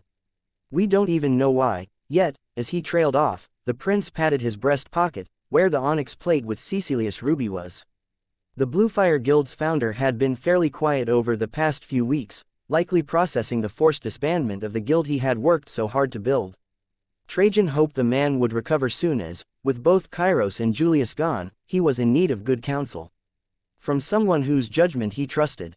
Then it's our duty to keep as many of them alive as possible, right? Leon asked, even though he knew the answer to the question. He only asked it to keep Trajan talking. Indeed, it is. Trajan left it at that, so Leon hesitantly asked something that had been on his mind. I hope this isn't impertinent to ask, but what will my place be in all this? Leon had no soldiers to organize and only a single squire to command. He was, officially at least, one of Trajan's personal knights, but he also held the formal rank of tribune, so he could be placed in charge of up to 1,000 soldiers if the need arose. But Trajan didn't intend to put Leon in command of any forces. He couldn't envision a situation where placing an 18-year-old in charge of a battalion was a good idea, no matter how much trust he had in the individual in question. You're going to accompany me to Florentia, Trajan said. He knew Leon wanted to know what he would be doing throughout the coming war, but the prince instead chose to answer in the short term. You'll assist me in evacuating our citizens from that city. And if we're attacked before we finish? Leon asked, his eyes narrowing from recognizing Trajan's avoidance of his previous question. Trajan was silent for a long moment. You're too young to command, he said bluntly, but you're not too young to fight. Leon felt his stomach plummet from disappointment. He wasn't looking forward to having to interact with as many people as having a command would necessitate, but it would be a vital next step in his own ambitions to gain power. Still, he could understand Trajan's decision perfectly well, even if he wasn't thrilled by it. When we arrive in Florentia, I'm going to have the soldiers we bring spread throughout the city to garrison it and prepare for the Talfar attack. You'll stick with me, and I'll send you wherever you're most needed if the need arises. Leon nodded in acknowledgement. It may be for the best, but he wished that what was for the best didn't leave him stuck in the back when the attack came. No need to worry, though, kid. I don't intend to stay in the back lines for the entire war, Trajan said with a smile of anticipation. At that moment, both heard a knock at the door. Enter, Trajan growled. A tribune walked in, bowed, and said, Your Highness, the ships are ready and the 23rd Legion stands ready to accompany you to Florentia. Chapter 227. Florentia. The entire 23rd Legion couldn't accompany Trajan to Florentia, as there wasn't enough room for them, the crews of the ships, and the thousands of people they needed to evacuate. Or at least, they couldn't all go at once, but Trajan didn't plan on being in Florentia long enough to ferry everyone upriver. 5,000 soldiers would go in the first wave and fortify the city. The ships would then return to Arimanium with as many citizens of Florentia as could be packed into them, and then bring more soldiers to the city if there was a need for them. The ships should only need 1 or 2 more trips back to Florentia before the soldiers could board again and return to the Horns. As Trajan, Leon, and the rest of the prince's group made their way to the fleet's flagship, Leon kept a watchful eye out for Charles, Henry, and Alon. All 3 were in the 23rd Legion, but he didn't know if they would be joining him and Trajan in Florentia. He honestly couldn't decide if it was fortunate or not that he didn't see any of them. Knowing who he was looking for, Alex worriedly whispered from behind him, If they're coming with us, they'll be fine, I'm sure, sir. They'll be in a shield wall, right at the side of their knights. That was never in doubt, Leon responded, cheekily smiling at his squire. The only thing that is in doubt is whether or not they'll have anything to brag about when next we hang out. Alex chuckled at his flippant attitude, and her own anxiety over the coming battle was somewhat relieved. She didn't have to be a coward to be apprehensive about a few thousand Legion soldiers facing down a couple 100,000 Talfar warriors, after all, and even the bravest, most powerful, and experienced knights among them were solemn and serious about the operation that was about to begin. The flagship of the fleet was an enormous thing. At more than 1,000 feet long, it was easily half again as large as the transport ships, which were the second largest ships in the fleet. It had at least 5 levels above water and no sails. It was propelled entirely with water enchantments that covered the wooden hull, and from what little Leon could sense, there were a host of other enchantments filling the ship with magic that he couldn't identify. At the center of this beast was a tall tower 3 more stories above the deck. Just in front of and behind this tower was a pair of long metal cylinders on rotating metal platforms that piqued Leon's curiosity, as he could sense a large amount of magic power flowing through them, but he held his questions for the time being. Trajan made for the tower as soon as he led his group onto the ship, and Leon followed. The top level of the tower was the bridge of the ship, where the fleet legate was waiting. He bowed to the prince, but it was clear from his expression and the hesitation in his movements that he wasn't happy in the slightest to have Trajan aboard his ship. However, he neither said nor did anything to stop Trajan from ordering the operation to begin. 20 minutes later, 5,000 soldiers of the 23rd Legion had boarded their transports, and the fleet departed the port of Ariminium. Leon couldn't help but marvel at the sight. More than 100 ships, a handful large enough to have a crew of thousands, while many were barely large enough to require a crew at all. Most were war galleys of varying size designed to ram into enemy ships and allow the accompanying contingent of marines to board and seize the vessel. Leon had no idea how most of the ships were to be used, though, as most of his martial education had been devoted to land tactics and strategies. The 40 army legions were given a great deal more respect in the Bull Kingdom than the 15 navy legions. All of these ships slowly turned east with a wedge of 9 galleys in the lead. Florentia wasn't far, and all the ships would likely arrive in less than half an hour. Most of them wouldn't dock at the Florentine docks, though, as there simply wasn't enough room. A couple dozen galleys would travel straight through the city and secure the other end of the Tyrrhenian River in the south, while most of the rest of the fleet would protect the miles of river to the west as it approached Ariminium. Only the dozen transports and the flagship would stop at the docks. Florentia was a long city, with every building less than a quarter mile from the Tyrrhenian River. Every inch of the city that lay on the river itself had accompanying docks and piers. Despite this, the river was more than wide and deep enough for the fleet to pass without trouble, even as the flagship and the transports behind it started pulling up to the docks. The most eye-catching landmarks of the city were a pair of enormous bridges that had once been at either end of the city, but Florentia had grown past them since their construction, so they were fairly deep into the city.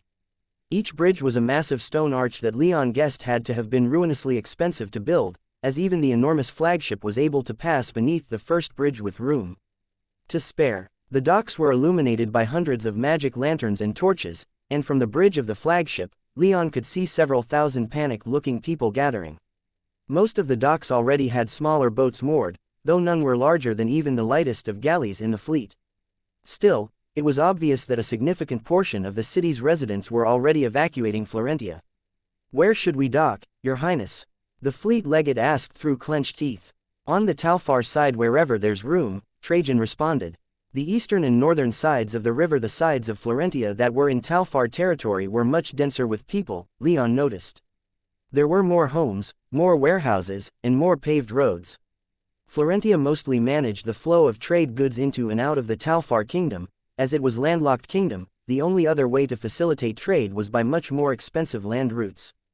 The Samar kingdom's side, on the other hand, had comparatively few people living on it, as most trade ships coming north from the center of Eterna would choose to bypass Florentia and follow the river as it curved west toward the Gulf of Discord, as most cities of significant size in the Samar kingdom were located near the Gulf coast. As the flagship slid into the largest dock that could be seen, Leon could hear a few cheers and exclamations of joy from the evacuating citizens, but they were almost lost in the worried and panicked shouts and cries that filled the air. "Let's go," Trajan said to Leon and the rest of his knights. Trajan and his retinue made their way down to the deck of the flagship where the few hundred legion soldiers that rode in the ship were gathering. A few sailors were busy coordinating with dockside workers to get the ship tied down and the gangplanks lowered, so everyone had to wait a few more minutes. This was more than enough time for a group of what looked to Leon like militiamen to appear next to the flagship with a very well-dressed man in the lead. This man wore what was obviously prohibitively expensive clothing made of black and red velvet and trimmed with gold thread. His outer doublet was tight, but beneath that, he wore a fluffy white shirt that spilled out his sleeves, neck, and waist. His black velvet pants were also extremely tight, while the soles of his boots were so thick that they added almost half a foot to his height. Most eye-catching, however, was the proudly displayed golden bull sewn onto the chest of the man's doublet. Trajan was the first to descend the gangplank, and when he saw the prince, the well-dressed man hurried over and bowed. "Your Highness," the man exclaimed. He was tall and well-built, even without his puffy shirt and boots making him seem bigger, and he had a robust fifth-tier aura emanating from his body, but he spoke in a strangely breathy and high-pitched voice that his brawny frame belied. "You're the mayor of this city?" Trajan bluntly asked, his expression neutral and stony to maintain his royal dignity. "I'm Marcus Augustulus, the captain of the militia, your highness," the man answered. "We don't have a mayor, we have a council of 9 called the consortium. I sit on this council, so I have the authority to aid your visit here in any way I can." Trajan nodded at the information. He was a little embarrassed that he didn't know how Florentia was governed despite its proximity to his own city, but as with most members of the Bull Kingdom's government, his attention was focused inward. Apart from the largest and most broad issues, he left Arimenium and the Bull Kingdom's relationship with Florentia to the diplomatic corps. "We're here to assist any citizens of your city that wish to evacuate," the prince stated. "Yes, your highness," the guard captain replied with an expression of abject relief. He immediately barked a few orders at the militiamen, and they cleared the citizens waiting on boats away from the gangplanks to allow the soldiers to come streaming off the ships. Tribunes and centurions began to bellow orders of their own, and the soldiers dispersed into the dark streets of Florentia. The sun had gone down less than an hour before, but already the city had been plunged into darkness. Still, everyone knew exactly where they had to go, which was to say they had to get set up on all of the major streets leading out of the city. The main road leading into the Talfar kingdom was the main priority, as it was the largest of all the points of entry into Florentia. That being said, Florentia had no walls, so any attempts to prevent the Talfar kingdom from entering were futile at best, especially with their cavalry advantage. Ideally, however, the soldiers wouldn't be needed and the fleet would move fast enough for everyone to get out of the city before Talfar detached a force to seize Florentia. Of course, no one honestly thought that there wouldn't be at least a few light skirmishes, as so many ships on the river were impossible to hide and the Talfar commanders would be fools to allow the evacuation to continue unchallenged.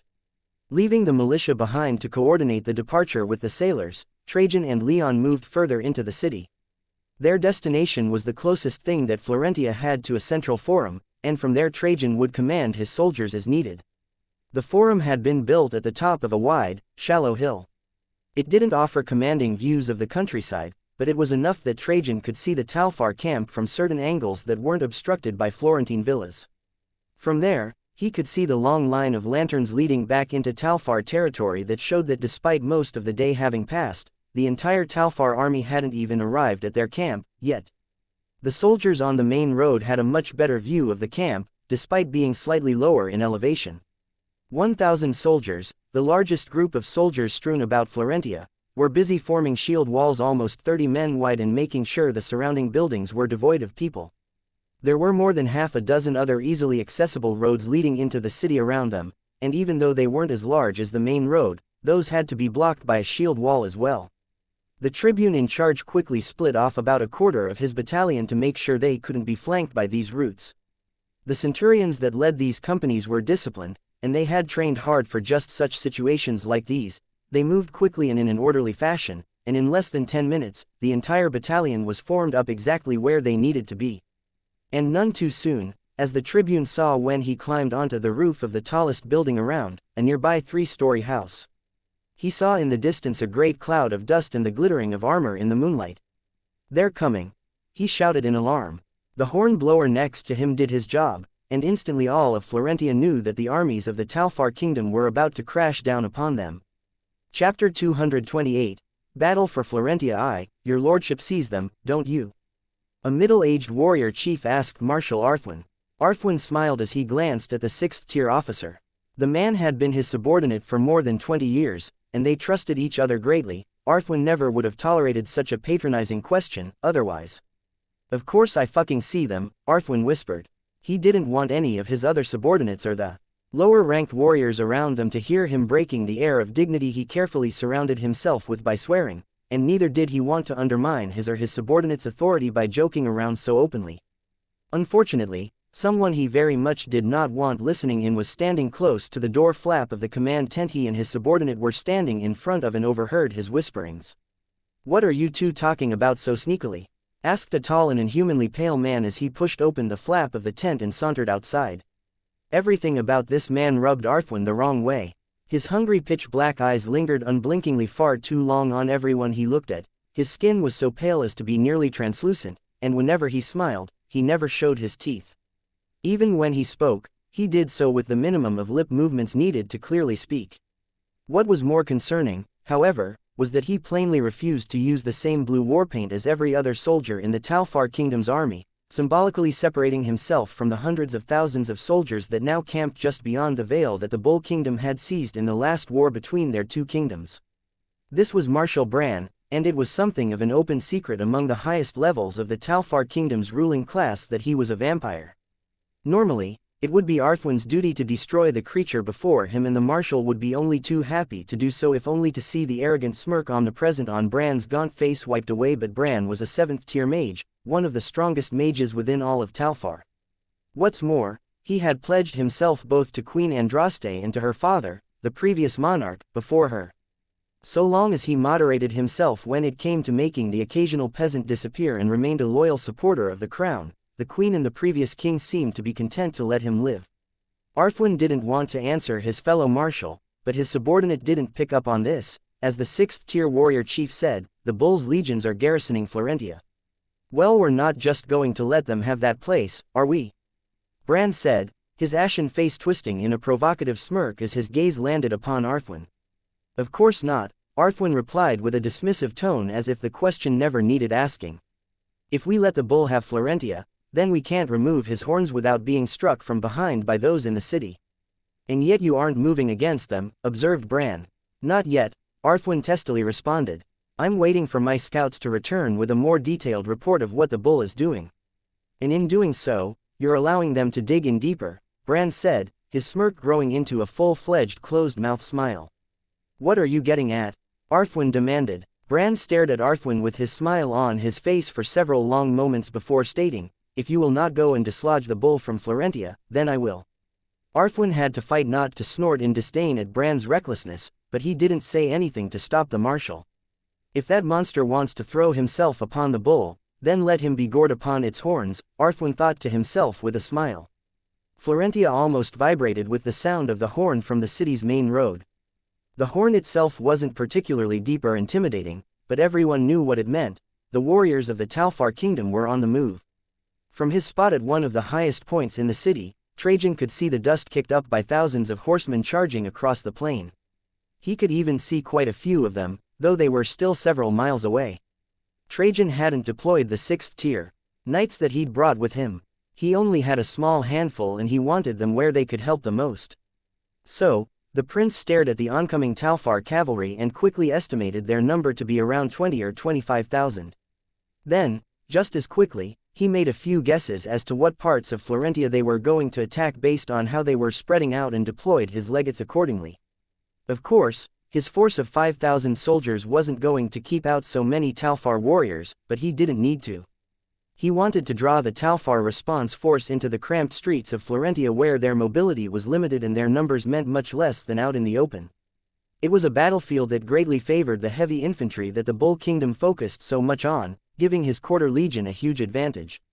More than that, however, was the need to give the civilians more time to board the ships and set sail for Arimenium.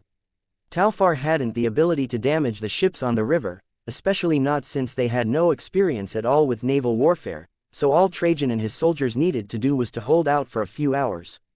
It was with this strategy in mind that Trajan sent out all but 2 of his 6th-tier knights. He still had Leon and a dozen or so 5th-tier knights, but the vast majority of his fighting potential was sent to the front lines. The tribune commanding the battalion at the main road was grateful for the 2 legates Trajan sent his way, especially since they specifically told him they weren't there to usurp his authority over his battalion upon their arrival. Instead, they were there to counter any high-tiered mages that would probably take part in the assault on the legion's position. They got to the tribune's position just in time, as well, as not even 5 minutes later, the Talfar cavalry rode in close enough for even the 1st and 2nd-tiered mages in the shield wall to lay eyes upon them. Thousands of men and horses, glittering with brightly polished plate armor and gaudy blue trappings, screaming and roaring as they came closer and closer to the legion lines. Many of the legion soldiers couldn't help but tremble as the cacophonous horde advanced, but the presence of their comrades at their sides made desertion impossible. "Raise shields!" the tribune bellowed as the Talfar horde drew within 1,500 feet. In seconds, what few legion soldiers in their formation that hadn't already done so raised their shields and prepared themselves. They had to put their trust in their friends and equipment if they were to live through this, but they knew that everyone else was relying upon them as well. The ground began to shake as the masses of horses thundered toward them. The Talfar cavalry had spread out a great deal as they advanced toward Florentia, but since the legion shield walls were spread out among the houses and the ground was soft and marshy so close to the Tyrrhenian River, the charge had to be slowed considerably and a new formation taken. The tribune saw most of the riders come to a halt about 1,000 feet away. A few continued their advance, only in a thinner column that would smash into the biggest legion force at the main entrance, while a few other smaller cavalry squads peeled off to attack the other nearby city entrances. The main Talfar column was led by a water mage and 2 earth mages, from what the tribune could tell, and they were making sure that the ground in front of the column was stable enough for the charging horses behind them. But the legion had had about an hour to prepare for the Talfar attack and had anticipated this slower pace the Talfar cavalry was forced to take. There was a dull orange flash of light beneath the hooves of the 12-horse-wide column, and a second later, a fiery explosion ripped through their front lines like a hot knife through butter, instantly blunting the charge. "Now!" the tribune shouted, and a company of archers he'd spread out over the rooftops of nearby buildings knocked and loosed their arrows at the Talfar cavalry. 800 feet was just within the range of legion bows, and the mine they had just run over signaled that the enemy cavalry had reached that distance, but Talfar cataphract armor was thick and nearly immune to arrows. But that wasn't the tribune's intent. As the arrows landed among the Talfar cataphracts, more explosions began to tear chunks out of their lines. Additional mines had been hidden out in the marshy plain to the east of Florentia, and yet more fire spells had been affixed to the first arrows of the legion archers. The tribune watched in glee as many cataphracts pulled back in disorganized groups in fear of the fire, but there were just as many who charged instead, intending to get in too close for the legion archers to use that attack again. But they needn't have bothered, as all of the fire spells the tribune's battalion had been given were used in that first salvo. From now on, his archers would have to use regular arrows. And they did with little hesitation, firing arrows as fast as they could, but to little effect against the heavy cavalry charging at them. At one entrance that was only guarded by about 50 legion soldiers, a mass of several hundred cataphracts almost smashed right into the legion shield wall, but less than 20 feet away from the first line of legion soldiers, a wall of stone spikes burst from the ground and skewered many of the charging cataphracts. All of the others were forced to stop, as even the most highly trained horse will still refuse to charge into a wall of spikes. Still, a handful of cataphracts were killed, the rest were stopped, and the entrance had been sealed until a Talfar mage could rip through it. The tribune watched a similar encounter happen at another road, only the legate who had run over there used ice instead. The prince is wise, the tribune thought to himself with a smile. He sent 2 mages who can block and barricade roads leading into the city with magic to the area of the city with the most roads leading in. After blocking the cataphracts at those 2 places, the legates moved to assist other legion soldiers in neighboring areas. The tribune thus felt secure turning his attention back to the main road, where the Talfar cavalry had managed to douse the flames and rally together for another charge, despite the legion archers still pelting them with arrow fire. This new charge quickly formed up again and charged at full tilt at the legion shield wall blocking the main entrance of the city. From below, the tribune could hear his centurions urging the rest of their companies to stay calm and stay in formation. He didn't see even a single soldier try to break away and run out of fear, even though hundreds of cataphracts were barreling toward them with their lances extended. 400 soldiers were in the main shield wall. No sane person would have ever thought they could withstand the full weight of thousands of heavily armored mounted Talfar soldiers crashing into them.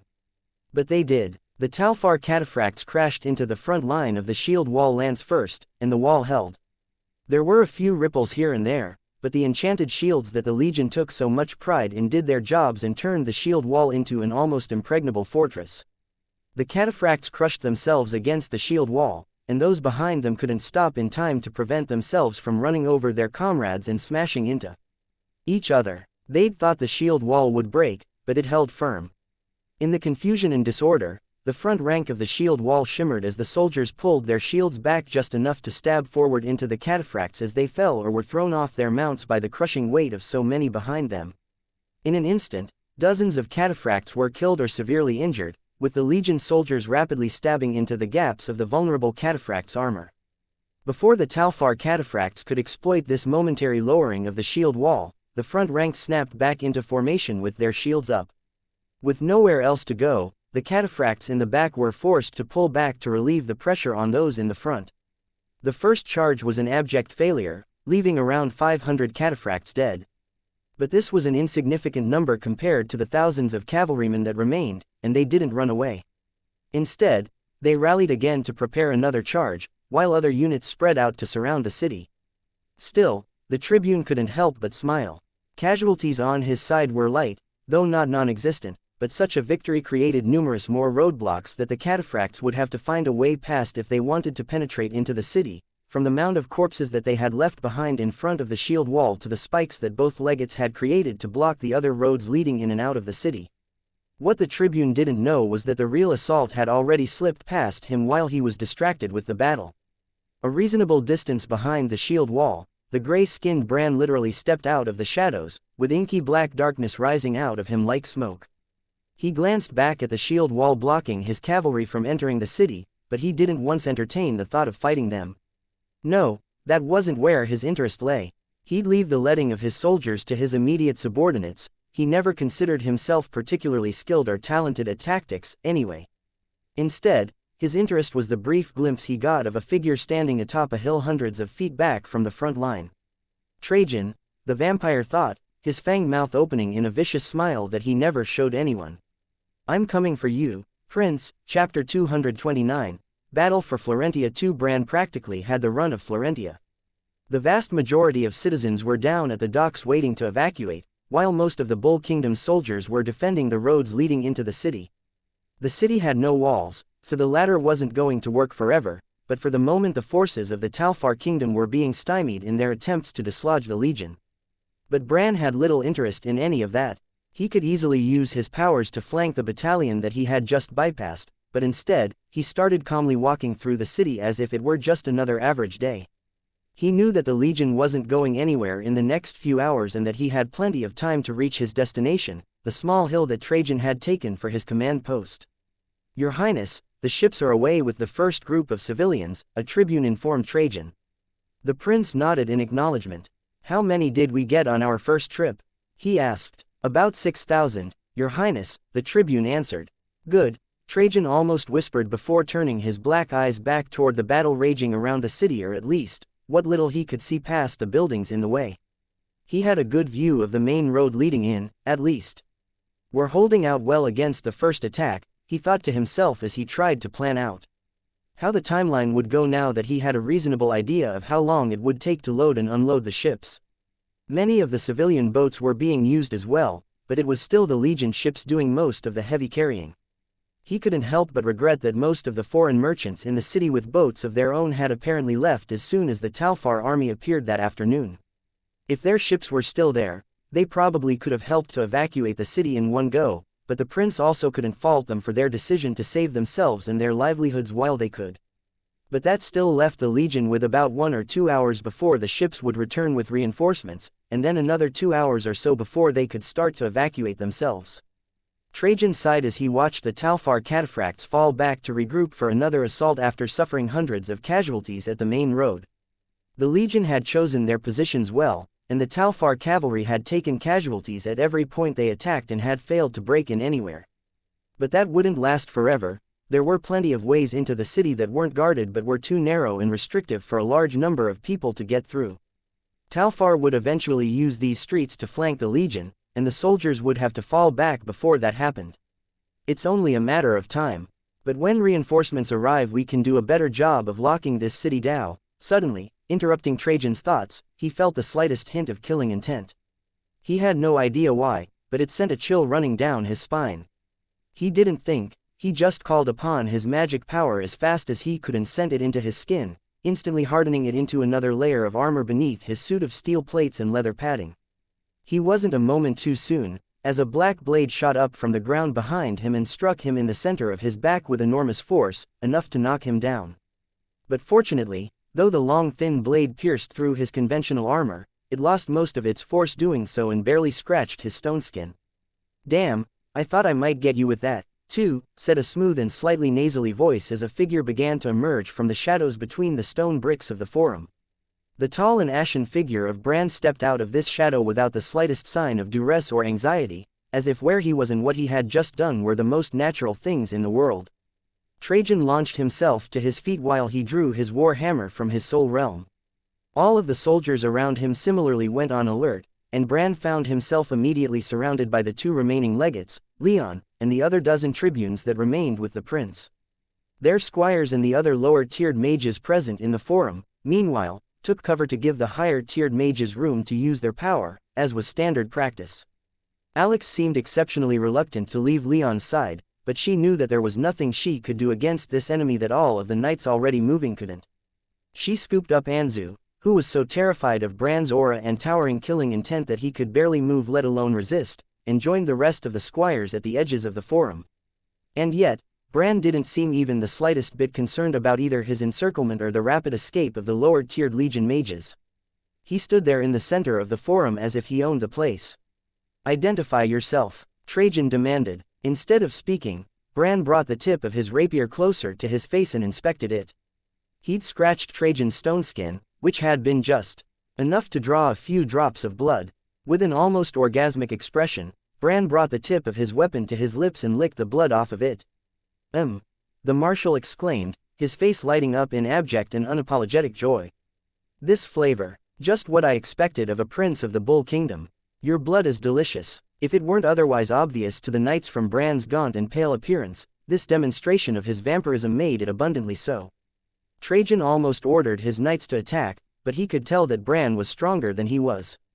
He didn't want to send his soldiers to their deaths, so he asked again, "Who are you?" Oh, pardon my rudeness, your highness," Bran said with a sarcastic tone. "I am Bran, marshal of the Talfar kingdom, and I have come for you." Trajan struggled not to grimace and to maintain a confident expression for the benefit of his knights, but in the face of a mage that was at least of the 7th tier, that was more difficult than it sounds. Without another word, Trajan channeled his magic power through his legs and into the ground, causing half a dozen stone spikes to burst out of the ground at Bran's feet. However, the vampire didn't seem at all fazed by the attack and easily sidestepped out of the way. He even shot Trajan a cheeky smile, as if to say, "You missed." But Trajan's other knights didn't hesitate to do likewise, and the magical aura around the forum churned and roiled as magic of nearly all the elements was called upon. The center of their circle where Bran stood momentarily became the single most deadly place in all of Florentia, with wind blades, fireballs, rock and ice spikes, beams of light, and Leon's lightning bolts all converging upon the marshal. The paved ground fractured in this conflagration, sending stone splinters flying everywhere, but the knights kept up their barrage.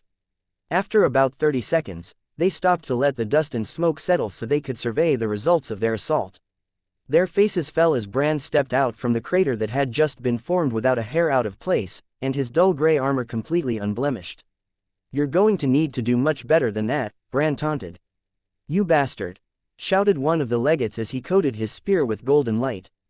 The impatient and enraged legate surged with all the speed of a light mage and stabbed at Bran's stomach, which the marshal wasn't even trying to protect. The spear stabbed clean through Bran's abdomen and exited his back, leaving the marshal skewered upon the legate's spear. "Ha ha!" shouted the legate in triumph. "How's that for better?" As he watched the pain and disbelief spread across the vampire's face, Trajan felt the same subtle killing intent directed at him. It was almost completely lost in the raging magical auras of the surrounding knights, but he could sense it nonetheless. The prince, trusting in his instincts, threw himself forward, just barely missing Bran's rapier again as it flew out of the ground toward his spine. "Well, this is surprising," came Bran's voice as the shadow holding the rapier grew out of the ground behind Trajan. "I honestly didn't think you'd be able to dodge a second attack." "What the?" muttered the impatient legate. His spear was lodged in Bran's midsection, but another Bran had risen out of the ground behind Trajan. To the shock and horror of all the other knights, the Bran impaled on the legate's spear dissipated in a cloud of what appeared to be dark smoke, leaving the legate standing there with his unstained and bloodless spear raised into the air. Trajan twisted around and swung his hammer at Bran. He was just out of range of the marshal, but that didn't matter as a handful of additional rock spikes burst from the ground with astounding speed and rocketed toward Bran with his swing. And again, the vampire didn't deign to even try and defend himself. Or at least, there was no point in trying to dodge Trajan's rock spikes, as they passed harmlessly through Bran's body like it wasn't even there. Bran, under the disbelieving gazes of the surrounding knights, began to maniacally laugh. In between the exaggerated gasps for air, the marshal wheezed, "You all should see the looks on your faces. Ha ha ha ha, how dare you mock us?" shouted the other legate as he raised his sword and wiped it on his offhand, coating it in bright orange fire. He was about to charge at the marshal, but Trajan shouted, "Wait," bringing the legate to a halt. "Your Highness," the legate said in confusion. "This guy has already vanished," Trajan explained, his voice dripping in hatred and fury at having been almost killed twice in a matter of minutes. Just in case, though, he took a few steps away from Bran, or rather, from what he considered to be an illusion conjured by shadow magic. But, before Trajan could do anything more, Bran's rapier appeared from the ground just behind the legate with light magic, rocketed upward through the legate's armor, and pierced right through the man's body. The legate sputtered and coughed up a small amount of blood. His skin rapidly paled while his veins and arteries blackened. Bran mockingly grinned at Trajan and brought the dying legate's body closer to his mouth. Before he could take a bite out him, however, Trajan, Leon, and 3 other mages made their moves. Trajan slammed his hammer into the bricks beneath his feet, saturating the ground with his magic power in an attempt to keep Bran from disappearing back into the shadows again. Leon, meanwhile, conjured a bright golden lightning spear and hurled it with all the strength he could muster at the back of the vampire. The other 3 tribunes who were quick to react moved to cut off Bran from trying to dodge by lunging forward to pin him between their spears. Unfortunately, Bran was faster than all of them. He leapt into the air and threw the body of the legate off his weapon, dodging Leon's lightning bolt by the skin of his teeth. Despite this, he could plainly feel the strength and power packed into that lightning bolt, and when he landed with feline grace, he glanced at Leon. "That was an impressive attack, boy," he said with an intrigued smile. "Lightning is a rare element outside of the Sunlit Empire. Perhaps I'll indulge myself in you rather than that waste of meat over there." He jerked his thumb toward the fallen legate, who was completely paralyzed and rapidly bleeding to death. Under the vampire's predatory gaze, Leon couldn't help but shiver, but he still stood firm against the vampire and didn't present him any openings. Seeing Bran's attention turn toward Leon, Trajan became so infuriated that he charged straight at Bran without any thought to his own well-being. Bran was slightly surprised that Trajan would do this, but he still dodged the prince's opening swing of his war hammer and moved back to try and gain some distance. However, the other knights charged in to aid their prince, doing their best to cut off Bran no matter where he turned. Bran dodged and weaved through knights, occasionally conjuring clouds of darkness that dissipated any magical attacks thrown his way. His rapier darted out all the while, biting into the gaps of the knight's armor, causing light but rapidly growing damage. Leon called upon all the power he could muster and charged as well, bringing his sword down with tremendous strength on Bran. As with the others, Bran twisted out of the way, but only just barely. Leon's lightning magic made him almost as fast as the vampire's own. Darkness magic. Bran even suspected that if the two were of equal power, then Leon would be the faster. Leon's sword bit into nothing but air, but Bran's follow-up strike stabbed into the young knight's arm in the gap between his armor's pauldron and rear brace. It was a minor wound, but enough to draw blood, and Bran stood there unmoving in the center of the knights. Leon twisted his hips and tried to take advantage of the vampire's immobility, but his sword passed right through the vampire, and the illusion vanished. Missed again, Bran mocked as he reappeared outside of the circle of knights. Leon's blood, or rather, mana, glowed bright red on the tip of the rapier along with the blood of several of the other knights. With an immense grin, Bran licked the tip of the rapier in an obvious attempt to intimidate the knights, but as soon as Leon's blood touched his tongue, he was paralyzed by an explosion of flavor. So intense was the taste that Bran momentarily lost himself and didn't even realize or care that the knights quickly encircled him again. But Bran was a 7th-tier mage, and he didn't stand there slack-jawed for more than a brief moment. When he collected himself, the vampire stared at Leon with a look of wonder. "Who are you?" he asked, his eyes glittering at the prospect of sinking his teeth into Leon's neck. Chapter 230, Battle for Florentia 3, "Who are you?" Bran asked, his eyes filled with nothing but the black-armored Leon. The vampire didn't wait for a response and was upon Leon before the young man could react. Bran wrapped one hand around Leon's throat and easily lifted him into the air, while the other ripped off his helmet, exposing his face to the marshal. As the vampire memorized every detail of Leon's face, from his black hair and golden eyes to his long straight nose and strong jawline, Trajan and the rest of the knights charged once more at the vampire. They weren't about to let Bran have another of their number, and Trajan especially wasn't going to just give Leon to the vampire without an extreme amount of resistance. "No, this one is mine," Bran shouted as a cloud of darkness exploded out from him, enshrouding almost the entire forum and momentarily blinding the knights. Bran began to run with his prize in hand, but Leon wasn't going to let things go that easily. He summoned all of the remaining power at his command, used his offhand to grip the vampire's arm that he was being held up by, and raised his sword in the other.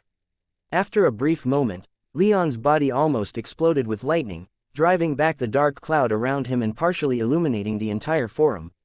The sudden brightness and painful shock of lightning coursing through him startled Bran, who was so captivated by the taste of Leon's blood that he'd taken leave of his senses, and he almost dropped Leon on instinct. In Bran's moment of surprise, Trajan barreled into him, knocking the marshal down and freeing Leon from his grasp. Bran clicked his tongue in annoyance before an opaque black cloud began to cover him from behind. Whatever he was doing, Trajan wasn't going to let him do it and charged once again, putting all of his extreme weight and strength behind a swing of his war hammer. Bran took a step back to dodge, but the hammer still clipped his arm and sent him reeling, but when he lost his balance and fell to the ground, he vanished in a cloud of smoky darkness. "You all right?" Trajan asked Leon. He wanted to help the younger man to his feet, but he couldn't let his guard down without knowing where Bran was. Fortunately, the rest of the knights quickly formed a defensive circle around both Leon and the prince. "I'm fine," Leon said as he pushed himself up to his feet. One legate had already been killed by Bran, so he had no intention of saying anything about the pain in his neck. Trajan, of course, could tell that Leon wasn't as fine as he proclaimed, but he didn't press the issue. Instead, he projected his magic senses to try and find Bran, as did most of the other knights around him. It was in this moment of calm, when all of Trajan's senses were on high alert for anything that might indicate where Bran was lurking, that he heard something curious. He could hear a slow rumbling that, as an earth mage, he was quite familiar with, the sound of boulders grinding against each other. For the moment, he couldn't think of anything that would be making that noise, and it was barely distinguishable from the sounds of battle coming from the other parts of the city, so he made the call not to pay it much mind. But he found that he couldn't just dismiss that sound, as it seemed to be growing louder, and the ground started to ominously shake and tremble. Bran felt this too. In fact, since he was hiding in the shadows on the ground in the dark forum, waiting for the knights to lower their guard so he could strike again, he could feel this vibration even more acutely than Trajan could. Bran didn't like that feeling, and his instincts screamed at him that it wouldn't be a good thing for him to stick around. However, that taste of Leon's blood had been intoxicating, and Bran wanted to try and seize the young knight one last time. To accomplish this, he cast his attention inward, toward his soul realm where he felt a powerful connection to another being. Bran pulled upon this connection and within his mind, said, "My lord, I request a taste of your power." The response was immediate and dramatic. A voice that slithered into his mind like a serpent through fallen leaves whispered back, "You have already had a taste, and yet you ask for more." This voice, despite its seeming serenity, shook Bran's entire soul realm so hard that the vampire nearly lost control of his magic. He had to fight with all of his strength not to be ejected from the shadow he had taken refuge in. After regaining control over himself, Bran shakily responded, "If you provide me with only one more wisp of strength, my lord, a tiny fraction of your awesome power, then I will create for you a feast the likes of which have yet to be seen." "You speak in great words," the voice replied with a hint of amusement, though this amusement didn't stop the discomfort and pain that racked Bran's body simply by maintaining this connection. "I have feasted upon entire plains before, boy. What precisely do you offer in exchange?" Bran was silent for a moment, but through his connection, he felt a rising impatience and irritation, so he hurriedly explained while dodging talk of price, "I have tasted something magnificent, and I must have more of it." "A truly bestial desire," the voice observed, the smile on the face of whatever the voice belonged to evident from the tone alone. "Very well, I shall provide you with the strength for a single invocation. Use it wisely." "Yes, my lord," Bran replied, soon feeling a surge of magical power from his soul realm that filled his body with an almost uncomfortable amount of mana. However, right before Bran was about to make his move, the voice spoke again. "The price for this will be 1,000. Third tier of the magic realm or higher." Bran couldn't help but shiver. He already had the power, so he had to accept the price, but that price was steep. Were he in the lands he controlled as marshal, he could easily make a few people disappear every now and then as sacrifices to the demon he worshipped, but 1,000 strong mages were something else entirely. Especially so with a war that now occupied his time. But Bran knew that his lord would not accept such excuses, and he had no choice but to say with some trepidation, "Yes, my lord, I will look forward to it," muttered the voice, and its overwhelming presence in Bran's mind quickly vanished. Bran clenched his teeth at the thought of finding 1,000 relatively strong mages to sacrifice, but he hurriedly refocused his attention on Leon, and to a lesser extent, Trajan. He could worry about the promised sacrifices at a later date. The Legion soldiers were still facing outward, waiting for Bran to show himself with Leon and Trajan in the center of their formation. Under normal circumstances, it would take no small amount of extremely careful effort to bypass them, even when hidden in the shadows, but now that he was chock full of demonic power, Bran wasn't worried in the slightest. With an eager smile of anticipation, he summoned the power granted to him by his lord. Trajan, meanwhile, kept sending his magic out through his legs and into the ground, hoping to get lucky and catch a hint of the enemy marshal. So far, he had little success, and he began contemplating destroying the entire forum to flush Bran out of hiding. But just as he began to raise his war hammer, the surroundings rapidly darkened. The soldiers around him instantly raised their guard, expecting an imminent attack. Instead, the buildings and even the sky began to fade into the thickening cloud of darkness.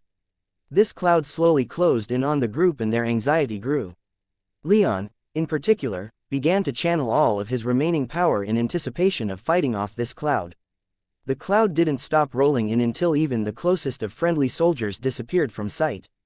"Stick together," Trajan roared. He was a little too late, as several seconds later, one of the 5th-tier tribunes began to scream his lungs out.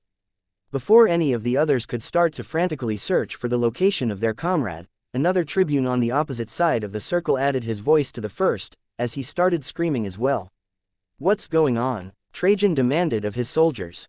"Can anyone see anything?" Feeling around him, he realized that Leon was still standing right next to him. With some small relief, the prince said, "Stick with me, Ursus." "Yes, your highness," Leon said as he turned so that he and Trajan were facing outward back to back. Leon tried channeling magic into his eyes, but this darkness that surrounded them was completely impenetrable. It even scattered his magic senses when he tried to project them. Trajan did the same, achieving similar results. None of his knights had responded to his calls, but more and more of the knights began to scream themselves hoarse until the entire forum was filled with their cries. And then they started to fall silent. Trajan listened with rapidly growing apprehension as each of the voices quit, and he himself stopped demanding for them to respond to him.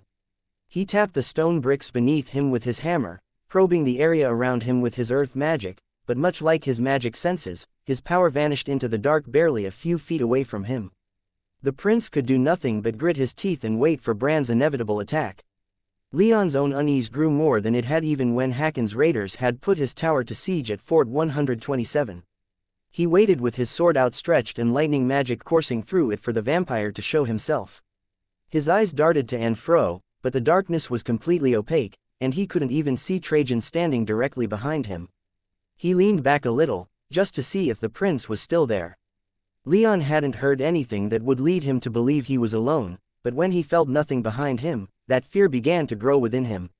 "Your Highness?" Leon asked uncertainly. There was no response. Leon tried to ignite a flame in his offhand, hoping to use it to see his surroundings, but he couldn't even push his magic out of his body enough to create a candle-sized flame in this black cloud. "Come on, then," Leon muttered, his unease growing to the point that he just wanted Bran to attack and bring an end to this darkness. Come on, what's the rush?" came a chilling voice in his right ear.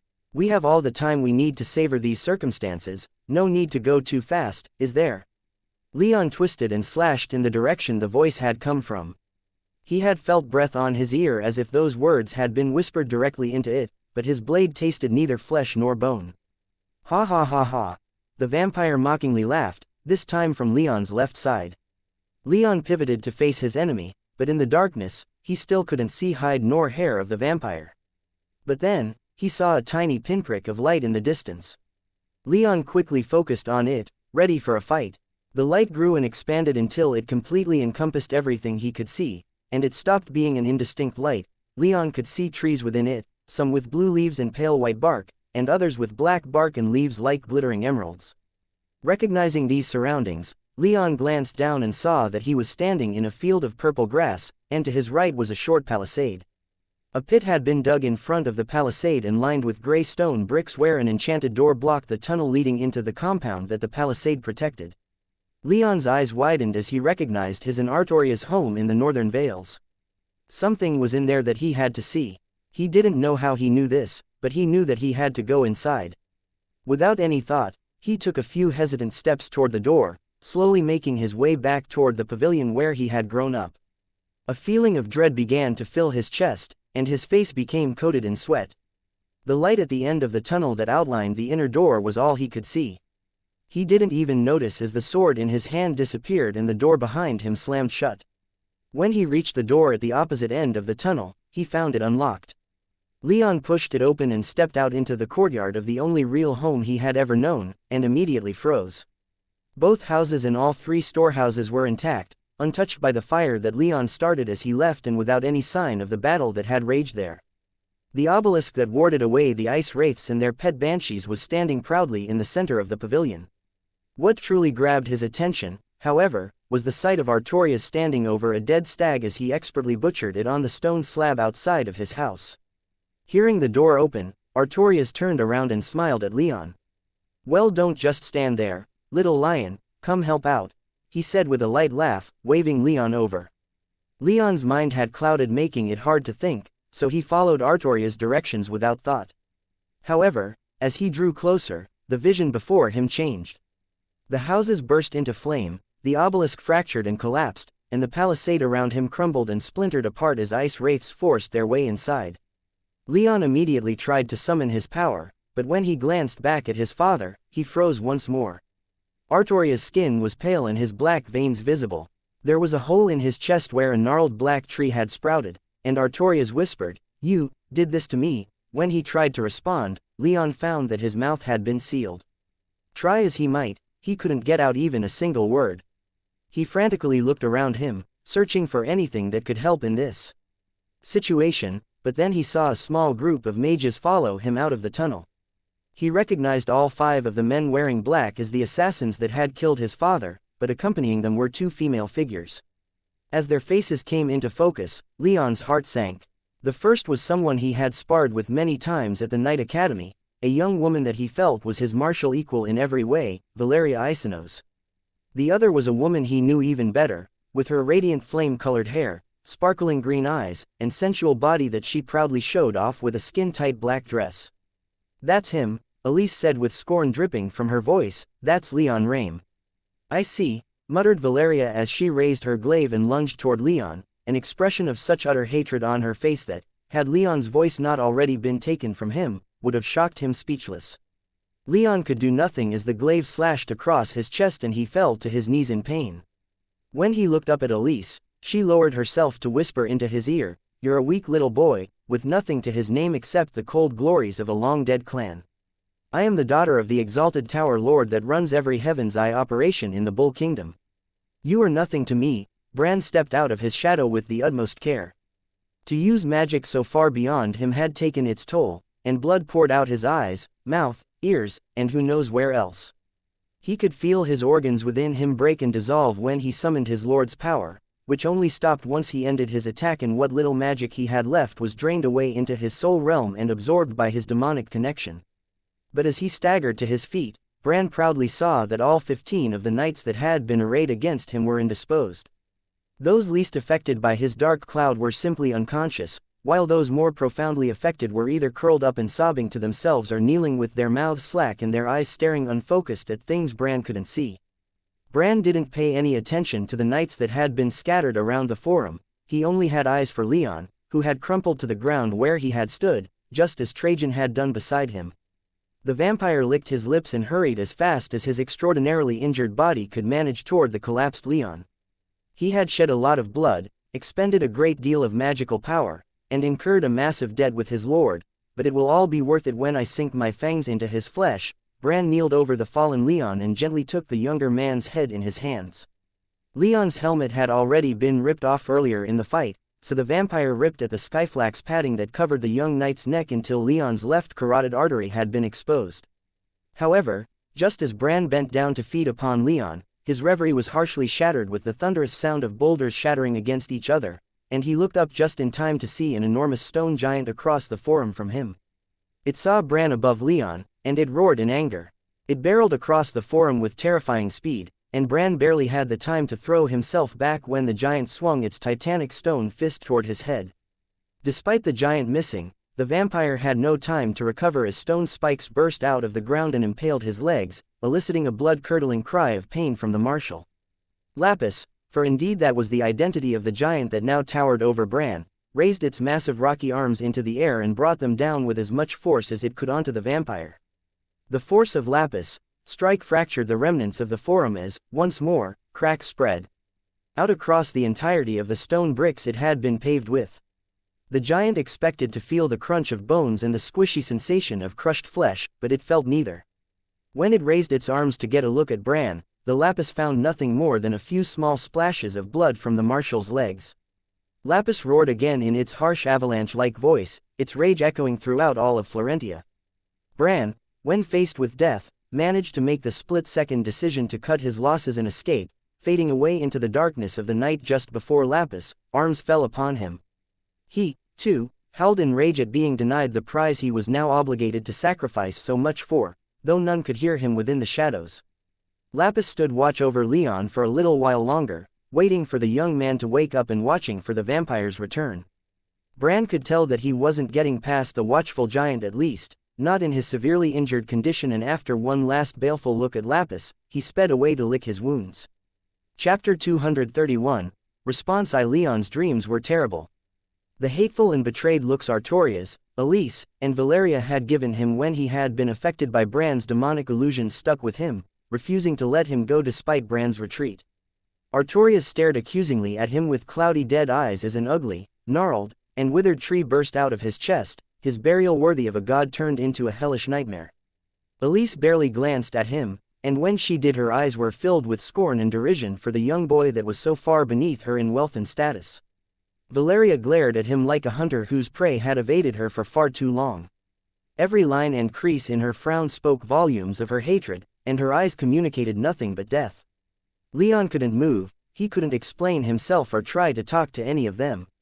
All he could do was kneel in front of these three, his chest leaking copious amounts of blood from where Valeria had slashed him with her glaive, and wait for whatever they decided to do to him next. "Has he stirred any?" Trajan asked Alex. "No, Your Highness," Alex quickly answered, snapping off a quick bow to the prince. They were on board the flagship heading back to Arimenium, the evacuation of Florentia having been completed. The Legion soldiers had fought magnificently against the Talfar cataphracts, taking only a few hundred casualties. The vast majority of them were fairly simple injuries that could be healed in a matter of hours or days with skilled enough healers. The cataphracts, meanwhile, lost anywhere from 1,500 to 2,000 injured and dead. Nearly all of the citizens of the city had been brought to Arimenium, where they would wait out the war in shelters put up in empty warehouses until they could return home. The Talfar kingdom would garrison and fortify Florentia over the next few days, Trajan knew. They wouldn't want the Bull Kingdom landing soldiers behind them when they moved into the vale that the bull's horns watched over. Or at least, they didn't want any secret landings, as they hardly had the ships to stop the Legion from doing so if they wanted. Most of the knights that had resisted Bran had recovered from the illusions they had been subjected to in the vampire's final attack. They had been forced to relive their greatest failures or confronted with their greatest fears. A couple had simply been tortured in their minds. They were shaken, but they were strong and experienced mages, and they put the experience behind them as best as they could for the time being. Leon was the sole exception, as he had yet to wake up. Trajan had been among the first to regain consciousness, and he had found Lapis, the stone giant that had been sent by the Crater tribe as a kind of ambassador, standing guard over Leon's inert form. When the squires and lower-tiered mages came out of their shelters after it became clear that Bran wasn't coming back, Trajan put Alex in charge of watching over Leon and to come and get him when the younger knight finally awakened. Lapis, meanwhile, walked along the shore, keeping pace with the flagship. The giant didn't want to let Leon out of its sight, but it was far too heavy to take on the ship along with the hundreds of soldiers that needed to be evacuated as well. Fortunately, The Talfar army wasn't going to attack with so many ships nearby, even if they weren't busy setting up their camp. The ships pushed onward, leaving the empty husk of Florentia behind, and Leon never stirred. Alex kept a close eye on him, her face lined with worry, while Anzu had laid down right next to Leon, covering Leon's waist with one of his wings and laying his head down on Leon's chest. Occasionally, the griffin would whimper or nudge at Leon, but for the most part, he just stared at Leon, waiting for him to wake up. That still hadn't happened by the time the flagship cruised back into the port of Arimenium. Trajan arranged for healers to tend to Leon, and Alex and Anzu departed with them. Trajan almost went with them, but his own duties as the man in charge of the bull's horns had to come first. When he strode back into his office about 20 minutes later, he found a runner there waiting for him. "Your Highness," the runner said, dropping to his knees. He knew it was a little rude, but he didn't want to waste time with such an important issue, so he immediately delivered his message to the prince without waiting for Trajan's response. "Prince Regent August sent word requesting your Highness to call him as soon as you returned." Trajan nodded in thanks, turned on his heel and instantly left his office. 5 minutes later, surrounded by several legates and about half of his company of secretaries and assistants, he found himself in another of the Southern Horn's towers, in a dimly lit room lined with black velvet curtains, and a communication stone in front of him. He waited for the stone on the black box to connect with a nearly identical one in the capital. Hours before the evacuation of Florentia, Trajan had sent out urgent messages to all nearby landed nobles and, more importantly, to the capital. The legate in charge of overseeing the calm stones in the capital, upon receiving this message, wasted no time in taking it to his immediate superior, the consul of the Central Territories, an ancient and wizened man nearly 3 centuries old. The consul looked up from his paperwork and glared at the legate when the latter burst into his office unannounced. However, before the consul could reprimand his subordinate, the legate said, "Sir, Prince Trajan has sent word of a massive Talfar army gathering near Arimenium." The consul sighed and leaned back into his chair. "Thank you," he replied in an obvious tone of dismissal. Confused, the legate asked, "Sir, is there any response that ought to be?" "That'll be enough," the consul growled. With his confusion only growing, the legate left the office to return to his own. While the consul's response, or rather, the lack thereof, was strange, he didn't think anything particularly malicious of it. That being said, when he returned to his own office, he called in a runner. "Sir," the young centurion said once he arrived, "you're to go to the royal palace with an urgent warning. A Talfar army is gathering near Arimenium." The centurion paled at the sudden outbreak of war despite the lack of formal declarations. He furiously nodded his understanding. "Good," the legate replied. Roland had long been back in the capital and delivered the news of Leon's supposed death to Prince August. Both men were disappointed, but in the end, it didn't have that great of an effect on their ongoing strategy. August knew that he and his mother would still likely be killed if Octavius were to come to the throne, and his sister Christina would be married off to someone insignificant if she didn't join them in death. Having a member of the believed extinct House Rame in his corner would have been a great help in dealing with the landed nobles of the Northern Territories, but he never planned on having Leon anyway. So, August, Roland, and a short but powerfully built man with bright red-orange hair had gathered in the former's office to discuss their strategies for combating Octavius, growing support among the nobility. "Has my cousin gotten any further information on Octavius' movements?" asked the red-haired man as he stretched out in his armchair and folded his arms that were thick as trees across his chest. He had a wide and round face, but the reddish-brown stubble that covered his cheeks kept him from seeming too youthful, while his dark blue eyes hinted at a capacity for violence that few in the Bull Kingdom could hope to match. He was the Brimstone Paladin, who had recently pledged his support for August after receiving a request to do so from his cousin, the Duchess of Vesentio. "My brother hasn't left Valentia for months," August replied. "However, there have been a few troubling reports I've received lately. The consuls of the West and Endless Ocean have found cause to visit Valentia, while there have been more than a few messages sent to the office of the consul of the South from Valentia's ducal palace. Should we consider those regions to be in support of Octavius?" Roland asked. "Most of the notable nobles in those regions are Octavius' creatures. Anyway, I'll send a few letters in the coming weeks to try and strengthen my relationship with them, but I fear that they're already lost to me," August said as his forehead wrinkled in thought. "We can still make some headway with the Northern Territories, but they have the fewest legions and the poorest nobles in the entire kingdom. I've even heard a few things about the Consul of the Central Territories receiving some recent donations from my brother for better gear to equip his personal retinue with. At least we have support from the east, the Brimstone Paladin said, his voice quivering just a bit at how much of the Bull Kingdom seemed to be falling into Octavius' hands. August tried replying, but at that moment, the centurion who had been sent from the Legion headquarters breathlessly burst into the office, despite the group of assistants and secretaries behind him insisting that August was in a meeting and couldn't be disturbed. The nearby guards didn't actually think the centurion would do something like this, especially with two paladins present in August's office, and so were a little slow to move to stop him. But just as the guards were about to seize him and both Roland and the Brimstone Paladin were drawing their weapons, the centurion dropped to his knees and said in a panic, "Please forgive me, Your Highness, but His Highness Prince Trajan has sent an urgent report from the Bull's Horns." The guards' hands were on the centurion now and were dragging him out of the office, but August rose from his chair and said, "Wait." The guards froze and dutifully waited for their prince, who walked over to the centurion and asked, "What message did my uncle send?" Around 4 or 5 in the afternoon, the consul of the Central Territories was getting ready to leave for the day. He had been somewhat preoccupied with the news that Trajan had sent to the capital, but he decided that it would be prudent to ask Octavius what to do. Normally, he'd ask this of the king, but with the king indisposed, he had to make do with one of the regents. Of course, he never would have been so slow to react if he actually thought that what Trajan had sent word about was that credible a threat. However, before he could depart from his office, the door burst open and August, Roland, and the Brimstone Paladin walked in like they were marching to war. None of them looked even remotely happy to be there. "Your Highness," the consul said in surprise before bowing just low enough to not be considered disrespectful. August didn't mince words, he skipped the pleasantries and directly asked, "Why did I receive word about an invasion from the Talfar kingdom, and yet find you here not doing a damn thing about it?" The consul grimly smiled, his already thin lips nearly vanishing. "Your Highness," he said with the dismissive air of a superior lecturing a junior, "I have served His Majesty King Julius and King Aurelius before him for over a century and a half. I know enough about these matters to be aware that we need more information before we act." "Waiting for information is one thing," Roland said, his own voice taking on a similar dismissive tone, "but complete inaction is another. There has been no report from your office to the regents about this situation." "It wasn't necessary," the consul said again, the pitch of his voice lowering in anger.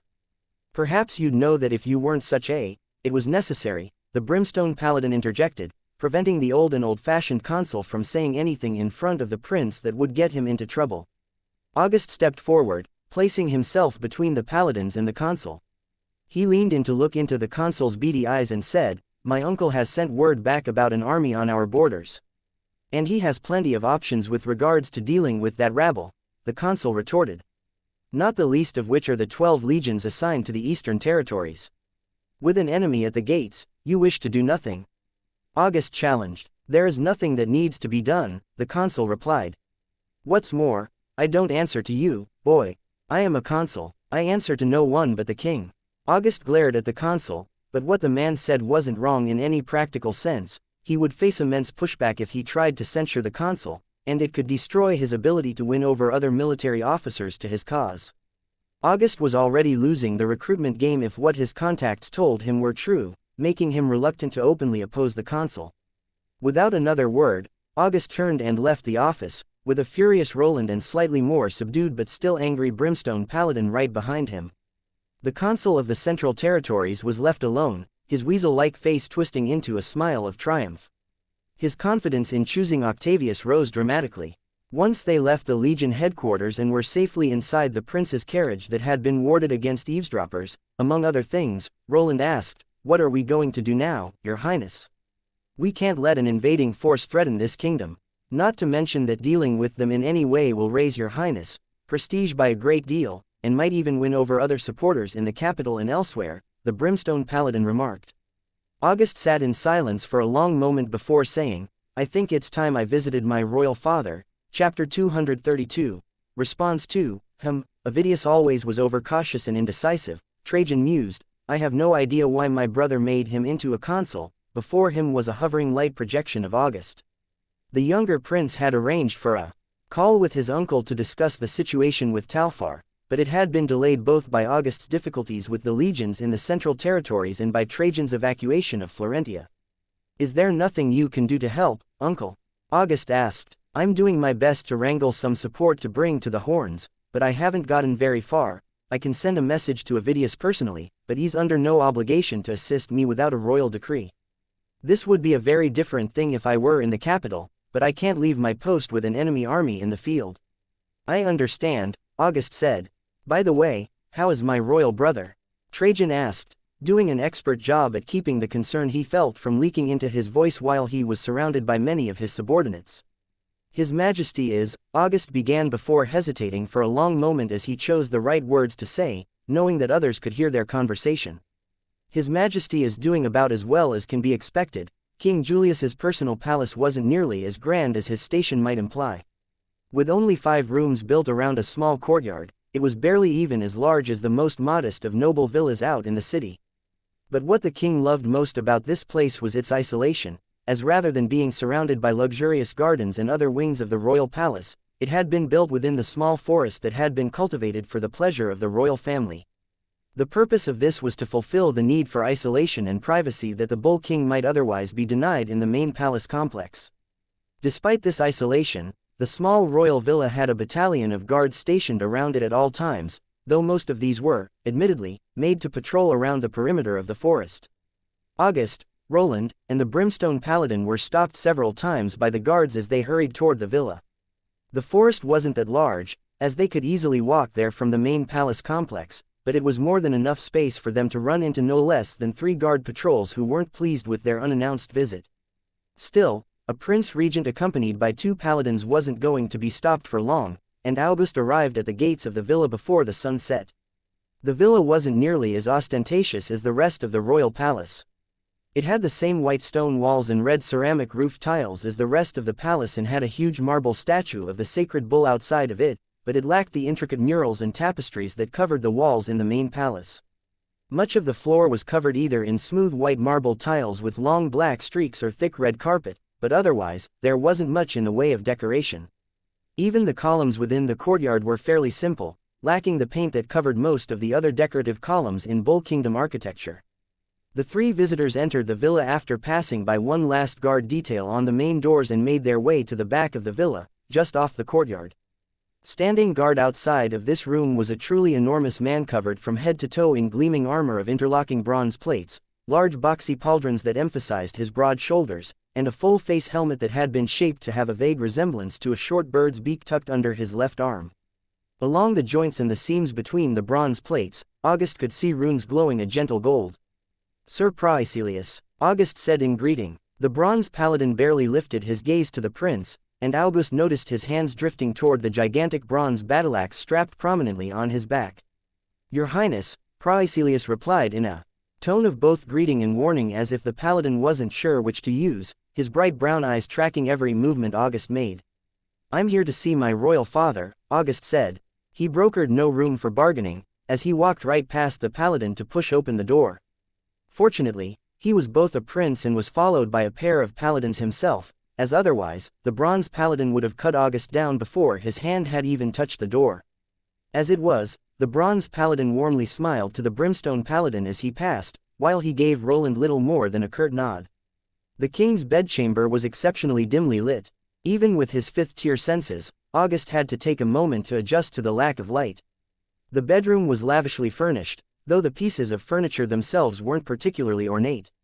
There were tables, comfortable armchairs, a warm fireplace, a door that led to a magnificent bathroom, dressers and closets filled with clothes, and in the very back, a massive bed. The Bull King had been a large man, but his bed could have fit a dozen people or more, and given the size of his father's harem, August was certain it had fit even more than that in the past.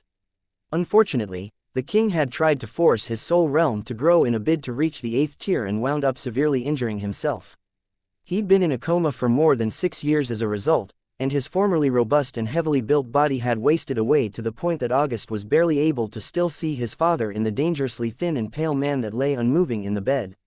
The king's short brown hair had grown while he had been unconscious, with much longer stretches of time between when a trusted servant was allowed to come in and cut it, and there were noticeable streaks of silver within his once rich brown locks. August felt his stomach sink at the sight of how weak his father appeared, just as it always had whenever he visited. It was difficult to reconcile the strong and energetic man he once was with the bag of skin and bones that his injury had reduced him to. August walked right over to the side of the bed and quietly kneeled at his father's side, ignoring the other paladin that stood guard in the bedchamber itself. This second paladin was of average height and dressed in shapeless brown robes. He had no hair anywhere on his head, and his face was thin enough to show his unimpressive cheeks and jawline. His deep brown eyes watched August like a hawk while his hands unconsciously curled into fists. "Medius," the brimstone paladin said, trying to be both as quiet and as good-natured as he could. "Saturnius," the penitent paladin replied. He practically ignored Roland's presence, much to the last paladin's chagrin, though it was better than the bronze paladin's almost open hostility. "How is his majesty?" Brimstone asked. "He hasn't changed much since last you visited," Penitent replied as he watched August whisper into the king's ear. "Has that doctor from the Sacred Golden Empire made any progress with that potion he was supposed to brew?" Roland curiously asked. "He's gathered about half of the ingredients, including that heartwood amber you retrieved," Penitent responded. Roland nodded, earnestly hoping that the king could be healed in time to prevent a civil war, but that was looking less and less likely as more time passed. After about 5 minutes, August stood up from his father's side and looked at the 3 paladins standing near the entrance. "Get Sir Praecilius in here," he commanded. Penitent frowned a little, but since there was no danger to the king with 4 paladins present, he didn't say anything about Bronze moving from his post outside the door. Once all 4 paladins were in the bedroom, August calmly and bluntly stated, "My uncle, Prince Trajan, has sent word to me that there is a Talfar army on our borders, and that it seems so likely that they are going to try and seize Armenium that it would be the height of absurdity to deny it." Both Penitent and Bronze were shocked at this news, but their surprise was muted compared to their anger. "Those traitorous dogs, did they not learn their lesson the last time?" Bronze angrily muttered, careful not to raise his voice too loudly when in the presence of the king, his level of consciousness notwithstanding. "They will be turned back from the horns," Penitent said. He kept his expression neutral, but it was clear from his clenched fists and the subtle way that the magic lanterns in the bedroom began to flicker that he was incensed. "I have tried to mobilize several legions and have them reinforce my uncle's fortress, but the consul of the Central Territories has stymied my efforts," August continued, only slightly exaggerating the truth. "It takes a decree from the king or the assembly to declare war," Penitent observed, "and the assembly is not in session. The consul can't legally move without a direct order from the king or a unanimous order from his representatives." "Nowhere in the laws does it say, unanimous," Brimstone growled. "His Highness has every right to command him to ride east, but Avidius is too chicken shit to do so." Penitent flashed Brimstone a quick glare at the profanity but otherwise didn't respond. "That doesn't matter right now," August said, moving the conversation along before anyone started getting offended. "What matters is who I can bring, as I am not going to leave my uncle out there on his own, with only the resources of the Eastern Territories to call upon." "Why are you telling us this?" asked Bronze. "I want your assistance," August replied. "We are sworn to the king, not to the princes or princesses," Penitent reminded August. "I'm aware of that," August snapped back, "but without a direct order from the king, you're left to your own devices. Your own devices right now means that you have taken it upon yourselves to guard his majesty, but that doesn't have to be the case. There are enemies at the gates of the kingdom, literally, and I can't imagine that the 2 finest warriors in the entire kingdom would ever want those gates breached." "And what did they say?" Trajan asked, his tone dropping to freezing cold anger at the implication behind August pausing at this point. August took a deep breath and said, "They gave me no specific promises. I asked them for help in persuading the individual legates to march with me, but again, they refused to commit to anything. They're more taken with guarding my father's training chamber than they are with protecting the kingdom." As most of the people in the room with Trajan weren't aware of King Julius's current condition, August had to be careful and step around that issue, but he was getting angry enough at his inability to get the legions moving that he almost lost control. "Uncle," August continued, "you're still highly respected among the legion officers here in the capital, as well as in the entire kingdom. If you were to contact individual legates, or at least let me speak for you, then I'm sure I can assemble 3 or 4 legions and bring them to you at the horns. I also have the Brimstone Paladin and the Paladin Roland Magnus committed to the cause, and they can together bring another 7,000 knights and men at arms as well." Trajan sat in his armchair silently fuming. The bureaucracy of the capital and the arrogance of those who ran it was the main reason why he renounced his claim to the throne in favor of his little brother, to begin with. But, if it brought him the reinforcements needed to not just defend Arimenium and the bull's horns but to push the Talfar army back, then he'd certainly help his nephew in any way he could. You can speak for me. I'll back up whatever you say, within reason, Trajan said, finally relieving some of the obvious tension in August's strained expression. Do as your father once did, and bring me legions to push Talfar back. August sighed and said, I will, uncle, but there's not much we can do right now, is there? Not while my brother is still locked away in training, Trajan said, his face darkening at the lie told for the sake of the knights and legion officers around him. I'll do what I can, August said. At the very least, you'll have the paladins Roland and Saturnius, plus their combined 7,000 knights and men-at-arms. And me, for whatever that's worth. You know, most nobles would advise that you not humble yourself like that, Trajan said with a sly smile. A prince, a king, would never put himself down so quickly. August chuckled and said, I'll remember that, uncle. Now, I have a lot of work to do to coordinate this, as I'm sure you have as well. I do, indeed. Then I'll let you get to it. Oh, and congratulations on the evacuation of Florentia. Thank you. It was not a pleasant experience and we're still picking up the pieces, but it was an overall success. With that, the two princes finished their goodbyes and the communication stones flickered off. Neither wasted any more time and immediately got to work. However, just as Trajan was about to sit down back at his desk and call a meeting with his immediate subordinates, a messenger knocked on his door. Your Highness, the messenger said, Sir Ursus has woken up. He has, Trajan said, almost springing to his feet. Is he all right? He's fine, the messenger replied, not quite looking Trajan in the eye. The prince's face dropped, and he immediately left his office, shouting back at his assistants to collect reports from his legates on how the defenses were being prepared while he made his way to the hospital. And so it seems that August is going to leave the capital to try and deal with this minor threat, the consul of the Central Territories reported to an ecstatic Prince Octavius in their own calm stone call. Are you sure? The prince delightedly asked from a room in the ducal palace in Valentia similar in aesthetic design to the one at the Bull's Horns. Your reports are accurate. Both paladins that follow him around like leashed pets have called up their knights, the consul replied. He's going to abandon the capital for some petty border skirmishes in the east when he hasn't left in more than 6 years, Octavius whispered to himself. Wonderful. He almost shouted to the consul. In that case, I will be returning to the capital. It's a little early for something like this, but I can't let this opportunity to destroy whatever support that common bastard has raised in court slip by. Chapter 233. Waking up darkness and pain. That was Leon's entire world. Artorias, Elise, and Valeria had all disappeared, and his home dissolved away, leaving him curled up on the ground in an enormous black void. By this point, he had become vaguely aware that what he was seeing wasn't real, but his mind was so taken up with the regrets and insecurities that Bran's demonic power had poked that he barely even cared. He'd buried his father after mutilating his corpse. He'd gotten far closer to Valeria than he ever should have despite knowing that she was, in all likelihood, his enemy. He was nothing more than a fallen noble raised in the wild, yet he was in a romantic relationship with one of the most important young women in the entire kingdom. Leon's powers of reason kept telling him that he wasn't responsible for Artoria's death and that he'd buried his father according to Artoria's own wishes. His reason kept telling him that Valeria was the same age as he was and that made it incredibly unlikely that she was involved in the specific actions against his family.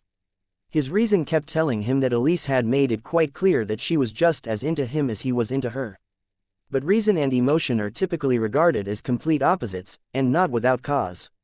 His reason could tell him all these things, but in the end, he still heard Elise telling him that he was nothing. He still felt it when Valeria made the still bleeding gash in his chest, and he saw the ugly and ignoble tree growing out of Artorias that defiled and corrupted his body. These successive shocks to his system left Leon borderline catatonic. He couldn't wake up even if he realized he was still unconscious. He could only lay there and, what is this? Boomed a thunderous voice that seemed to come from everywhere. One little upsetting vision and you shut down. Is this the extent of your drive and ambition? Is this the remains of my clan, the foundations upon which it is to be rebuilt? This voice shook Leon to his core, and for the first time in hours, his eyes began to do more than erratically twitch. After a few moments of confusion, He lifted his head and started looking around him for the source of that voice, but all he saw was darkness. And then, so suddenly it was as if it were there all along, the Thunderbird was towering over him. Its yellow avian eyes glared down at him, still curled up on the ground, and its brown and gold feathers sparked and flashed with bright golden lightning. The Thunderbird flapped its wings and the darkness was instantly illuminated with silver lightning, driving back the darkness and bringing some measure of clarity to Leon's mind. Its aura was majestic, yet overbearing, and Leon felt simultaneous awe and dread at the sight of such magnificent power. "On your feet, boy," it demanded. Leon was hardly in any shape to stand, but he was in even less shape to spurn the Thunderbird, so he began to struggle and thrash around, digging deep within himself to find the strength to at least push himself to his knees, if not his feet. The Thunderbird silently watched, the impatience both obvious and growing on its eagle-like face.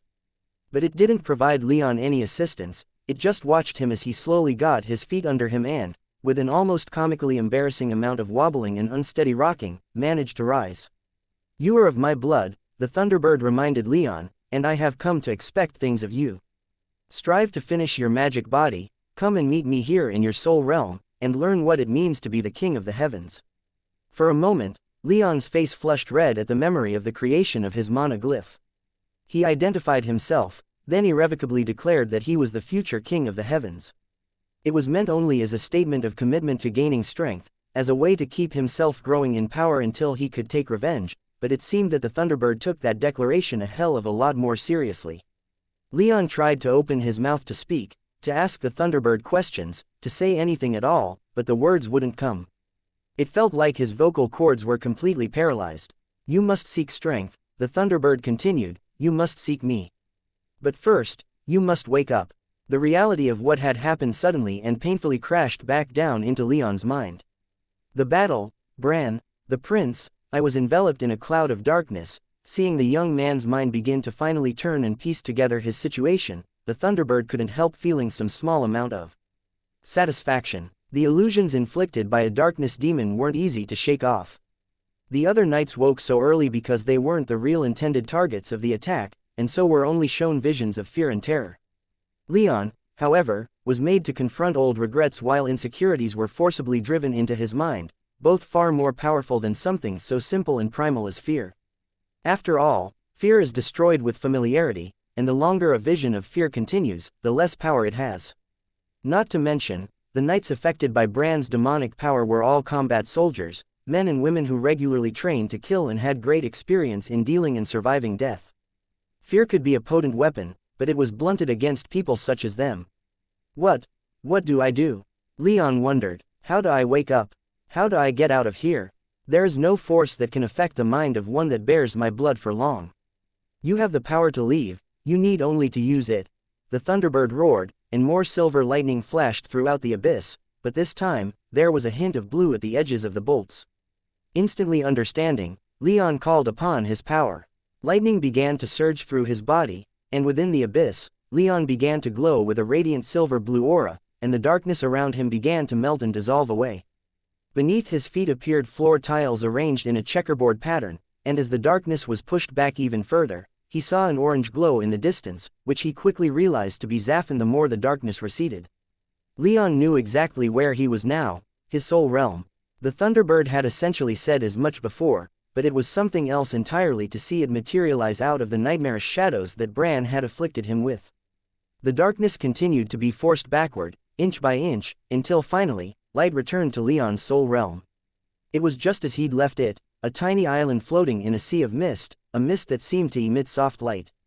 At the center of his island, in the center of the white and red floor tiles, was a slab of white marble and a black granite throne atop it. Seated upon that throne was Leon, sort of. What Leon could see of the body sitting in that chair was his head, most of his torso, and his right arm. The rest was missing. This was his incomplete magic body. Resisting the urge to immediately go and examine it, Leon turned again toward Zaffin and met the demon's blazing yellow eyes. The two stared at each other in silence for a short minute, until Zaffin broke it by simply saying, "It took you long enough to finally break yourself out of that." Leon smiled bitterly and said, "Well, I'm back now. Time to get back to work." And he opened his eyes. There were many hospitals within Arimenium, as befitting a city of over 1 million citizens, with at least one major hospital per island in the Tyrrhenian River Delta. There was also one more in each of the horns, which were mostly reserved for injured Legion soldiers. After the evacuation of Florentia, most of the injured soldiers were taken to the hospital nearest to the docks for immediate care. In Leon's case, however, since he wasn't in any need for swift medical attention, Trajan had him taken to the hospital in the southern horn. Like all hospitals in Armenium, it was fairly lavishly appointed, with smooth floors of white stone, thick cream-colored carpets, and plenty of comfortable furniture, though the actual architecture of the place was bland and monolithic. That being said, it had an extremely skilled staff of healers and nurses and more than enough equipment to see to just about any injury a Legion soldier could sustain. When Trajan and his small detail of assistants and guards arrived at the hospital, he vaguely registered that Lapis was standing outside, but he didn't stop to think about it. It wouldn't have mattered much if he had, as he was duly grateful to the stone giant for coming when it did. The giant saved not only Trajan but all of the knights with him as well, including Leon. Trajan hurried into the atrium where the young nurses behind the counter almost jumped out of their skin. "Why, Your Highness?" the one in charge said in shock before quickly bowing, followed quickly by her co-workers. Trajan didn't want to waste time on pleasantries when his protégé had just woken up, but he was still a prince and he took a moment to stop and let the 3 nurses behind the front desk straighten up before asking, "To what room was Sir Ursus taken?" The head nurse said, "I think he was taken to room 212 in the western wing. He was moved since then," one of the other nurses quickly added before Trajan bolted toward room 212. "Where and why?" the head nurses asked, putting her hands on her hips and glaring at the subordinate for interrupting her. "I'm not sure why, ma'am, but he was taken to 325 in the northern wing," the subordinate nurse hurriedly replied after shuffling through papers in front of him to confirm the report. "Then that's where I'm going," Trajan stated, walking down the hall behind the nurses toward the northern wing. It was easy enough to find Leon's room, as Alex and Anzu were waiting outside of it. Alex had a look of concern on her face, but it was a far sight better than the worry that had been there only a few hours before on the ship cruising back into Armenium's port. Alex bowed as Trajan approached. "He's awake?" Trajan asked. "Yes, Your Highness," Alex replied. "But he's a little, I don't know, I was told that physically he's fine, but a healer has yet to give him a full checkup." Trajan frowned a little, but he nodded gratefully to Alex. "If he's fine, then you should get some rest, it's been a long night. If Sir Ursus isn't back by this morning, then he'll still be here." It was Alex's turn to frown, but she couldn't just tell the prince no, so she asked, "What about Anzu?" Trajan glanced down at the griffin. Anzu was staring at the door between him and Leon, and Trajan was under no illusions about whether or not the griffin was going to follow his orders. "I suppose you can wait with him, then," the prince said, seeing through Alex's subtle request to stay. "Thank you, Your Highness," Alex respectfully responded. Trajan was about to push open the door, but he stopped and turned back to Alex. Out of curiosity, he started, "Why was Leon moved?" Trajan immediately regretted asking, because as soon as he did, Alex's face drained of all color. Before he could apologize or otherwise try and walk back his question, Alex answered, "Just before he woke up, his body started to spark." It was clear that he was somehow calling upon his lightning power, and this is what seemed to wake him up. It's just that the lightning he summoned nearly obliterated the room he was in. He had to be moved because all of the furniture in his old room had been destroyed. "I see," Trajan whispered. It made a certain degree of sense that Leon needed to call upon his magic in order to wake up, and that doing so would put a lot of the healers in the hospital on edge, but it still didn't explain why everyone was being so damned cryptic about his current state. But instead of continuing to ask Alex when Leon himself was mere feet away, Trajan sighed and, steeling himself for whatever was behind it, pushed the door open. Chapter 234. Newfound determination. The pristine white walls were blackened and scorched by lightning, the furniture had been burned and shattered by Leon's power, and Leon himself was lying down on the pile of dust and splinters that had been, only a few moments before, his hospital bed. And yet, Leon opened his eyes with an almost paradoxical serenity. It took him a moment or two to truly begin to see his surroundings, and once he did, he barely even took notice of the scorch marks on the walls and ceiling, the flickering magic lanterns, or the alarms screaming in his room. Rather, what caught his attention was a terrified-looking Alex and Anzu, both of whom were peeking around the door. Seeing that he was awake, Alex cautiously entered the room with a quiet and hesitant, "Sir." Or at least, as quiet as the ear-piercing alarms would allow. Leon smiled in response and was about to assure her that he was all right and that he wasn't going to burst into lightning again, but a team of nurses rushed into the room, pushing Alex and Anzu outside. What followed was a series of tests and checks to Leon's vitals while he was moved into another hospital bed and wheeled to another room. It was more than a little humiliating, as he felt just fine, but the trip at least gave him a few moments to think and put his thoughts in order. For the most part, this meant thinking about what the Thunderbird had said and trying to push the illusion he had seen into the back of his mind. By the time the nurses finished their job and left him alone in his new room, his smile had disappeared and his mind was dominated by a single thought: I have to get stronger. I have to reach the 6th tier. It seemed to him that the lightning he could call upon wasn't so simple as to be just a little more potent than regular lightning if it was able to so easily dispel the darkness in his mind. He wanted to know what that power was capable of, but more than that, he wanted to get strong enough to drive his sword into Bran's chest and fill the vampire with enough lightning as to render him into nothing more than ash on the wind. Once the nurses had left Leon to fetch a healer, Alex and Anzu hesitantly walked in, or rather, Alex was hesitant, while Anzu was practically overjoyed to see Leon awake and almost jumped up onto his bed with him. "Are you good, sir?" Alex asked, her apprehension at his state only growing the more she stared at his troublingly dark expression. Leon's only response was to nod. Alex continued to awkwardly stand there for several more minutes while Anzu tried to get Leon out of bed by nuzzling the latter's hand, but eventually, Leon said, "Think you two could give me some time alone?" Alex wanted to ask why, but the look in Leon's eye made it clear that he wasn't asking her as a friend to give him some space, he was telling her as her knight to leave. With a bitter smile, she nodded and walked forward to grab Anzu. The griffin clearly didn't appreciate her wrapping her arms around him, and he appreciated it even less when she started pulling him out of the room, but with a single look from Leon, Anzu stopped fighting her and allowed himself to be dragged out, leaving Leon alone in his hospital room. Leon quickly arranged himself in a comfortable position and began to channel his magic into his bones. However, instead of letting his magic flow freely through his skeleton as he did during the brief time he was training to ascend to the 3rd tier, he trapped his magic within his bones. This was the way his magic body would be created, by keeping his magic within an individual body part until it was essentially copied, at which point his magic body would grow.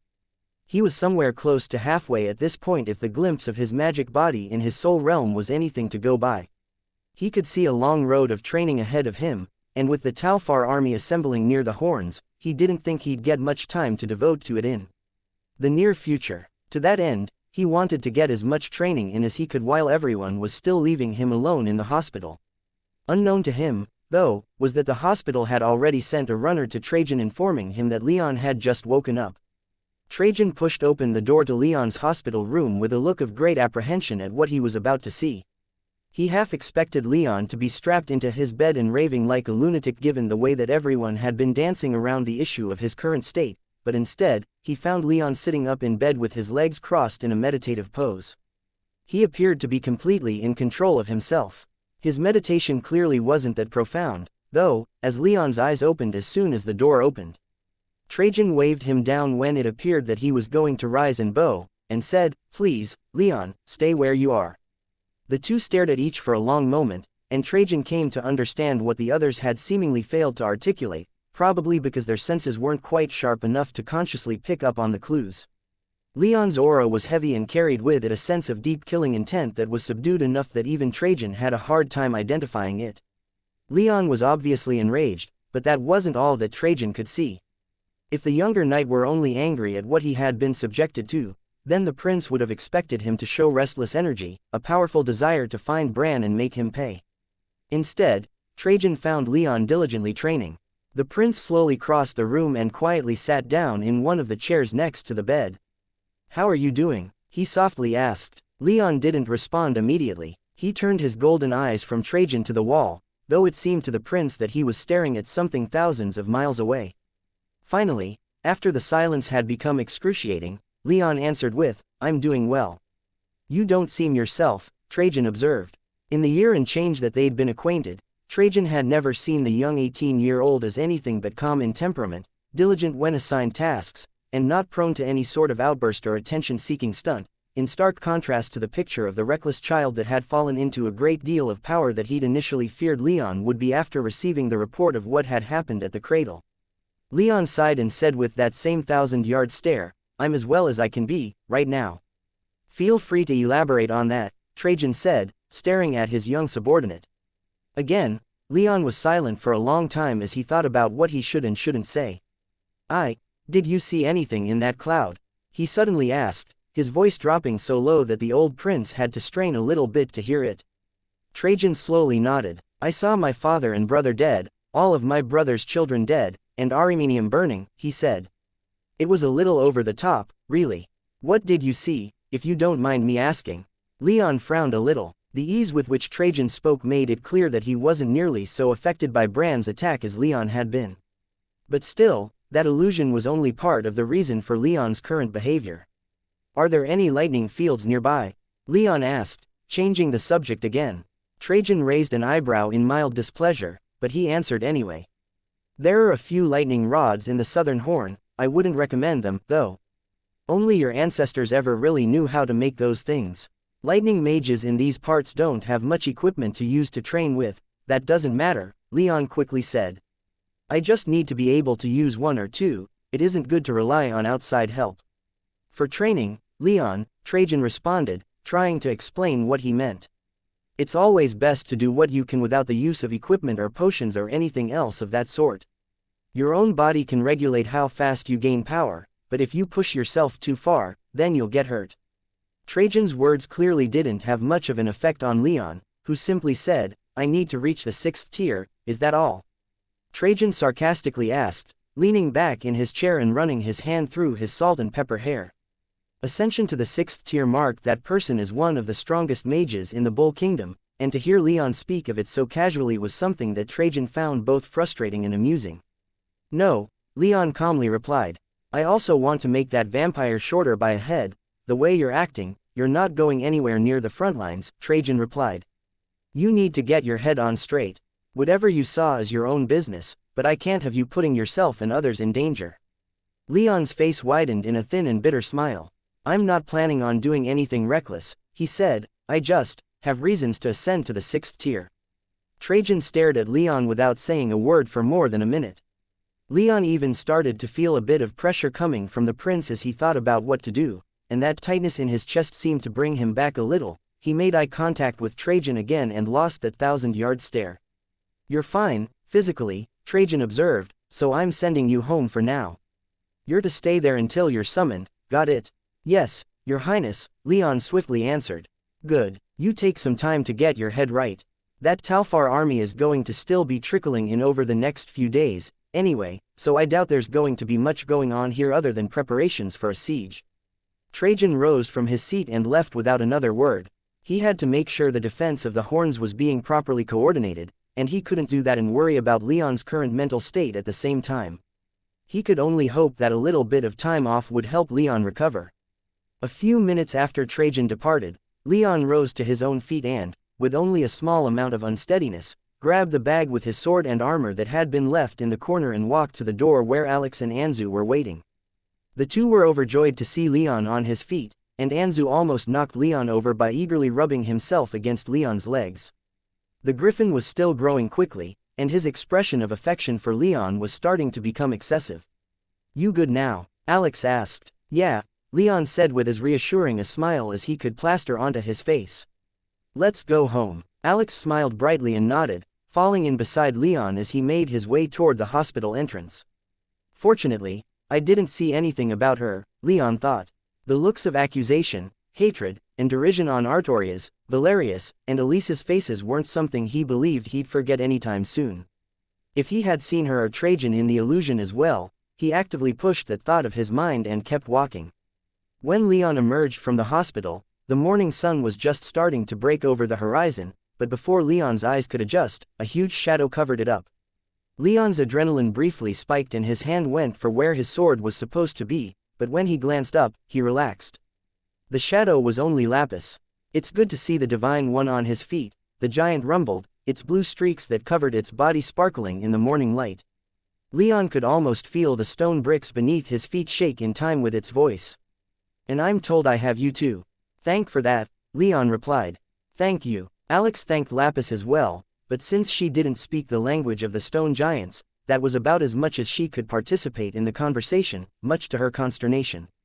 Please, no need for that, Lapis said in a tone that implied it was smiling, though it had no lips to do so. To protect the Divine One is my purpose here. Dedicated to that, aren't you? Leon said. The last time Lapis had said this, he had been annoyed, but now he didn't mind so much. How did you find us, by the way? I heard the sounds of war and confronted the diplomat. Aquilius, Leon asked. Yes, that one, Lapis confirmed. That one told me that there was a battle going on, and I assumed the Divine One would participate. The Divine One has been fighting much, recently, but I have not been able to perform my function and provide protection. Yeah, Leon said with an awkward chuckle.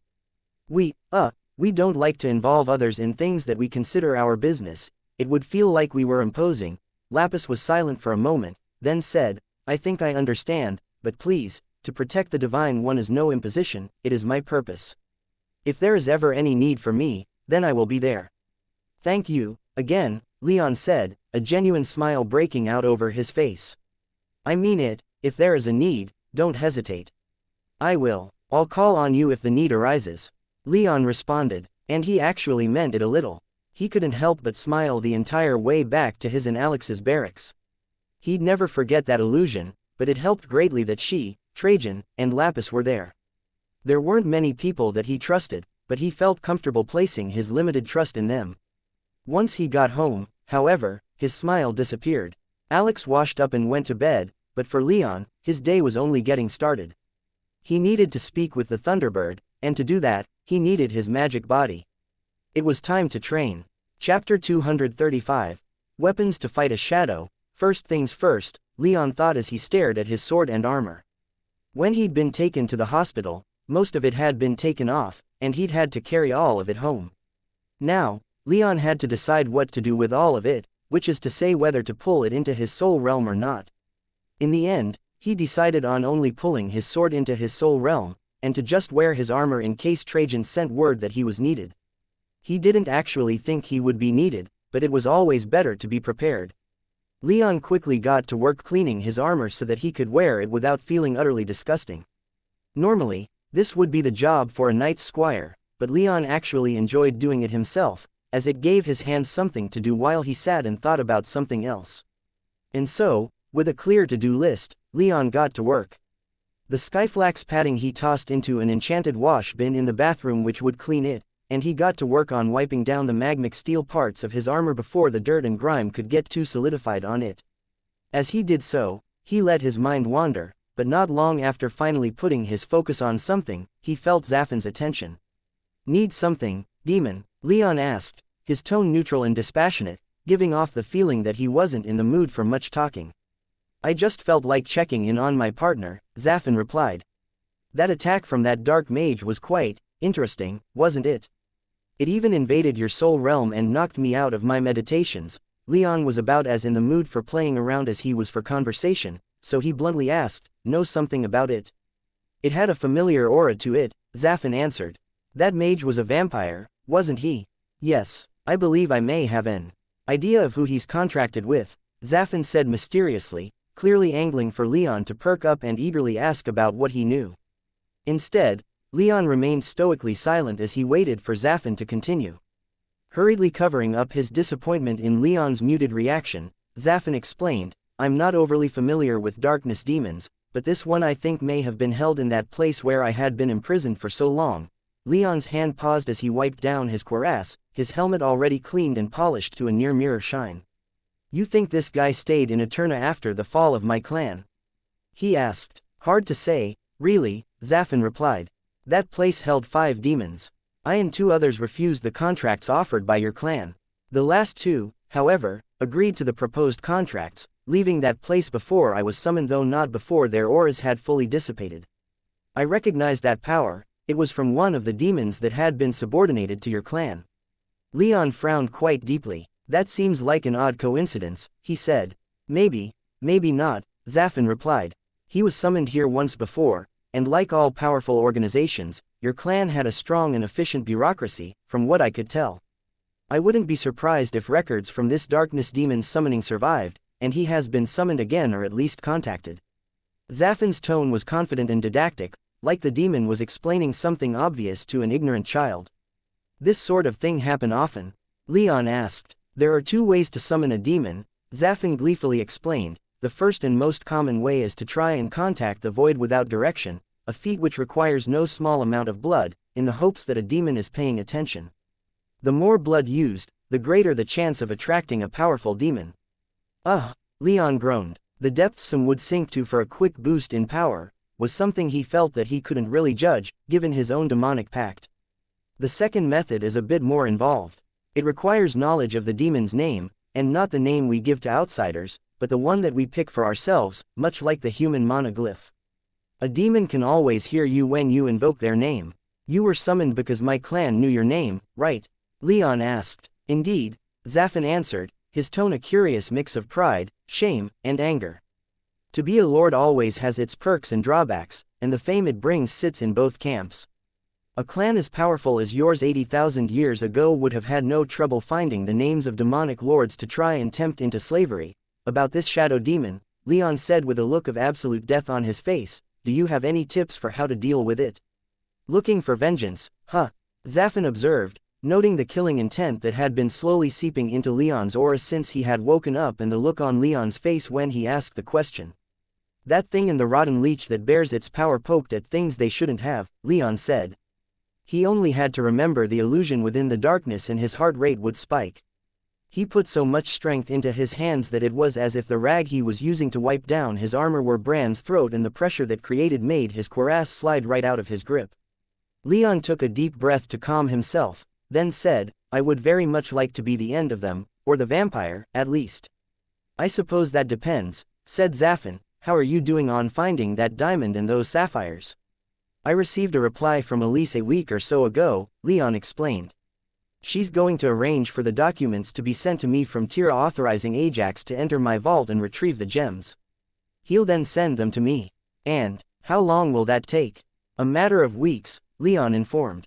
Not too bad, Zafin said before descending into a frustratingly long silence. This silence was long enough for Leon to finish with his cuirass and move on to his gauntlets. And the shadow demon, he demanded, his tone sounding far more angry than he intended it to. His anger wasn't directed at Zafin, after all. Ah, right, well, to combat one heavenly element without power of comparable strength, then you'd need another heavenly element, don't you?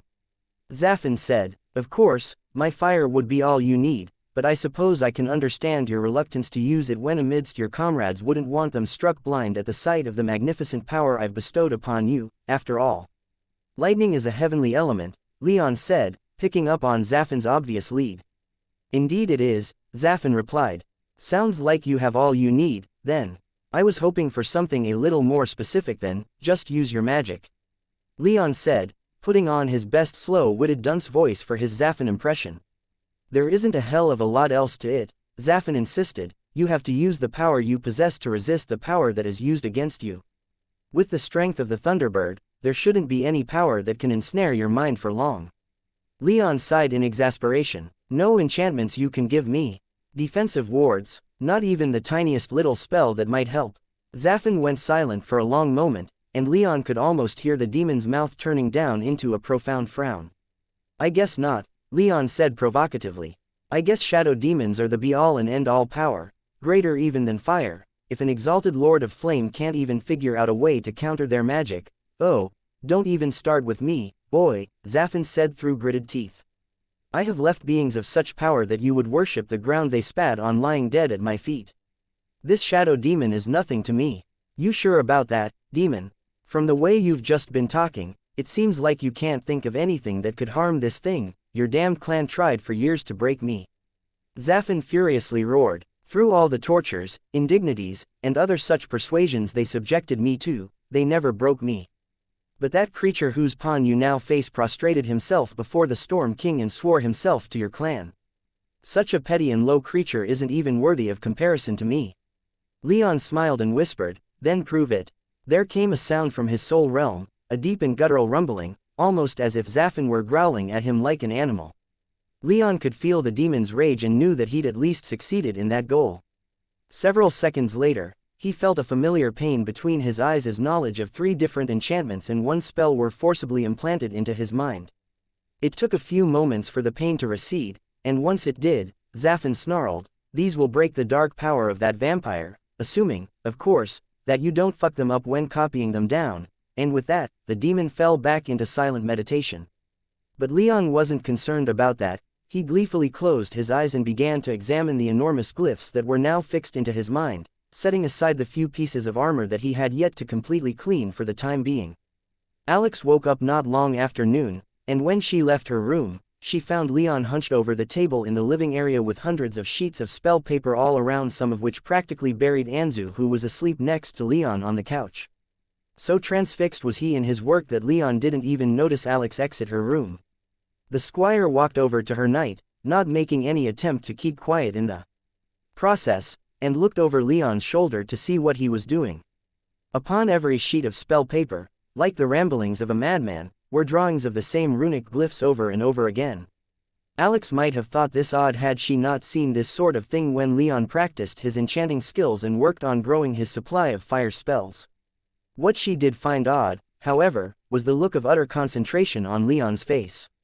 Even when he studied other enchantments or when he was immersed in his training, he wouldn't be so taken with his work that he'd fail to realize that she'd approached.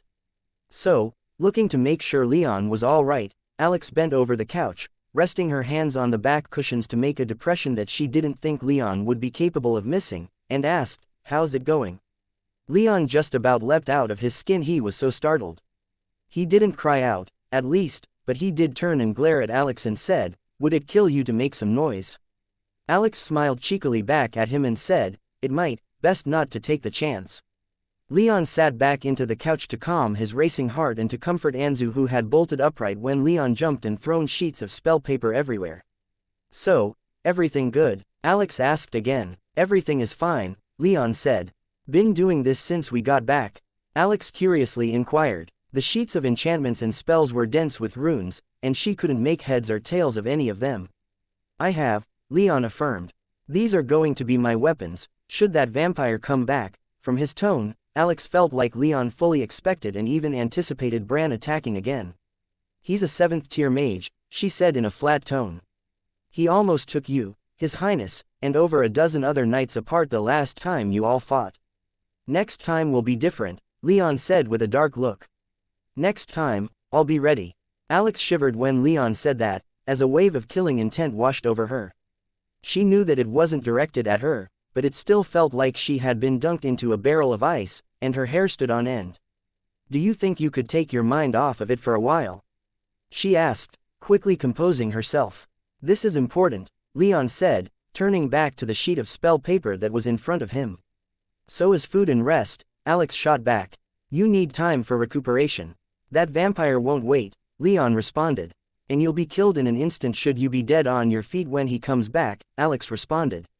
Leon sighed and sat back. He'd been training for more than 6 hours straight, and he'd been concurrently practicing the enchantments Xianxia had given him for about half of that time.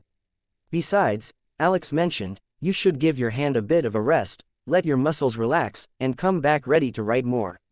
Now that she mentioned it, Leon did notice now that his work trance was broken, that his writing hand was remarkably sore. "You may have a point," he conceded. He released as much magic power as he could to relieve the pain, but that didn't amount to much since he'd trapped the lion's share of his power in his bones. Even hours spent writing hundreds of magic glyphs wasn't going to stop him from attempting to ascend to the 6th tier as soon as possible. But that also didn't mean he didn't need some rest. In fact, this brief lull in his work was helping him to realize just how tired he truly was. Leon glanced up at Alex, who was standing over him with her hands on her hips and staring at him like he was an obstinate little brother, not her direct superior. "I suppose I can catch a bit of rest," Leon reluctantly said, almost all of his killing intent vanishing under Alex's chastising gaze. "But not for long," he thought as a flash of that demonic illusion passed through his mind. "I'll be ready for you, Bran, and next time you're not walking away, no matter what magical tier you may be." Chapter 236, War Council. 2 days after the evacuation of Florentia, Trajan called all of his command staff for a meeting to keep everyone coordinated. This amounted to the 3 senior diplomats of the diplomatic corps, the 3 legates in charge of each of the combat legions at the horns, the 13 other legates in charge of logistics and administration, and the 12 sixth-tier knights in Trajan's personal retinue. Each of these commanders brought their senior-most tribunes, averaging out to about 3 or 4 apiece.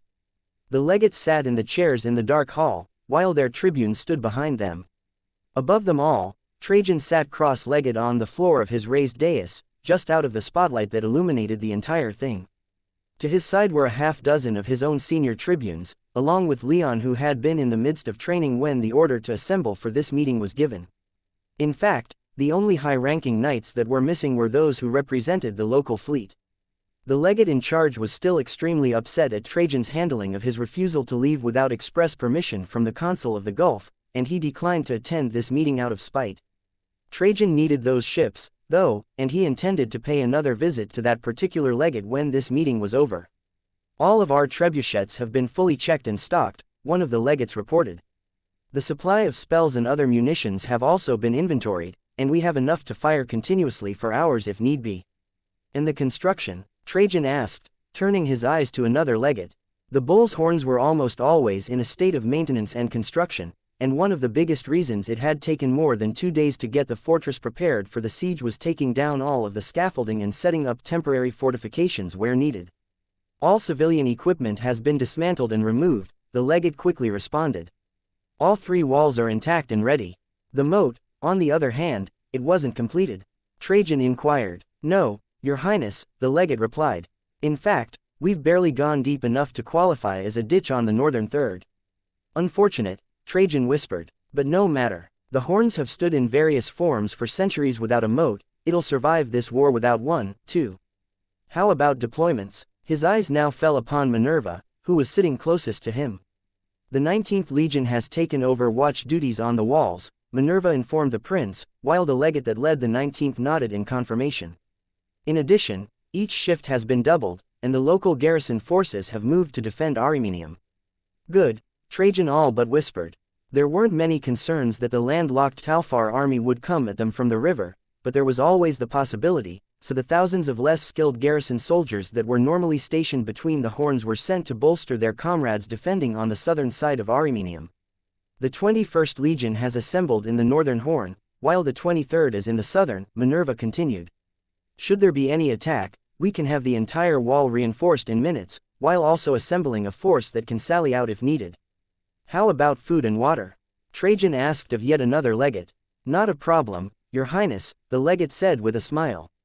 Trajan wasn't surprised. This wasn't going to be a complete siege, so getting food and drinkable water wasn't going to be an issue. Still, it would have been negligent of him not to confirm it. "We've already received confirmations that food and additional weapons from all over the eastern territories have been sent," the legate said, "but even without all of that, we have enough supplies in the city to last for more than a year, even with the population of the city."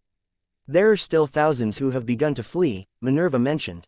"The gates out of Armenium are clogged with people, and nearly half of the civilian ships in the port have left." "That was always going to happen," the legate said. "No one wants to be in a city that's under attack, even with the presence of such strong defenses as the horns possess. Still, I don't expect more than 10% of the city's population to leave, which means there will still be more than enough trade to augment our current supplies." "Our supplies will hold out, correct?" Trajan asked, cutting both of his subordinates off to get them back on track. It was the choice of the civilians whether or not they would stay, after all, and he wouldn't force them to leave or stay unless the situation demanded it. "Yes, Your Highness," the legate answered. "Then, for now, that's all that matters," Trajan said. He was confident that the city would be fine. Trajan then glanced over at Aquilius and the other 2 senior diplomats who managed relations with Talfar and Samar. "We've yet to receive any official word back from Predony explaining the actions of their prince," Aquilius stated. "But we're sure that it's Prince Owain leading them?" Trajan asked, to which Aquilius nodded. "This army came from Briga, the capital of the province Owain was assigned to govern," said Fontaeus, the senior diplomat assigned to Talfar. "There's no question that it's Owain that's in charge. Or at least, officially in charge." "Explain," Trajan said, his expression making it clear that he didn't appreciate Fontaeus pausing for effect in this situation. "There are at least 2 marshals within that army, Your Highness," Fontaeus stated.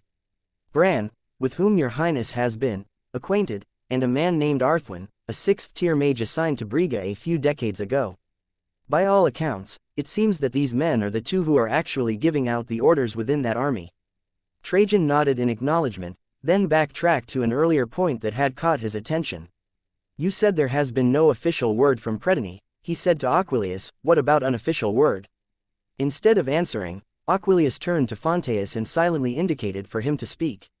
My contacts within Talfar's Elder Council have expressed some shock that Owain has done this. Your Highness, it's been made clear to me that this wasn't a sanctioned invasion, Fonteius explained. That would explain the lack of a formal declaration of war, Trajan muttered to himself. Hearing him, Aquilius added, and why we have yet to receive any word from Queen Andraste herself that might explain her brother's actions, formal or otherwise. Any word from the Samar kingdom about this whole mess? Trajan asked of the final diplomat as he fought the urge to sigh. No, Your Highness, the diplomat said, though Trajan hadn't been seriously hoping for them to do anything. Let's see if that continues when trade along the Tyrrhenian River is cut off, Trajan thought to himself with a slight hint of schadenfreude.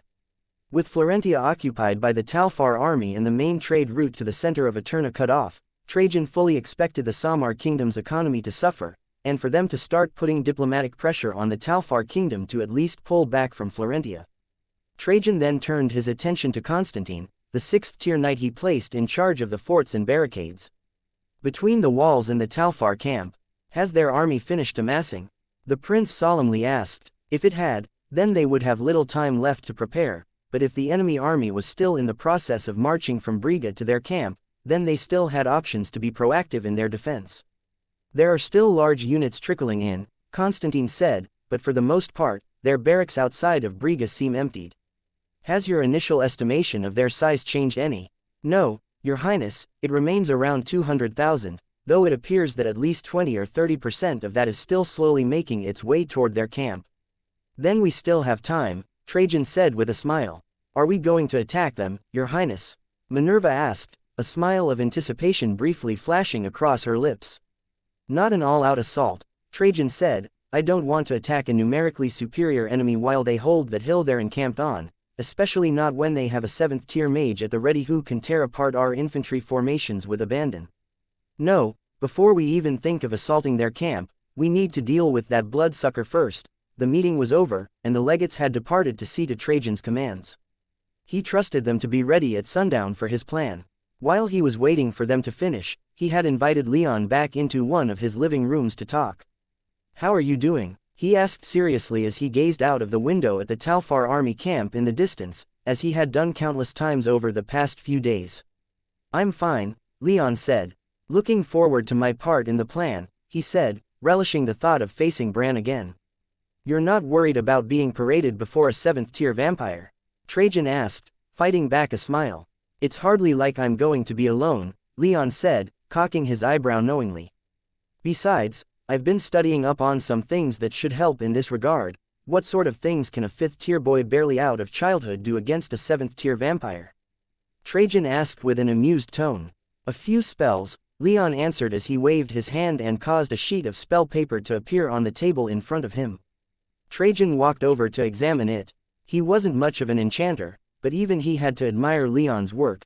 The inscribed spell was incredibly intricate, with runes spiraling out from the central nexus of no less than 15 runic circles primarily made up of light and lightning runes forming small glyphs that in turn formed even larger glyphs, that then formed the entire spell. Did you come up with this? He asked in amazement, half thinking that the spell must have come from whatever Leon had been taught of his family's magical arts. I did not, Leon admitted, but I did make some small tweaks here and there to make it last a bit longer, though it might have weakened the spell a tad. Well, it just so happens that I know a master enchanter that can give this a look and maybe provide a little constructive criticism, Trajan said with a smile as he pulled an onyx plate out of his chest pocket that Leon recognized. Set in the center of the plate was the radiant red ruby that housed the magic body of Caecilius, the founder of the Bluefire Guild. What do you want? Caecilius disrespectfully asked. He'd been almost entirely silent in the weeks since his guild's disbandment and the ruining of his life's work. He was understandably, in Trajan's opinion, at least bitter and resentful toward the prince, as it was Trajan's order that destroyed his guild. I want you to examine this spell that Sir Ursus created, Trajan said, a hint of dangerous killing intent entering his voice. Leon's heart began to subtly beat faster. 2. His understanding, the spells Zaffin gave him weren't specifically demonic, but he would still prefer if Caecilius didn't take too close a look at the only one he'd managed to inscribe so far. Why should I? Caecilius sullenly asked. Trajan smiled, and his killing intent grew more intense as he said, because if you don't, then I'm going to rip your magic body out of that ruby and sell it off, leaving the last remnant of your guild to the mercy of whatever intrepid merchant buys it from me. If Caecilius could pale, he would have done so. As it was, Leon thought he saw the ruby dim just a little bit, but he couldn't be sure. Very well, Caecilius sputtered, trying to save face. I will lower myself to examining this amateur spell. Trajan was delighted, though more for getting one over on Caecilius, Leon guessed. The prince was likely quietly furious that even after promising his advice and support, Caecilius had offered neither for weeks.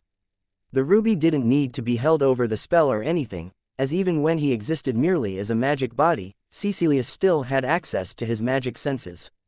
Leon felt his skin subtly crawl as a wave of magic washed over him, emanating from the ruby.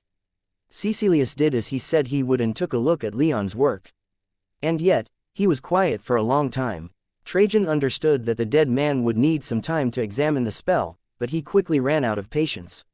Well, he demanded, this spell, Caecilius quietly whispered, where did you learn it, boy? There a problem? Leon asked. He kept his face stoic, but inside his heart rate skyrocketed. There was a long and nerve-wracking pause as Caecilius again examined the spells, during which Leon struggled to maintain his stoic expression. Finally, the dead mage said, no, it's just spectacular, high praise, indeed, Trajan said, smiling at Leon. Thank you, Leon said as he allowed himself to relax just a little. Will this spell block a dark mage's magic? I can't see any reason why it wouldn't, Caecilius conceded. Good, Trajan said. How many of these spells do you have? About a dozen, Leon replied. They'll last about 5 to 10 minutes apiece. That'll be more than enough, the prince said with a vicious smile. He didn't let on that much, but he was almost as eager to kill Bran as Leon was, and that was what the plan was designed to do. Tonight, that gutter leech dies, Trajan thought to himself as he remembered the 6th-tier knight that Bran had killed in Florentia. No more of my people are going to die as sacrifices to whatever vile beast he worships. Out loud, though, he said with a pleasant and almost fatherly smile, go home and get some rest. I have a feeling it's going to be a long night. Will do, Leon said, rising from his seat. He didn't intend to rest much. Rather, he was going to keep building his magic body. He wanted to take every possible opportunity to work on ascending to the 6th tier, that he may finally speak to his ancestor face to face and learn exactly what it meant to inherit the Thunderbird's blood. Chapter 237. Arthwin's nightmare. The acrid stench of smoke filled the air, and Arthwin could hear the pleading of dying Talfar soldiers in the distance. Above that, though, he heard the sounds of clattering armor and the beat of battle formations. Briga was on fire, and the legions of the new Bull King were pressing further into the city. Block by block they had pushed, seizing the outlying residential districts and the college district in less than 3 days. The market district fell the following day, and half of Arthwin's 800-man battalion had fallen with it. He could still see the faces of the warriors under his command when he was given the orders to retreat by his warrior chief, a woman named Erinwin. His battalion had occupied a caravanserai that had been converted into a field hospital, and there weren't enough litters, carts, or other carrying devices to bring the hundreds of wounded Talfar warriors with them. To retreat from the hospital would mean abandoning them to the legions. Arthwin had given his orders. He tried to take every man and woman that he could as he retreated in an attempt to both protect his people and to follow his orders, but carrying the wounded slowed his battalion down, and the legions caught up. In the end, the wounded had to be abandoned anyway, and half of Arthwin's battalion was dead, dying, or captured trying to prevent it. Now, the tattered remains of his battalion had linked up with the last few thousand warriors in the city that remained, following the king's orders to delay the advancing legions by any means necessary. The last district that had yet to fall was the noble quarter, which had been walled off from the rest of the city and built upon a hill. The wall was mostly ceremonial, meant to segregate the nobles and the province's governor from their lessers, and not actually meant to defend against a determined and organized foe. It was only a matter of minutes, a few hours if they were lucky, before the Bull's legions penetrated it and began their final push into Talfar's last stronghold in Briga. I'm sorry about your guys, Erenwyn whispered to him as they gazed out from the top of the stairs that led up to the governor's palace. As she turned her eyes toward him, he was struck with her beauty, as he had been so many times before. Her eyes were so dark as to be almost black, but when the light caught her in the right way, Arthwin could see within them a hint of green. Her long auburn hair was pulled back into a tight ponytail, and she had the single blue stripe along the side of her head that signified her descent from the royal family.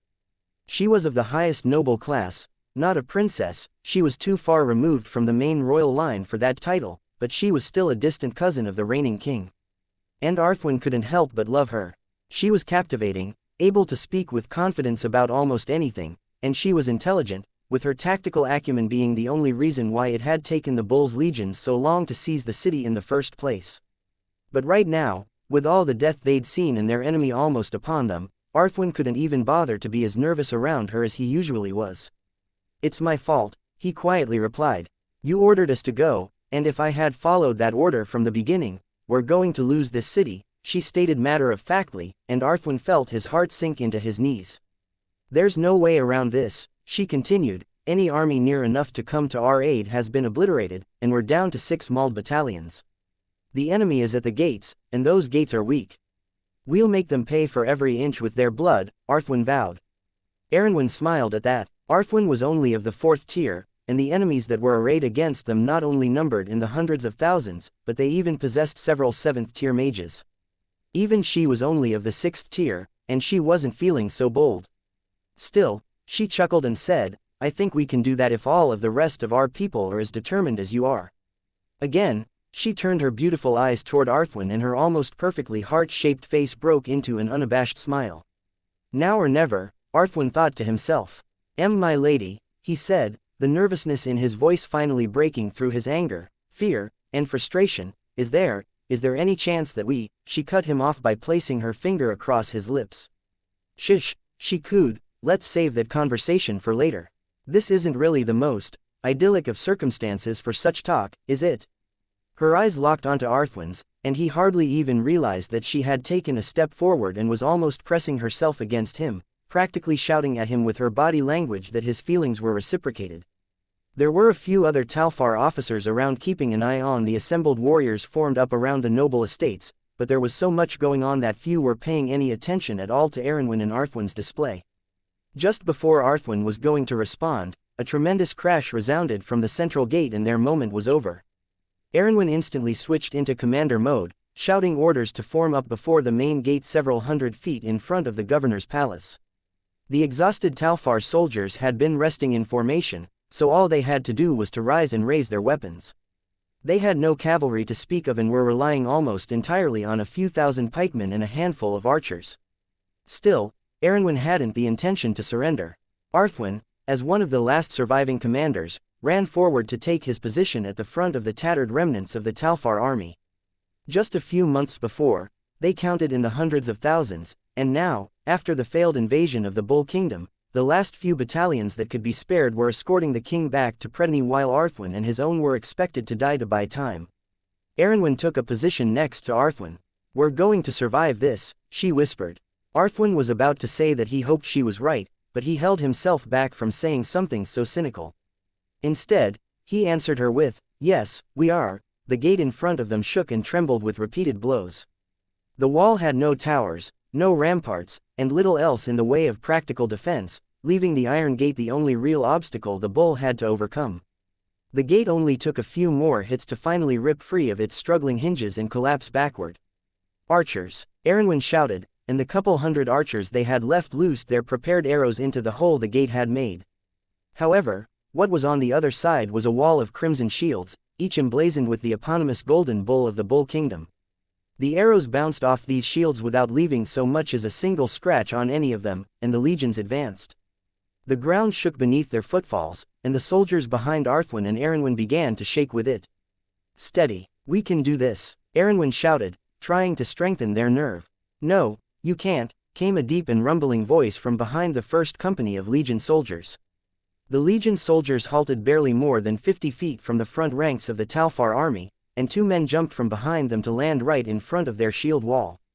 The first was a man that Erenwyn knew well. She'd accompanied the king west and fought against this man several times. He was tall, but not overly so, and had pitch black hair, sharp and distinct facial features, and a long straight nose. His eyes were as black as his hair, and his broad-shouldered armor had been etched with a feather pattern. The tabard he wore over his chest had been adorned with the sigil of a silver and blue eagle with wings spread. The second man had similarly black hair, but he was built like an enormous tree, with arms like the ancient branches of a mighty and venerable oak. He was taller than his comrade, standing at almost 7 feet tall. He had a handsome face covered in black stubble, and in his right hand, he held a gigantic single-bladed axe that he balanced over his shoulder. "This will be the last chance you have to surrender," the first man said in a much softer and smoother voice than his tall and broad frame implied. "If you don't take it, then you will be killed to a man. Why don't you try it, Kairos, see where that gets you?" Erenwen shot back. From her soul realm, she drew a long halberd and pointed the spear tip at the Archduke. From his own soul realm, Kairos drew a plain-looking bastard sword that sparked and glittered with currents of silver-blue lightning magic. "I shall take you up on that challenge, then, my lady," Kairos said with a smile. And then he was upon her. In a flash of lightning and with thunder resounding in the ears of everyone present, Kairos closed the distance between himself and Erenwen and got within range of her halberd. Erenwen barely had time to react, but she still just barely managed to avoid instant death by twisting her body out of the way. As it was, Kairos' sword raked across the side of her ribs, slicing through her armor of enchanted blue scales and cutting through more than half of the layers of linen in her gambeson. She pivoted and countered with a slash of her halberd, trying to catch Kairos in the back of the knees with her axe head, but the Archduke only had to take a step back and raise his forward foot, and her weapon tasted nothing but air. It took a few fractions of a second longer to get her halberd back into position than she would have liked, and the lightning mage wasn't going to waste those moments. Lightning coursed through his body and he slammed his shoulder into Erenwen's body, knocking her to the ground. Kairos then brought his sword down upon her, but an ice spike burst from the ground which, while almost instantly destroyed by the Archduke's silver-blue lightning, afforded Erenwen the time to get out from underneath Kairos and regain her footing. Time to do away with honor, she thought. It was clear that Kairos wasn't playing around, and she didn't have any other mages to support her as she did at the Bull's Horns when last they'd fought. She shouted to the soldiers behind her, "Charge!" Kairos lifted an eyebrow in surprise, but a quick bolt of lightning that exploded out of his front leg showered the handful of nearby pikemen in smaller arcs of lightning, killing them instantly and dissuading any others from attacking the Archduke. That didn't stop them from charging the Legion front lines, though, and in seconds the situation turned from a single one-on-one duel to 2 formations of soldiers, each with the weight of thousands, crashing into each other. Erenwen and Kairos re-engaged each other, but Arthwin lost sight of them in the melee. Eager to do his own part and hoping that the death of a high-ranking soldier would give the Legion's pause, he charged at Kairos' comrade, the massive axe-wielder. He trusted that the soldiers around him could give him enough support to not be immediately killed by this man, but the man quickly proved to Arthwin how foolish and reckless he had been. Arthwin didn't even see the man move before he felt an indescribable pain in his left shoulder. It took a moment for his vision to catch up, and when it did Arthwin saw the man's axe head buried almost to the haft in his shoulder, his metal and linen armor little more than paper before the strength of his opponent. With the last shred of rationality that he possessed, Arthwin tried to slash at the other man with his sword, but his weak blows barely even made a sound against his opponent's armor. "No!" came a terrible screech, and the axe-wielder had to jump back to avoid a barrage of ice spikes, leaving his axe embedded in Arthwin's shoulder. Arthwin fell to the ground, his vision growing dark. Every blink seemed to him to last a lifetime, and, each time he opened his eyes, dozens more of his countrymen had fallen. The Talfar pikemen simply couldn't break the Legion shield wall and were being cut down in droves. A few faces here and there Arthwin recognized. Most of these faces belonged to members of his own battalion. Iwayas, who had only just gotten married several months before the war began, had been skewered upon a Legion sword. Malir, who had fought alongside Arthwin since the latter had signed up for the Talfar army, had been nearly decapitated. Cadwallader, who Arthwin remembered as always one of the bravest of his soldiers, who always insisted on being the first to jump into battle, had finally paid the price for his bravery when a Legion shield bash knocked him off his feet and he was trampled to death by both formations as the battle line shifted. However, for all that the battle line shifted as each formation kept pushing against the other, there was one area that was devoid of people, and that was where Erenwen was furiously battling both Kairos and the man who had left his axe in Arthwin's shoulder. Arthwin vaguely remembered hearing her call him Trajan, but he couldn't focus well enough to accurately recall. Arthwin fought to stay conscious, to summon some kind of strength to go and aid his lady, but his limbs refused to move. He saw Erenwen fighting off both of her opponents with quickly summoned ice spikes, but it was clear enough to everyone else that Trajan and Kairos were just wearing her down and waiting for her to make a mistake. That mistake came a few moments later when the fatigue of fighting so intensely started catching up to her, and Erenwen was unable to react to both Kairos and Trajan at the same time. With a blast of Kairos, silver lightning, Erenwen fell to her knees, her body scorched and stunned. Trajan, after picking up a sword from a fallen Legion soldier, walked over to her and in one swift motion, removed her head. The Talfar army broke at that moment. The battle shifted permanently in the Legion's favor, but Arthwin didn't notice. He could only see the death of his lady, of the woman he loved more than anything, and then everything went dark. Arthwin awoke to one of his assistants hurriedly shaking him. Seeing the marshal's eyes open, the assistant said in a voice shaking with panic, "My lord, the bull is preparing for an attack. Its soldiers have assembled at the foot of the hill." Arthwin instantly sat up and gave the order for the soldiers to assemble, the cataphracts to mount up, and the chariots to be deployed. When the assistant scrambled out of the marshal's tent to relay the message, Arthwin's left shoulder began to throb. It had been 80 years since Trajan had left that axe in his shoulder, taken the life of the only woman Arthwin had ever loved, and slaughtered all of the people Arthwin had come to know in his first real command. He'd been recognized as an officer when Briga had finally been taken, and a Legion medic had saved his life. He was later repatriated to the Talfar kingdom several months later when the war was over. And now he was back with a large army, ready to take his revenge. "Are you out there, Trajan?" Arthwin wondered. "I hope you are. I have the strength to kill you, now, and I intend to use it." Chapter 238. Hunting a vampire eye. Coming off the heels of his nightmare, Arthwin expected a gargantuan force of the Bull's legions to be arrayed against him, an army to match that which had pushed back Talfar's previous invasion. Instead, he saw barely even a single legion's worth of soldiers between the camp and the first several towers in the vale just east of the Horns. "Is this it?" Arthwin snorted derisively. 20 battalions? This is what you show me?" The assistant that had woken him felt a brief surge of fear, but it quickly became apparent that Arthwin wasn't speaking to him. "I expected more from you, Trajan," the marshal whispered. Arthwin had 50,000 professional soldiers and 100,000 peasant levies. The levies were still being roused, but most of his soldiers were already assembled, and those that weren't were less than 5 minutes away from taking their own positions. In addition, Bran's 50,000 strong army less the couple thousand casualties they had taken outside of Florentia were holding the city to their south, preventing the Bull from landing soldiers on the banks of the river and flanking the army. All Arthwin had to do was point his larger army in the direction of the Horns and keep pushing. 20,000 soldiers simply couldn't stand against 150,000, especially when the latter had the high ground. They could push forward with their weight alone.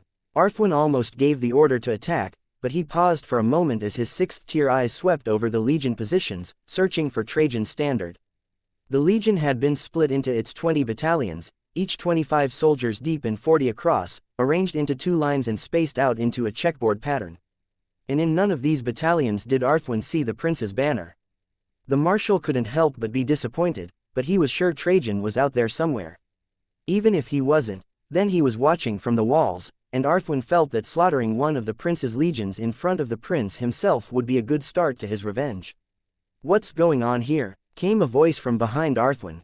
The marshal turned and saw Owain driving up in a silver-trimmed blue heavy chariot pulled by a pair of magnificent white stallions, while dressed in silver battle armor encrusted with sapphires that glittered in the moonlight.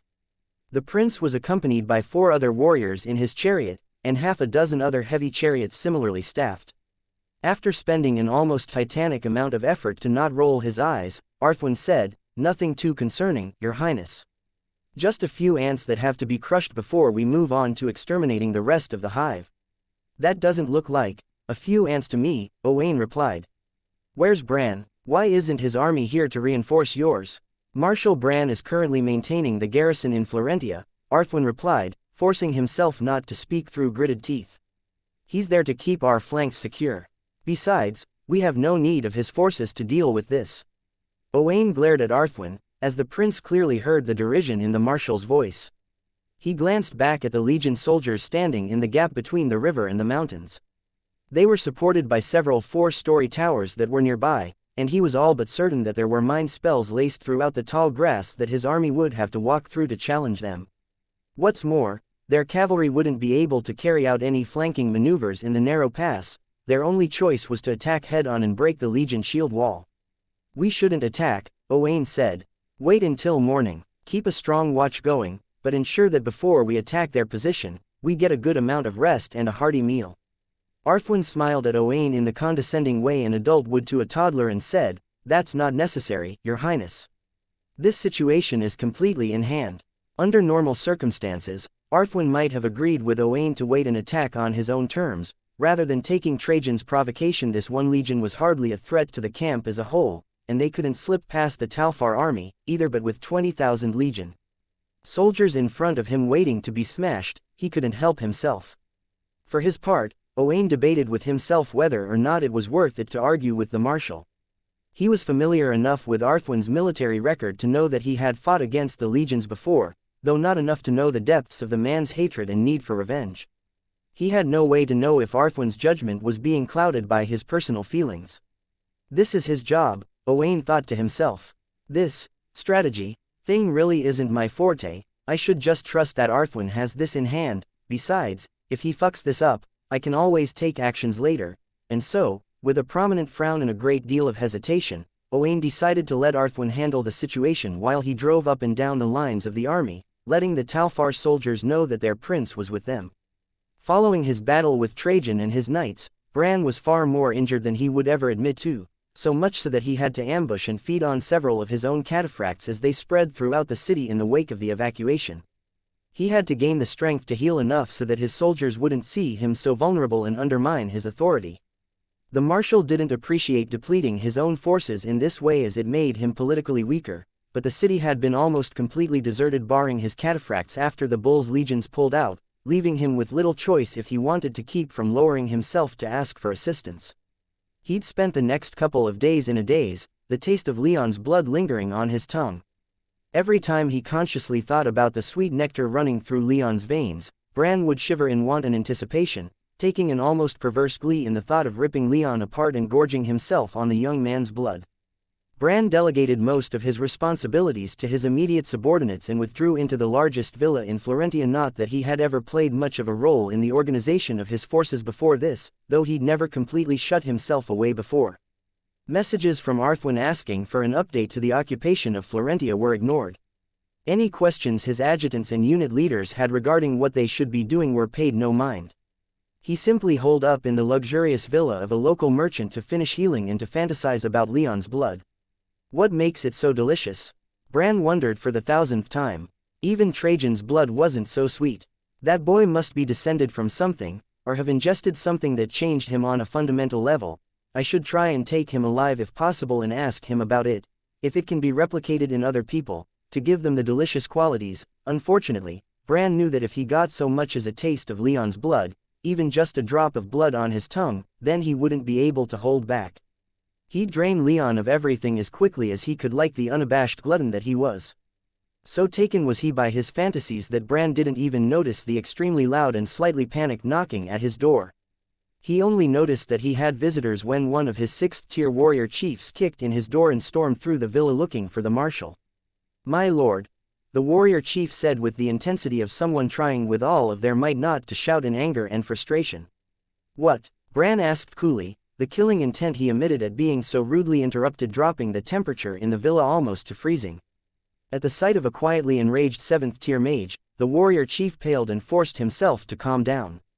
His frustration with his marshal had been mounting over the past couple days. Since as Bran's second-in-command, he'd had to step up even more than usual to see to fortifying Florentia and organizing Bran's battalions into something that resembled a professional and proficient fighting force, not to mention having to take care of the casualties they sustained in taking the city. "A legion has assembled on the plain before the army's camp. Did you see Prince Trajan among their assembled soldiers?" Bran asked, his voice deepening almost into a growl. "No, my lord," the warrior chief replied. "Then let Arthwin handle it," Bran said disinterestedly as he lounged back into a couch. "Then we are to do nothing when our enemy is before us?" the warrior chief asked, his dark eyes narrowing in subdued anger. Your lordship should know that your recent behavior is hardly inspiring. More than 2,000 of our cataphracts were killed or gravely injured taking this city, and your lordship holes up in a fucking villa like a damned vam. The warrior chief instantly knew that he was about to make a mistake and just barely managed to stop himself from completing the thought, not that Bran cared. Like a what? The vampire asked, wrath entering his voice for the first time since the start of the conversation. The warrior chief was done with his marshal's seeming laziness and preoccupation. The battalions needed leadership, they needed their marshal. Like a fucking vampire in its nest, the warrior chief finished, glaring at Bran in the eye as if daring the marshal to do something about it. Most who interacted with Bran on a regular basis would figure that he was a vampire, even if the man himself didn't advertise it. The warrior chief knew what kind of creature his marshal was, but so long as he had been serving the Talfar kingdom faithfully, the warrior chief hadn't cared. But his lack of care rapidly began to vanish when Bran locked himself away for days, neglecting his duties. "You're quite bold, aren't you?" the pale vampire said with a quiet chuckle. As usual, he barely opened his mouth to do so, keeping most of his teeth hidden. That being said, the warrior chief could still see the inhumanely long and sharp canines if he tried to. The marshal rose from his couch with a deadly look on his face while the warrior chief summoned his battle axe. The two advanced toward each other with so much killing intent radiating from them that even the Talfar soldiers waiting outside started to feel their legs turn to jelly. However, right before the two started to exchange blows, they heard the loud blast of a horn from the easternmost reaches of Florentia. The two stopped and glared at each other. They knew what that horn meant, that there were Legion ships on the river, and that there were more important things to do. Bran couldn't sit in the villa and lose himself in his fantasies with the legions so close and Arthwin not present to deal with it in his stead, and neither could the warrior chief let the rest of the battalions stationed in the city go without proper leadership. "We'll deal with this little bit of insubordination later," the vampire whispered as he smiled at the warrior chief like a shark eyeing its prey. "Yes, we shall," the warrior chief responded, not backing down in the slightest. "You've leeched off my homeland for too long, parasite. When we next speak, I'll have the rest of the battalion leaders with me. You won't live through the encounter." The two burst out of the villa, much to the relief of the waiting soldiers. The villa Bran had chosen was at the highest point in Florentia, sitting at the top of a low hill that gave a decent view of the surroundings, and the marshal and his handful of subordinates could see inching along the river several dozen transports and warships. "How many ships did we seize?" Bran asked. "A handful of fishing boats, 3 small cargo transports, 1 passenger transport," the warrior chief replied. Left unsaid was the lack of familiarity of the Talfar soldiers with anything to do with operating boats. Everyone present already knew that any boats and ships taken with Florentia would be of extremely limited use to them. "Then we'll deal with them when they land," Bran said as if it were the easiest thing in the world. "If they land outside the city, they'll be run down by our chariots and cataphracts. If they come close to the city, we can hit them with archers. If they come into the city, then we can board them with infantry." "Your lordship makes it sound so easy," the warrior chief quipped. "That's because it is," Bran venomously replied, his obvious displeasure at being questioned convincing the other assistants and secretaries around to keep their mouths shut. "I'll get the cavalry and chariots ready to go," the warrior chief stated. "The bull would be foolish to try and take the city as it is now, especially with only the 3,000 or 4,000 soldiers they can pack into those ships." "You do that," Bran said, smiling at the warrior chief like he was a child playing at war. The warrior chief left, grateful at the opportunity to get away from Bran's condescending gaze. Bran deliberately waited until just before he was out of earshot before he remarked to the half-dozen other soldiers outside of the villa, "What a fool. When this war is over, I'm going to hang him from the vampire suddenly cut himself off. His eyes had drifted away from the warrior chief and back to the ships, and he could see standing by the prow of the lead vessel both Prince Trajan and Leon. He and Trajan locked gazes, both powerful mages easily seeing the other even with more than a dozen miles between them.